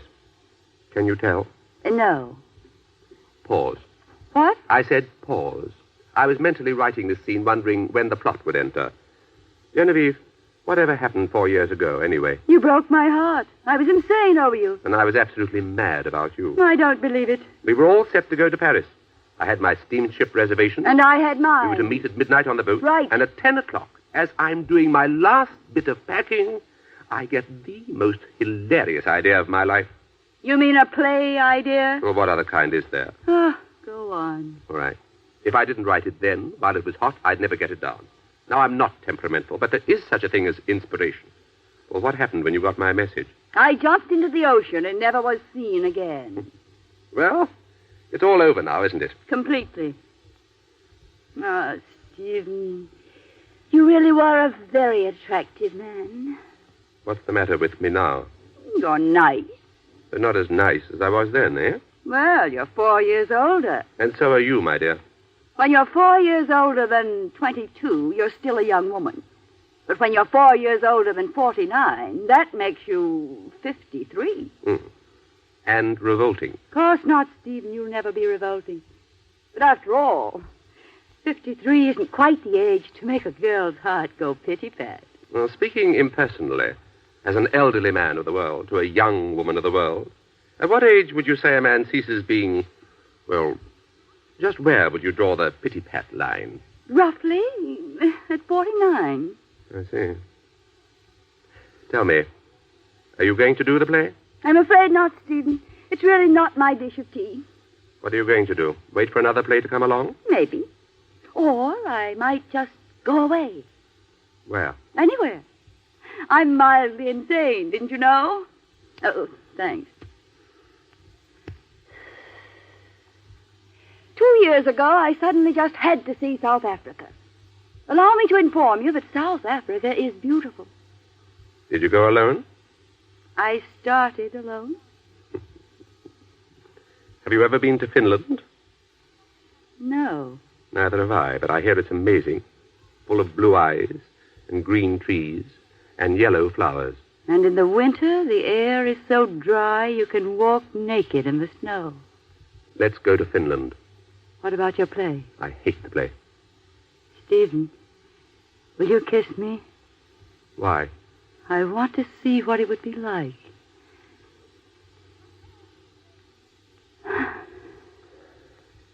Well? Do you really mean that about Finland? Passionately. Do you expect me to believe that I or any other woman could make you hate your play? Of course not. Of course not. I knew the play was all wrong before you came. Stephen Gay, I don't believe you. Will you believe me in Finland? The Ile-de-France leaves tonight. Fine. We can change at Southampton. What time does the Ile-de-France sail? 10. Got your passport? Always. Can you be back by 10? I can try. You're lovely. Kiss me. Okay? Marvelous. Heart go pitty-pat? You fiend. You devil. So, you were play acting, just to prove that a man past 50 could be... Romantic. Did I do it well? You had me fooled. No, not really. Well, couldn't you see? Yes. But after all, you're an excellent actress. Goodbye, Stephen. Believe it or not, I was ready to go to Finland. Genevieve, this is absolutely preposterous. But I'm dying to go to Finland with you, on my word of honor. As a playwright? No, as a gentleman. I'll get the tickets. I'll go right back to my hotel. Excuse me. Yes, Linda? Your 5 o'clock pill, Mr. Gay. Oh, thanks. You're welcome, Mr. Gay. I must rush. I'll telephone you. Au revoir. Auf Wiedersehen.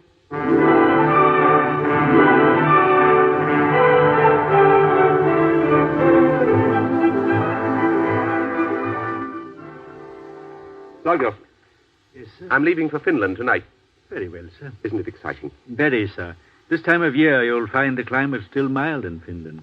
Logdo. Yes, sir. I shall miss you. Thank you, sir. I'll pack your things. Good. Linda? Yes, Mr. Gay? Get Mr. Benham on the phone, will you? No, better not. He'll talk my head off. Take a letter. Got your pad? Yes, Mr. Gay. Dear Bill, when you get this, I'll be on the Ile-de-France on the first lap to Finland, period. Forget old love, dash, and save yourself a lot of headaches, period.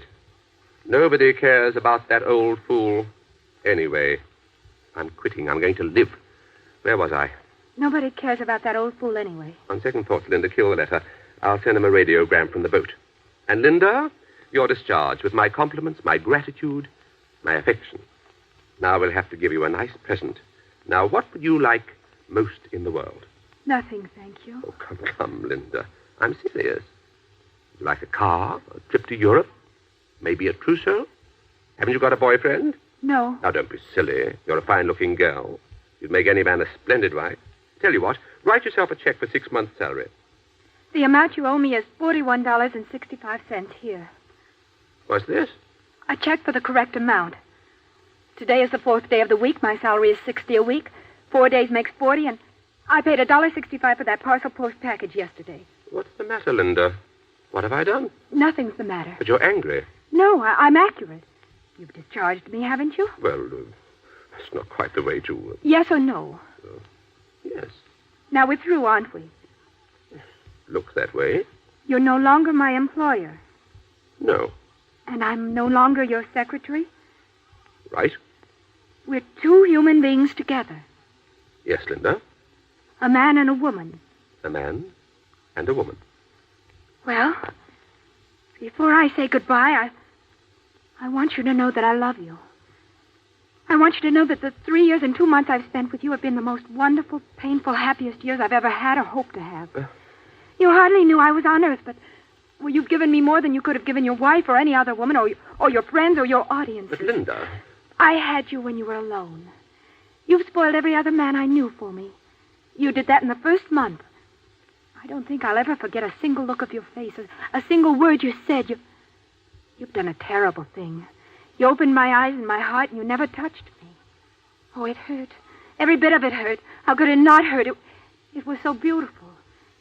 And if you think I can walk out of this house quietly, that you can smile me away with money and a few new dresses, if you think I can walk out of here without wanting to kill you, without wanting to cut my initials into every day you're going to live, you're crazy.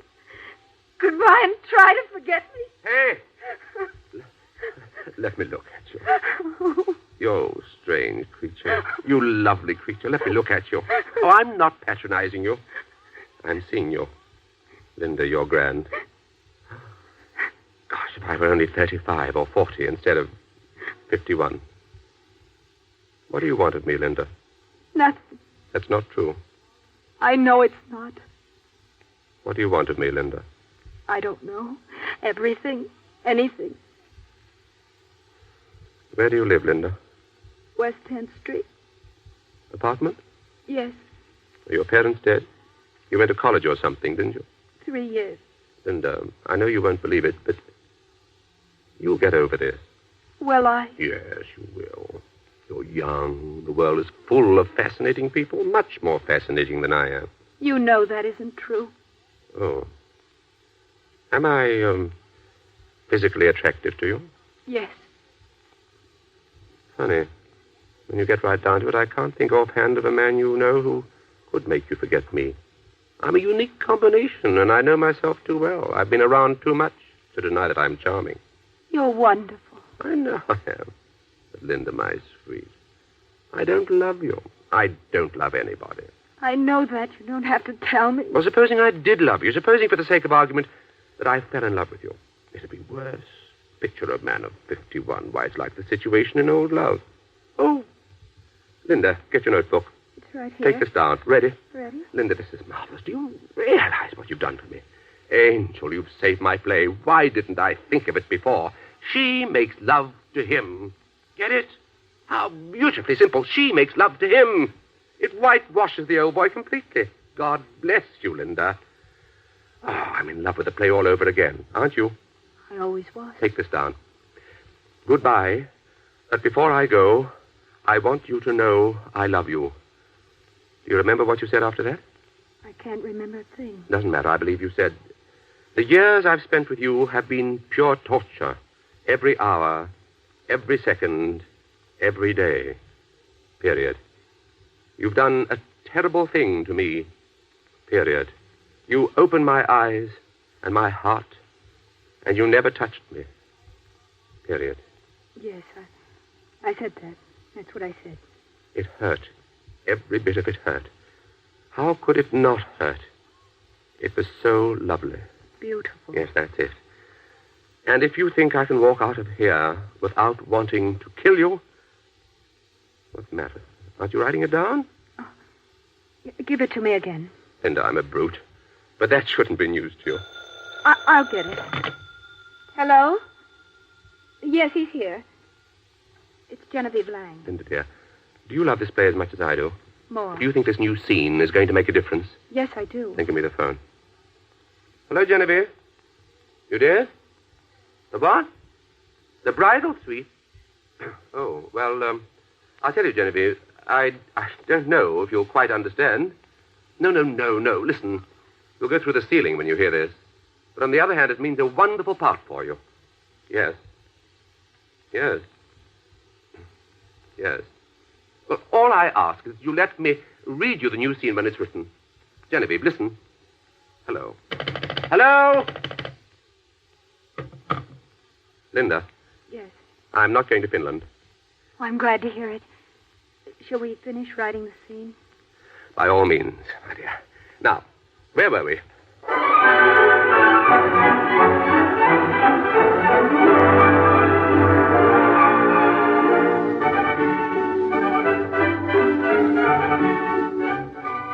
Seven months pass, and during that time, some rather surprising events take place.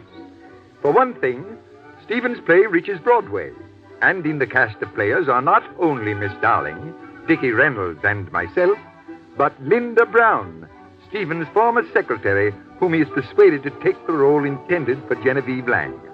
Now, it is a morning in May, and Linda has just entered Stephen's study, where she is greeted by the butler.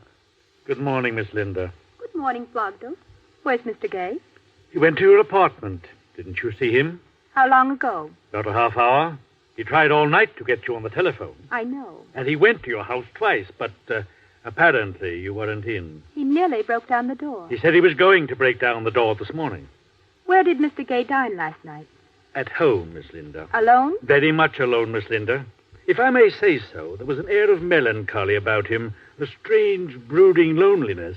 And if you will permit me to quote... And what did Mr. Gay do all last evening? He paced madly up and down this room. Alone? Alone. I don't believe a word you say. I've told you the truth, Miss Linda.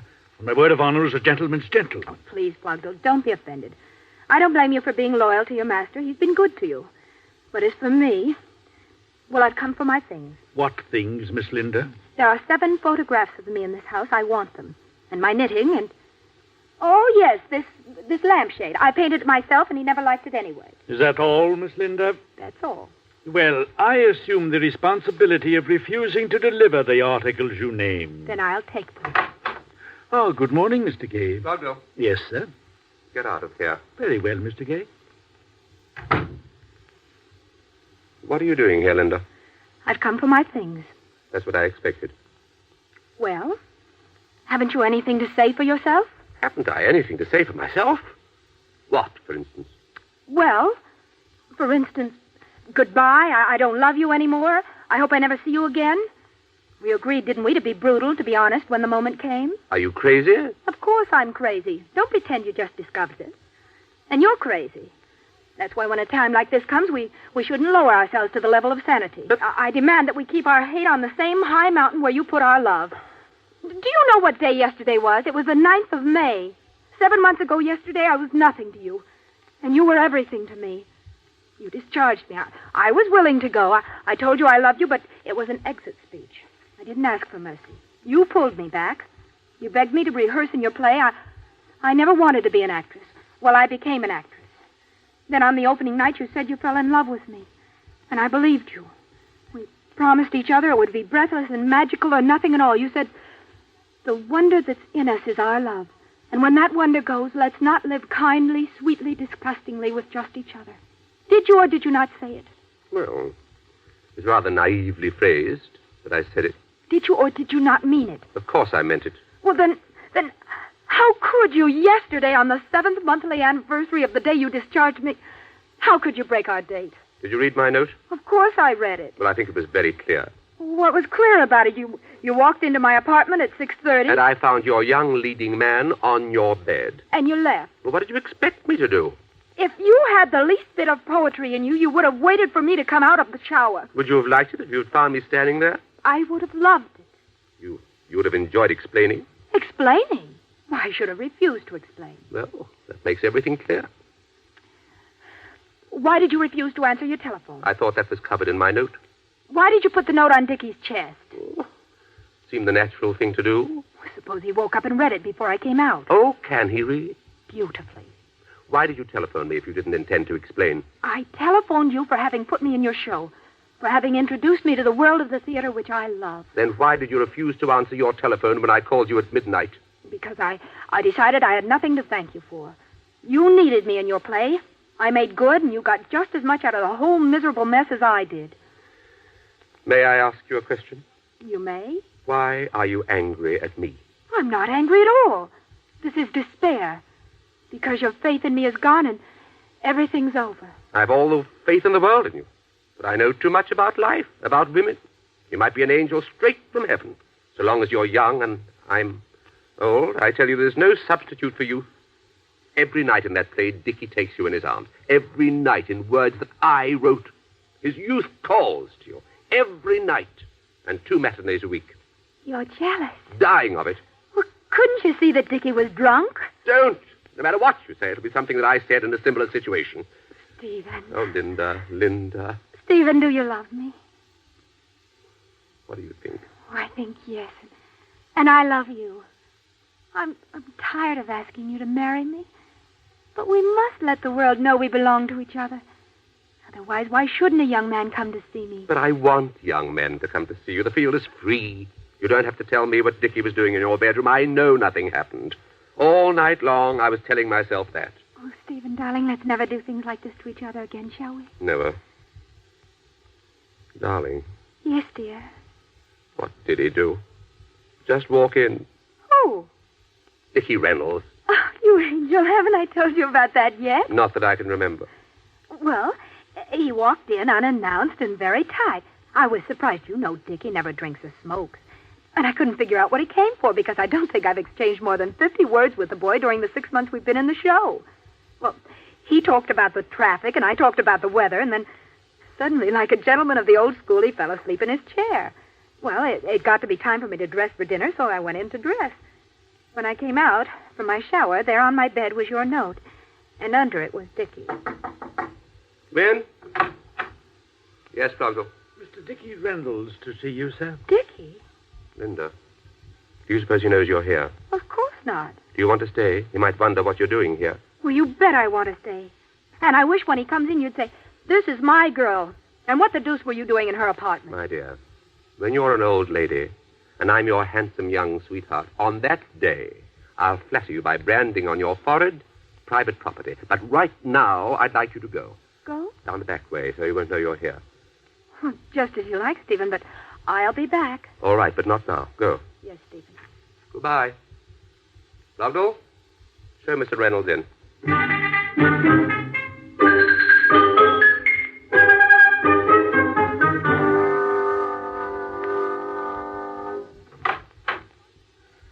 Hello, Mr. Gay. How are you? Fine. How are you? Great.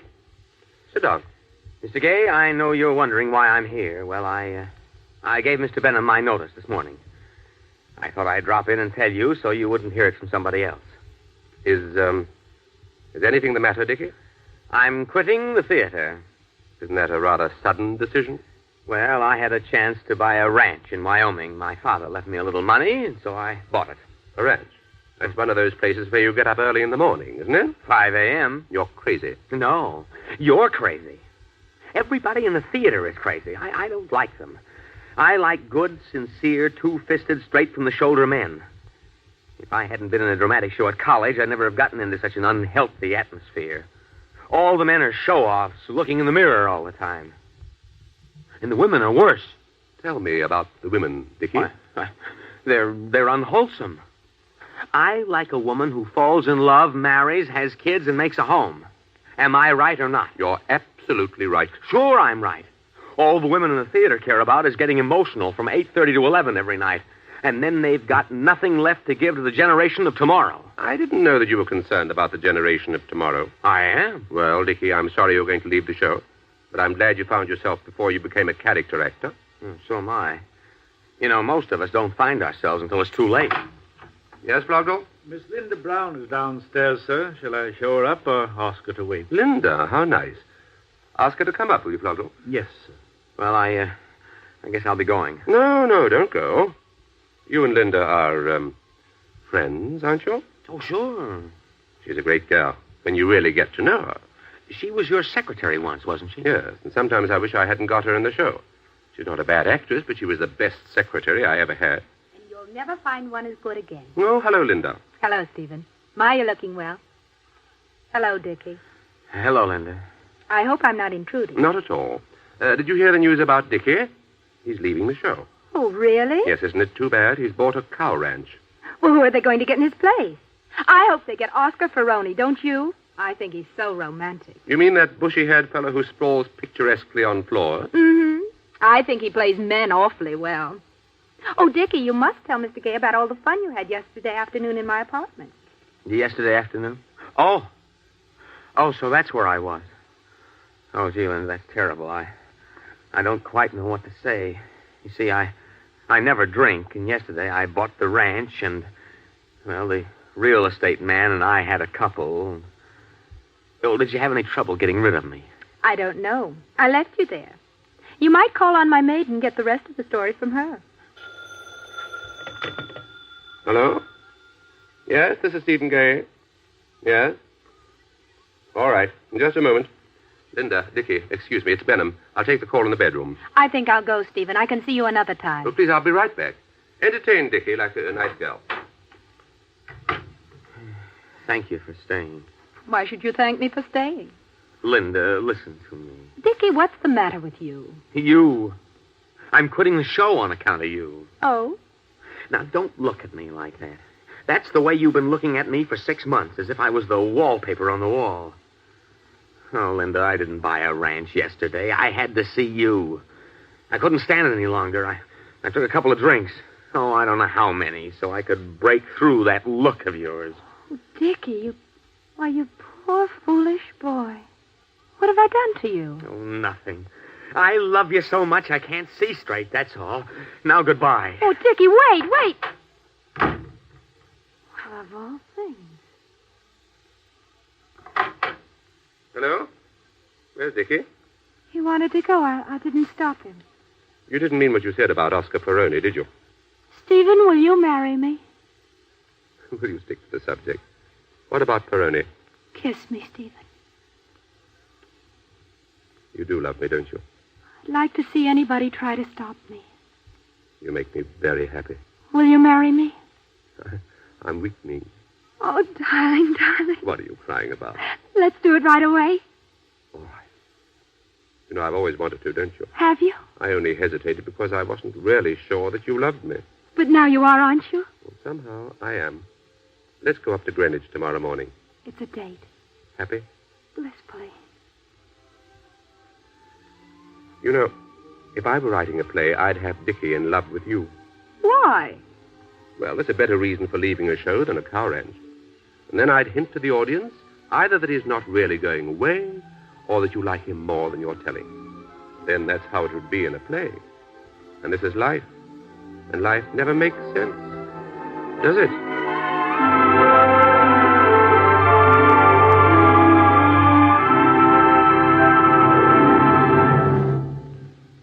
In a moment, Act Two of Accent on Youth, starring Cyril Ritchard and Sally Forrest. This is NBC, the national broadcasting company.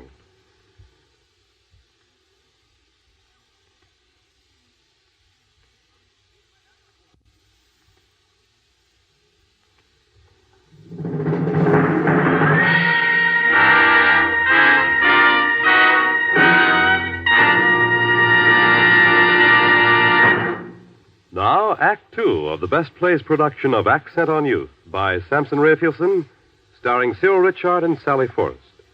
Here again is John Chapman.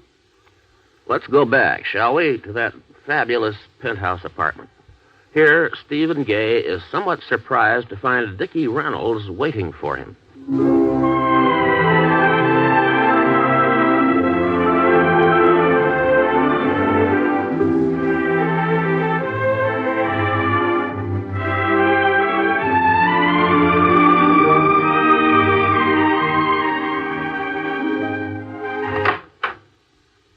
Well, Dickie, what was it you wanted to see me about?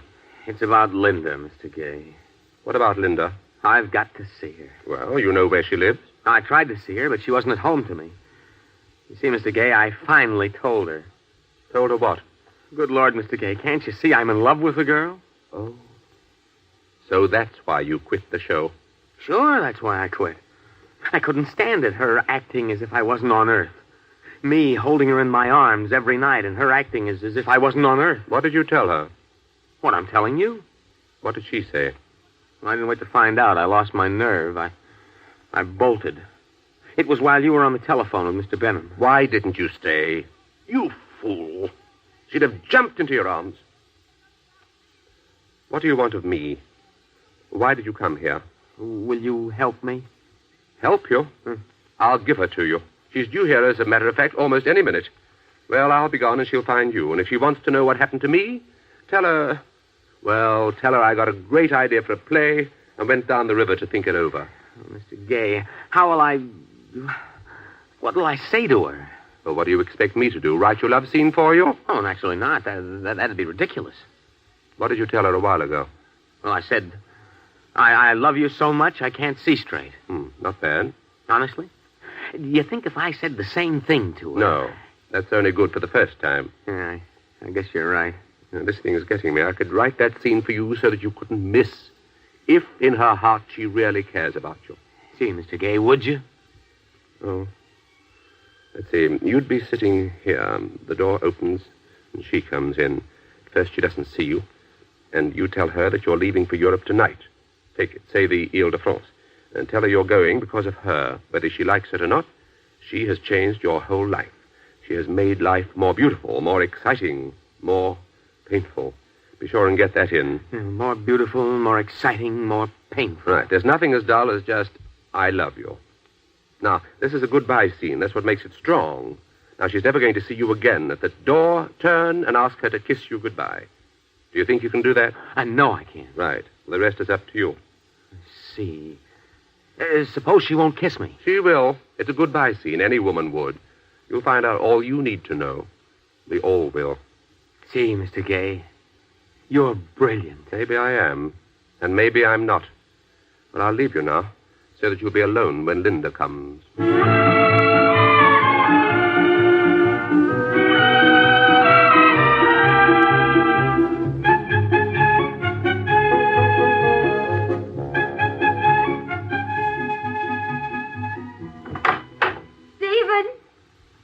'Oh, Dickie. Where's Mr. Gay? Well, he went out and he said that When will he be back? Well, he didn't say. What are you doing here? Well, I came... Linda, will you listen to me? No. I don't want to hear a word you have to say. I don't want to see you. I don't want to be in the same room with you.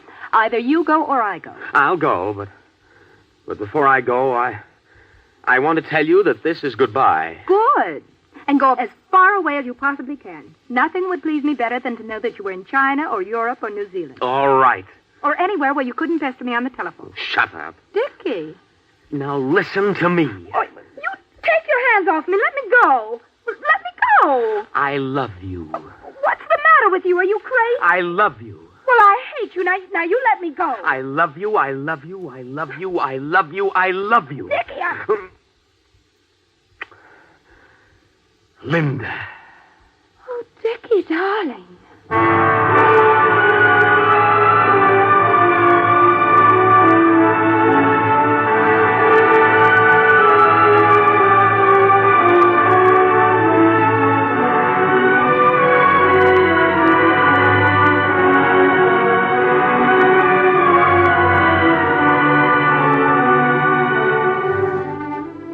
5 months have elapsed since last we looked into Stephen Gay's study. Old love has long since closed. Linda and Dickie are happily living in Connecticut. Now, as the October day draws toward evening, there is something different about Stephen. Something resigned, perhaps. Or it may be that his spectacles make him look older. He's looking on as Flogdell and I finish a game of checkers. Have you moved, Mr. Galloway? Yes, I jumped you. Well, I'm sorry, sir. I shall have to jump you 3. Huh? And that gives me another king. Oh, my. I didn't see that. Did you, Stephen? My dear Frank, I saw it coming 10 minutes ago. Well, I haven't noticed you winning any games from Flogdell. It's my observation that artists are never good checker players, sir. Now jump him, Frank. You've got to, you know. Where? Oh, yes. Oh. Well, that's game. Sorry, Mr. Galloway. Come on, Frank. Give Flogdell his quarter. Yes. You are. Thank you. I don't mind losing, Stephen, but you constantly distract me with your asides. Well, what about your humming and drumming with your knuckles? You call that checker manners? I challenge you to a game without sound effects. No, I've had enough checkers for one evening. I could use another drink, though. Logdell, will you get us all one, please? Certainly, sir. I'll just fetch some fresh ice. You know, Frank, I miss old love. Oh, I'm glad it's over. That play affected my life. It did something to all of us. Linda marrying Dickie, Miss Darling getting a Hollywood contract. I thought it would be a smash hit, but who would have predicted that it would turn out just another show? You're depressing me. Oh, it was a splendid piece of work. But I think your next should be a comedy. I haven't got a next. What's the matter with you? Nothing. I'm getting old, that's all. Well, so am I. Well, you are old. You say it as if it were a crime instead of a pleasure. Well, you like it, don't you? Stephen, you ought to go out more, see people. Why, you know half New York. After all, at your age, a man should begin to enjoy life, travel, see new countries. I've been thinking about it, Frank. But every time I sit down with a map and a travel folder, I realize there's no trip as beautiful as Act One of a new play. Miss Genevieve Lang calling, sir. Genevieve Lang? She says she wishes to see you only for a moment, sir. Oh. All right. Show her up. Pardon me, Mr. Galloway, but I promised Mrs. Galloway that you'd make your exit by 10:15. Oh, yes. Thank you, Flogdell. Well, goodbye, Stephen. Goodbye, Frank. Stephen, think over what I said. You're alone too much. You ought to bring youth into your life. I may say that I'm glad a young lady is visiting you, and furthermore... Flogdell said exit, Frank, not exit speech. As I was saying, good night, Stephen. I let myself out. Good night, Frank. Genevieve Lang. What can she want? Well, Mr. Gay, shall we keep on our spectacles and look a little older? Or take them off and pretend we can still see without them? Stephen! Genevieve! You must forgive my rushing in like this, but I was at the opera, and in the first intermission I glanced at my program, and what do I see? The date! October 9th. I flew out, bought some flowers, jumped into a taxi, and here I am. They're beautiful, Genevieve. Thank you. But, But what? I suppose the 9th of October doesn't mean a thing to you. Well, it was the day, wasn't it the day when... It was. And it was the luckiest day of my life. Do you know what happened to me? I've often wondered. I went to Finland. Did you? I did. Stephen, the Finns are the most wonderful people in the world. I brought one back with me. I've been on the verge of calling you 1,000 times, but you know what a dither one gets into when buying a trousseau. Keep next Monday free. You're coming to my wedding. With pleasure, my dear child. And now, goodbye.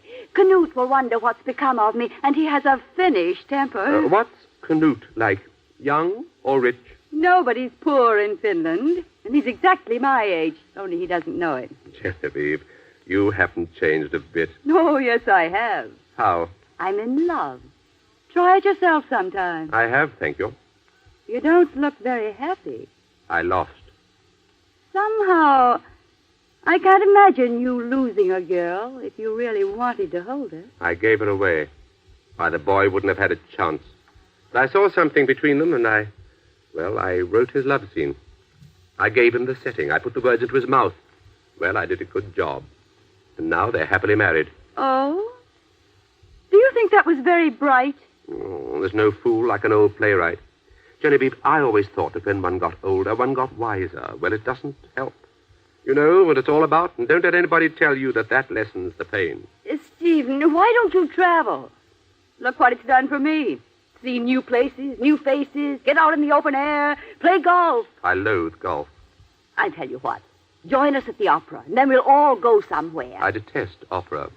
Well, there's only one thing left for you to do. And I don't like suicide. Hello. May I come in? Good evening. Hello, Stephen. Do you ladies know each other, Miss Lang, Miss Brown? I mean, Mrs. Reynolds. How do you do? How do you do? I suppose you don't know what today is, Stephen. Tuesday? It's October the 9th. So it is. I brought you some flowers. So I see. Aren't they lovely? Where can I put them? Oh, never mind. We can throw these others out. They're a little wilted. They are not. Oh, I'm sorry. did you bring them? Stephen, I'll see you another time. Good night. Good night. Were those her flowers? They were. What is she to you? How did you get in here, and what do you want? You've got to answer my question, Stephen. What is she to you? A friend. What do you mean, a friend? A girl I never was in love with. Stephen, will you take me back? Is that how little you know me? Oh, you've got to take me back. You don't know what I've been through. I've been in hell for 5 months. No matter what I've done to you, I've paid for it. I led a life of torture. You're the only one who can save me. Don't you love Dickie anymore? I can't stand him. You loved him when you married him, didn't you? Well, I thought I did. It all happened so quickly. How could I tell? Oh, Stephen, why didn't you tell me what a dreadful thing youth is? Dreadful? Why didn't anybody tell me? We went to Santa Barbara. Here's a typical honeymoon day. Out of bed at 7 a.m., not p.m. 3 hasty kisses, a shower, and then we play tennis. What do I know about tennis? Then sweating and limp, another shower, 2 hasty kisses, and swimming, while I sit on the beach and watch him do his setting up exercises. Then a home in Connecticut, fox hunting, golf, polo. 5 months of it, Stephen.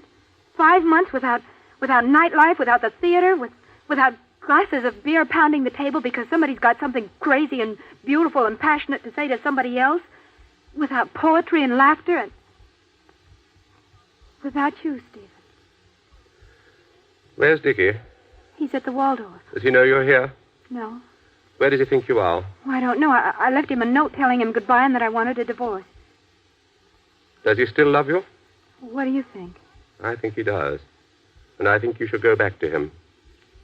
Don't you care for me anymore? No. I know I've hurt you, Stephen, but I'll make it up to you. Well, it's been a wonderful and a terrible year for both of us, but well, we're ready for each other now. I would like it very much if I never saw you anymore, or heard from you, or anything. Stephen, I know I hurt you dreadfully, but oh, please give me another chance. I'll never make the mistake of leaving you again.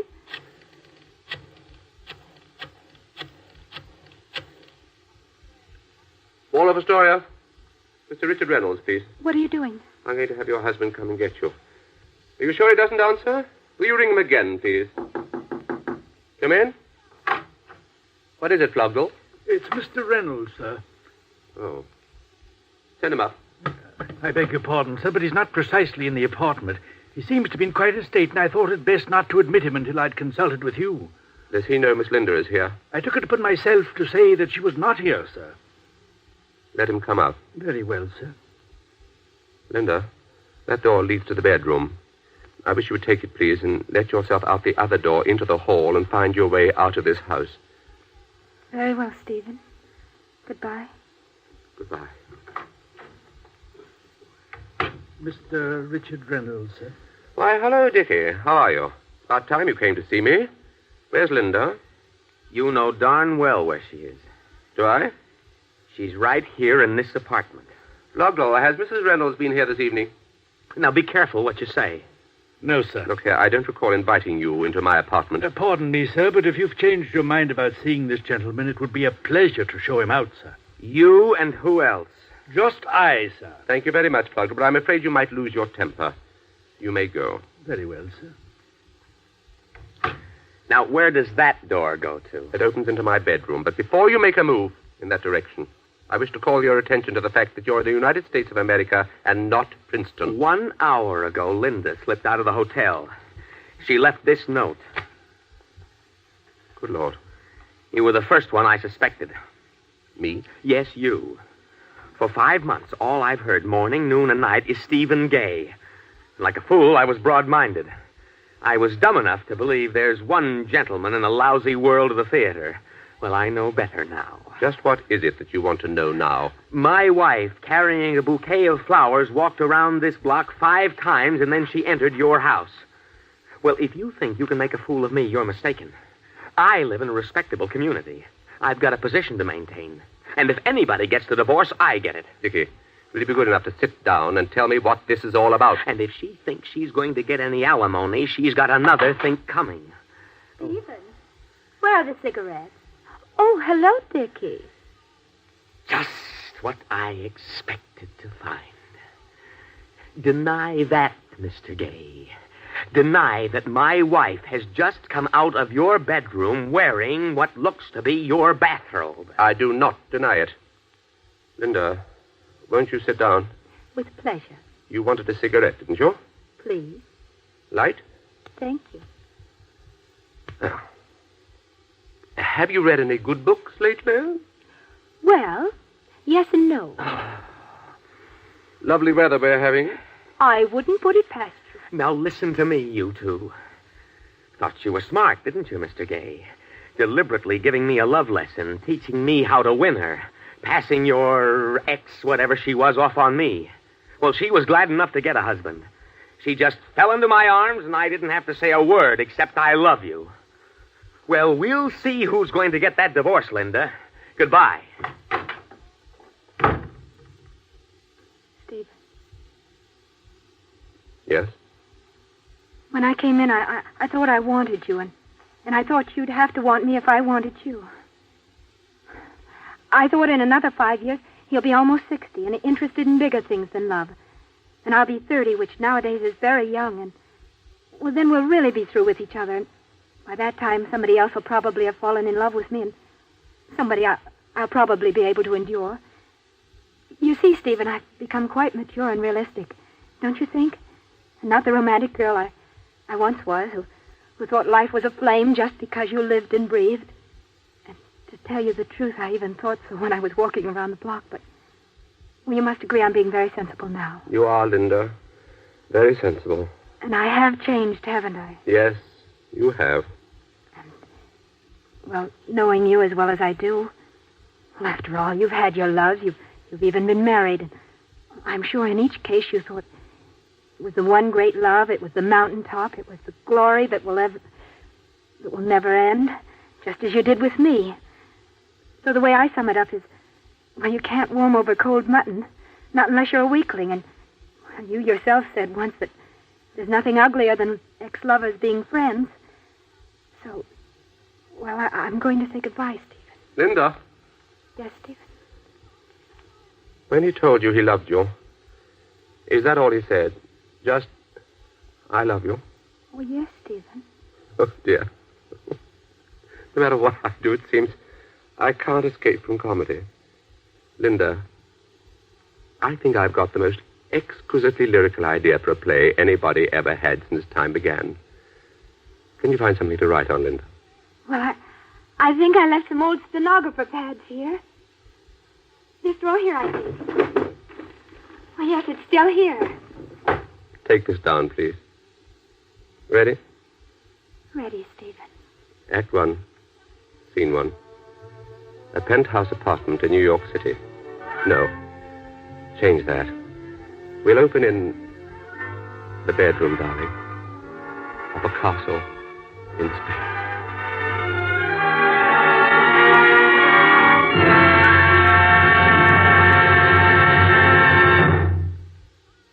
You have just heard the Best Plays production of Accent on Youth by Samson Raphaelson, starring Cyril Ritchard and Sally Forrest. And here again is your host, drama critic John Chapman. I never did find out whether the play Stephen began dictating turned out to be a good one or a bad one, because Samson Raphaelson has never told us about it. But I do know that Accent on Youth has been an enjoyable comedy, and that Mr. Ritchard, Miss Forrest, and their fellow actors have enjoyed doing it. Next week, we will switch from comedy to drama. Our play will be Sidney Kingsley's famous Pulitzer Prize winner, Men in White. This was a first play by a young dramatist, and very rarely does a first play win any prizes. Kingsley has made a habit of winning awards. His historical drama, The Patriots, was given the Critics' Circle Prize. And again, the critics honored him for his adaptation of Darkness at Noon. Kingsley is a slow and careful worker. He spent 2 years, for instance, on Detective Story. And now he has been working for a year on a new work that might be ready for next season. I hope so, anyway. This is Chapman saying goodbye until next week.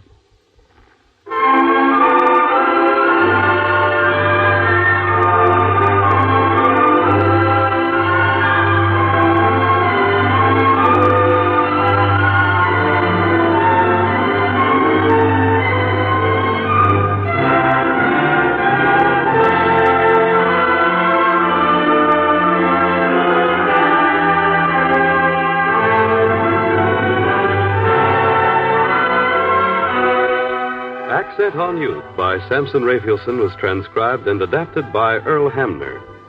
Featured in the cast were Edwin Jerome as Frank Galloway, Leon Janney as Dickie, Ellen Clare as Genevieve, Edith Gresham as Miss Darling, and Jean Leonard as Flogbo. Best Plays is an NBC production supervised by William Welch and directed by Edward King. Your announcer is Fred Collins. Remember, next week, Men in White, starring Richard Basehart.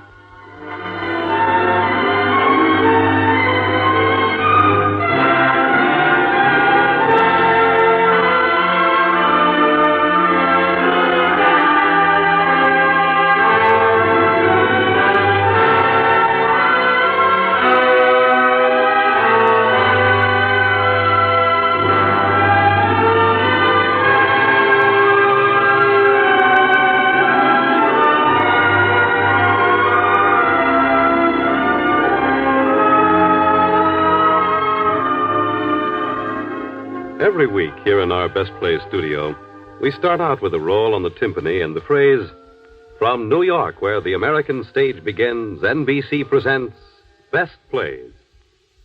We'd like to take a moment to talk about that phrase, about our program and you, our listeners. All week long on NBC, you dial a variety of entertainment, comedy, music, pop and long hair, news, and drama. But we like to feel that our hour brings something a little special. We like to feel that we bring you a special show train into Broadway, into the center of the live theater in America. You know, the theater is an interesting institution. It's been dying steadily since Shakespeare's time.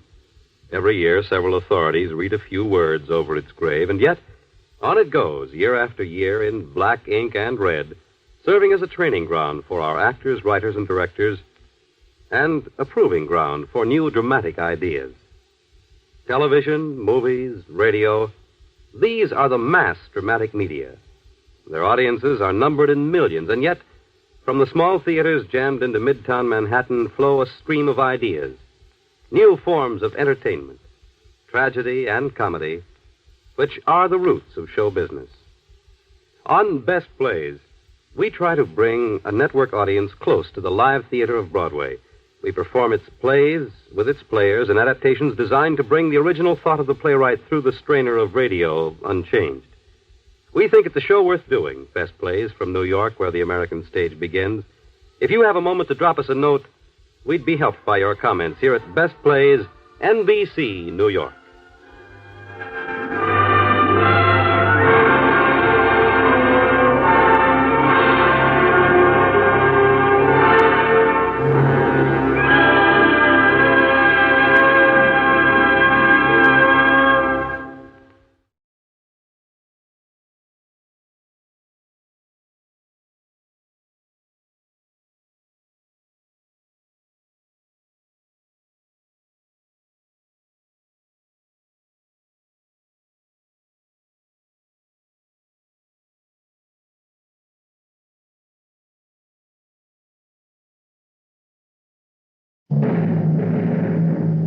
From New York, where the American stage begins, NBC presents Best Plays with John Chapman.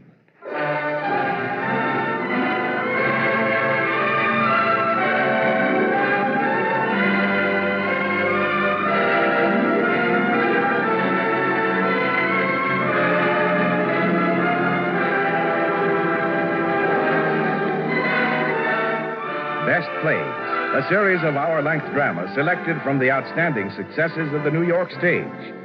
Now, John Chapman, editor of the theatrical yearbook Best Plays and drama critic of the New York Daily News, is here to introduce Judith Evelyn and John Beale in Craig's Wife.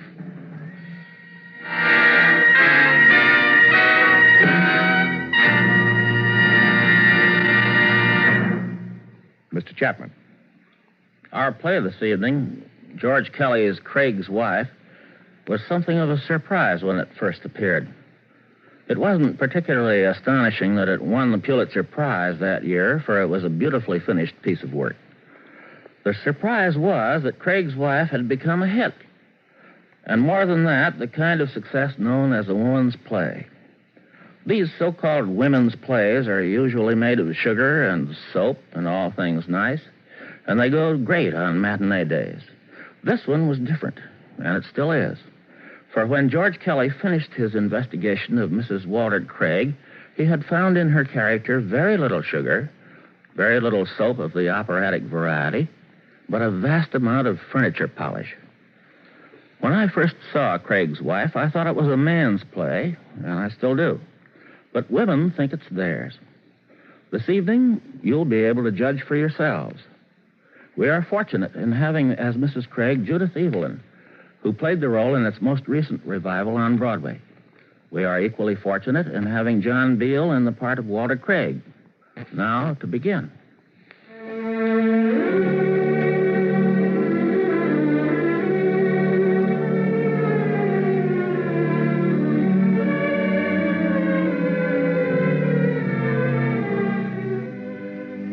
The time of our play is the present, or any time. The scene is the living room of Walter Craig's home in a fashionable suburb.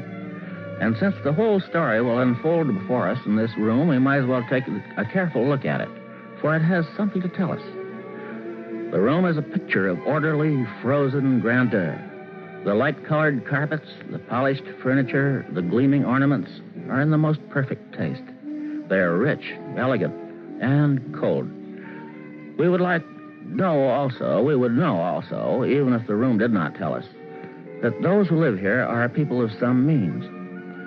For as the curtain rises, there is a uniformed maid standing at the front door and a housekeeper just coming in to speak to her.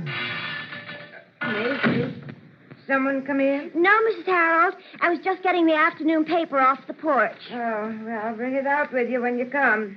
Don't leave it laying around in here. Be just like the lady to walk in on us. I thought you said she wouldn't be back from Albany until Saturday. Yeah, that's what she said. But it's just as well to keep a day or two ahead of a woman like Miss Craig, Maisie. If she gets an idea there's a pin out of place around here, she'll take the first train out of Albany. Yes. Didn't you tell me you worked out on Willows Avenue at one time? 2 years for Dr. Nicholson. Did you know any people out there by the name of Passmore? J. Fergus Passmore? No. Why? Listen to this.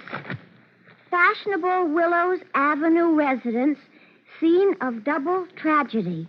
Bodies of J. Fergus Passmore and wife, socially prominent in this city, found dead from bullet wounds. Why, the Lord have mercy. Police working on identity of gentleman visitor seen leaving premises in automobile shortly after midnight.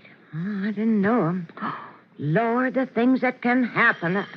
Oh, answer that, Maisie. I'll be in the kitchen, and mind you bring that paper in with you. Yes, ma'am. Hello, Maisie. Oh, how do you do, Mrs. Craig? You're back soon. Yes, will you take these bags, please?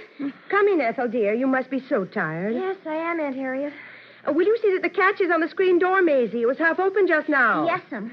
Take your things off, Ethel. I think there's nothing so exhausting as train riding. Oh, Maisie? Yes, ma'am? You can take these things right upstairs. Put Miss Landreth's bag in the corner room. Yes, ma'am. Oh, and Maisie, will you please use the back stairs to go up and down? Oh, yes, ma'am. I always keep forgetting that. You know, Ethel, it doesn't seem to occur to anybody in the house to use the back stairs. They must go tramping up and down the front way. You know what stairs look like after they've been tramped up and down a few times. Oh, Aunt Harriet, I'm so worried. I never should have left. I ought to be with Mother. Now, you mustn't start that, Ethel. Your mother will come through this spell just as she always has. But Dr. Wood sent for me. He phoned the college. Why would he if it weren't serious? Because your mother asked him to, I suppose. Just as she asked him to send for me. But you could see that it was only upsetting her to have us there. I assure you, I've seen this same thing time and time again. And what could we have done if we stayed? I wanted to tell her something. I didn't get a chance. The doctor said I'd better wait. Well, I would have told her. Was it something important? It was about Professor Fredericks at school. Mother met him last year, and she liked him very much. She said she hoped I'd like him well enough to marry him if he ever asked me. And has he asked you? Yes. That's what I wanted to tell her. She said she'd feel easier to know I had somebody in case anything ever happened to her. But why does a person need anybody, dear, if he has money enough to get along on, as you have? Personally, I can't conceive of being very much worse off than married to a college professor. stuck off in some dreadful place like Poughkeepsie or Northampton without a 10-cent piece to your name?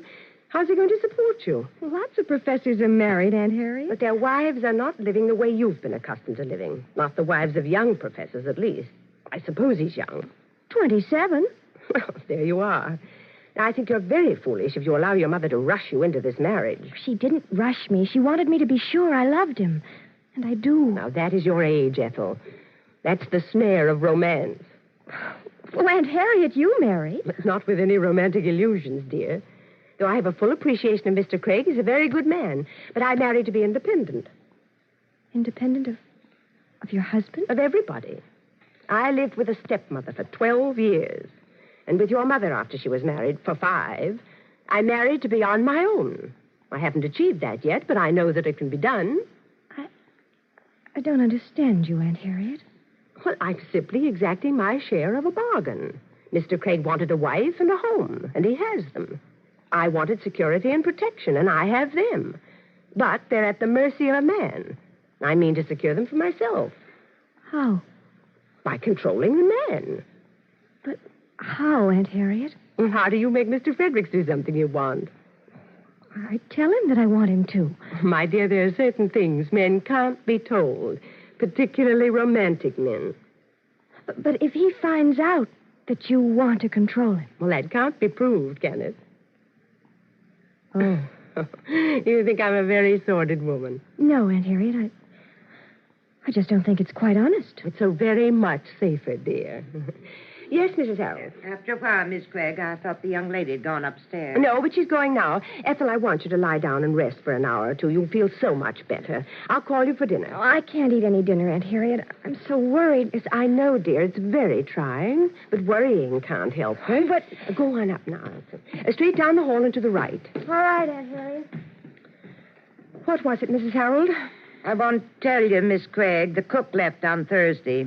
She just went away and didn't come back. Did she get her wages? Yes, ma'am. I'd already paid her until Tuesday. I called the agency to send somebody out, but Miss Hewlett said she wanted to see you first. She says she sent so many, she wants to find out what's the matter before she sends any more. Well, she ought to have a few of them cooked for her. She'd know what was the matter. Mrs. Harold, those roses on the piano, where did they come from? Oh, why, that Miss Fraser across the street. She brought them over for your aunt. No, we'll take them out of here. The petals will be all over the room. Yes, ma'am. Well, I put them, ma'am. Well, I don't care where you put them, but I don't want to be picking petals up every 2 minutes. Well, maybe your aunt would like them in her room. You can ask her. She up there now? Yes, ma'am. Miss Fraser's showing her something about a pattern she's working on. Do you mean to tell me, Mrs. Harold, that Mrs. Fraser is upstairs? Yes, ma'am. Well, how did she get up there? Well, I'm sure I don't know, Miss Craig, unless Miss Austin asked her up. All right. Were there any letters or messages while I was away? There was a gentleman called Mr. Craig about 8 o'clock last night, but he'd gone out, so I give him the number. Mr. Craig said he could be reached at. Who was the gentleman? Did you get his name? Yes, ma'am. He said his name was Birkmeyer. Do you know if he got Mr. Craig all right? Yes, ma'am, he did. I told Mr. Craig this morning about him calling. He said it was all right. He talked to him last night. Then he called this afternoon about 4:30. Mr. Birkmeyer did? Yes, ma'am. He said for Mr. Craig to get in touch with him as soon as he come in. Would you remember the phone number, Mrs. Harold, the one Mr. Craig gave you? Oh, yes. I wrote it down here. Oh, here it is. It was Levering 3-100. All right, Miss Harold. Oh, and will you get another vase for those roses before you take them upstairs? That one belongs down here.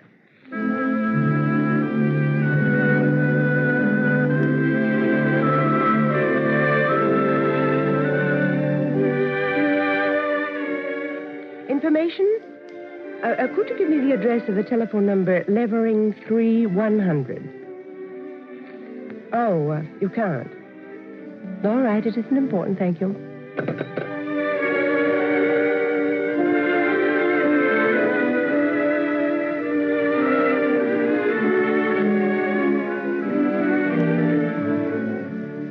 Harriet, why didn't you wire me? I'd have met you. Well, I never thought of it, Walter, to tell you the truth. I just got in. Oh, here, dear, don't put your hat on the chair. How is Estelle? Well, I couldn't see there was anything wrong with her more than usual. Good. Well, am I glad to have you back again. Oh, Walter, stop it. Stop, you're breaking my bone. Oh. It's better.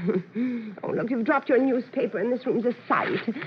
Your aunt's company will be scandalized. Hattie Austin has company? Who is it? Mrs. Frazier from across the street. She's upstairs, I'm told. Oh, the lady with all the rose bushes in her yard. They certainly are beautiful, aren't they? You might not think so if you had to sweep the petals up from the lawn. It's a wonder she wouldn't bring a few of those roses over here once in a while for Auntie Austin. Well, I guess she knows if we wanted roses, we'd plant some.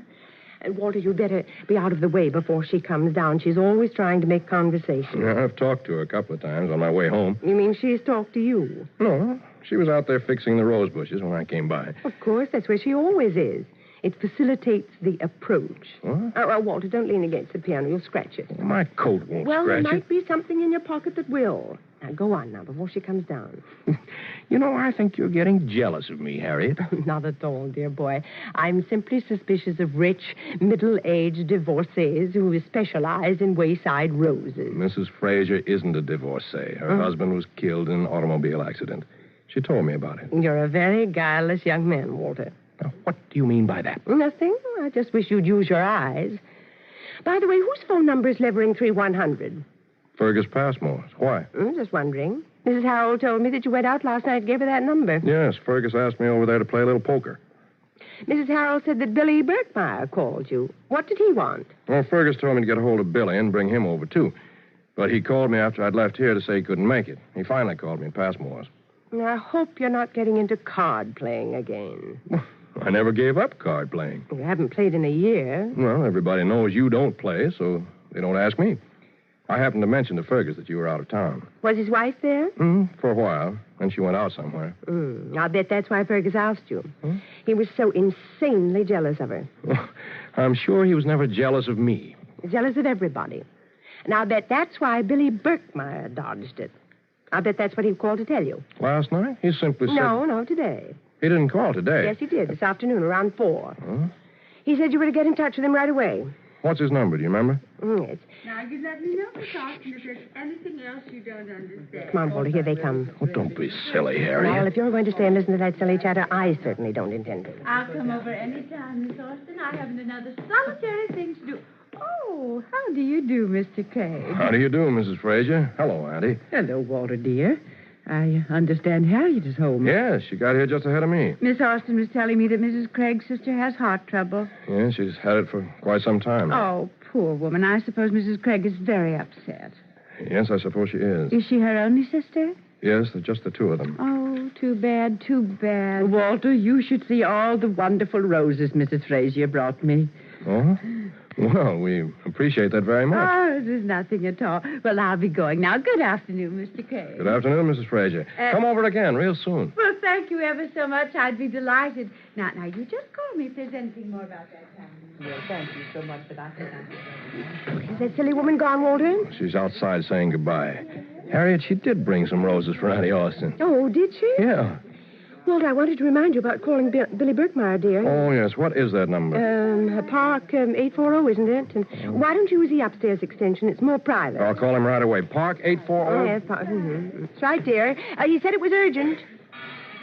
Walter, did I...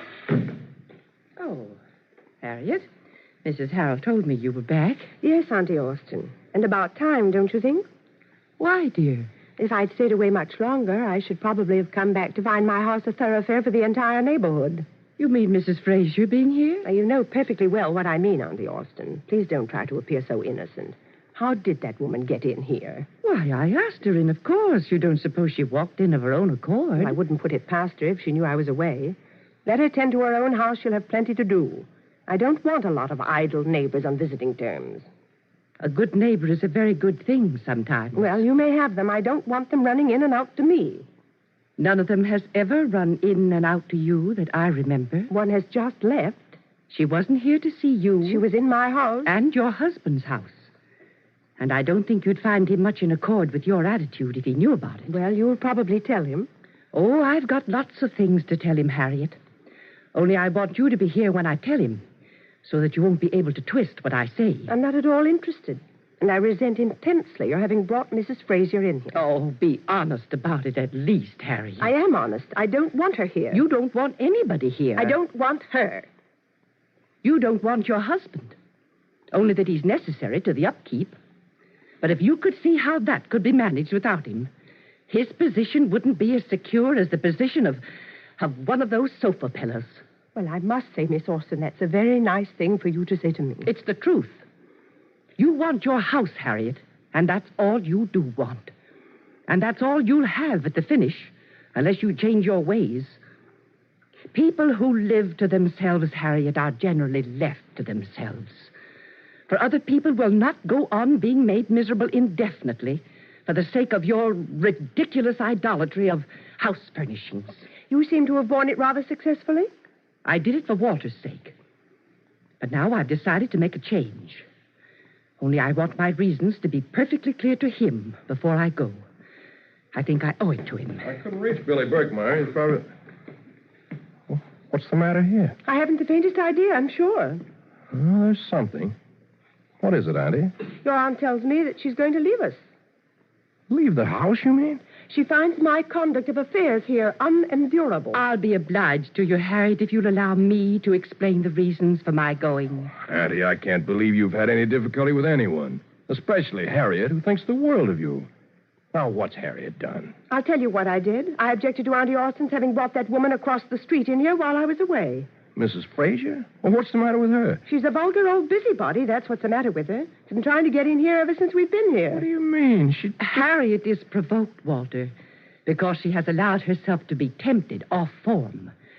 She would prefer to have excluded Mrs. Fraser by the usual method, the one that's been employed in the exclusion of every other man and woman that has ever visited here. I don't understand what you mean, Auntie. That's the danger, Walter, that you don't understand. If you did, it would be scarcely necessary to warn you. Warn me? Of what? Of your wife. What are you laughing at, Harriet? She isn't really laughing, Walter. She's whistling in the dark. Oh, dear. She's terrified that her secret has been discovered. Oh, really? And what is my secret? I think it's hardly necessary to tell you that. She means that I've been trying to poison you secretly, Walter. Not so secretly, Harriet. Well, I'm sorry I must go, for I'm sure this is going to be very amusing. I have asked Harriet to stay, Walter. Well, I don't intend to stay. I've something more important to do than to listen to a lot of absurdities. I wish you'd tell me what's happened here, Auntie. Well, that isn't so easy, Walter, to tell a man. Walter, why do you suppose your mother asked you to promise her when she was dying that you'd take me with you when you married? It was because she knew her woman, Walter, the woman you were going to marry. You mean that Mother didn't like Harriet? Nobody could like Harriet. She doesn't want them to. Well, I like her. Oh, you're blinded by a pretty face. Well, what's she done? She has left you practically friendless, for one thing, because the visits of your friends imply an importance to you that is at variance with her plan. So she's made it perfectly clear to them by 1,000 little words and gestures that they are not welcome in her house, because this is her house. You know, Walter. The house is what Harriet married.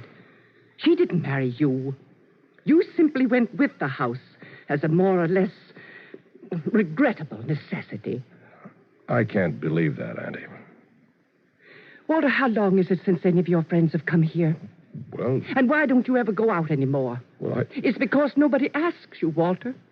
They're afraid you might bring her, and they don't want her, because she's made it perfectly clear that she doesn't want them. They reckon without you in their social life now, and they'll soon begin to reckon without you in their business life. That's Walter, ridiculous. listen. The other day, I happened to be seated in a restaurant near two of your old friends. Well? A man and a woman came in and sat at another table. And the wife immediately proceeded to tell the man how he should sit down. And after he sat, how he should that he was down. And so on. And I distinctly heard one of your friends say to the other, "Listen to Craig's wife over there. Oh. That's only a straw in the wind, Walter. She's ruining you. And I can't stand by to see it." Oh, now, Auntie. I can see there's been some misunderstanding between you and Harriet. Oh, Walter. I can't let you leave this house. I promised Mother that... I'm sorry, Walter. Oh, I couldn't feel worse if it were Mother herself leaving. Be glad that it isn't your mother, Walter. She would have left long ago.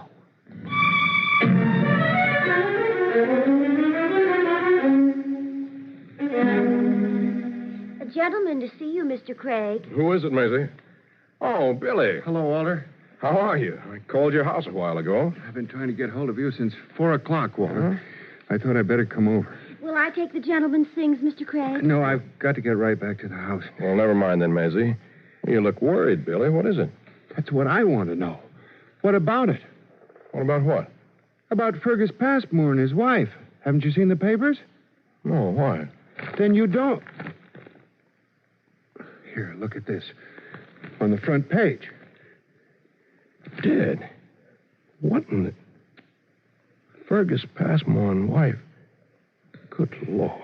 I nearly had heart failure when I read it. I saw her at the Ritz last night at 12 o'clock. She was with that military gent she's been stepping out with lately. That's my hunch on this, Walter. You know how jealous Fergus always was of her. But I was out there last night until 12 myself. Did Adelaide get in before you left there? No, she didn't. Oh, I think I ought to get in touch with the police headquarters right away, Billy. That's why I wanted to get in touch with you. It says here they're looking for a man seen leaving the place after midnight. Well, sure, that's me. That's the time I got away from there. That doesn't mean anything. Only it's a good idea to let them know.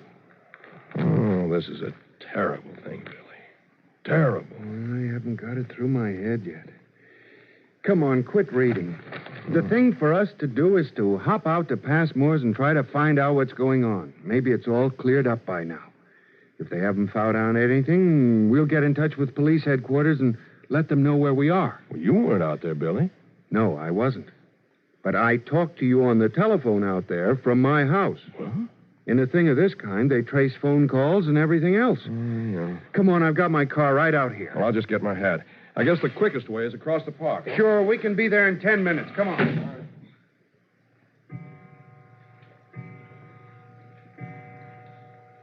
Walter? Did you get... Walter? Oh, for heaven's sake. Maisie? Will he ever stop leaving things? Maisie, will you come and take this newspaper? Newspapers, everything else all over. What? Bodies of J. Fergus Passmore and wife? No. Oh, dear Lord, no. Walter!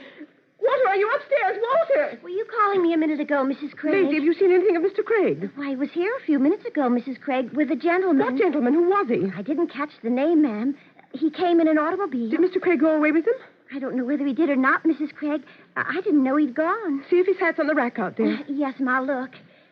No, Mrs. Craig, it isn't. Oh, Lord, Maisie, listen. Yes, ma'am. Run out to the garage and see if he's there. If you find him, tell him to come back immediately. I want to see him. Hurry, Maisie, hurry. Tell him I want him right away.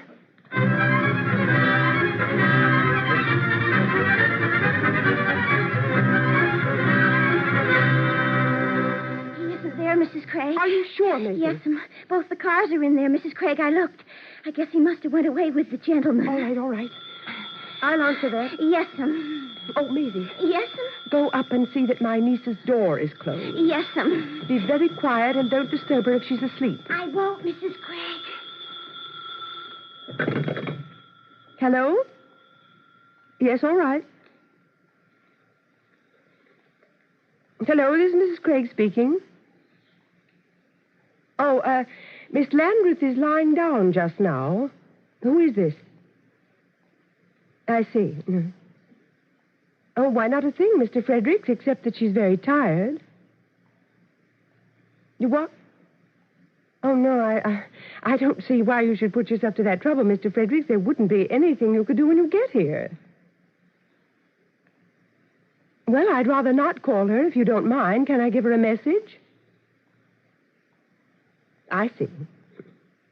Well, it's very nice of you to be so solicitous, Mr. Fredericks, but I really don't care to disturb her just now. I'm very sorry. Maisie? Miss Landreth's door was closed, Mrs. Craig. All right, see who's at the front door. Yes, ma'am. Is Mr. Craig in? No, sir. He went out about 20 minutes ago. Oh, you expect him back? I couldn't say, sir. I guess he'll be back in time for dinner. Is his wife in? Yes, sir. Will you step in? Who is it, Maisie? Good evening, ma'am. You Mrs. Craig? Yes. I called to see Mr. Craig, and maybe you could give me the information I'm looking for. Yes? I'll tell you what it's about, Miss Craig. I suppose you've seen in the paper about this affair out on Willows Avenue. You mean that shooting affair? Yes, at the Passmore Isn't it a home. dreadful thing? I've just been reading it here. Was it a robbery or something? No, there wasn't anything taken.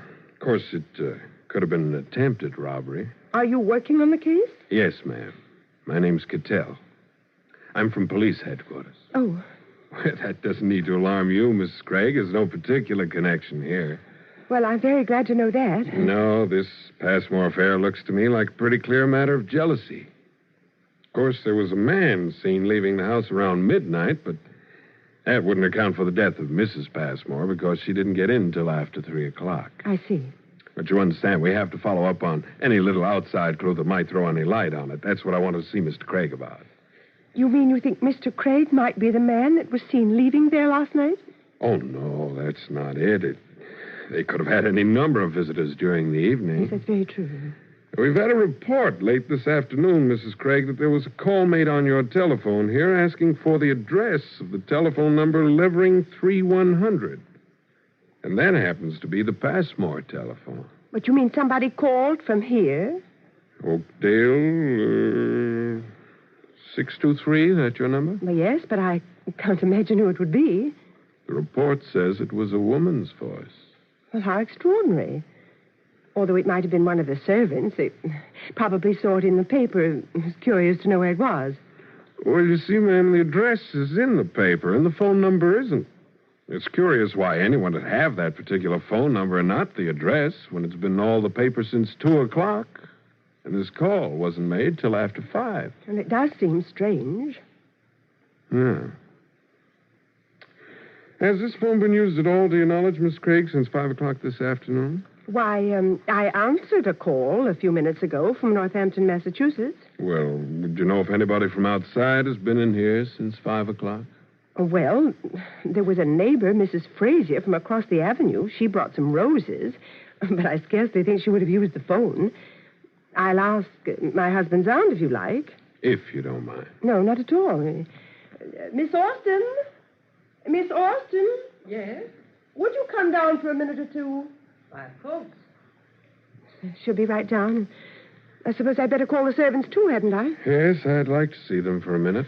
Maisie, would you come here for a minute? Mind if I use this phone, Miss Craig? No, not at all. Go right ahead.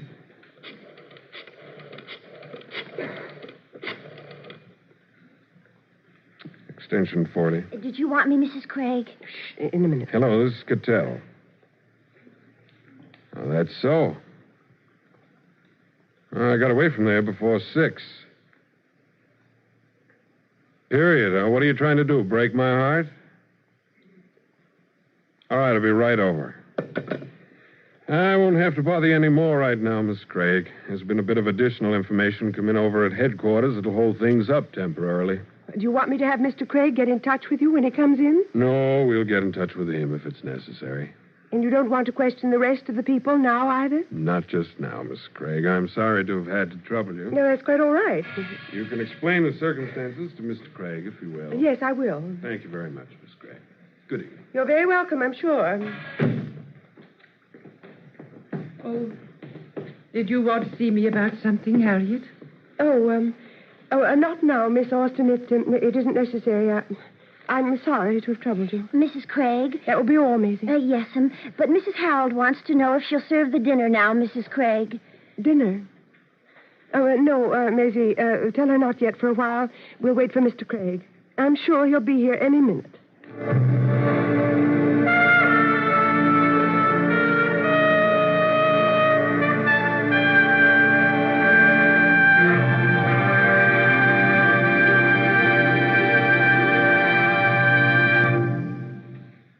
In a moment, Act 2 of Craig's Wife, starring Judith Evelyn and John Beale.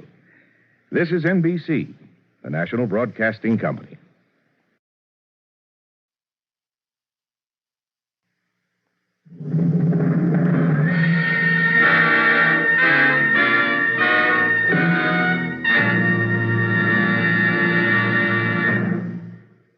Now, Act 2 of the Best Plays production of Craig's Wife by George Kelly, starring Judith Evelyn and John Beale.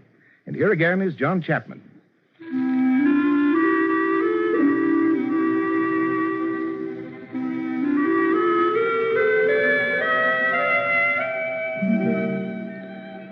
end of this carefully planned life of Harriet Craig, an event has come which she cannot control, which, therefore, she hates and fears. Now, in agitation and panic, she is waiting for her husband to return home. She has not long to wait, for just after 7 o'clock... Walter, where have you been? I've been out with Billy Birkmeyer, Harriet. Why? Haven't you seen the evening paper about Fergus Passmore and his wife? Yes, I've seen it. I've been nearly out of my mind for the last hour. I couldn't find you anywhere. I went out with Birkmeyer. Maisie said there'd been a man here in an automobile, so of course I didn't know what to think. I thought probably you'd been arrested or something. What would I be arrested for? Why, in connection with this thing, of course. The police are looking for you. You know that, don't you? The police? What for? Well, why do you suppose? Doesn't it say in the paper there that you were seen leaving Passmore's house at 12 o'clock last night? It doesn't say I was seen leaving there. It says a man. Who else could it have been but you? They don't know that. Oh, don't be absurd, Walter. Someone must have seen you. Somebody always sees. Nobody that I know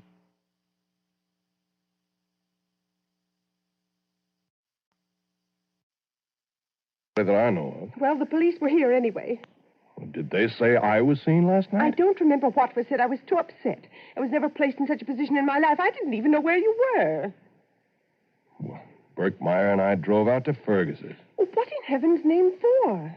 Do you want your name dragged into this thing? Well, my name will be dragged into it anyway, won't it?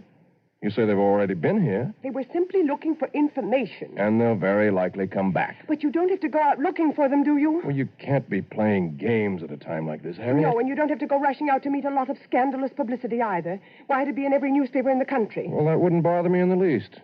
My conscience is clear. Oh, don't be so absurdly romantic, Walter. If you've had nothing to do with it... What do you mean, if I've had nothing to do with it? Don't go picking me up on every word. Did the police say when they'd be back? I don't remember. Well, have they been to any other of Fergus's friends?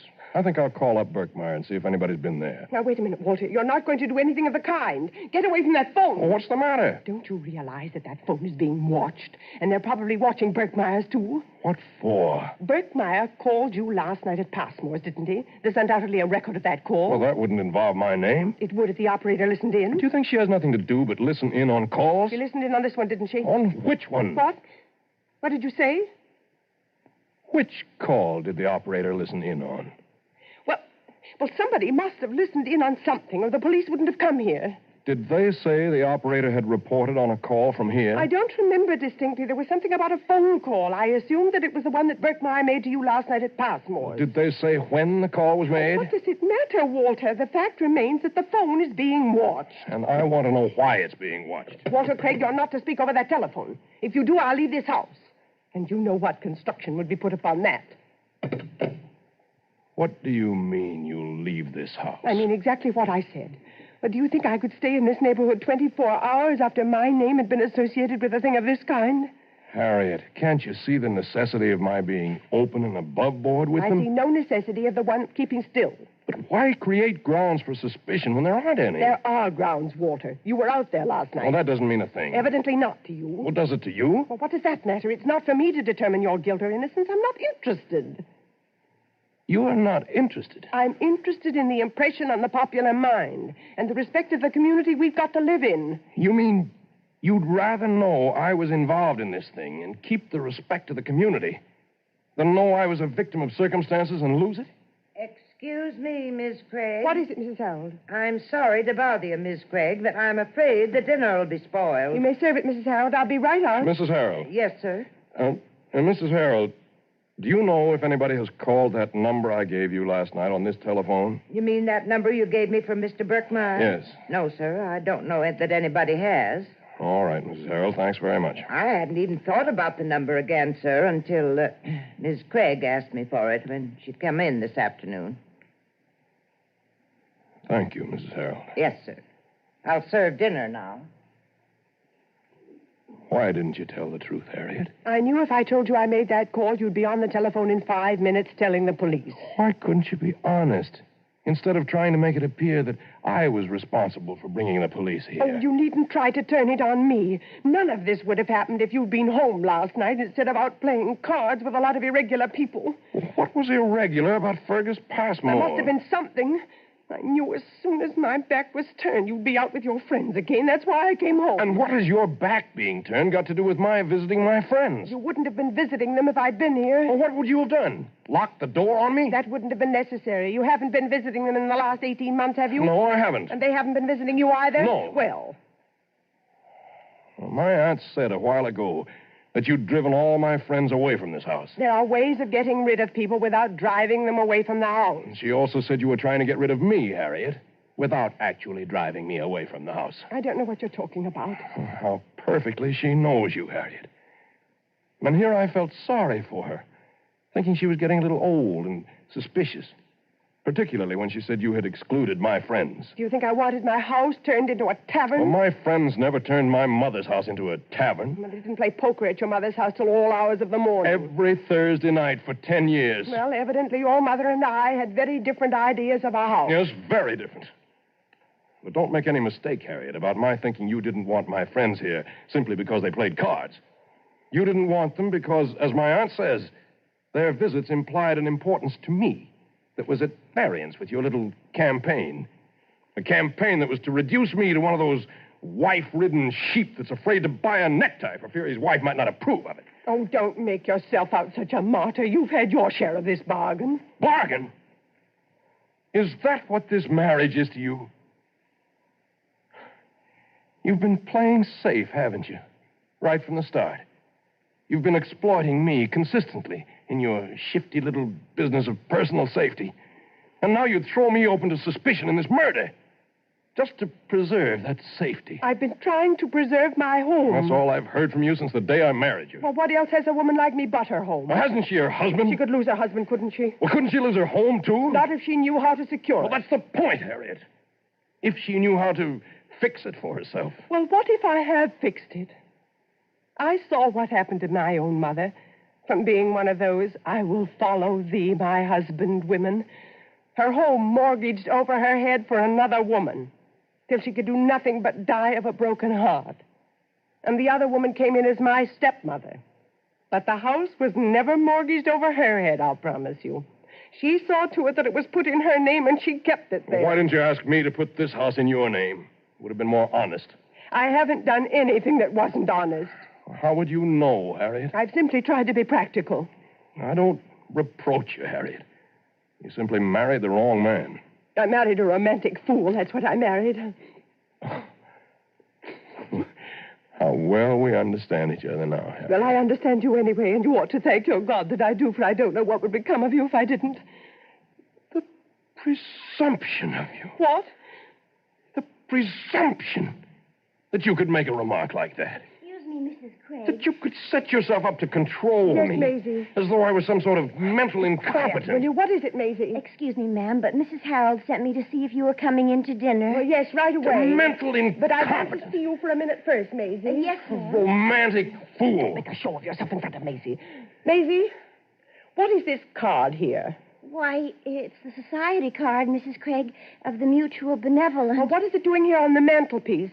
Couldn't you find any place for it but back of that ornament? Why, I was... After all the times I've told you never to put anything on that mantelpiece. Yes, you have told me, Mrs. Craig, but when I came... Why do you do it? Must I keep telling you the same things indefinitely? Now, you know perfectly well I never allow anyone even to dust that mantelpiece but myself. And yet the minute my back is turned, you use it as a catch-all for everything in the house. Mrs. Harold asked me something when I came in. I am not interested in what anybody asked you. That does not excuse you. I've told you over and over again never to put anything back of those ornaments, and you deliberately disobey me. But, Madam, And when a girl will not do as she is told, the best thing for her to do is to go someplace where she will be made to do it. So I want you to get your things together tonight and leave this house tomorrow morning. Yes, Mrs. Craig. Here's the card. Find some place for it besides back of an ornament. Yes, but... And tell Mrs. Harold to save the dinner. I'll be down in 2 minutes. I'm going up to see what my niece wants for her dinner. Oh, and Walter, you'd better go out and get your dinner before it gets cold. The dinner. She says the dinner will be cold.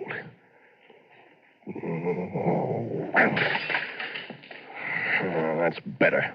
Mrs. Craig, I have to say, I think you could have given Maisie Oh, Mr. Craig. Oh, glory be to God this day and this night. How did that ornament get broke?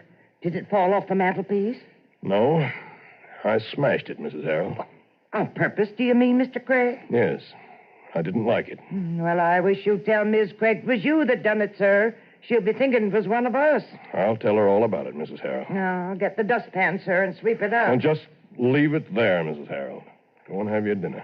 Now, ain't you coming in, Mr. Craig? No, I don't want to think. I'm just going to sit here and smoke. Yes, sir. Walter, did something fall down there? No. Nothing fell. Are you sure? It sounded as though the house fell down.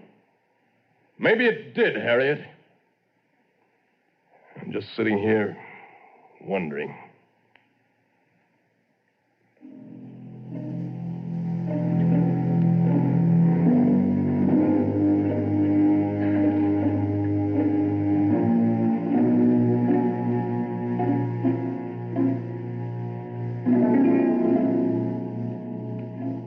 Good morning, Mrs. Harold. Has the morning paper come? Yes, ma'am. Mr. Craig's reading it out on the porch. Well, what is he doing up so early? Well, I don't think he was to bed, ma'am.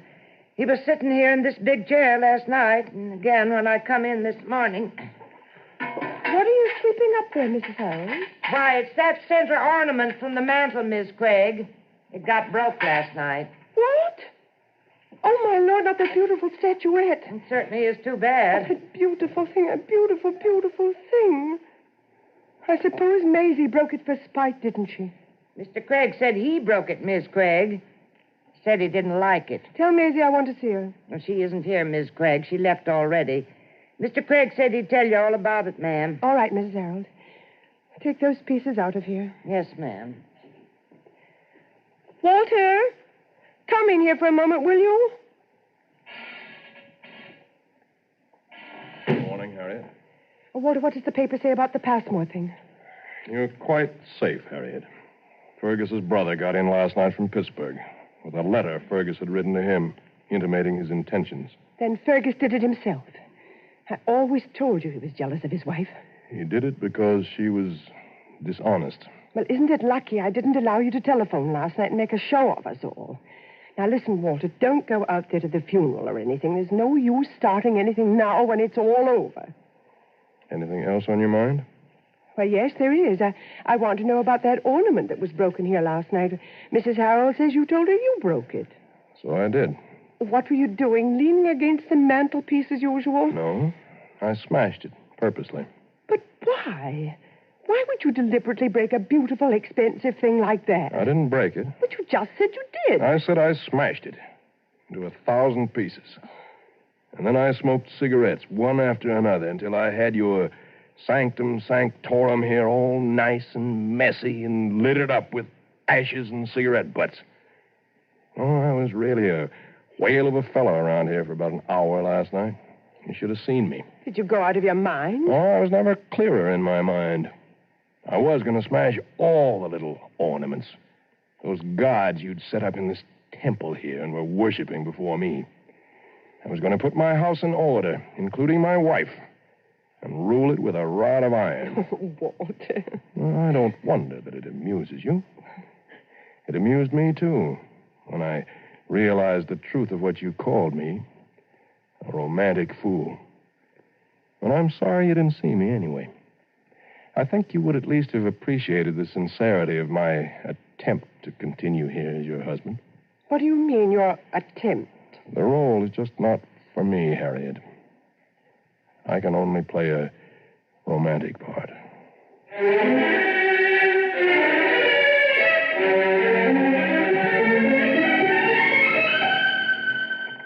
Ethel, dear child, what are you doing up so early? Harriet, I must go home. I'm too troubled in my mind to stay here any longer. Oh, now, Ethel, I'm sure you're upsetting yourself unnecessarily.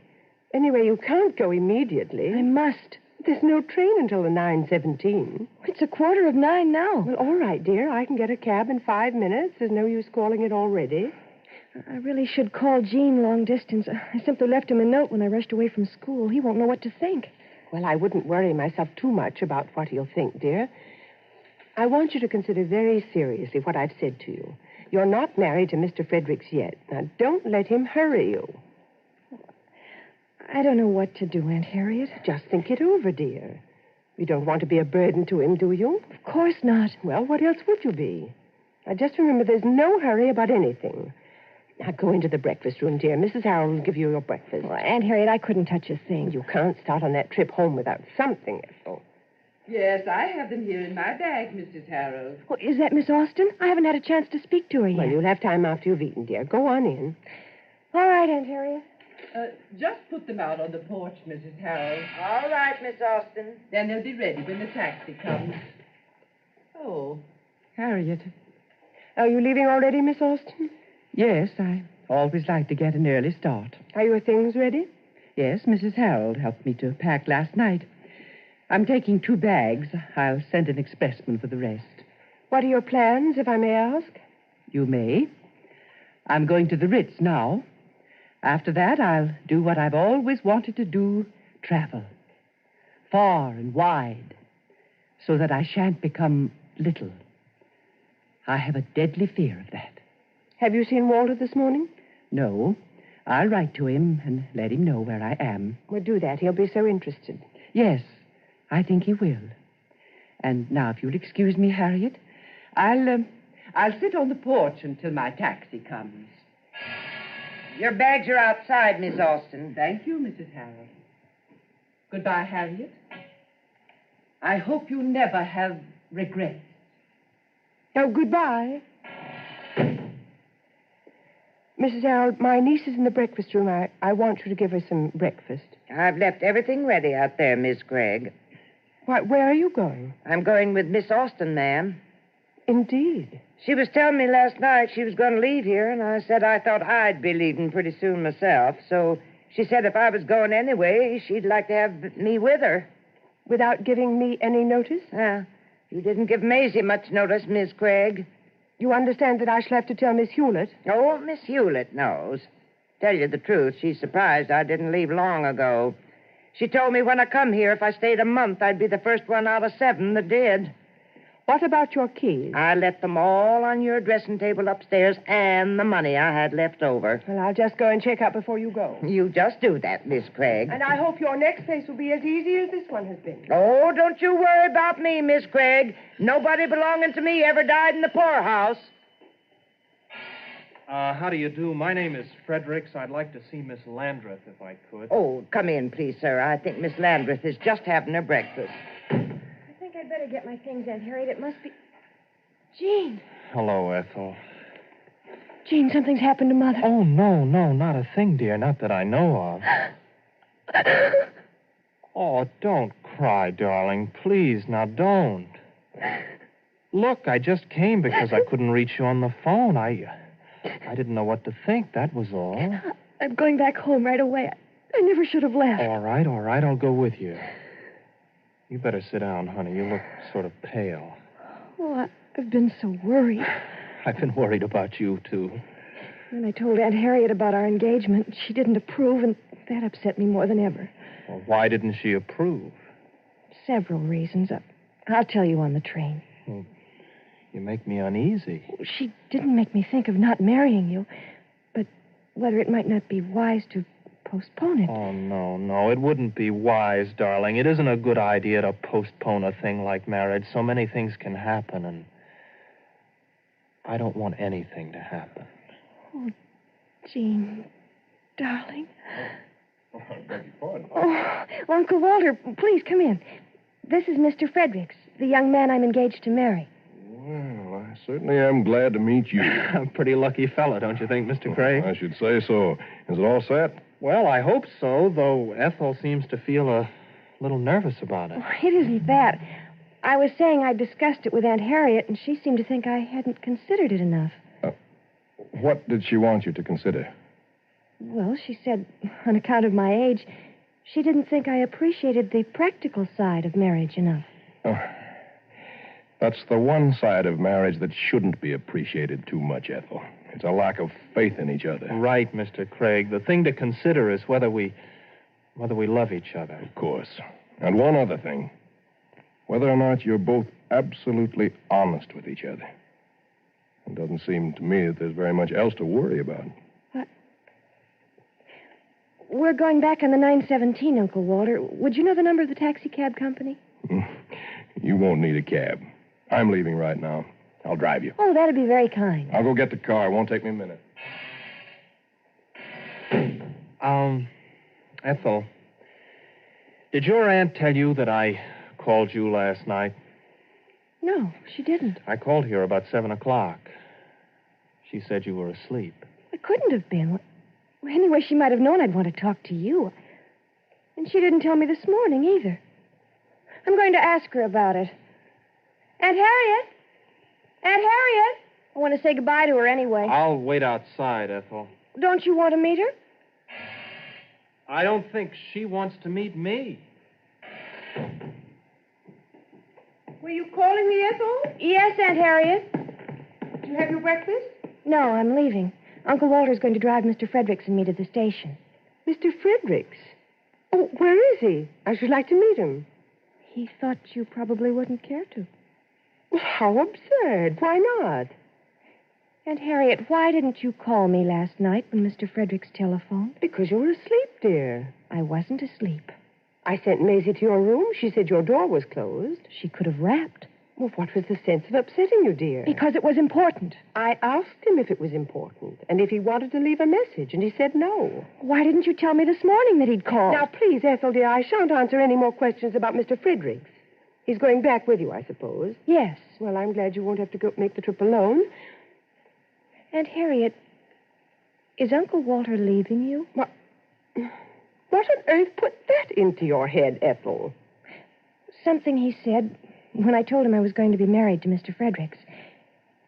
He said the only thing we needed to consider was whether or not we were absolutely honest with each other.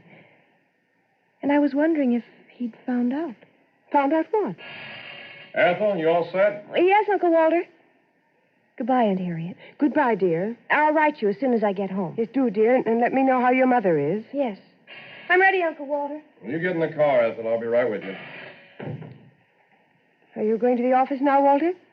Yes, it's nearly 9 o'clock.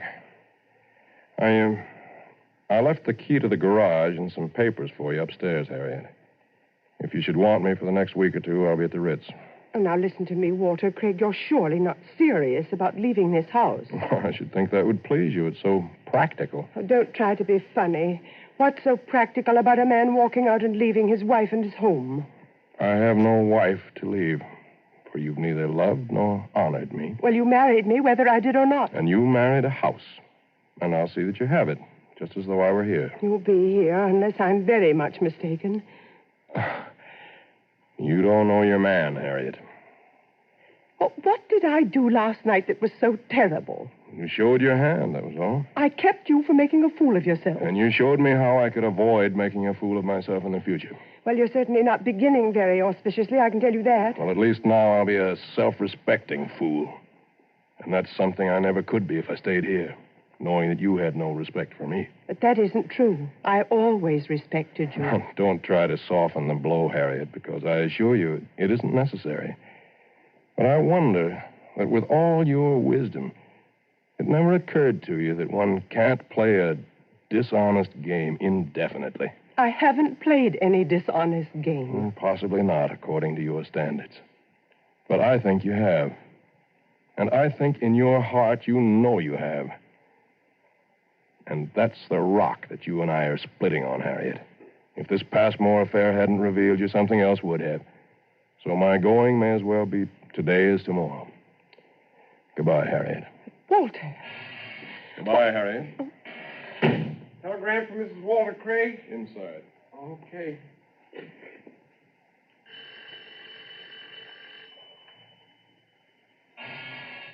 Yes?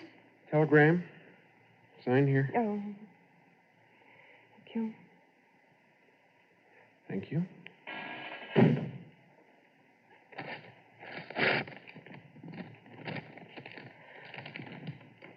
Oh.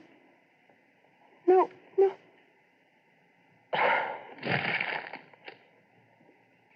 Good morning, Mrs. Craig. May I come in?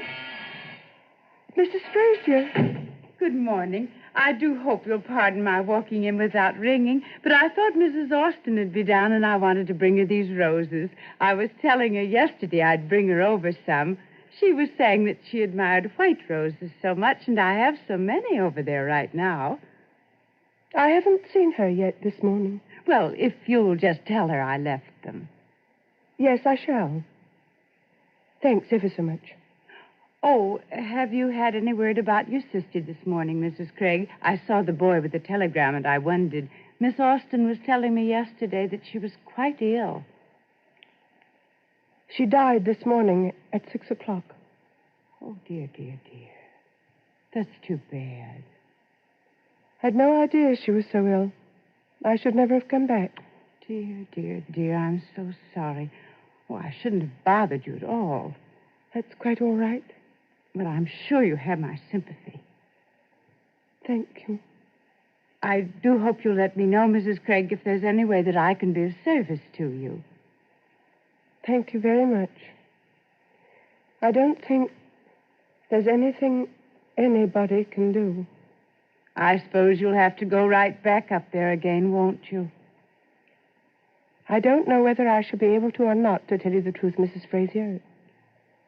It's been such a strain. Oh, yes, these long illnesses are dreadful. But I hope you won't hesitate to let me know if there's anything I can do. That's very kind of you. I'll give these roses to Miss Austin when I see her. If you will, please. I'm terribly sorry. I'll run over again.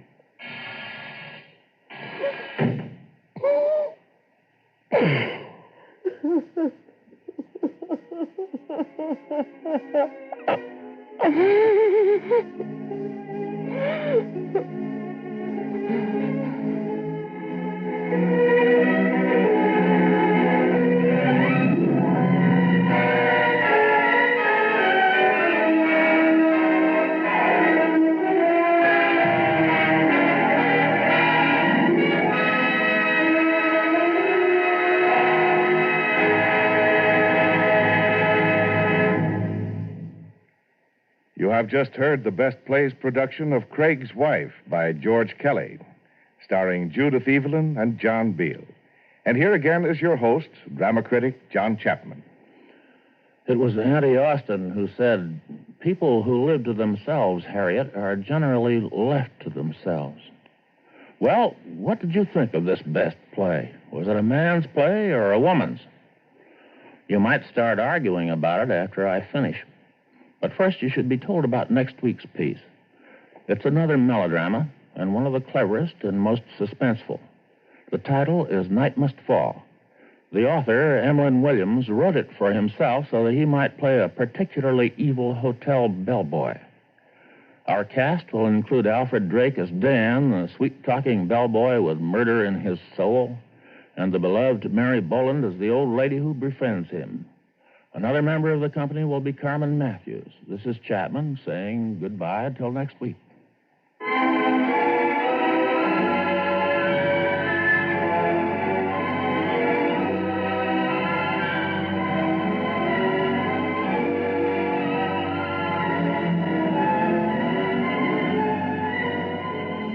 Craig's Wife by George Kelly was adapted for radio by Clarice Ross. Heard in the cast were Irene Hubbard as Mrs. Harold, Patricia Hosley as Maisie, Jane Webb as Ethel, Virginia Payne as Mrs. Frazier, Ethel Wilson as Aunt Austin, John Gibson as Billy Berkmeyer, Ross Martin as Officer Cattell, and William Redfield as Gene Fredericks. Best Plays is an NBC production supervised by William Welch and directed by Fred Wade. This is Robert Denton speaking.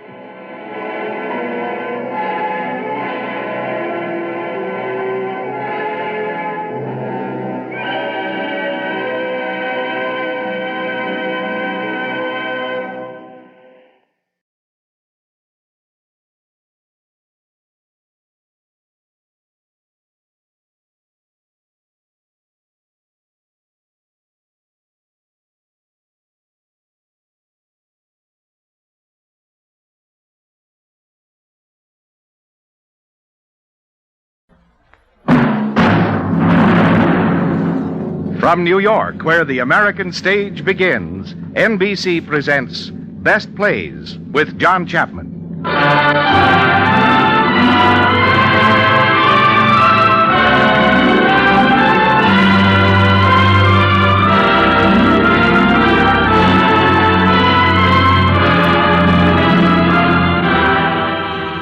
Best Plays, a series of hour-length dramas selected from the outstanding successes of the New York stage.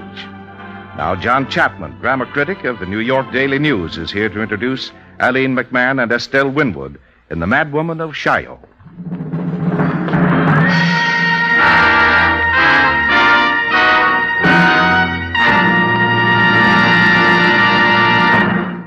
Mr. Chapman. Our play this evening was inaccurately titled by its author, the late Jean Giraudoux. He called it, and we call it, The Madwoman of Chaillot. When, to be accurate, it should be called The Mad Women. Aline McMahon, who is in the title role in the Los Angeles production, is going to act for you the crazy old lady of the Chaillot district in Paris. She has 3 lunatic friends. One of them is the Madwoman of Passy, and she will be played by Estelle Winwood, who is unforgettable in this role in the Broadway production of this comic fantasy in 1948. And then we also shall meet the Madwoman of Saint-Sulpice, to be played by Agnes Young, and the Madwoman of La Concorde in the person of Irene Hubbard.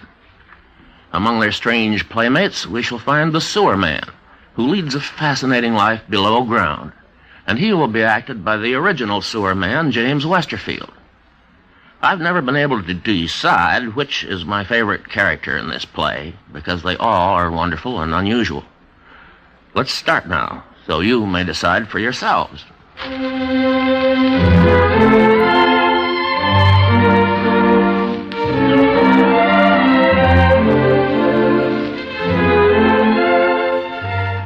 In the stately quarter of Paris known as Chaillot, between the Champs-Élysées and the Seine, across the river from the Eiffel Tower is a cafe called the Chez Francis.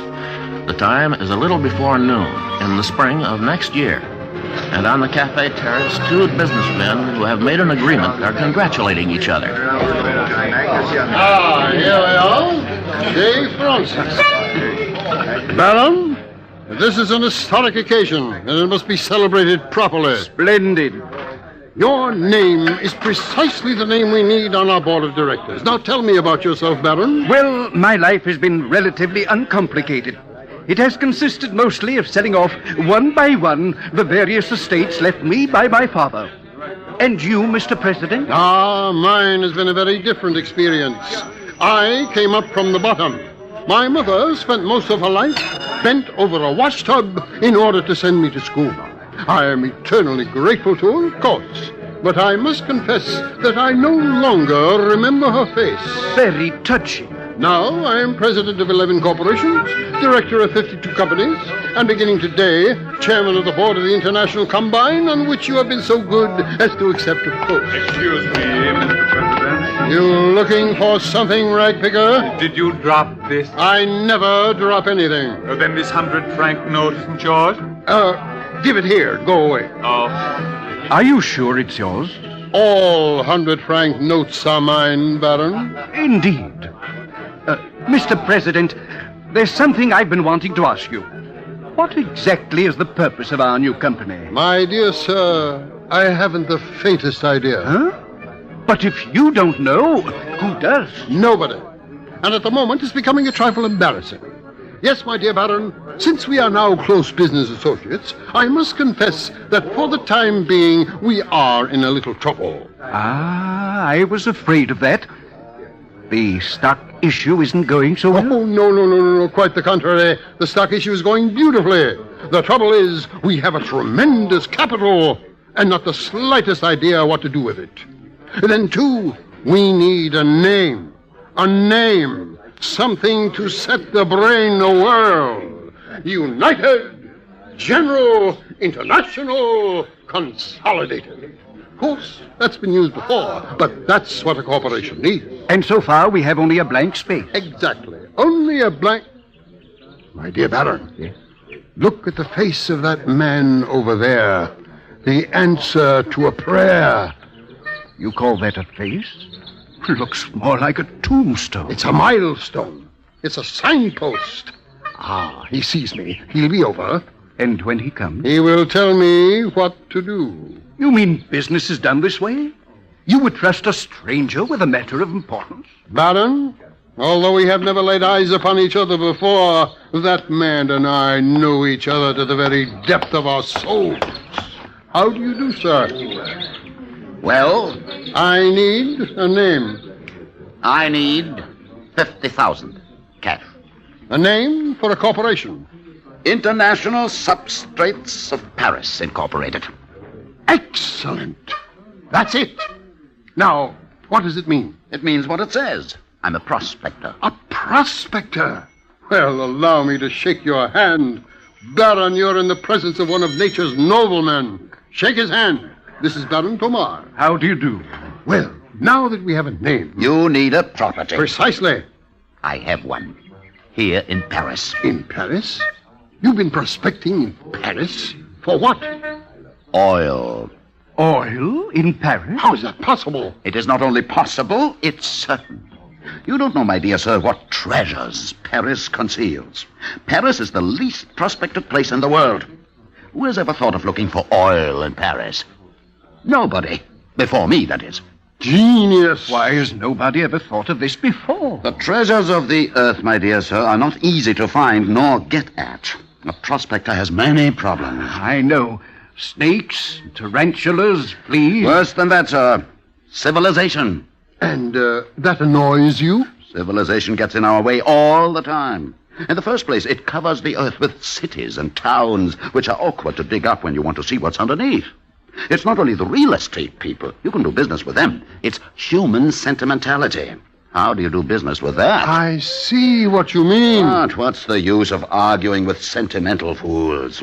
Imagine the choicest place you ever saw for an excavation. And what do they put there?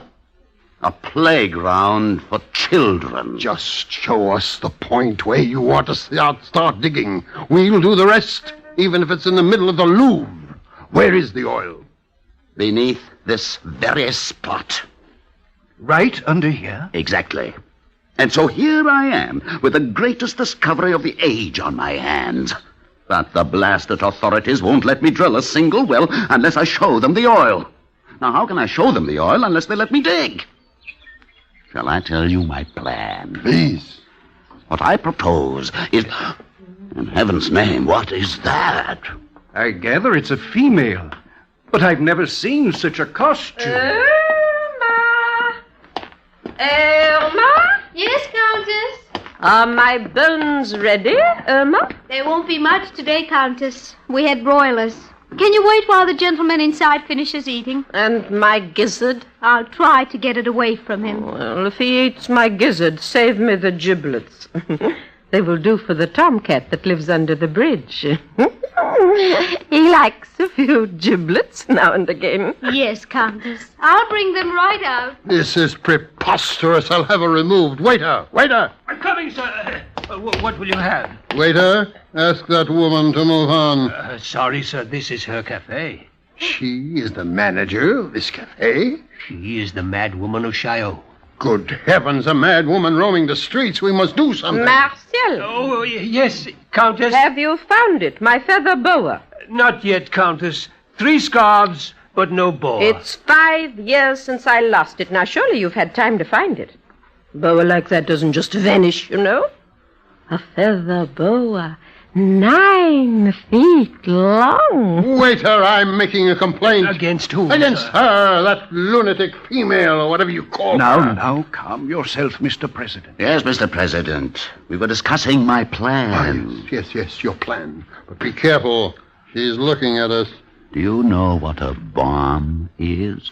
I'm told they explode. Exactly. You see that white building across the river? It's the office of the city architect. That man has stubbornly refused to give me a permit to drill for oil. I've tried everything with him. Influence, bribes, threats. He says I'm crazy. But now, good heavens, another lunatic. Well, who are you and what are you trying to sell us? Nothing but health, sir. Or rather, the health of the feet. May I present myself? Dr. Gaspard Jardin, French Navy, retired. Former specialist in the extraction of ticks and jiggers. At present specializing in the extraction of bunions and corns. In case of sudden emergency, Marshall, the waiter, will furnish my home address. Thank you very much. How are your gallstones today, Marshall? Oh, fine, Doctor. They rattle like anything. Splendid. Good morning, Countess. How's the floating kidney? Still afloat, thank you. Good. As long as it floats. It can't sink.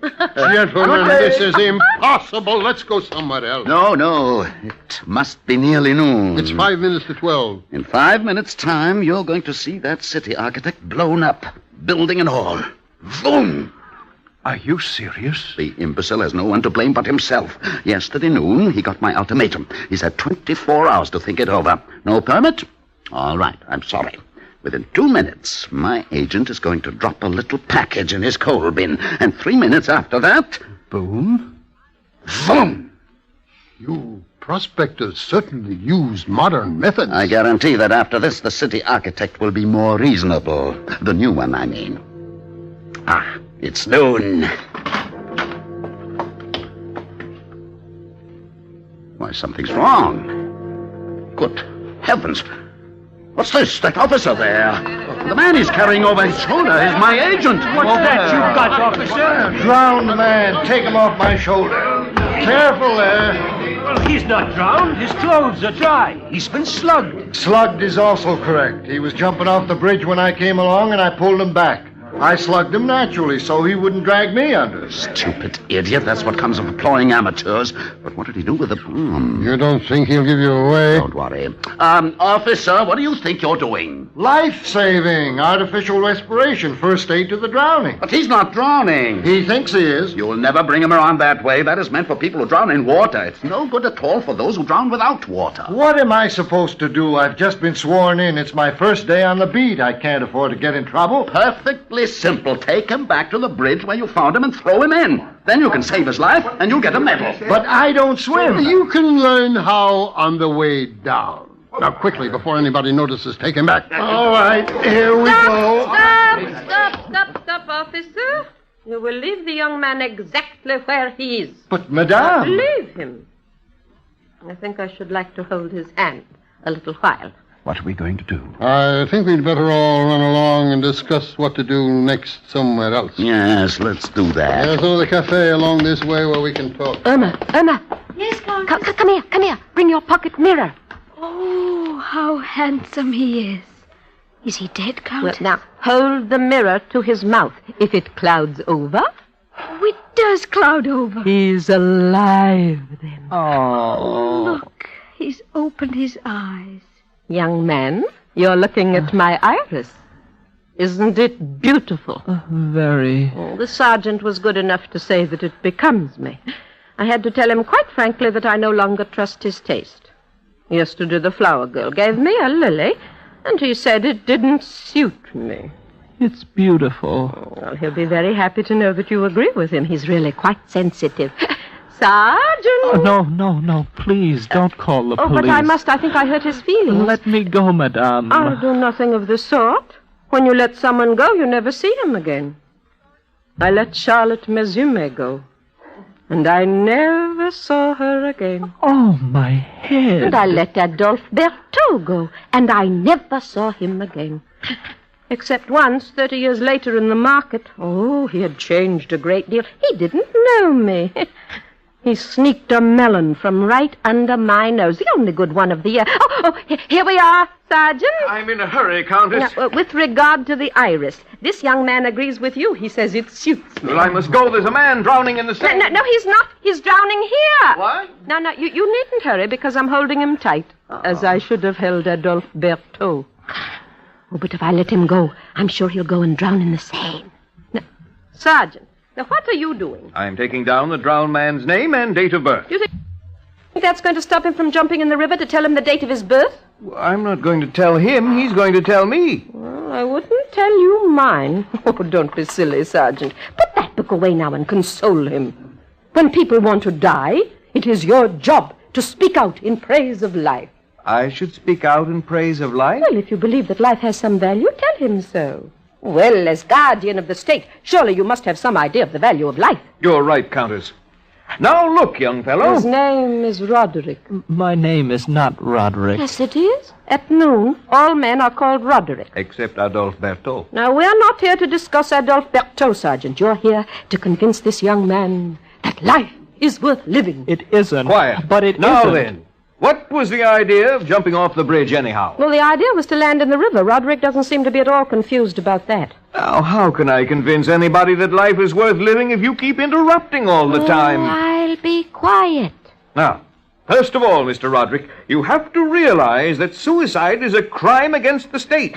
Every time anybody commits suicide, that means one soldier less for the army. One taxpayer less. Sergeant, are you a lover of life or a tax collector? Now, surely in all these years you must have found something to make life worth living. Well, fact is, since you ask me, I love to play casino. And if the gentleman would like to join me when he wants to kill an hour... No, he doesn't want to kill an hour. He wants to kill himself. Well, Sergeant, I defy anybody to stop dying on your account. Well, go ahead. You think you can do better? Why, this isn't a difficult case at all. In the first place, why should he want to die when he has just this minute fallen in love with Irma? And Irma has fallen in love with him. Oh, she hasn't. How could she? Oh, yes, she has. She was holding your hand just as I'm holding it now. Roderick, I know very well why you were in such a hurry to drown yourself. You don't at all. Yes, it's because that prospector wanted you to commit a horrible crime. Madame, how do you know that? Well, he stole my boa. Now he wants you to kill me. Well, not exactly. Well, it wouldn't be the first time they've tried it. I'm not so easy to get rid of, my boy, because I have no desire to die. You're fortunate. To be alive is to be fortunate, Roderick. Of course, in the morning, when first you awake, it doesn't always seem so very gay. When you take your hair out of the drawer and your teeth out of the glass, you're quite likely to feel a little out of place in this naughty world. Particularly if you've just been dreaming that you're a little girl on a pony, looking for strawberries in the woods. But all you need in order to feel the call of life again is a letter in the mail giving you your schedule for the day. Now, you write it to yourself the day before. That's the safest. Now, here are my assignments for this morning. To mend my petticoats with red thread, to curl my ostrich feather, to write to my grandmother, etc., etc. Then, when I've washed my face with rose water and powdered it with a cake of pure white starch, and I've put on my pins and rings, my brooches, my pearls, my bracelets and earrings, in short, when I'm dressed for my coffee and I've had a good look at myself, not in the mirror, naturally, no, it lies, but in the side of the brass gong that belonged to Admiral Courbet. Then, Roderick, I'm armed, I'm strong, I'm ready to begin again. Oh, Madame. Well, after that, everything is pure delight. First, the morning paper. Now, not, of course, these current sheets, full of lies and vulgarity. No, I always read the Gaulois. The issue of March the 22nd, 1903. It's far the best. It has some delightful scandal, some excellent fashion notes, and, of course, the last-minute bulletin on the death of Léonide Leblanc. She used to live next door, poor woman. When I learn of her death every morning, well, it gives me quite a shock. I'd gladly lend you my copy, but it's in tatters. Couldn't we find him a copy in some library, maybe?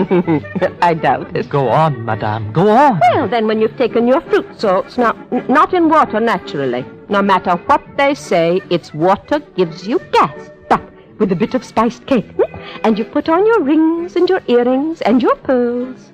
Then, Roderick, then in sunlight or rain, Shio calls, and it's time to dress for your morning walk. Well, this takes much longer, of course. Without a maid, it's absolutely impossible to do that all under an hour. What with your corset cover, and your drawers, all of which lace a button in the back.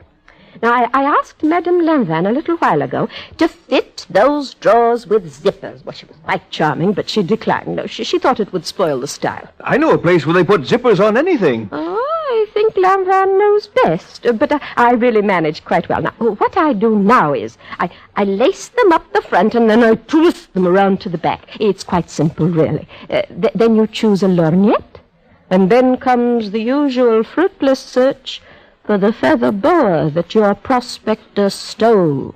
I know it was he. He didn't dare look me in the eye. Then all you need is a rubber band to slip around your parasol. I lost the catch the day I struck the cat that was stalking the pigeon.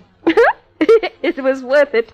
I earned my wages that day. Countess, if you can use it, I found a nice umbrella catch the other day. Oh, Mr. Ragpicker, I didn't see you come. If you would like the umbrella catch, Countess, it has a cat's eye in it. Oh, no, thank you, Mr. Ragpicker. They say those eyes sometimes come to life. And they fill with tears. I'd be afraid. Go on, madame. Go on. Oh, so life's beginning to interest you, is it? You see how beautiful it is. I've been a fool. Tell me, what do you do then? Then, Roderick, then I begin my rounds. Well, I have my cats to feed, my dogs to pet, and my plants to water. And I have to see what the evil ones are up to in the district. Those who hate animals, those who hate flowers, those who hate people. I watch them sneaking off in the morning to put on their disguises, to the baths, to the beauty parlors, to the barbers. And when they come out again with their blonde hair and their false whiskers to pull up my flowers and poison my dogs, they can't fool me. I'm there, and I'm ready. All you have to do to break their power is to cut across their path from the left. Well, that isn't always easy. Dice move swiftly, but I've a good long stride, and I generally manage. Don't I, Mr. Ragpicker? Oh, yes, Countess. The flowers have been marvelous this Oh, year. and the butcher's dog on the Rue Bizet, in spite of that wretch who tried to poison him, isn't he friskier than ever? That dog had better watch out. He has no license. He doesn't seem to feel the need for one. The Duchesse de la Rochefoucauld's whippet is getting awfully thin. Oh, what can I do? Now, she bought that dog, full grown, from a kennel where they didn't even know his right name. Well, a dog without his right name is just bound to get thin. I've got a friend who knows a lot about dogs in area. Oh, ask him to call on the Duchess. She receives Thursdays from 5 to 7. You see, Roderick, that's life. Now, how does it seem to you now? It seems marvelous. Well, that's only the morning. Oh, wait till I tell you about the afternoon. Now, in the afternoon... No, I'll have to tell you later. I don't want him to hear. Who? The one who's coming there. All right, Pierre, come along with me. I'm perfectly all right here. I said come along now. I'd better go, madame. No. It's no use. Please let go my hand. Stay where you are now. I'm holding your hand because I shall need your arm in a few minutes to take me home. I'm very easily frightened. Madame, will you oblige me by letting my friend go? I will not oblige you in any way. Officer, arrest this woman. She refuses to let this man go. Well, why should she? It's against the law for a woman to detain a man on the street. It's a clear case of disorderly conduct. Countess, between ourselves, what are you holding him for, anyway? Well, Sergeant, I'm holding him because I want to hold him. He's the first man I've ever really held, and I'm enjoying it. And I'm holding him because as long as I hold him, he's free. Pierre, I'm giving you fair warning. And I'm holding him because Irma wants me to hold him. She's in love with him. And if I let him go, it will break her heart. In that case, you must move along, Prospector. You're blocking traffic. I have your number, Sergeant. Move along. You'll regret this, Pierre. You'll regret what you've done. Thank you, Countess. He's blackmailing you, isn't he, Roderick? Yes. Well, what did you do? Murder someone? I forged my father's signature to a note. The prospector has the paper and promised to tear it up if I did what he wanted. But I couldn't do it. Well, that man is mad. Does he really want to destroy the whole of Chaillot? He wants to destroy all of Paris. Isn't that fantastic? No, it's not funny, Countess. He can do it. He's mad, but he's powerful, and he has friends. Their machines are already drawn up and waiting. In 3 months' time, you may see Paris covered by a forest of derricks. Have they lost something? Oh, they're looking for oil, Countess. They're convinced that Paris is sitting on a lake of oil. Well, suppose it is. What harm does it do? Well, they want to bring the oil up to the surface, Countess. I never heard of anything so silly. Now, what do they want with this oil? They want to make war, Countess. Oh, dear, let's forget about these horrible men. Oh, the world is beautiful. It's happy. That's how God made it. No man can change it. Countess, if you only knew. If I only knew what? Shall we tell her now? What is it you're hiding from me? You tell her, Ragpicker. You've been a pitch man. You can talk. Our friend should be here. Ma! Yes? Come here and tell Marshal to come with you and Dr. Jardin. Right away? At once. We're going to tell the Countess. Ma, you're frightening me, my friends. What are you hiding from me? Countess, there was a time when old clothes were as good as new. In fact, they were better. Because when people wore clothes, they gave something to them. You may not believe it, but right this minute, the highest priced shops in Paris are selling clothes that were thrown away 30 years ago. They're selling them for new. That's how good they were. Well? Countess, there was a time when garbage was a pleasure. A garbage can then was not what it is now. If it smelled a little strange, it was because it was a little confused. There was everything there. Sardines, cologne, iodine, roses. An amateur might jump to the wrong conclusion. But to a professional, it was the smell of God's plenty. Well. Countess, the world has changed. Oh, nonsense. How could it change? But the people are the same, I hope. No, Countess, the people are not the same. The world is not beautiful anymore. It's not happy. Why didn't you tell me this before? Because you live in a dream, Countess, and we don't like to disturb you. But how could it have happened?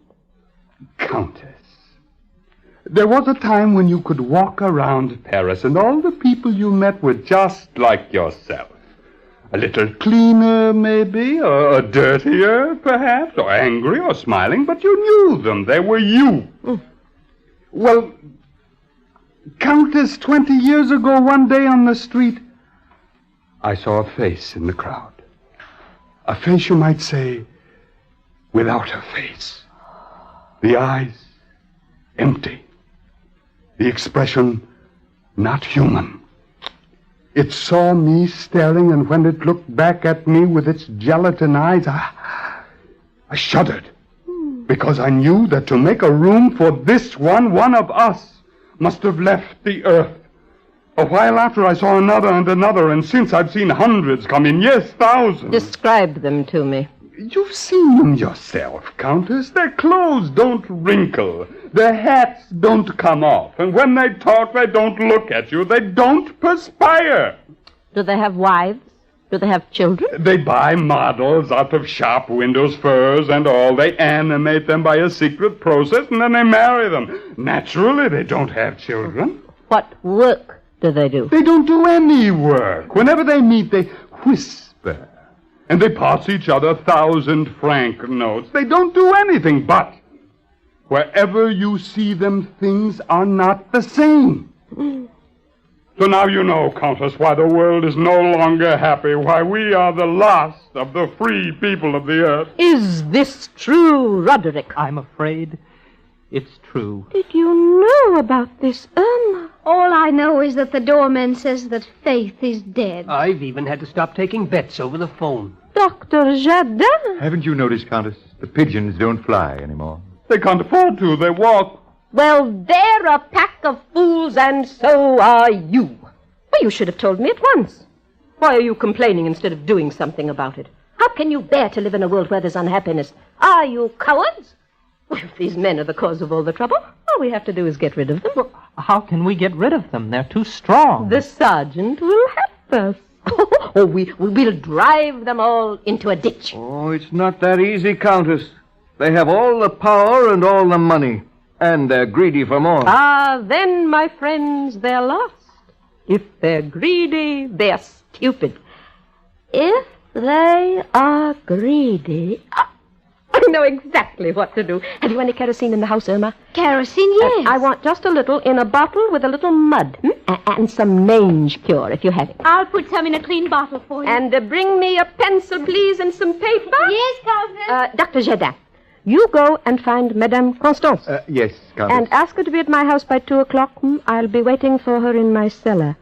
You may tell her we have to discuss the future of humanity. Oh, that's sure to bring her. Yes, Countess. And ask her to bring Madame Josephine and Mademoiselle Gabrielle with her. Do you know how to get in to speak to Madame Constance? No, Countess. Well, you knock twice and you meow 3 times. Do you know how to meow? I'm better at barking. Oh, you better practice meowing on the way. Here's the kerosene, Countess, and the pencil and the paper. Now, write this letter for me. Read it, Countess. My dear Mr... what's his name? They are all called Mr. President. My dear Mr. President, I have personally verified the existence of a spontaneous outcrop of oil in the cellar of number 21 Rue de Chaillot, which is at present occupied by a person of unstable mentality. This explains why, fortunately for us, the discovery has been so long kept secret. Now, if you should wish to verify the existence of this outcrop for yourself, you may call at the above address at 3 p.m. today. I am herewith enclosing a sample so that you may judge the quality and consistency of the crude. Yours very truly, Roderick, can you sign the prospector's name? You wish me to? One forgery wipes out the other. Who is to deliver this? The sergeant, of course, on his bicycle. And as soon as you've delivered it, Sergeant, you run over to the prospector's office, leave word that the president expects to see him at my house at 3. Yes, Countess. But this only takes care of 2 of them, Countess. Well, didn't I understand you to say that they're all connected like the works of a machine? That is true. Well, then if one comes, the rest will follow, and we shall have them all. Well, now, I must go and make ready for them. Roderick, you shall take me home. Oh, yes, Countess. Oh, you still look pale. I have some old chartreuse at home. I always take a glass each year. Last year I forgot. You shall have it. Anything I can do to help you, Countess? Oh, well, there's a great deal you can do. There are all the things that need to be done in a room that no man has been in for 20 years. You can untwist the blind and let in a little sunshine for a change. Oh, there's a door on the wardrobe. You can take it off and deliver me once and for all from the old harpy that looks at me out of the mirror. You can let the mouse out of the trap. I'm tired of feeding it. Now, each man to his post. Very well, Countess. See you later, my friend. Yes, Countess, yes. Why are you standing there, Irma? I'm thinking of Roderick. I mean Pierre. What are you thinking? I hate ugliness. I love beauty. I hate meanness. I adore kindness. It may not seem so grand to some to be a waitress in Paris. I love it. Our waitress meets all sorts of people. She observes life. I hate to be alone. I love people. But I have never said I love you to any man. I have never said I love you to anyone in the world before, but I say it now. I love him. I love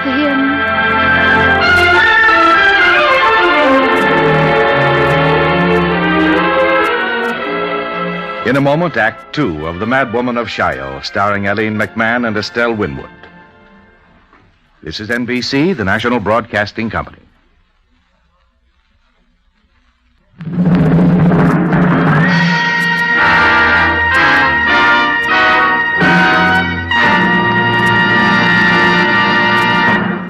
Now, Act 2 of the Best Plays production of The Mad Woman of Shiloh, starring Eileen McMahon and Estelle Winwood. And here again is John Chapman. It is now 2 p.m, and in the cellar sitting room of her house, the Countess looks up as Irma appears at the doorway. Countess, here is the sewer man. Oh, you found him, Emma. Well, send him in. Countess. How do you do, Mr. Sewerman? Oh, but why do you have your boots in your hand instead of on your feet? Etiquette, Countess. Etiquette. Oh, how very American. I'm told that in America, people apologize for their gloves when they shake hands. As if the human skin were nicer to touch than the skin of a sheep. And particularly when they have sweaty hands. My feet never sweat, Countess. Oh, how very nice. Oh, but please don't stand on ceremony here now. Put your boots on. Thanks, Countess. Oh, I'm sure you must have a very poor opinion of the upper world. The way people throw filth into your sewer is absolutely scandalous. I burn all my refuse, and I scatter the ashes.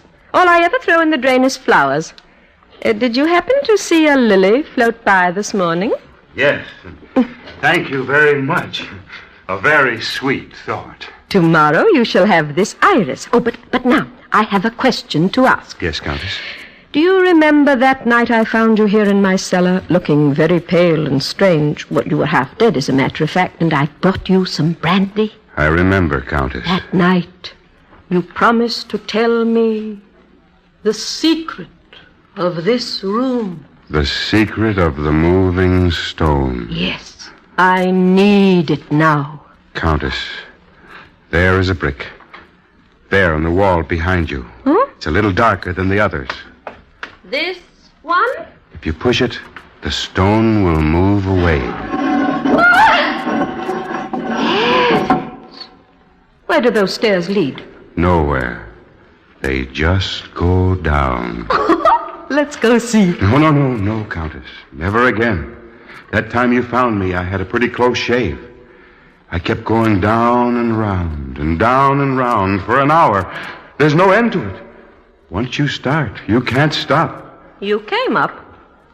I'm a special case, and I stopped in time. Who could have built such a thing? Paris is old, you know. You don't suppose by any chance there's oil down there? There's only death down there. I should have preferred a little oil. How do you lower the stone? Just press on that same brick. Now, there's two in the world who know it. Countess, Madame Constance and Mademoiselle Gabrielle are here. Send them in, Irma, and show the sewer man to the door. Good day, Mr. Sewer Man. Thank you. Good day, Countess. Glad to be of service. Aurelia, here we are. Now, don't tell us they found your feather boa. You don't mean Adalberto has proposed at last? Oh, how are you? He would. How are you, Constance? How are you, Gabrielle?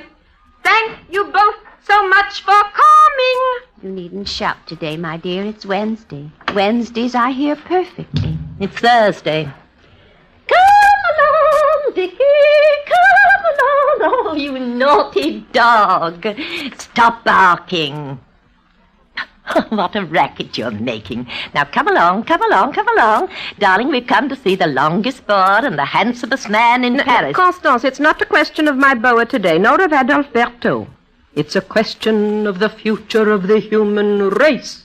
You think it has a future? Oh, sit down and listen to me. Now, we've got to make a decision today which may alter the fate of the world. Couldn't we do it tomorrow? I want to wash my slippers. We haven't a moment to waste. Oh, where is Josephine? Josephine is sitting on her bench by the palace waiting for President Wilson to come out. She says she's sorry, but she must see him today. Oh, what a pity she had to see him today. She has a first-class brain. Well, go ahead, dear. We're listening.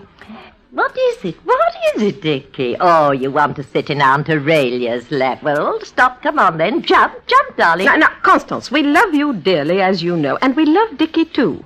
But this is too serious a matter, so let's stop being childish for once. And what does that mean, if you please? It means Dickie. Now, you know perfectly well that we love him and we fuss over him just as if he was still alive. He's a secret memory. We wouldn't hurt his feelings for the world. But please, don't plump him in my lap when I'm settling the future of mankind. So you're against Dickie, too? I'm not in the least against Dickie. I adore Dickie. But you know as well as I that Dickie is only a convention with us. Well, it's a beautiful convention, but that doesn't mean it has to bark all the time. Besides, you spoil him. By the time you went to visit your niece and you left him with me, we got along famously together. When you're not there, he's a model dog. He doesn't bark, he doesn't tear things, he doesn't even eat. But with you around him, one really can't pay attention to anything else. Now, I'm not going to take Dickie in my lap at a solemn moment like this. Constance, dear, I don't mind taking him in my lap. He loves to sit in my lap, don't you, darling? Kindly stop putting on angelic airs, Gabriel. I know you very well. You're much too sweet to be sincere.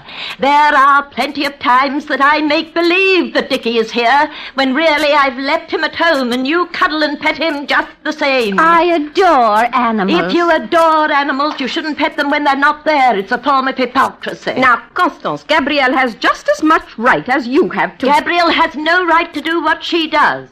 Do you know what she does? She invites people to come to tea with us. People whom we know nothing about.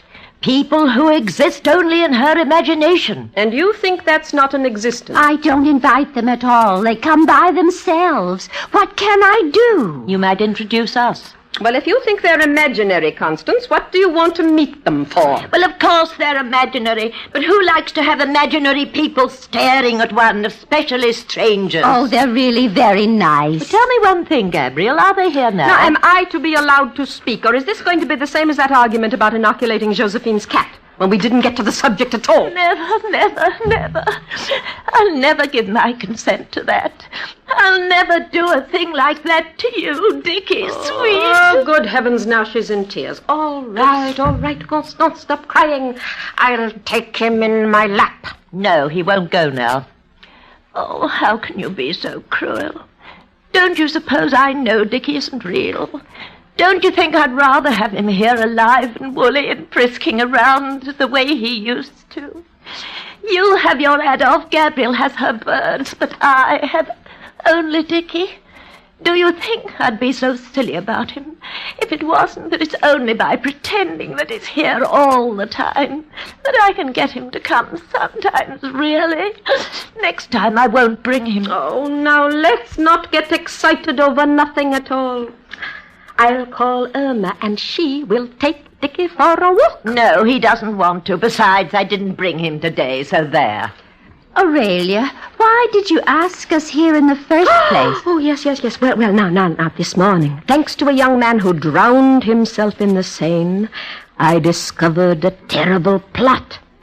There is a group of men who want to destroy the whole city. Is that all? I don't understand, Aurelia. Why should men want to destroy the city? It was they themselves who put it up. Well, there are people in the world who want to destroy everything. They have a fever of destruction. Even when they pretend that they're building, it's only in order to destroy. Humanity is now dedicated to the task of universal demolition. I speak, of course, primarily of the male sex. Oh! Aurelia, must you talk sex in front of Gabriel? Well, now, after all, there are two sexes. Gabriel is an innocent young girl. Oh, she can't be that innocent. She keeps canaries. I think you're being very cruel about men, Aurelia. Men are big and beautiful and as loyal as dogs. I prefer not to marry, it's true, but I hear excellent reports of them from friends who've had an opportunity to observe them closely. My poor darling, the tide has turned. Men are changing back into beasts. Well, a man doesn't take your hand nowadays. He gives you his paw. Oh, would that bother you very much if they changed into animals? Oh, I'd love to see them like that. They'd be sweet. You'd make a fine rabbit, Constance, wouldn't you? I? A rabbit? Oh, naturally. You don't think it's only the men who are changing?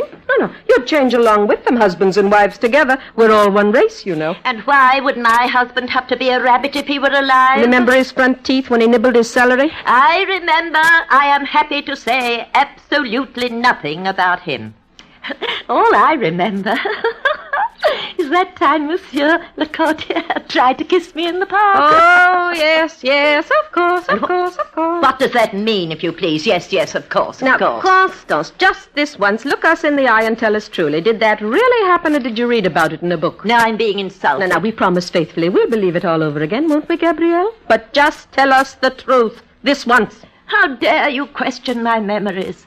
Suppose I said your pearls were false. They were. I'm not asking what they were. I'm asking what they are. Are they false or are they real? Why, everyone knows that when you wear pearls little by little, they become real. Isn't it the same with memories? No, do not let us waste time. No, I must go on. But furthermore, I think Gabriel is perfectly right about men. There are still plenty of men who haven't changed a bit. Now, there's an old senator who bows to Gabriel every day when he passes her in front of the palace, and he takes off his hat each time. That's perfectly true, Aurelia. He's always pushing an empty baby carriage, and he always stops and bows. Don't be taken in, Gabrielle. It's all make-believe. I warn you, Gabrielle. Don't let this senator with the empty baby carriage pull the wool over your eyes. He's really the soul of courtesy. He seems very correct. Yes, those are the worst ones. Gabrielle, beware. He'll make you put on black riding boots while he dances the can-can around you, singing Lord knows what filth at the top of his voice. You think that's what he has in mind? Why, of course. Men have lost all sense of decency. We live in the reign of the golden calf. Did you realize that, Gabrielle? Men now publicly worship the golden calf. How awful. Have the authorities been notified? The authorities do it themselves, Gabrielle. The world has gone out of its mind. Unless we do something, humanity is doomed. I know what I always do in a case like this. Oh, yes, you write to the Prime Minister. He always does what I tell him. Does he ever answer your letters? He knows I prefer him not to. It might excite gossip. What do you suggest, Gabrielle? Now, how can she tell until she's consulted her voices? I'll go right home and consult them if you want, and we could meet again after No, there's no time for that. And besides, in my opinion, your voices aren't real voices at all. How do you dare say a thing like that? Well, now, where do your voices come from? Still from your sewing machine? Not at all. They've passed into my hot water bottle, and it's much nicer that way. They don't chatter anymore. They gurgle. Well, I don't call that voices. Objects talk, everybody knows that. That's the principle of the phonograph. But to ask a hot water bottle for advice is silly. What does a hot water bottle know? No, my dear. All we have to consult here is our own good judgment. Well, tell us what you've decided. Since you're asking for our opinion, you've doubtless made up your mind. Yes, I thought the whole thing through. I have, in fact, baited a trap. And in just a few minutes, the rats will be here. Heavens! What are you going to do with them? Oh, now that's just the question. Suppose I get all those wicked men here at once in my cellar. Have I the right to exterminate them? To kill them?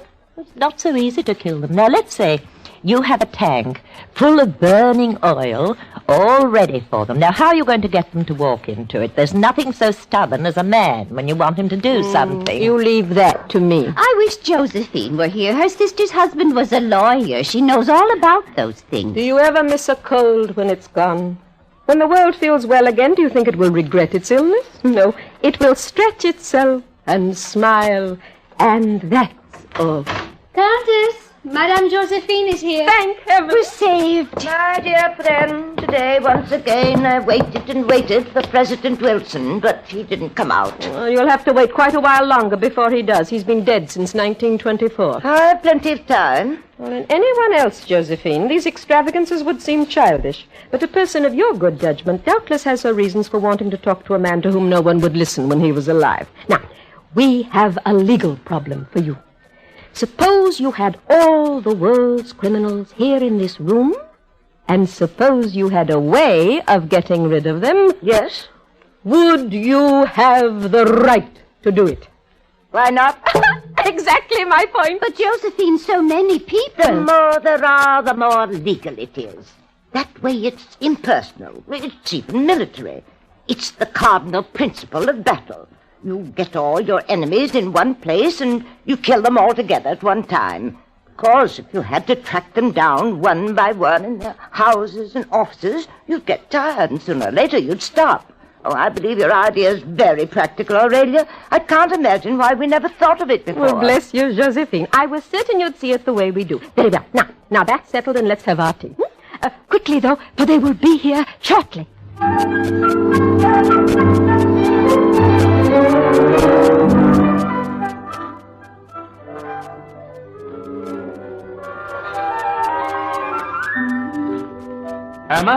Irma, is she here? She's sleeping now, Pierre. It's her afternoon nap. Look what I found.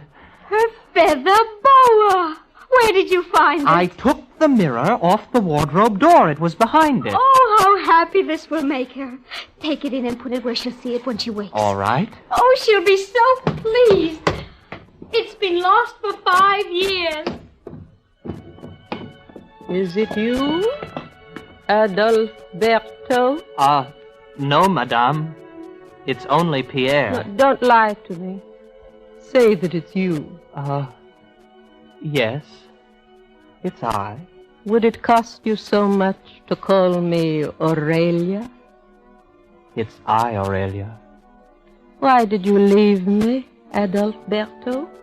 Was she so lovely, this Georgette of yours? You are 1,000 times lovelier. Oh, she was clever then. She was stupid. When you looked into her eyes, you saw a vision of heaven, perhaps? I saw nothing. That's how men are. They love you because you're beautiful and clever and soulful. And they leave you for someone who is plain and stupid and soulless. But why, Adalberto, why? Why, Aurelia? Oh, I know she wasn't rich. Because when I saw you that time in the market and you snatched the only good melon from right under my nose, your cups my poor friend. They were badly frayed. Yes, she was poor. It was on the way home from the theater when I first took your arm, because it was windy and it was late. I have never set foot in that street again. I go the other way round. It's not easy in the winter when there's ice. One is quite apt to fall, and I often do. Oh, my darling, forgive me. No, never. I will never forgive you. All the time, I swear, No, Aurelia. don't swear. I know. You gave her the same flowers. You bought her the same chocolate. No, I will never forgive you as long as I live. I have always loved you, Aurelia. Love? And you are dead, too, Adolfo? No, I love you. I shall always love you, Aurelia. Yes, I know that. That much I've always known. I knew that the moment you went away, Adolf. And I knew that nothing could ever change. But I did want to hear you say it. Don't forget me, Aurelia. And now, farewell, Adolfo. Farewell. Let go my hand. Give it back to little Pierre. Go now. Before I open my eyes. Countess. Oh, but Pierre, it's you. Has he gone? Yes, Countess. Oh, I didn't hear him go. He makes a quick exit, that one. Good heavens! My feather boa. Wherever did you find it? In the wardrobe, Countess, when I took off the mirror. Was there a purple silk shopping bag with it? Yes, Countess. And a little child showing box? Oh, no, Countess. Oh, they're fighting now. They're trembling for their lives. You see what they're up to? They're quietly putting back all the things they've stolen. How stupid they are. Now, the one thing I really miss is my little sewing box. They haven't put it back. You're quite sure? What was it like? It was green cardboard with gold braid all around it. No, it's not there, Countess. The symbol was gilt. I swore I'd never use any of it. Look at my poor finger. Countess, you were right. There's a procession outside, and the streets are full of taxis and limousines. I will receive them alone. Here, you and Irma go and bring all our friends here. Now, wait, here. Press that blackened brick in the wall there. This one, Countess? Yes, press it quickly. Where do those stairs go? Never mind, pal. Hurry on. Now, they'll be here. Go and find your friends, all of them, and bring them here. Oh, yes. And I mustn't forget that I'm supposed to be dead. I want to hear what they're thinking. I'll tell them. Go now, Irma. Run along, Pierre. Yes, Countess. Ah, Mr. President, and the Prospector, and Baron. Well, you're very welcome. You are expected. This is my board of directors, madam. The Countess is quite deaf, gentlemen. You will have to stay. I had a premonition, madame, when I saw you this morning, that we would meet again. Louder, the old chocolate. I have here a letter, madam. Is it true that you located me? Oil? Yes, that is true. Then sign the paper, please. Oh, what is it? Your contract. Thank you. Certainly not. It's a waiver of all rights. Now, madam, just show us the will, and this package is yours. What is it? A gold brick. 24 carats. For you. Don't worry, we'll pick it up again when we're out. Now, madam, you'll show us the way to the oil, if you please. Down that stairway. But wait.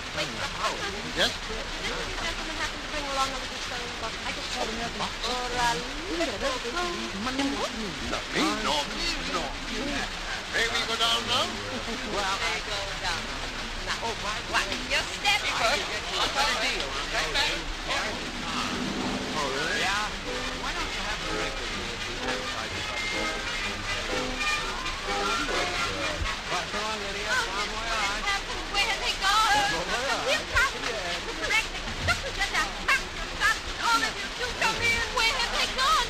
They have evaporated, Irma. They were wicked, and wickedness evaporates.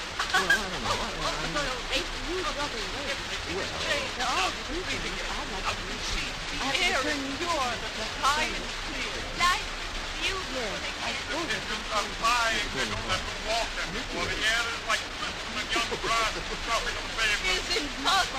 Everywhere. They're smiling. And down the street, other strangers to shake their hands. They don't know why. From now on, there will be no more hungry cats.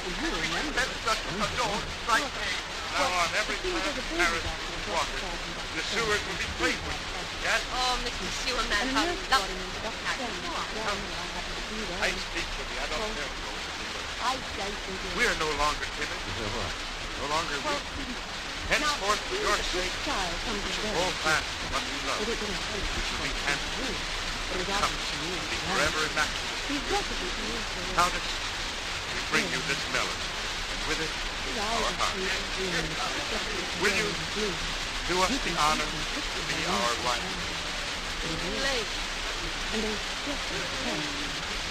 Oh, yeah.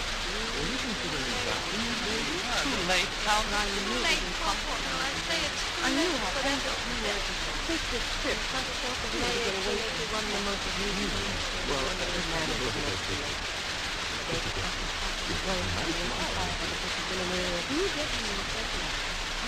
is not too late. The day, the time. It is palace. It is imperial guard. He had explained to us. He said nothing. Darling, you obviously wish to. No? Yes. You two will kiss each other between. Quiet. 3 hours. Take each other, know each other, and love each other. Kiss each other quickly. Oh, Chesterton is right. How much? Kiss. Kiss. If you ever think of instant waiting, it will become a month, a year, a century. Make them kiss each other all the before it's too late. No. In a moment, the hair will be white, and there'll be another mad woman in Paris. And before that moment, forever! Yeah! Oh, no. If we only had the courage to do that 50 years ago, how different I would be. I said everything I had to say very fast and quick. Well, there we are. And this country is all right. Nothing is ever so wrong in this world that is sensible in the process of our life. Thank you. So for the next time, don't wait. And when you're in town, Bill, where's the never say no. Tell me once. We will come. How do you boys up, Bill? My business, I'll get this time. My poor cat must be starved. Oh, but before for them, if humanity had to be saved every afternoon, they don't think very much of it as it is.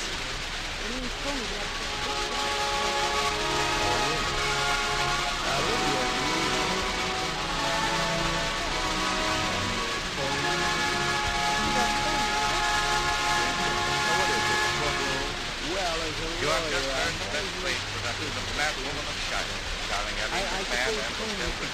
And here again is your host, drama critic John Chapman. Well, The Mad Woman wasn't really so bad, was she? Our thing. When was it? What did you do with all the others? Now, for next week, this play will be Elysian comedy drama about the last 8 days of fantastic real life Martin outlaw Jesse James. The title is Very Legend. John Portman, Jesse James, Chapman saying goodbye until then. The Mad Woman of Shiloh is adapted from the French by Maurice Francy and even further adapted for radio by Harold Hammond.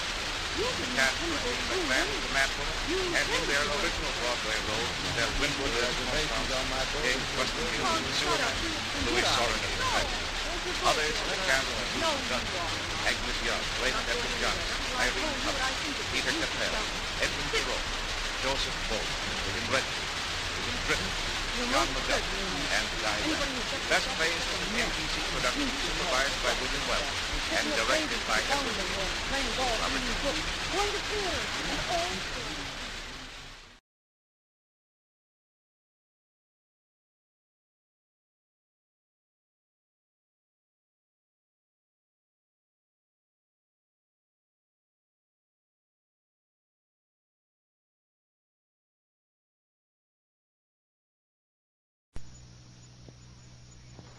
From New York, where the American stage begins, NBC presents Best Plays, transcribed with John Chapman.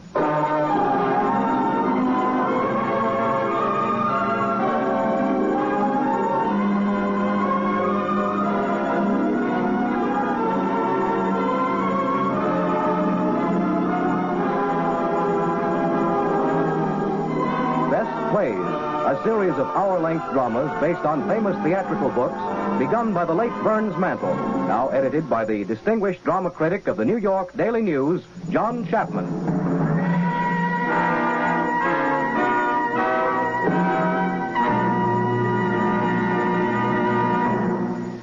Mr. Chapman.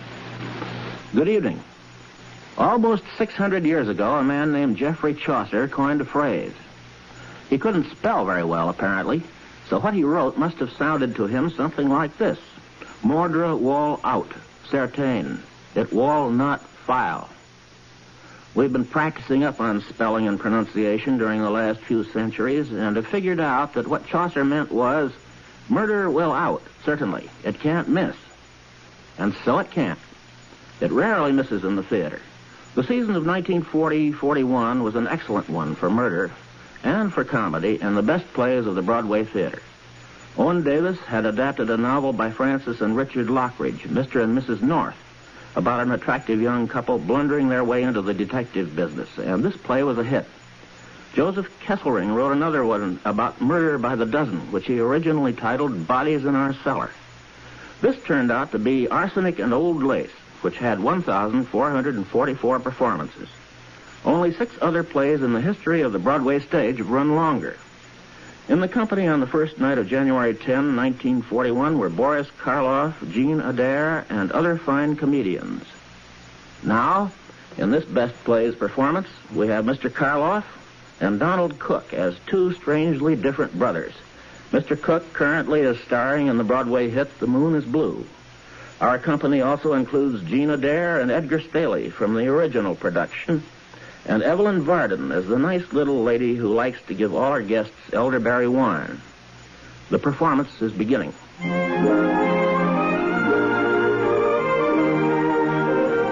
On a quiet street under the arching elms in the town of Brooklyn, New York, the old Brewster home stands in dignified and over-decorated glory. The gas mantles are still in the hall, although electricity was installed several years ago. It's tea time, and Miss Abby Brewster pours. The minister is visiting, and Miss Abby and her nephew Teddy are most attentive.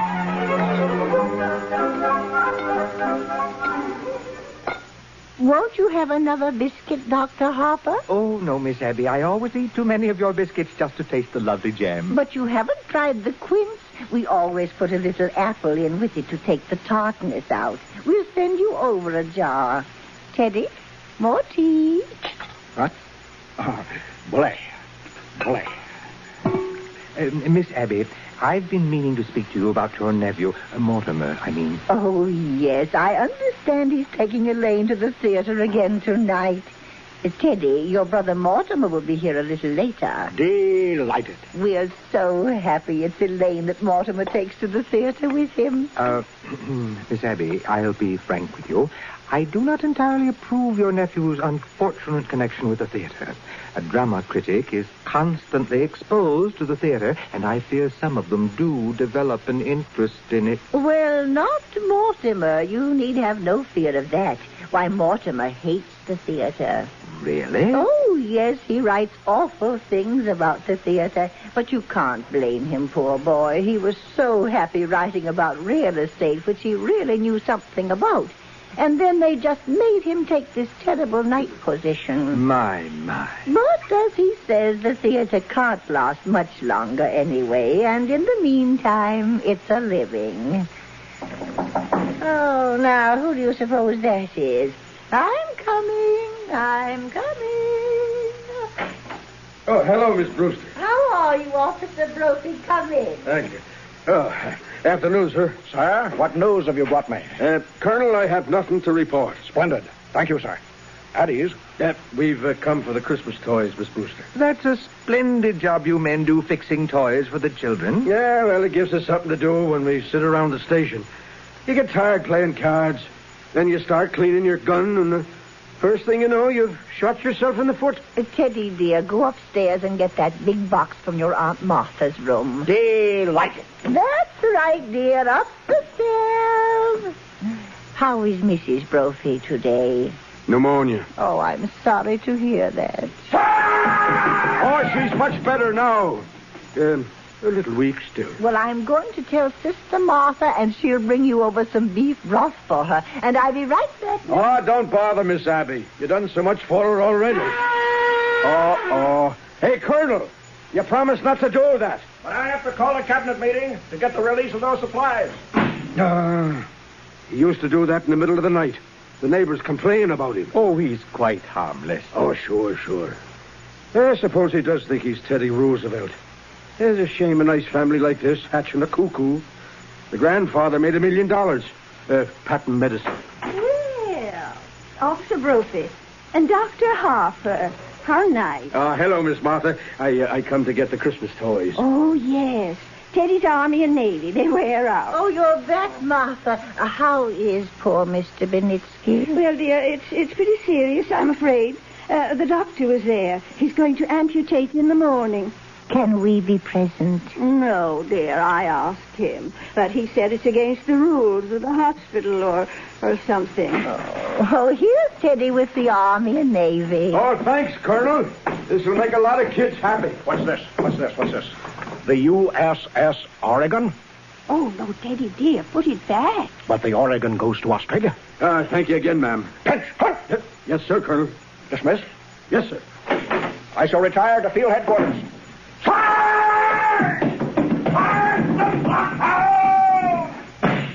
The blockhouse? The stairs are always San Juan Hill. Have you ever tried to persuade him he wasn't Teddy Roosevelt? Oh, no. Oh, he's so happy being Teddy Roosevelt. Once, a long time ago, remember, Martha, we thought if he could be George Washington, it might be a change for him. But he stayed under his bed for days and just wouldn't be anybody. And we'd so much rather he'd be Mr. Roosevelt than nobody. Well, if he's happy, I'd better be running along. Give our love to Elaine. And Dr. Harper, please don't think too harshly of Mortimer because he's a dramatic critic. Somebody has to do these things. Goodbye. Did you just have tea? Isn't it rather late? Yes. And dinner's going to be late, too. So? Why? Teddy! Yes, Aunt Abby? Good news for you. You're going to Panama and dig another lock for the canal. Delighted. That's bully. Just bully. I shall prepare at once for the journey. Oh.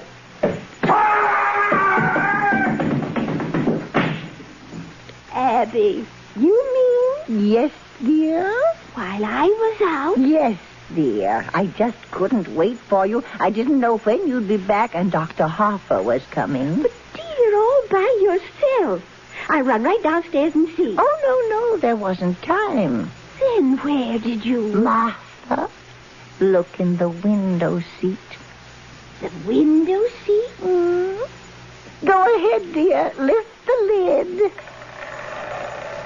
Oh, Abby, isn't it just too delightful? And to think you managed it all by yourself.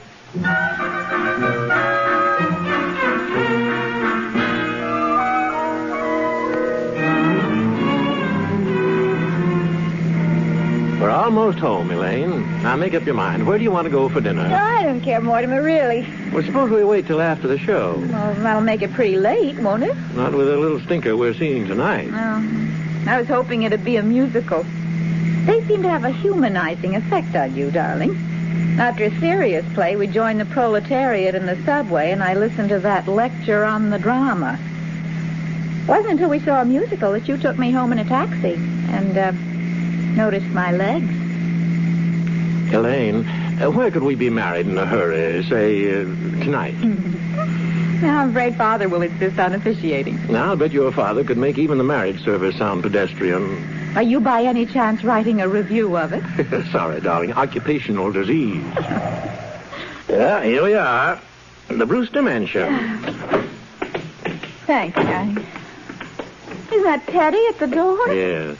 Well, what's he doing in shorts and a sun helmet? Hello, Mortimer. How are you, Mr. President? Bully, thank you. Just bully. What news have you brought me? Just this. Mr. President, the country is squarely behind you. Yes, I know. Isn't it wonderful? Well, Goodbye. Where are you off to, Teddy? Panama. Panama's the cellar. He digs locks for the canal down there. Oh, you're very sweet with him. Teddy always was my favorite brother. Favorite? Were there more of you? There's another brother, Jonathan. We don't talk about him. He left Brooklyn very early, by request. Jonathan was the kind of boy who liked to cut worms in two with his teeth.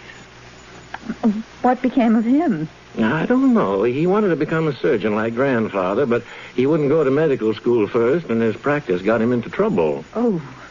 Well, goodbye, darling. I'll run over and say goodnight to Father before I go out with you. He likes to pray over me a little. Mm-hmm. I'll be right back. I'll cut across the cemetery. Hello, Mortimer. Oh, hello, Aunt Abby. Did you see my chapter on Thoreau? I want to show it to Elaine. No, I haven't seen it, dear. We thought you'd like a little something before you leave. Martha's getting a piece of the Lady Baltimore cake. Dr. Harper was here to tea. He's concerned about Elaine going to the theater so much. He loved tonight's horror. Murder Will Out. Oh, dear. Well, I think I'll open a bottle of wine. It'll be nice with the cake. Yeah, I can see it all now. The same old thing. When the curtain goes up... where is that chapter?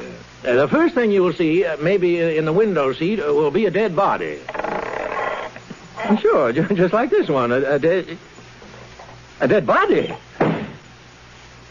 A dead body. There is a happy land far, far away. Lady Baltimore cake is so nice with a little wine, don't you think, dear? Aunt Martha, Aunt Abby. Yes, dear? You told me you were going to make plans for Teddy to go to that sanitarium, Happy Dale. Yes, dear. It's all arranged. Teddy has to sign the papers. He's got to sign them right away. You've got to know sometime. I'm frightfully sorry, but I've got some shocking news for you.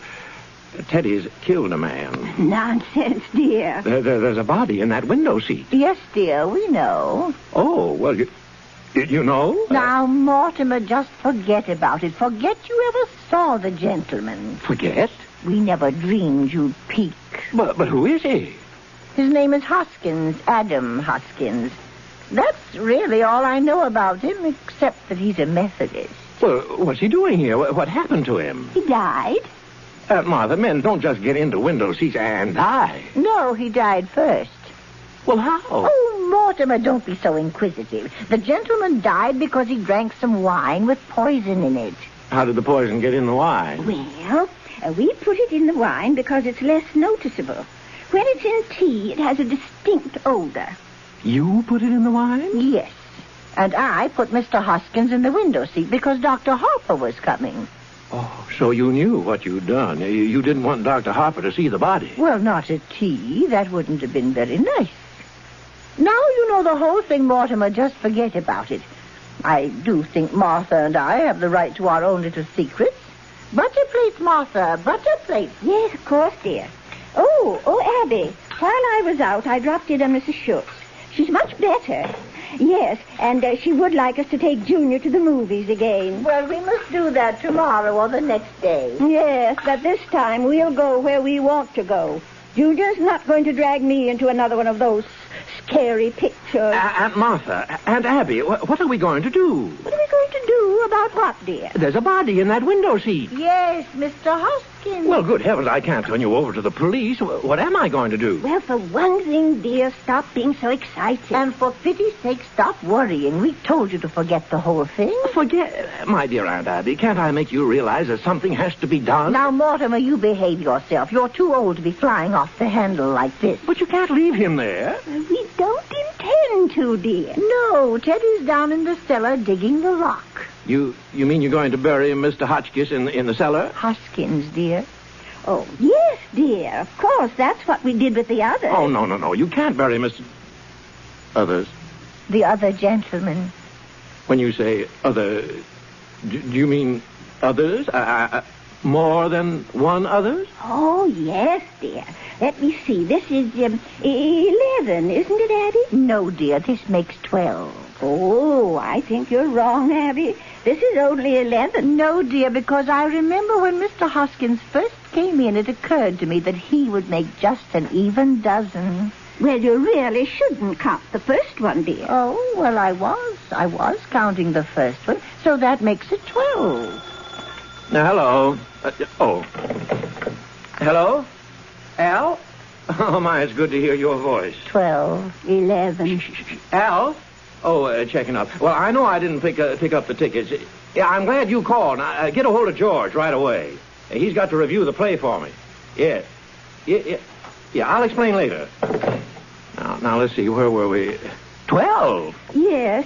Addie thinks we ought to count the first one, and that makes it 12. Well, all right. Now, all right. Who was the first one? Mr. Midgley. He was a Baptist. He came here looking for a room. He was such a lonely old man. All his kith and kin were dead, and it left him so forlorn and unhappy. We felt so sorry for him. And then when his heart attack came and he sat in that chair looking so peaceful. Remember, Martha? Mm-hmm. We made up our minds then and there that if we could help other lonely old men to the same peace, we would. He dropped dead right in that chair? Oh, how awful for you. Oh, no, dear. Why, it was rather like old times. Your grandfather always used to have a cadaver or two around the place. Well, I know, but... You see, Teddy had been digging in Panama, and he thought Mr. Midgley was a yellow fever victim. That meant he had to be buried immediately. So we all took him down to Panama and put him in the lock.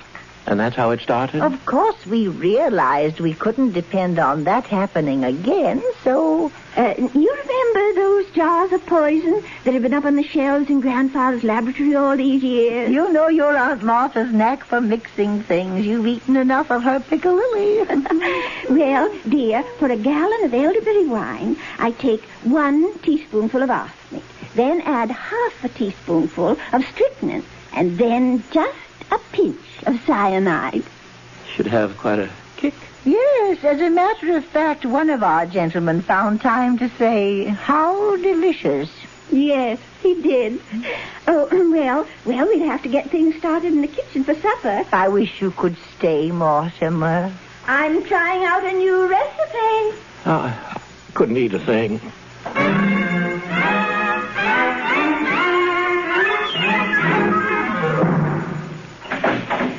Darling, I keep you waiting. Oh, it's you. You run along home, Elaine. I'll call you up tomorrow. Tomorrow? Well, you know I always call you every day or two. Well, we're going to the theater tonight. Oh, no, we're not. Elaine, something's come up. Now you run along home. What's happened? If we're going to be married... Married? Have you forgotten that not 15 minutes ago you proposed to me? I did? Oh, yeah. Well, as far as I know, that's still on. Now, you run along home. Listen, you can't propose to me 1 minute and throw me out of the house the next. Well, I'm not throwing you out of the house, darling. Will you get out of here? You push. Now, you get out, and I'll call you in a few days. Mortimer! Phew. Yeah.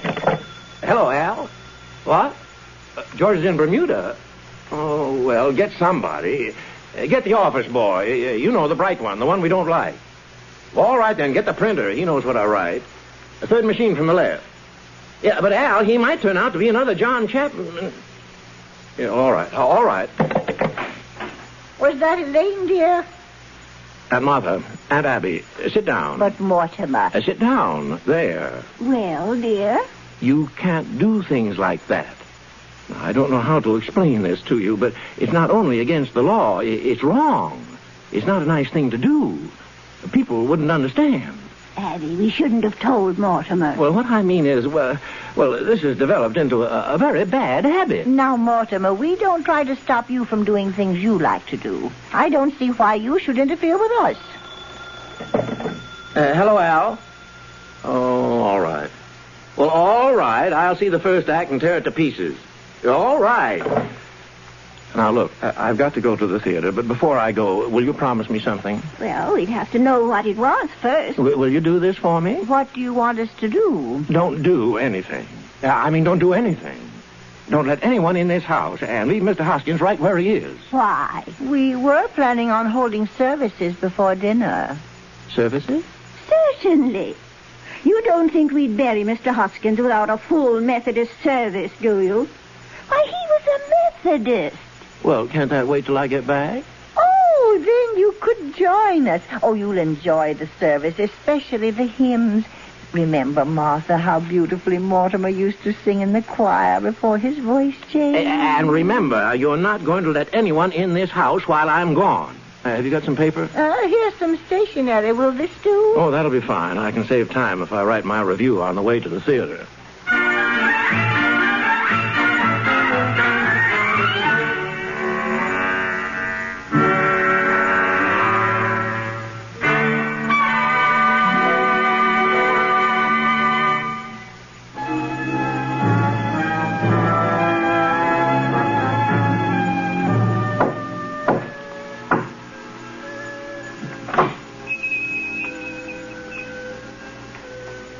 Come in, Doctor. I'm right behind you, Johnny. Well, this is the home of my youth. Oh. As a boy, I couldn't wait to escape from this place. Now I'm glad to escape back into it. Yeah, Johnny, it's a fine hideout. The family must still live here. There's something so unmistakably Brewster about the Brewsters. I hope there's a fatted calf awaiting the return of the prodigal. Yeah, I'm hungry. Oh, look, Johnny, a drink. Elderberry wine. A good omen. Here's to you, Johnny. Who's that? Who are you? What are you doing here? Why, Aunt Abby, Aunt Martha. It's Jonathan. You get out of here. But I'm Jonathan, your nephew, Jonathan. Oh, no, you're not. You're nothing like Jonathan, so don't pretend you are. You just get out of here. But, Aunt Abby, I am Jonathan. And this is Dr. Einstein. And he's not Dr. Einstein either. Not Dr. Albert Einstein, Dr. Herman Einstein. His voice is like Jonathan's. Have you been in an accident? No. My face. Dr. Einstein is responsible for that. He changes people's faces. Abby, I've seen that face before. Oh, do you remember when we took the little Schultz boy to the movies and I was so frightened? It was that face. Aunt Martha. Easy, Johnny, easy. Now, don't worry, ladies. The last 5 years, I give Johnny 3 new faces. This last one, well, I saw that picture, too, just before I operate, and I was intoxicated. You see, Doctor? You see what you've done to me? Even my own family. Johnny, you're home. These are your lovely aunts. They know you. Well, Jonathan, it's been a long time. Where have you been all these years? Oh, England, South Africa, Australia. And the last 5 years, Chicago. Dr. Einstein and I were in business there together. Oh, we were in Chicago for the World's Fair. Yes, we found Chicago awfully warm. Yeah, it got hot for us, too. Oh, well, it's wonderful to be in Brooklyn again. And you, Abby, Martha, you don't look a day older. Just as I remembered you. Sweet, charming, hospitable. And dear Teddy, I remember him so high. And did he get into politics? You know, Doctor, my little brother was determined to become president. Yeah. Well, Jonathan, it's very nice to have seen you again. Bless you, Aunt Martha. It's good to be home again. Well, Martha, we mustn't let what's on the stove boil over. Oh, yes, of course. If you'll excuse us, Jonathan, unless you're in a hurry to go somewhere. Martha! Oh, yes, I'm coming, Abby. Well, Johnny, where do we go from here? The police have pictures of that face. I got to operate on you right away. We got to find some place for Mr. Spinalzo, too. Don't waste any worry on that rat. But, Johnny, we got a hot stiff on our hands. You can't leave a dead body in a rumble seat. We shouldn't have killed him, Johnny. He was a nice fellow. He gives us a lift, and what happens? He said I looked like Boris Karloff. That's your work, Doctor. You did that to me. No, Johnny, we find a place somewhere. I fix you up quick. Tonight. Now, Johnny, I got to eat first. I'm hungry. I'm weak. Jonathan, we're glad you remembered us and took the trouble to come in and say hello. But you were never happy in this house, and we were never happy while you were in it. So We've just come in to say goodbye. But, Aunt Abby, I promised Dr. Einstein that if ever we came to Brooklyn, I'd bring him here for one of Aunt Martha's home-cooked dinners. I'm sorry. I'm afraid there wouldn't be enough. Oh, Abby, it's a pretty good size pot roast. Pot roast? I think the least we can do is... Thank you, Aunt Martha. We'll stay to dinner. Well, we'll hurry it along. And, Jonathan, if you want to freshen up, why don't you use the washroom in Grandfather's old laboratory? Huh? Is that still there? Oh, yes. Come along, Martha. We're all in a hurry. Well, we get a meal anyway. Grandfather's laboratory. Doctor, a perfect operating room. Oh, too bad we can't use it. Oh, I'll handle this. Why, this house will be our headquarters for years. You mean it? Oh, that would be beautiful, Johnny. This nice, quiet house. And those aunts of yours, what sweet ladies. I love them already. I get the bags from the car. Doctor, we must wait till we're invited. And if they say no... Doctor, two helpless old ladies. Oh. It all comes true. A beautiful dream. It's so peaceful. That's what makes this house so perfect for us. It's so peaceful.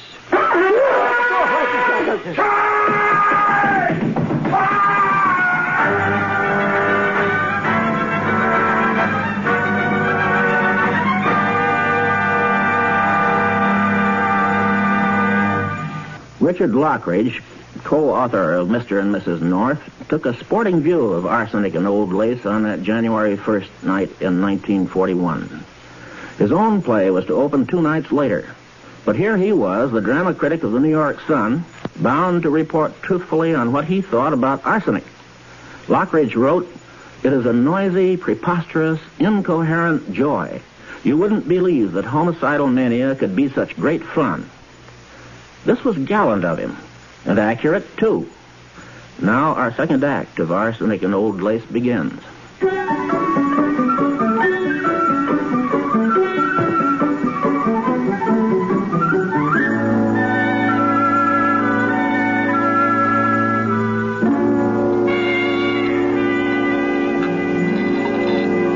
Aunt Martha, you haven't lost any of your skill. Why, thank you, Jonathan. And now I know you and Dr. Einstein both want to get where you're going. But, my dear aunts, I'm so full of that delicious dinner, I just can't move a muscle. Yeah, it's so nice here. Well, after all, it's very late. I found it. Did you lose something, Teddy? I found it. The story of my life, my biography. You see, here we are, both of us. President Roosevelt and General Goethals at Culebra Cut. That's me, General, and that is you. My, how I've changed. Well, you see, that picture hasn't been taken yet. We haven't even started work on the Culebra Cut. General, we will both go to Panama now to inspect the locks. No, Teddy, not to Panama. Yeah, Panama's a long way off. Nonsense. Just down in the cellar. The cellar? Yes, we let him dig the Panama Canal in the cellar. General, as President of the United States, I demand that we inspect the locks immediately. Teddy, I think it's time you went to bed. I beg your pardon? Who are you? I'm Woodrow Wilson. Go to bed. No, you're not Wilson. But your face is familiar. Let me see. Yes. Perhaps I meet you later on my hunting trip to Africa. Yes. You look like someone I might meet in the jungle. Teddy? It's your brother, Jonathan, dear. He's had his face changed. Oh, so that's it. A nature faker. And perhaps you had better go to bed, Teddy. Jonathan and his friend have to go to their hotel. General Goethals, inspect the canal. But Johnny... Inspect the canal. All right, Mr. President. We go to Panama. Bully. Follow me, General. Oop, have to wear a sun helmet. It's down south, you know. Of course.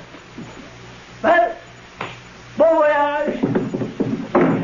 Aunt Abby, I must correct your misapprehension. We have no hotel. We came directly here. This is my home. But, Jonathan, you can't stay here. Aunt Abby, you have a most distinguished guest in Dr. Einstein. I'm afraid you don't appreciate his skill.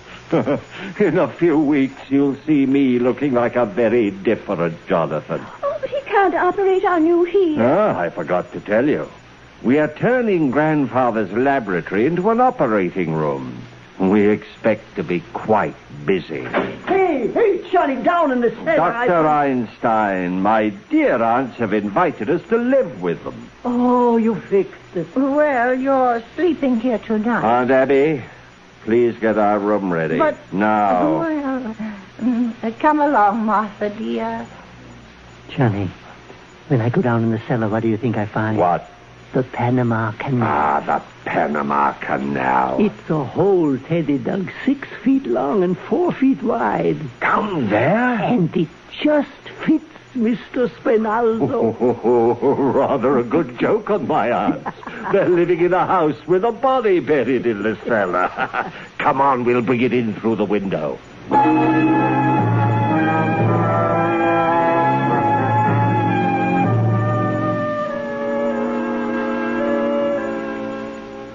Poor dear Mr. Hoskins. He's been so patient in the window seat.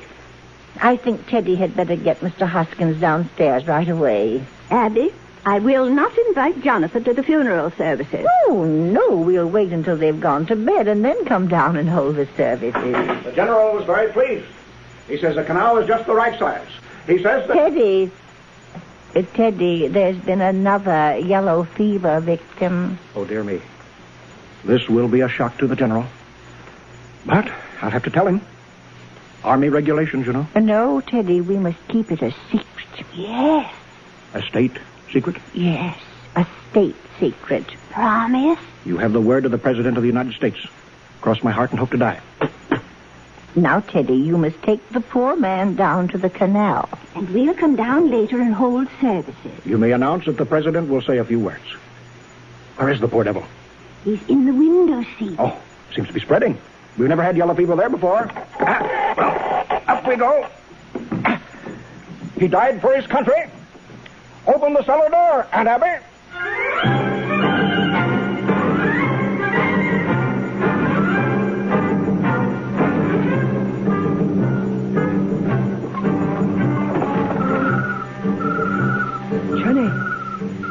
Johnny, are you out there? Wait. I'll lift up Mr. Spinalzo. Wait, I can't see good, Johnny. It's so dark. What happened? Someone left the window seat open. I fell in. Well, get out. Take Mr. Spinalzo. Oops. I lost the leg. Here. Johnny, somebody's coming. Get him in the window seat. Quick. All right. Give me a hand in through the window. Here. Are you in? Yes. Miss Abby? Miss Martha? Miss Abby, it's so dark in here. Who are you? Elaine Harper. I live next door. Turn on the lights, Doctor. Yeah. Oh, who are you? Where are Miss Abby and Miss Martha? Perhaps we'd better introduce ourselves. This is Dr. Einstein. Dr. Einstein, I suppose you're going to tell me you're Boris. I'm Jonathan Brewster. Oh, you're Jonathan? Oh, you've heard of me. Just this afternoon. Well, I'll be running along home now. I think she's dangerous. She's seen us. Baby, let her go, Johnny. She saw us. Remember that. Stay away from me. Take your hands off me. Oh, Teddy. It's going to be a private funeral. Teddy, tell these men who I am, please. What? That's my daughter Alice. Oh, no. Doctor, your handkerchief. Oh, help. Get it out of the cellar, quick. This way, come, please. What's going on down there? What are you doing? We caught a burglar, a sneak thief. Go back to your room. Look out, Johnny. She got away. Let go of me. Elaine? Mortimer, where have you been? At the Henry Miller Theater. Why, who's this? This is your brother Jonathan, and this is Dr. Einstein. Well, I know this isn't a nightmare, but what is it? I've come back home, Mortimer. Jonathan? Jonathan? What? You always were a horror, but you have to look like one? Mortimer, Have you forgotten the things I used to do to you when we were boys? Remember the times you were tied to the bedpost, to the needles under your fingernails? It is, Jonathan. Oh, I remember.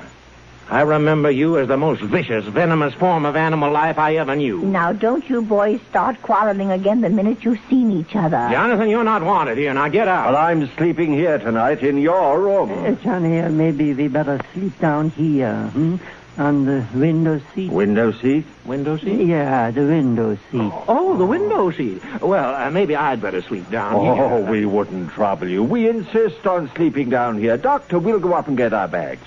You can have the room in a moment, Mortimer. Mortimer, What's the matter with you, dear? I have almost been killed. You've almost been... Abby. Martha. Oh, no, it was Jonathan. He mistook her for a sneak thief. Would you like some coffee, dear? Oh, great idea. Coffee, sandwiches. I haven't had any dinner. Well, we'll get it ready. Come, Abby. No wine? No, dear. I'm sorry I'm so late, Elaine, but it's after 12, and I... 12? Elaine, you've got to go home. What? Mortimer, I want to know where I stand. Do you love me? I love you very much, Elaine. I love you so much I can't marry you. Have you suddenly gone crazy? Oh, I don't think so, but it's just a matter of time. You see, insanity runs in my family. It practically gallops. Now, just because Teddy is a No, it goes way back. The first Brewster, the one who came over on the Mayflower. You know, in those days, the Indians used to scalp the settlers. He used to scalp the Indians. But, darling, this doesn't prove you're crazy. Well, look at your aunts. They're Brewsters, aren't they? And the sanest, sweetest people I've ever known. Well, even they have their peculiarities. Mortimer, you're not even looking at me. Come away from that window seat. Yeah, right away, Elaine. Another one. Elaine, you've got to go. Something very important has just come up. Up from where? We're here alone together. Elaine, if you love me, will you get the devil out of here? Mortimer, will you kiss me goodnight? Why, of course, darling. Quickly. Oh. Well, good night, dear. And I'll call you in a day or two. You critic. And Martha, Aunt Abby, come in here. Yes, dear. What is it? Oh, where's Elaine? You promised me... Who is that in the window seat? No one, dear. Look. And it is not Mr. Hoskins. Well, who can that be? Are you trying to tell me you've never seen that man before? I certainly am. Now, Aunt Abby, don't try to get out of this. That's another of your gentlemen. Mortimer, how can you say such a thing? That man is an imposter.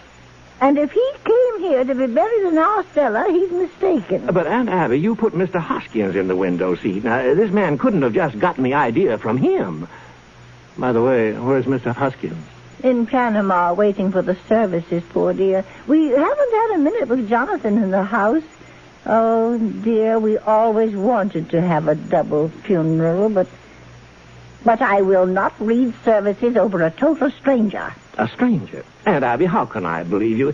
There are 12 men down in the cellar, and you admit you poisoned them. Yes, I did. But you don't think I'd stoop to telling a fib.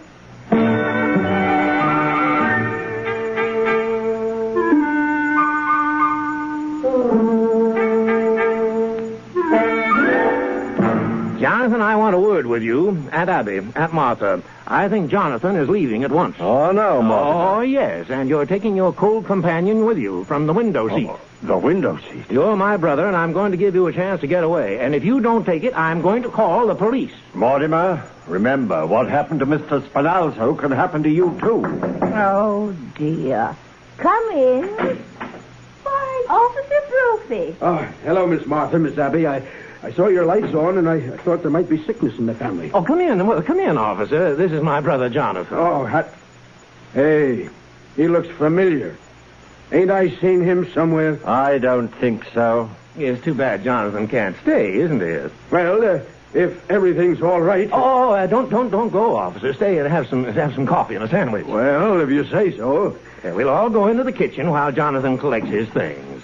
All his things. Come along, officer. Yeah, sure. Say, Mr. Brewster, I've been meaning to ask you about a play I've been writing. Doctor, This affair between my brother and me has got to be settled. Now, Johnny. We're going to sleep right here tonight. With a cop in the kitchen and Mr. Spinalzo in the window seat? That's all he's got on us. So we take Mr. Spinalzo down and we dump him in the bay and come right back here. Hide the suitcases in the cellar. Go on. I think we should get out, Johnny. Johnny, come quick. What is it? That hole in the cellar. We got an ace in the hole.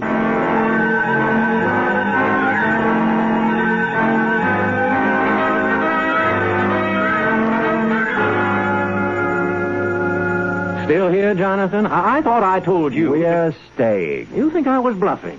You think I won't tell Officer Brophy what's in the window seat? Officer Brophy! If you tell Brophy what's in the window seat, I'll tell him what's in the cellar. The cellar? There's an elderly gentleman down there who seems to be very dead. What were you doing in the cellar? What's he doing in the cellar? No, thank you, ma'am. That's all the coffee I can drink.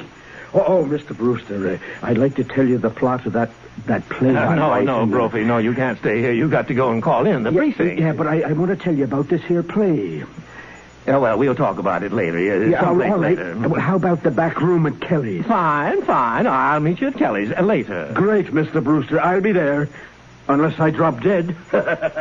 Yeah.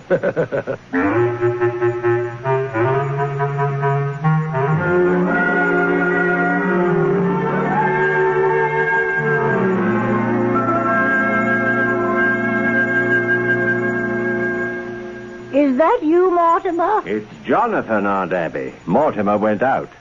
Where are you going? To Panama to bury Mr. Spinalzo. But he can't stay in our cellar. There's a friend of Mortimer's downstairs waiting for him. He and Mr. Spinalzo will get along fine together. They're both dead. They must mean Mr. Hoskins. You know about what's downstairs? Of course we do, and he's no friend of Mortimer's. He's one of our gentlemen. Your gentleman? Besides, there's no room for Mr. Spinalzo. The cellar's crowded already. Crowded? With what? There are 12 graves down there now. 12 graves? And that leaves very little room, and we're going to need it. You mean you and Aunt Martha have murdered? Murdered? Certainly not. It's one of our charities. So you just take your Mr. Spinalzo out of there. You've done that here in this house, and you buried them down there? Johnny, we've been chased all over the world. They stay right here in Brooklyn and do just as good as you do. What? You got 12, and they've got 12. I've got 13. No, Johnny, 12. 13? There's Mr. Spinalzo. Yeah. Then the first one in London, 2 in Johannesburg, 1 in Sydney, 1 in Melbourne, 2 in San Francisco, 1 in Phoenix. Phoenix? The filling station. Oh, yeah. The 3 in Chicago and the 1 in South Bend. That makes 13. But you can't count the one in South Bend. He died of pneumonia. He wouldn't have got pneumonia if I hadn't shot him. No, Johnny, you got 12 and they've got 12. The old ladies are just as good as you are. Oh, they are they? Well, that's easily taken care of. All I need is 1 more, that's all. Just 1 more. Well, here I am.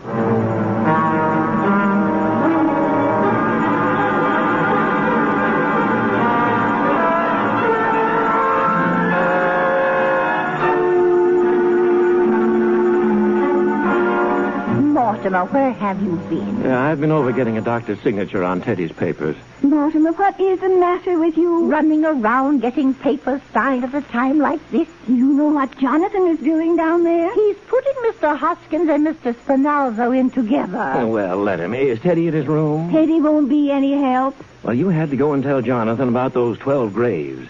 If I can make Teddy responsible for those, I can protect you. Don't you see? No, I don't see. And we pay taxes to have the police protect us. We'll call them. Oh, but you can't. They'll find out about Mr. Hoskins and the other 12 gentlemen. Mortimer, I don't think the police would pry into our private affairs if we asked them not to. No, you can't do this. I won't let you. Well, if Jonathan and Mr. Spinalzo are not out of this house by morning, we're going to call the police.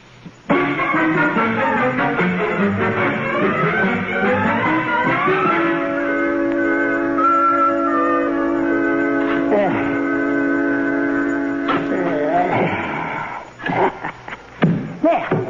It's all done, Johnny. Mr. Hoskins and Mr. Spinozzo all put away, neat and tidy. We're all done. You're forgetting, Doctor. My brother, Mortimer. No, Johnny, no. Tonight, and we do that tomorrow, or the next day. Oh, tonight, no, now. Johnny, please, I'm tired. And tomorrow I got to operate. Tonight we go to bed, huh? Doctor, it's going to be done tonight. Johnny, I know that look. Okay. But the quick way, huh? The quick twist, like in London. No, Doctor. This calls for something special. I think perhaps the Melbourne method. Johnny, no, not that. 2 hours. When it was all over the fellow in London, it was just as bad as the fellow in Melbourne. Get your instrument. No, Johnny. Get them. We operate tonight, Doctor, on Brother Mortimer.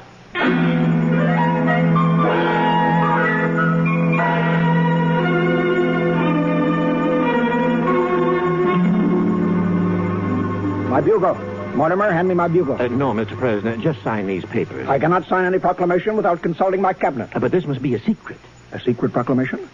How unusual. Japan mustn't know until it's signed. Oh, Japan, eh? I'll sign it right away. I'll take it into the closet. A secret proclamation has to be signed. In secret. But at once, Mr. President. I'll have to put on my signing clothes. The interview is at an end. Thank you, Mr. President. Sign it right away to... Oh, no! Close the door, Doctor. Now, won't you sit down, Mortimer? Don't chew on the handkerchief. It's imported lace. Doctor, the curtain cord. Yeah. All ready for you, Doctor. Nah, I gotta have a drink. I can't do this without a drink. That wine, remember this afternoon? Where did the old lady put... Oh, here. Elderberry wine. I split it with you. We both need a drink. Very well, Doctor. We'll drink to Mortimer. To my dear dead brother. Cabinet meeting on the double. That idiot. He goes next. No, not Teddy. That's where I stop. I draw the line at Teddy. Now we've got to work fast. Yeah, the quick way. Yes, Johnny. Doctor. One quick twist of the silk handkerchief. Hey, the colonel's got to stop blowing that horn. It's all right, officer. We're taking the bugle away from him. We promised the neighbors he wouldn't do that anymore. Oh, hey, Mr. Brewster. Why are you all tied up? He was explaining the play he saw tonight. That's what happened to the fella in the play. Oh, yeah? Gee, they practically stole that from the second act of my play. I'll tell you now. No, wait a minute. I'm going to leave you this way. This time, Mr. Brewster, you listen to the plot. Well, it starts in my mother's dressing room when I was born. Only I ain't born yet.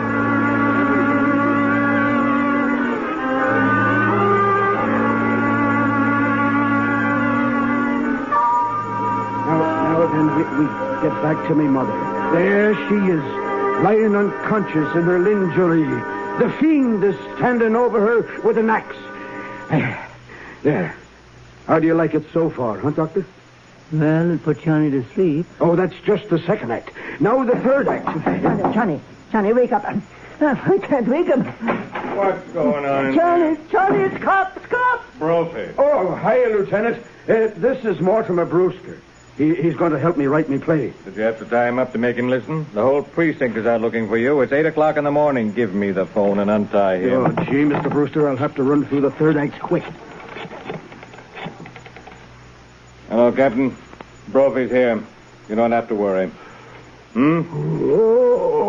Yeah, we found him in the Brewster house, so you can call off the big manhunt. You want us to bring him in? Manhunt? Oh, so I've been turned in, huh? Oh, no, buddy, you got it wrong. I suppose you and that stool-pigeon brother of mine will split the reward. Reward? Grab him, Brophy. You stay still, Mac. Now I'll do some turning in. There are 13 bodies buried in our cellar. Oh, yeah? I'll show you. You come on down to the cellar with me. 13 bodies. Maybe you better go down, Joe. With him? Not me. He looks like Boris Karloff. Ah! Get him off me, Rooney. Help me. Get your head out of the way. Oh. Well, what do you know about that? Imagine him claiming there was 13 bodies buried in the cellar. Get him out of here. Well, I'll have to drag him by the feet. We'll take him into the kitchen. What a story. 13 bodies buried in the cellar. Sir, there are 13 bodies buried in the cellar. Who are you? I'm President Roosevelt. What is this? He's the one that blows the bugle. Oh, dear me. Brother Jonathan, the yellow fever victim. No, Colonel, he's a spy. We caught in the White House. Well, will you get him out of here?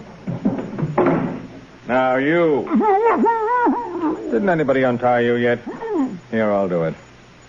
Oh, now, Lieutenant, listen to me. That crazy brother of yours has got to be put away. We don't want no more bugles blowing. Oh, yes, I know. I have the papers right here. Teddy's going to Happy Dale. Now, about those 13 bodies. Yeah. Can you imagine what would happen if that cockeyed story got around? And now he's starting a yellow fever scare. It's lucky I didn't fall for that story. 13 bodies.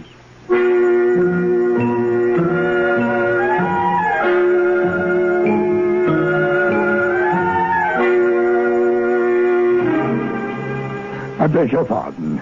I'm Mr. Witherspoon of Happy Dale. I believe I'm to pick up the gentleman. Oh, Teddy. Just finished my cabinet meeting. Yes, Mortimer? Mr. President, I have very good news for you. Your term of office is over. Oh, then I start on my hunting trip to Africa, don't I? Well, who's this? Trying to get into the White House before I've moved out? Who, Teddy? Taft! Oh, this isn't Mr. Taft, Teddy. This is Mr. Witherspoon. He's your guide for Africa. Oh, bully. Glad to meet you, sir. Aunt Martha, Aunt Abby, I'm on my way to Africa. Isn't that wonderful? Oh, if the safari comes, tell them to wait. Aunt Abby, Aunt Martha, this is Mr. Witherspoon from Happy Dale. Teddy is going with him. No, he is not. Not while we're alive. The police want him to go. He blew his bugle again. That's right, ma'am. Well, if he goes, we're going with him. Yes, we won't be separated from Teddy. But we can't take sane people at Happy Dale. Look, will you settle this? There are still murders to be solved in Brooklyn. Yes. Oh, are there? Teddy's got to go. With the story he's telling, we'd have to dig up the cellar. He says there are 13 bodies buried down there. But there are 13 bodies buried in our cellar. I'll take your word for it, lady. I'm a busy man. How about it, Witherspoon? Well, they'd have to be committed. Well, Teddy committed himself. Can't they commit themselves? Can't they sign the papers? Certainly. Oh, well, then, if we can go with Teddy, we'll sign the papers. Where are they? Yes, where are they? Sign them up, Witherspoon. I want to get this cleaned up. Oh, my, we've overlooked one thing. We're going to need the signature of a doctor. A doctor?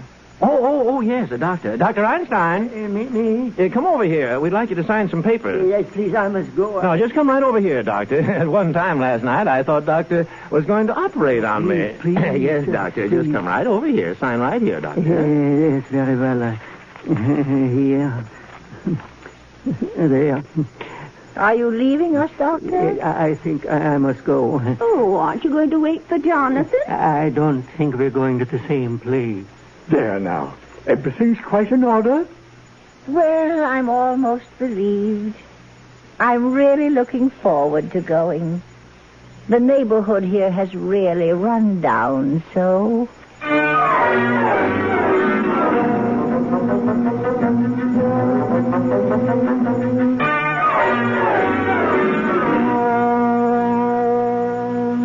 Well, Mortimer, we're all ready to go now. The house will be yours, and we want you to live in it. Oh, no, Aunt Abby. The house is too full of memories. Oh, dear, but you'll need a house when you're married. I'm afraid I can't ever marry Elaine or anybody. Oh, there's something else, Mortimer. You signed our papers as next of kin. Oh, of course, why not? But you see, dear, you're not really a Brewster. Not a Brewster? No, dear, your mother was a widow when she came to us as a cook, and you were born about 3 months afterward. But she was such a good cook that we didn't want to lose her, so Brother married her. I'm not really a Brewster? Now, don't feel badly about it, dear. Oh, no. Oh, it's a tragedy, isn't it? Nobody knows who your father is. He might be anybody. You're right. You're right. Well, isn't it wonderful? He might be anybody. I've got to tell Elaine. He might be anybody. All right, Jonathan, come on. I'm coming, Lieutenant. Goodbye, aunties. So this house is seeing the last of the Brewsters. Well, I can't bet on my record now, but neither can you. At least I have that satisfaction. The score stands even. 12-12. Jonathan always was a mean boy. Never could stand to see anybody get ahead of him. I wish we could show him he isn't so smart. Well, ladies, perhaps we'd better be going. Martha? Yes, Abby? Oh, yes. Mr. Witherspoon, does your family live with you at Happy Dale? I have no family. Oh, that must make it very lonely for you. I suppose it does. Martha? Mm-hmm. Mr. Witherspoon, I think at least we should offer you a glass of elderberry wine. Elderberry wine? You grow your own elderberries? No, but the cemetery is full of them. You don't see much elderberry wine nowadays. I thought I'd had my last glass of it. Oh, no. Here it is. Well, ladies, to a long life.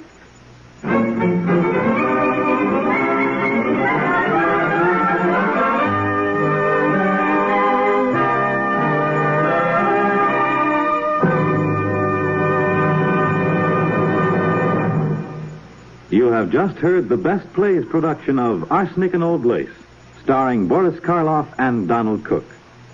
Now, here again is your host, drama critic John Chapman. Joseph Kesselring never wrote a sequel to Arsenic and Old Lace, so we don't know what happened to Mr. Witherspoon. Perhaps someday the author will get around to it. In the meantime, we will have another Best Play for you next Sunday. It will be a rather strange and quite lovely piece, Dark of the Moon, which Howard Richardson and William Burney made from the old hillbilly folk song about Barbara Allen. Our star will be Alfred Drake. Let's all meet again next Sunday in the mountains called the Great Smokies. This is Chapman saying goodbye until then.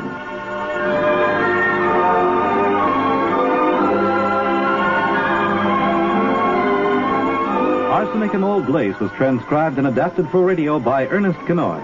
Boris Karloff was Jonathan, Donald Cook was Mortimer. Evelyn Varden and Gina Dare appeared as Abby and Martha, Edgar Staley as Dr. Einstein, Wendell Holmes as Teddy Brewster, Joan Tompkins as Elaine, Arthur Maitland as Mr. Witherspoon, Ted Osborne as Reverend Harper, and Ed Latimer as Brophy. Best Plays is an NBC production, supervised by William Welch and directed by Edward King. This is Fred Collins speaking. Tonight, America's Press Conference. It's Meet the Press on NBC. At 6:30.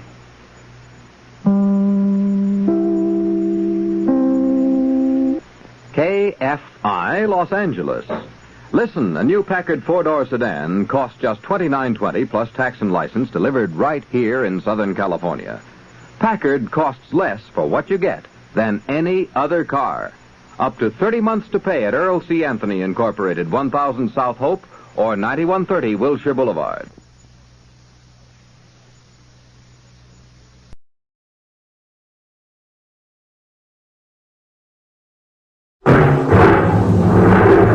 From New York, where the American stage begins, NBC presents Best Plays with John Chapman.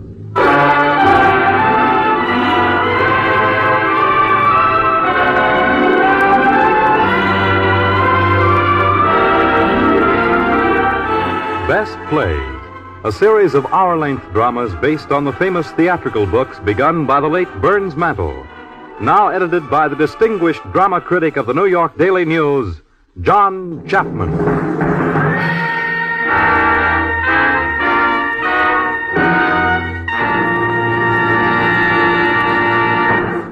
Mr. Chapman. Our play this evening, Outward Bound, dates back to the season of 1923-24. That seems a long time ago, and maybe it is. But when some of the plays of that season come to mind, it seems like only yesterday. For a fine play never shows its age and remains vivid in the memory. There were some good plays that season. George Kelly's The Show-Off, for instance. Max Reinhardt's historic production of The Miracle. There was a fantasy by George Kaufman and Mark Connolly, Beggar on Horseback, which is fondly remembered. Kaufman and Connolly also had a musical going that time called Helen of Troy, New York, about a collar factory. Those were the days when men wore detached collars on their shirts, and the symbol of manly beauty was the man in the arrow collar advertisements. I can remember one song from that show. I won't sing it now because I can't sing. Its refrain was, "The biggest fools that you can meet are here on 42nd Street in Old New York." Well, I'm sure that the most vividly and most fondly remembered drama from that season is Sutton Vane's Outward Bound. Sutton Vane, an English actor and playwright, was named for his father, who specialized in melodramas. Outward Bound, as you will soon hear, is no melodrama, but an odd and absorbing play. Our company includes Gina Dare, Alexander Scorby, Susan Douglas, Chester Stratton, Leona Powers, and John Stanley. Imagine now, as the play begins, that we are aboard what seems to be a small ocean liner, and that in just a few moments our ship will be sailing outward bound.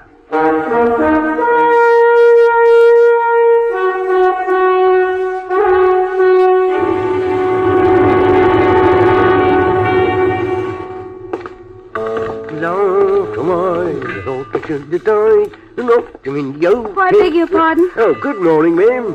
You're the steward, aren't you? That's right, ma'am. I'm sorry to bother you, but the fog's so thick I'm afraid we've lost our way. Where do you want to get to, ma'am? Our cabin. Oh, you'll find all the berths for it.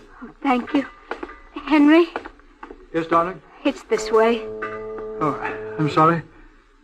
I was looking at the sea.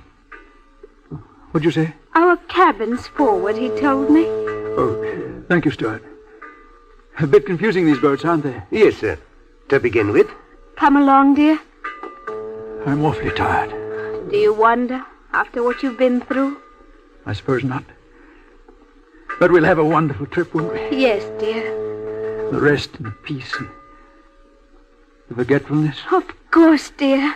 Don't worry. Give me your hand. I'm sure you'll have a pleasant trip, sir, if you'll excuse me. Oh, cheer, all the neighbours cried. Who are you going to meet? We'll have you aboard the street. Well, you've been a long time. Oh, good morning, sir. This is the smoke room, isn't it? Yes, sir. What good's a smoke room without a bar? Exactly, sir. What shall I get you? Whiskey? No soda, Walterson? No, thank you. All whiskey. As a matter of fact, you'll probably see a lot of me during this trip, so we might as well get acquainted, eh? How much? Oh, you needn't pay on this ship, sir. If you'll just sign this check. No. Oh, I had a thick night last night. Indeed, sir. Must have been devilish thick. I can't remember anything about it. No. Well, it's good morning, anyway. It is, sir. Pity some people should be alive to spoil it. What's that? I was talking to myself, sir. What's the old captain like on this tub? Very decent sort, I've heard, sir.